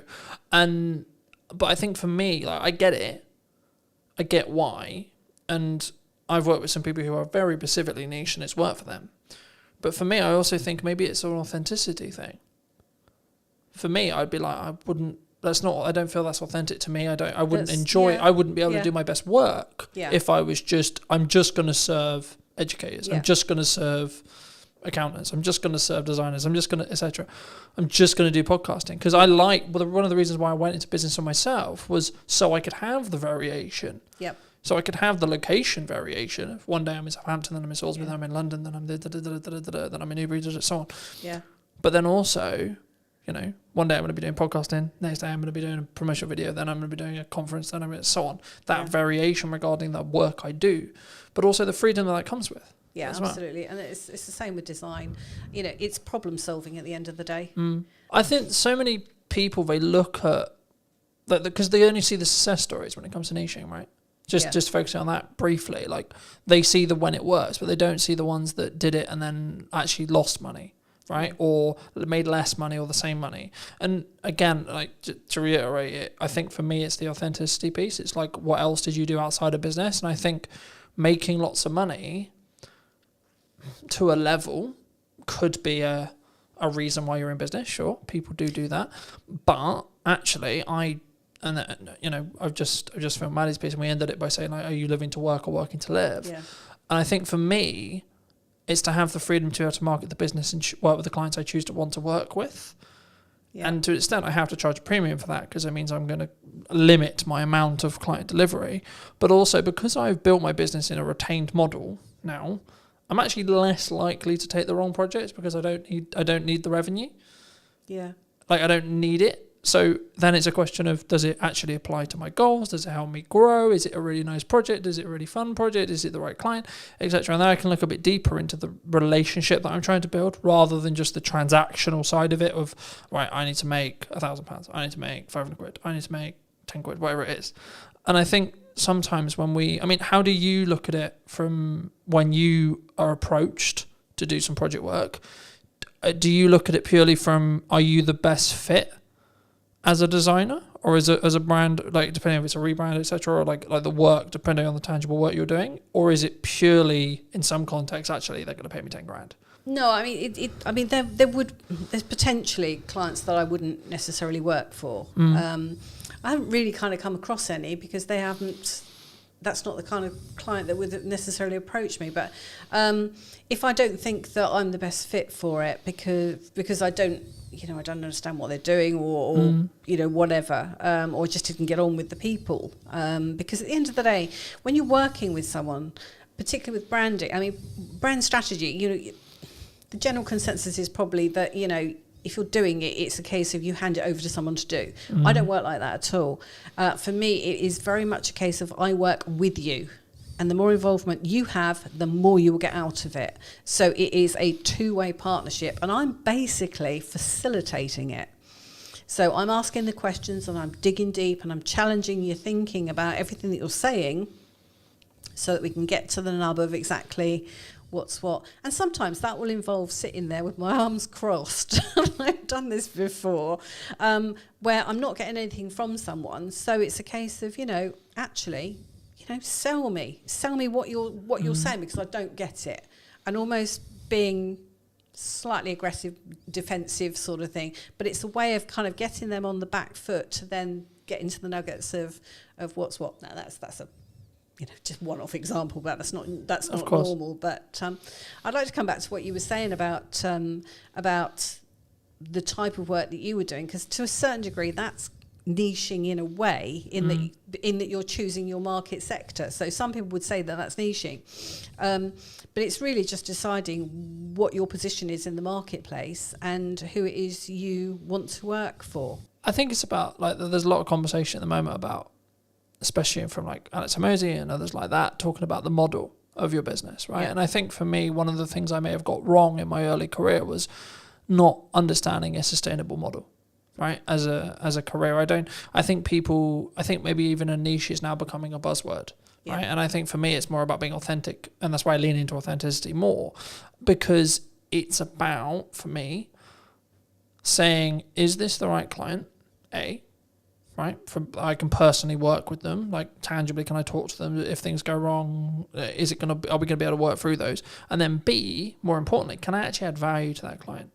Right? Can I be the provider to fix their problems? Because in 95% of cases, we're paid in relationship to the size of the problem that we fix. Yeah. Right? And to be honest, the client doesn't actually necessarily care about the nuts and bolts of how you fix it.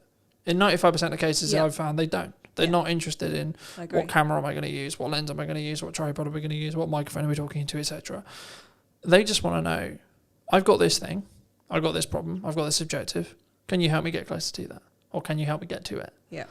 I mean, going back to basics then, with branding, how do you build a brand? Does it have to be around you? What, as an individual? Yeah, so when you're looking to build a business, let's say I was starting again. Okay. How would I build a brand? Okay. Well, we do use a framework generally to establish the core values and positioning and all the rest of it. It's one of those things where, what do you want to do with the business? That's where we've got to start, really. What do you want to do with the business? Where do you want it to go? Do you want it just to be you? Because that's the key thing. If it's just going to be, is that looking tangibly at, like, do you want to exit? Do you want to sell? Like, etc.? Are you going to have staff, all that sort of thing? Where do you want to be in 5 years' time? Where do you want to be in 10 years' time? Because if you're looking to build an empire or an agency or something like that where you've got staff, there's no point building a personal brand. Well, there is a point, but do you know what I mean? The business cannot be your personal brand, because going forward, that's not going to work. You've got to build a business brand. Mm-hmm. Do you see what I mean? Because your staff are going to have to come under that brand. So do you think people worry about scalability? Because what you're talking about there is scalability. Do you think people worry about scalability too much? Because I would argue, like, depending on how you look at it, your personal brand is either infinitely scalable or not scalable in any way, depending on your mindset around it. So the one thing I'll never be able to outsource is me sat here in front of you today, because I need to be involved in the content. Sure. Right? Sure. So in that respect, it's not scalable. But the more content I have, it's infinitely scalable. It is, but what I'm saying is it's how you then put that out. Do you put it out as you, or do you put it out as the business? Mm-hmm. Do you have a business name, like I do, separate to the to my own brand, like me? Mm-hmm. Because if you are going to have staff, you cannot just rely on your personal brand. I mean, I remember years ago I went to an interview with somebody whose attitude was very much, well, I'm the face of the brand. Which was fine, but it just meant that he couldn't have a sales guy go out on his behalf, because that wasn't the face of the brand. Do you think that can transition though? Do you think, like, when a business starts, it's very founder-led, let's say? Yeah. Right? So in my case, it's 100% founder-led, right? When you have a discovery call, you're talking to me. I show up on set, you're talking to me, you're working with me. When we do the strategy meeting, it's me. When you're doing the post-editing, it's me. But if I choose to, right? One of the main visions that I had was, let's scale it. I think they can work simultaneously. It depends where in the growth process you actually come in with this, really, doesn't it? I mean, yes, if it's at the very start of a business, but what I'm saying is those are the questions that we ask for going forward. Because if you are going to stay as a freelancer or as a solopreneur, whatever, then build your personal brand, because that's probably got more equity long term than your business. But do you think that's Do you think clients and consumers are more open to connecting with people's personal brands than company brands then? Because I've found personally, looking at like the corporate side of the world, that even corporates are now like driving out saying, who can we put maybe in the C-suite, or like who can we put out that is the personal brand for the corporation? So I think it's because I remember listening to a couple of years, about 2 years ago now, and it's kind of transitioned as well into 25 as well, where corporate trust is at an all-time low. I don't know if that's still true now, but it definitely was a couple of years ago. And I think part of the reason is because they stopped being personal. Yeah. They stopped having this. You stopped knowing the salespeople. You stopped knowing the business owner. Yeah. You stopped knowing the person that was behind it. And it became very... And that was kind of the transition into AI as well, because it became very just about profit and about ROI and about, like, how can we leverage this and how can we be as efficient as humanly possible? And humans aren't efficient by proxy. We're not robots, right? No. But I guess to phrase it into a question, I mean, do you think that looking at the larger scale, or maybe with the corporate world, because like our unique selling proposition to smaller business owners is we can be personal, we can be me, right? Because that's what we sell. That's we're not scalable by proxy, by deliberate. Do you think corporates should be looking at personalizing their business brands? What happens when the person leaves? If it's a person, if they've moved company, then what? What is that person putting out? Are they putting out stuff that's on brand with the company, the company's policies, or are they putting out stuff that's completely random, and at odds with it? It's difficult, isn't it? Yes, a difficult one. Yeah, I think there's pros and cons. I think there's risks like anything when it comes to that. But I think that maybe the medium-sized companies that may be listening to this, or the larger companies that listen to this, I think you have to make that decision, and then you have to commit to it for a period of time. Yeah. And to an extent, you are potentially risking, and that's why I sort of lean towards C-suite, because they're less likely, they're more committed to the company that they're in because they're C-suite. But actually, I would say, okay, well, let me pivot the question differently. If you're an employee or someone who's entrepreneurial minded or starting out, then should you just focus on personal brand? Do you think? I don't think you should ever just focus on personal brand. I mean, or can you run them side by side? Yeah. Because people know I'm Colton from Brand Media, but they'll probably know Colton more than they'll know Brand Media. Yeah, I think you should run the two. I mean, that's what I would do with various clients is run the two. So you have stuff that's a bit more key messaging, perhaps, that's going out on the company side, and then stuff that's a bit more personal on the on the individual side. And then the two, there's no reason why the two can't work together. But I mean, I think going back to what you were saying about sort of staff and that, you've only got to look at what's happened with the BBC recently, where you've got employees that are putting out stuff that the BBC haven't agreed with.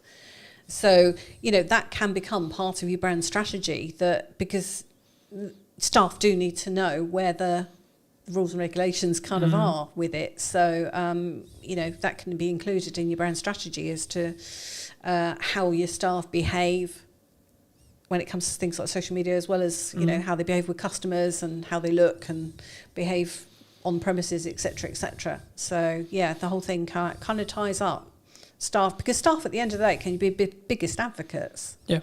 No, I agree. I think that's quite a cautious line, though, from an employer point of view, like as someone who's been employed, where I won't say their name, but I was employed, and the social media policy was basically, you can't, which I get and I'm completely cool with, you can't name us in any way, you can't talk about us, etc., which I get, but that's kind of the line I would draw, because I think the issue can come is when you're saying to someone who works for you part-time or works for you full-time, you're then saying you can't post on social media full stop, right? I think that's when the concern is for a lot of people, because I think they would be like, well, from a civil to liberty point of view, it's like, well, no, you can't control that. But not even there. It's actually like you're now bleeding into my personal life, and like you're stopping me from developing like a potential side hustle or like a business on the side, etc. And I think, from my view at least, a employer needs to be quite cautious with how they. I get it from a PR point of view. I get it. I do. But you need to be quite cautious in how you execute that, in my view, because you need to make sure that where the boundary lines are. Like, it's completely cool if you work for, like, let's just say Company X, that I shouldn't be writing as an employee of Company X. Oh, well, Company X is blah, blah, blah, blah. Yeah, sure. That's the danger, Right? But if I've got an opinion or I want to talk about something that's completely irrelated of Company X, why shouldn't I be able to put that on social?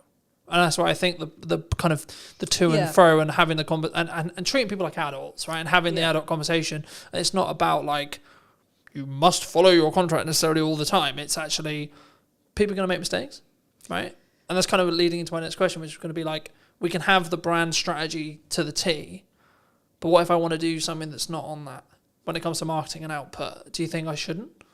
Brand strategy is really guidelines more than rules and regulations. So, should I post about my dog, for example? Depends whether it has any relevance, I suppose. Or whether it's a nice dog. Or, I've referenced when I'm not in a relationship in content before. Now I'm in a relationship, I've referenced that dynamic, right? Yeah. But my partner's not wanted to be as public as me, so I don't use her name. Right, it's got nothing to do with the fact that like she's not cool with being on it. It's just respect out of her, and saying, well, okay, well she's not as a public person as me, and that's cool. But I can still talk about the dichotomy between how I balance a business and I balance a relationship, and the how my thoughts have changed across time. But that isn't specifically business related. It's not like what's the ROI on that. If you're just going back to the ROI thing again, it's like, well, what's the ROI on that conversation? I mean, those are probably the posts that will get the most, traction anyway. So, I think it's just about being sensible with it. I mean, I know plenty of clients that their staff do post something we put out, or they'll reference something that's happened that they've done at work or whatever, and that's just them showing their skill set as much as anything, or success of something. So yeah, I think it's one of those things that decisions need to be made. As with any aspect of branding, it's about making some decisions and setting down some guidelines, and what companies do is up to them. But, yeah. I think to an extent it is about looking at risk and reducing risk in some ways, but also having the understanding and compassion that by putting a person in a box for the wrong person, that might mean you push them away from working for you, or etc. And you may want their talent because they're really good at X or Y, for example. Yeah. Do you think AI is going to change that? Do you think AI, because when we initially connected, you were talking quite a bit about AI. I think possibly wrongly in my thought process, but I think we're on similar sides in some respects, but also in different sides in other respects. So I'm curious a bit where this bit of the conversation can go. But do you because the trend was AI is going to take our job. The trend has now sort of evolved into someone who utilizes AI is going to take my job. What do you think? I think that's probably right. That people that understand AI are likely to take the jobs. Yeah. I think going forward it's going to be more difficult for the people coming into the marketplace if they haven't, or people that just will not point blank refuse to learn these things, because at the end of the day it's just a tool. Yeah. It's just a tool. So, if I didn't know how to use Illustrator or Photoshop or something, I'd be, I wouldn't get the jobs, sort of thing. And it's the same with AI. AI is just a tool that speeds things up, as far as I'm concerned. Do you think there's a lot of scaremongering around it? Do you think people are very... I think there's a lot of hype. Okay. I think going forward we could... I've got a client that's in the sector, and he's convinced that they're going down the wrong route completely, with building on knowledge graphs rather than mathematics. And so it will be interesting to see over the next few years just exactly where it does go. Because if it's learning from itself and it's making mistakes along the way... Well, that compounds on mistakes, yeah. And the worry is if that then gets used for things like medicine and stuff, where's that going to end up?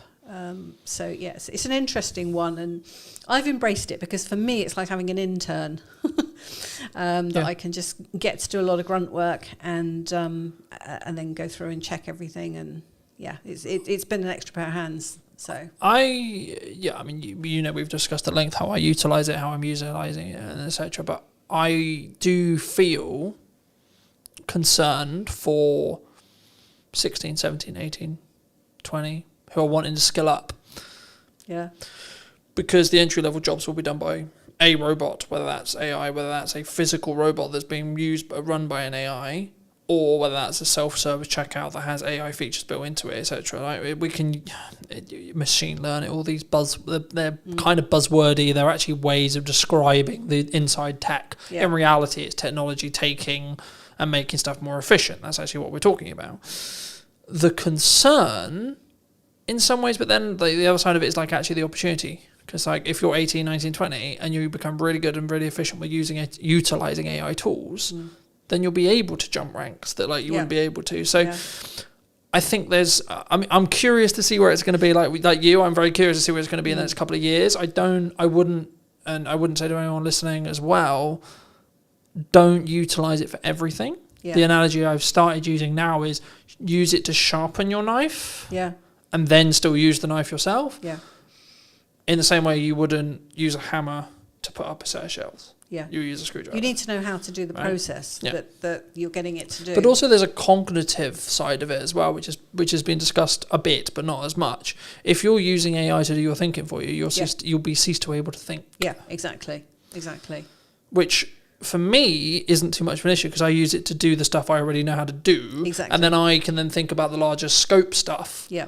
So my brain, and I'm also someone who's now forcing myself to read a physical book, right, as well, because I'm aware of the cognitive stuff that I'm now not doing because I'm utilizing technology. Yeah. So I'm trying to balance it deliberately. Yeah. But I guess the question is like, is there like, when you look at branding, when you look at what branding feels like, looks like, sounds like, is AI potentially going to change that, adapt that, like potentially ruin it, potentially destroy it? Because some people just potential use it. for any of this, Some isn't people would there, just type really? into ChatGPT, write me a social media post, enter. Yeah. Right? Yeah.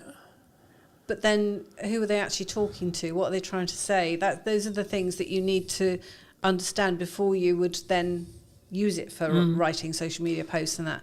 I mean, it's a shame that they are focusing on the creative side of things rather than, what we really need, which is care workers and bots that can look after elderly in their own homes and stuff as a support and a companion and a safety line and all the rest of it. But we're not anywhere near that, because that involves a whole plethora of abilities that AI just hasn't got and is way You need off to be able of. to empathise, etc., etc. Yeah. So it's just a shame that they just seem to be focusing on the creative sides. But I mean, it's also coming in for things like law and stuff like that as well. So, I mean, are we all going to be out of jobs? Are we all going to, Well, if you go down the Terminator Doomsday books, then yes, right? But and then we're looking at completely universal income and that kind of entire point, and no one works, etc. But I actually think the real reality will be what happened with technology, has always happened with technology, which is the jobs we did won't be as important or as done by us anymore. They'll be done by a computer, technology, or AI, or both. And then we will do strategic thinking, we will do creation, we will do and that's why I'm focusing solely on strategic thinking now. That's the only things I'm thinking about. That's the only things I'm creating for. That's the only because everything else will get commoditized.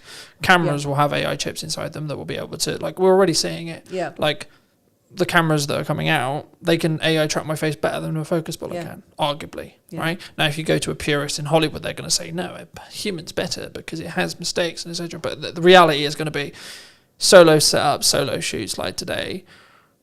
I need cameras that can work without me having to look at them. Yeah. Right? So I can focus on talking to you. That will be where the game changers are. Yeah. Because you'll have technology enhancing what I can then do on my own, which removes my costs. And I've been thinking about this a lot. It's like, well, actually, businesses have done this always. They've tried to find ways to pay people less or outsource it to other countries, and they've always looked to reduce costs as part of being a business. But it did also open up a question, which is like the counter opposite to AI, which is what role does emotional intelligence play in our branding or in business? Yeah. Which is the other side of it, which has to be humanized. Yeah. Do you lean into emotional intelligence?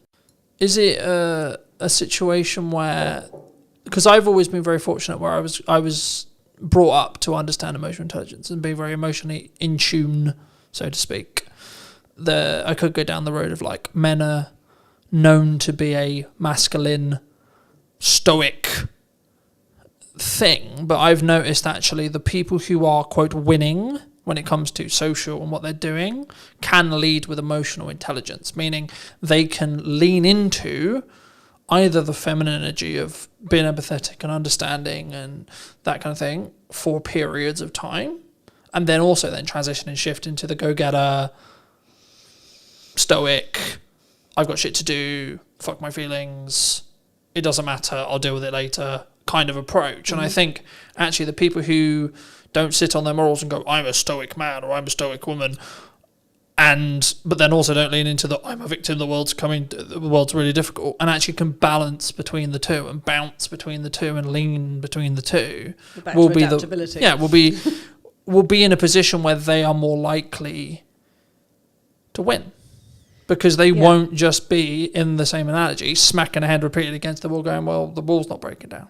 But it's a case of understanding your client in that situation, really. I mean, if you know that your client is a female of a certain age and likes, certain rom-coms and all the rest of it, you're going to have a more feminine approach when you communicate with her. Whereas the same approach isn't going to be applicable for a roughy-tufty man, is it? That's into outdoor sports or something. You know, you've got to address it in the language that you use, the imagery that you use, and it may not be for a whole company. It may just be for a particular set of products or something for that company that you lean into those things. But then you would have an overall brand for the organisation as well. which is, I don't know, we produce the strongest, longest, whatever toilet paper or whatever, whatever the item is, So yeah, I think. But looking into personal branding, is it actually about just being in tune to what you're feeling at the time and or what's authentic? I hate using the word authentic all the time, but authentic to you. Yeah, I think you've got to be authentic to you. Because there's times when I'm really busy and I'm really like, where I've got a lot of shit to do, and I would be perceived as someone who's quite stoic in that respect. Yeah. And it's not that I'm not in tune with my emotions, it's that I know to get the X amount of things done that I need to get done, I need to utilise stoicism. But everything you would be putting out at that time would still have your tone of voice and everything, even though it might be a little bit sharpened to normal, there would still be the essence of you within that. I mean, I'm very introvert, so doing stuff like this is terrifying. But and I know that in some instances that can kind of come across as a little bit aloof. And it's not. It's just that I tend to stop and think about everything. If I go into a networking group or something, I'm kind of there assessing the room and everything. And it's not that I'm sort of being snobby or anything like that. I'm just processing what's going on. So, and I'm quite open when it comes to social media stuff. I mean, I don't talk about family and things like that particularly on there, but I will hint at things just because but yeah. Do you think it's also about kind of the chapter that you're in? I've been, and again, it's kind of like, again, I hate using the word authentic, but it's being authentic to you because, like, for example, I've always been someone who talks about my emotions quite openly. I've been very, like, heart on my sleeve kind of thing. Like, when I'm going through shit, I'll be very open about going through shit. When things are going really well, I'll be talking about it really well, right? Like, when I'm really excited, I'm very animated and etc. But, like, I also don't overthink it. Right, I think so many people, they sit there and go, I shouldn't write that post because it would be perceived this way by a person I don't like. Or what if XYZ person sees it and then they think about things? Or what if they choose not to work with me because they see something? And I think actually, in the nicest way possible, in the grand scheme of things, it doesn't actually matter that much. The lifespan of social media posts are very small. So it doesn't really matter that much. But if you set yourself boundaries in the first place... Yeah.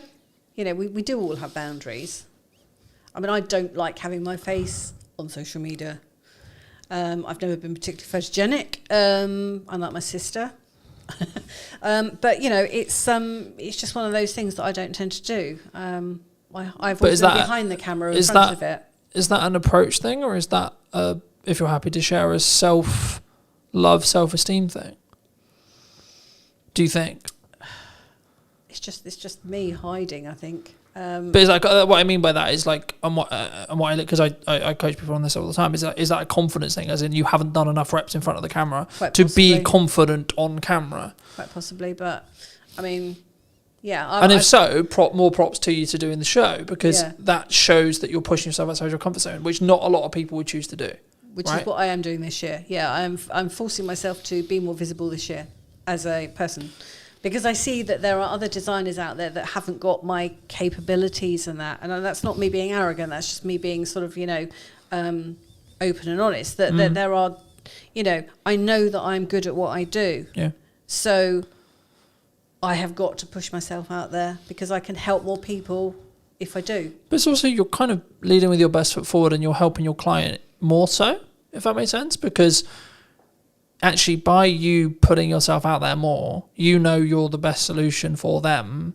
And by you doing that more, you're doing them a favour by ensuring that they can see you. Yeah. And not being, quote unquote, it's not to diss anyone else. It's just, we might synergise better. Yeah. Right? It's not like tangibly you're better. Because this is the thing that people don't understand about value. I think this misconception sometimes. It's like, Colton, you post 14 times a day. I'm like, okay, don't watch it if you don't want to.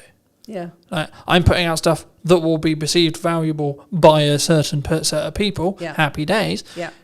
If you don't think it's valuable, there's plenty of other content you can watch that has nothing to do with me. Yeah. Right? And that's why, especially in an interest-based graph rather than a social-based graph, to go a bit technical, that's why just posting for the sake of posting, not just for the sake of posting, but like get out of your own head and just do it, will always win for you. Because your output will then be your input in 3 months. Yeah. 6 months, 12 months, Yeah. depending on what as long as you lead with value. Yeah. It's not about me going, I sell video. No, it's, this is what I found works. Yeah. Try it. Let me know. What do you think works? What do you not think works? And I think sometimes we get so hemmed up in, what I'm going to put a post out, and what is it going to be perceived by my friends, by my family, by my sister, by my brother, by the person I went to school with, by my old crush, so on. And that stops us in our tracks. You have rebranded semi-recently? Yes. I changed the company name this year. Why was that? Because I did a rebrand of the brand strategy last year. So I put myself through my own process. So I knew what the brand strategy was, and the final piece really was the actual name, because these are all pieces that come together to form a brand. So what I realised was that although having done a lot of SEO stuff on the website and things like that, it still wasn't making a lot of difference as far as visibility was concerned. And the reason for that was because the name, which was The Art of Communication, which I've had since 2008 and was great in 2008, has become a phrase that's been used by so many people that you just can't get any traction. So I had been thinking about it for about 2-3 years, but hadn't really settled on anything that I felt was quite right. And in the end, I just thought, I've got to do something, and it makes sense just to change it to Art of Comms Creative, because same URL, same emails, all the rest of it. It's just a step forward. So and everything else about the brand was already in place. And that's something that I've done with other clients as well, where they've had their business for 2-3 years or a bit more, and they've found that they wanted to have a rebrand, and we've looked at the name as part of that, because they just weren't working. I mean, some of them were long names and all the rest of it. So, and the other thing with rebranding like that is well, once you've got your brand strategy in place, it is possible to pivot with everything else remaining the same. Yeah. So it could be that you change a name, you change a product or something like that. But if you've got all the rest of it in place, that's just one element that you need to then alter. And I've had that with clients before, where I've had clients that I worked with before COVID that have had to make significant changes since. But because the strategy and everything was already in place, it just meant making some small changes, and the rest of it stayed the same. So it's not wasted ever. I think sometimes we don't we underestimate the seasons we're in, and I think it's that as long as that branding, comms, tagline, colours, typography, camera, network, etc., served that season, then it doesn't matter if you completely change it. As long as it's then in line with what you then want to do. And the keys and the reason why I didn't mention the values there is because the values are the bit that need to stay the same, in my view. I think it can be very difficult if you do change drastically. I mean, we've only got to look at a certain car advert that changed recently and bombed. But I would argue they changed their target demographic there. Yes, and that was half. Which was the issue. Yeah. Right. You could have reworded and redesigned the logo 1,000 times over, and as long as you were still talking to those same people, who cares? Yeah. So it can be very dangerous doing that. I think you've just got to. But that's why I think you need to be authentic when you start about your values, meaning the business. You need to install the values that you have into the business, whether it's a business brand or your personal brand or both. And then you need to be very clear on your target demographic. They can slightly tweak and change in respect to like the ideology and like the age and so on, and like maybe the income level, because especially as you scale and you're looking to make more money, the target that you had when you were looking for really small micro businesses won't be the same as when you're looking to work with medium to large, right? Yeah. Just in income. Yeah.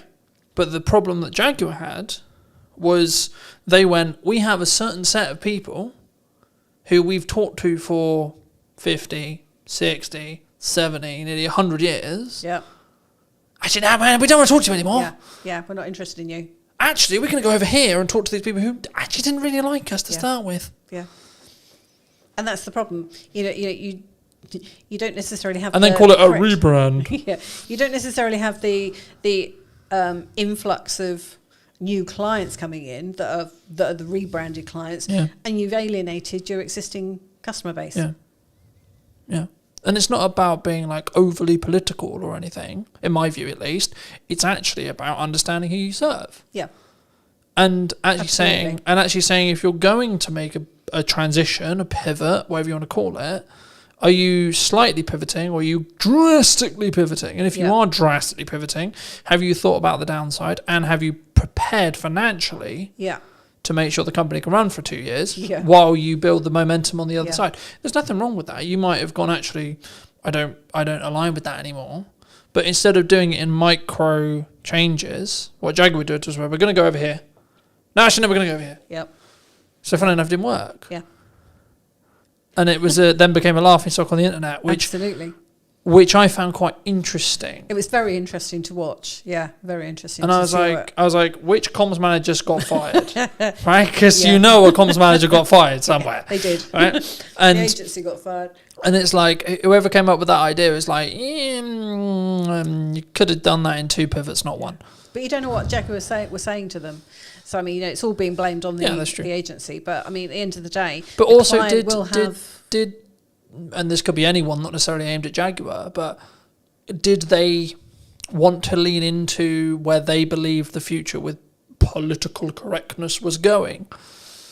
Who knows? I've always been of the view that if you don't like what I say, don't listen to it.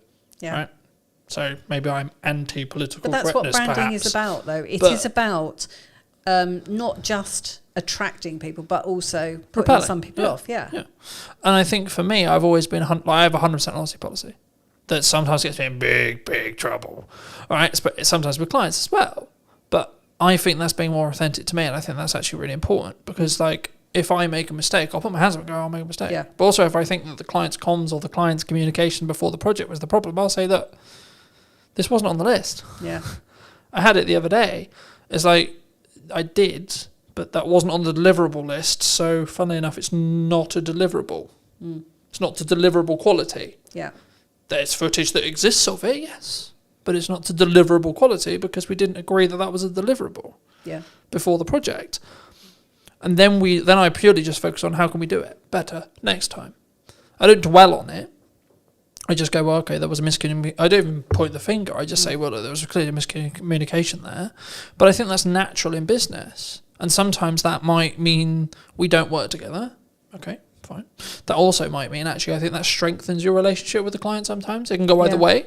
Yeah. And I think, do you see that that's actually okay sometimes? Like mistakes happen in business, and like how does it say more about a person, I guess, in a question, about how they deal with the problem and how they deal with the mistake rather than... Yeah. Because mistakes are bound to happen, right? Yeah. I think about a lot of it is about managing expectations. I remember years ago I did a logo for a company down in Portsmouth, and there were 2 partners involved, and one of them loved what I'd come up with, and the other one was completely no. He was almost stroppy about it. The guy that loved it, he came on and he said, "We've got a problem here." And so I just sort of said, you know what, let's have a meeting and we'll sit around the table and work out what's going on here. And I went down there, and funny enough, the guy who loved it scarpered. He left me with the other guy. But love to meet you, bye. But as it turned out, I mean, what we did is we sat down and I just sort of said to him, look, went through the various things, sort of like, what about the colours? Yeah, I'm fine with the colours. What about the fonts? Yeah, I'm fine with the fonts. So where's the problem? So what's the issue then? Actually, I promised someone who's an investor that we would use certain aspect in this logo, which we haven't done. And I'm kind of like, oh, okay, we can sort that. Do you know what I mean? It's kind of like, let's just get it resolved, and then we can move on, because but I could have just sort of said, what's going on here? That's not right. I'm a designer, I know best, and all the rest of it. But no, let's actually work on this together. Do you think there's a level of ego there? Like, as in, you have self-worth rather than you have an ego? Yeah, I don't bring... There's no place for an ego in design, especially when it comes to branding. Business. I was saying business, right? You need self-worth in business. I need to know what I'm worth. I need to know that I'm valued, I need to love myself, etc. Yes. Yeah. But I not sit on my high horse and go, oh, I'm an ego, this. No. I mean, one of the things I don't have is a particular house style. Okay. And I was talking to a client a few years ago, and I said to her, so what made you choose me as opposed to other designers you've been looking at? And she said, because I looked on your website and there was no logo on there that I didn't like. And she said, the other thing was every logo was different and it was all different styles and stuff. And she said, and bearing in mind this is just coming from me, it's not, no other staff or anything.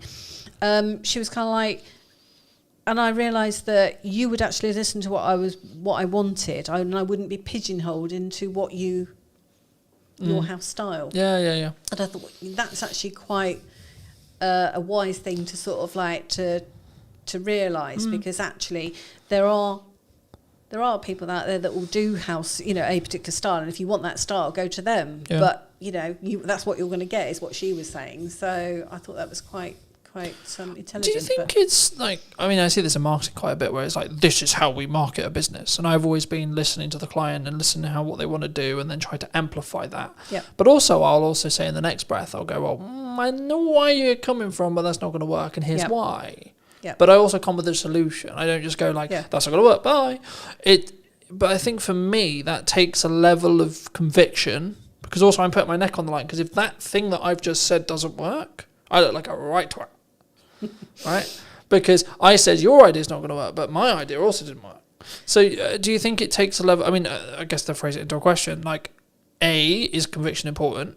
B, do you think having that level of conviction comes with experience and time? And then developing those instinctual, like, what works, and looking at maybe market reaction and maybe it's specifically in branding, it's like, why should we use a colour here, and using colour psychology, etc. Those things that maybe a client wouldn't think about. Yeah. I think a lot of it does come from experience and having, seen how things have gone in the past, and just having a real in-depth knowledge of how these things work makes a difference to the outcome. But I mean, it's always a partnership between a client. It's never just me doing something. It's always a case of, right, I'm thinking through things, whether if it's a print sort of item, the technical specs and all the rest of it that we need, and what's the call to action, and what's the marketing message, who's the target audience, all those sorts of things. What do we really want to get across here? But yeah, it's very much a joint partnership. There was another client that I worked for once, and I remember I wasn't working for the boss, I was working for a managing director, and I had a meeting with this particular lady, and the boss happened to come into the room, and I was a little bit worried, because I thought at the time, it's all very well working with the managing director, but if the boss then says, I don't like what you've done, where do we go from there? And he came into the room, and I just sort of like grabbed him and sort of said, project seems to be working, going through pretty well, sort of thing. Are you happy with the logo and the design work that we've done? And do you like it, sort of thing? And he said, don't matter whether I like it. He said, it's whether my clients like it. And I thought, bingo, yeah. So, all went through easily and that. But, it's just a case of working together to get the end results that we're looking for. So understanding the results at the start, what we're trying to achieve with this. What's the job? What's the ROI? Going back to the ROI side, and I think that's interesting, because I think it's the same thing. And when you do anything, I think I had an ideal that was, I want the podcast to be like this. I want my business to be like this. I want what I do with content to be like this.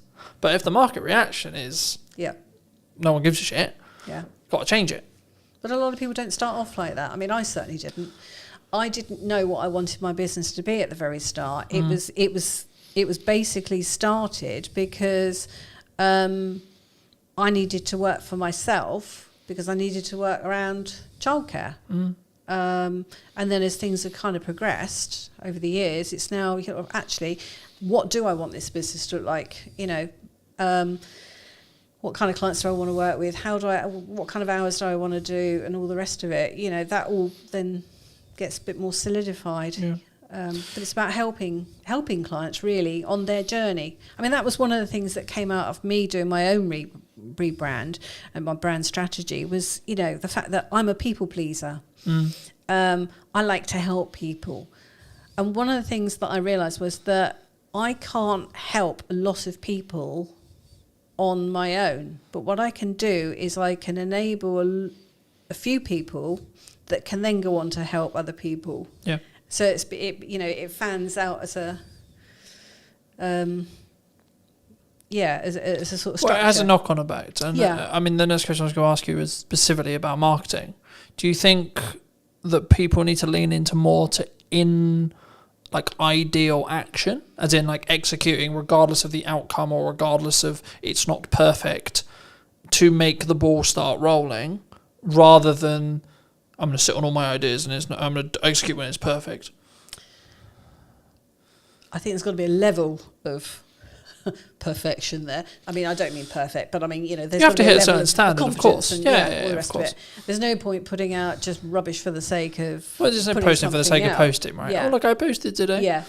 But if you have intention behind it, then it's better to put something out than wait for it to be. Because when it's perfect, well, exactly, right? Like for me, imperfect action consistently will always outbeat waiting for perfection. Because if you're growing, personally growing or business growing, your definition of the word perfection will be different, right? And what's perfect today may not be perfect tomorrow with all the changes that we've got going on around us. And also it may not align. Like I've been in a very fortunate position where the business has taken me on multiple journeys, that some of which are very lesson heavy, other of which are like filled with joy and filled with happiness, right? But I'm still grateful for every single one of those. And I've actually found that what I want from the business has completely changed in the now nearly 9 years I've run it. When I started, and I was naive, you could argue I was naive, I was, but I was not more naive than I am now. I was like, I'm going to grow the largest production company or the largest marketing agency in the world, right? It's going to be huge. It's going to be this. And then until you actually start having the office, having the staff, having the costs, having the stress, I was like, fucking hell, no, never mind. Yeah. But what now is success? But I've now realigned it to be actually, okay, maybe one day, sure. But I've now stretched my time window to be, I want to do this for 40 years. I want to still be able to do this in 40 years. And then see where we are. It's not about necessarily that. And I think there is a point in that. And the goal I've always had, and the reason why I still sort of lean on that goal, is because if you set an extraordinarily large goal, you're constantly trying to chase the stick. Or the carrot on the end of the stick. You'll never be content with the results that you create, which means you're constantly looking to grow and develop, which I think will be a better place than, oh, well, I did it. If I look at just doing 20 episodes of this podcast, I've done episode 20. Done. Now what? I'm done. Yeah. I can stop now. Yeah. But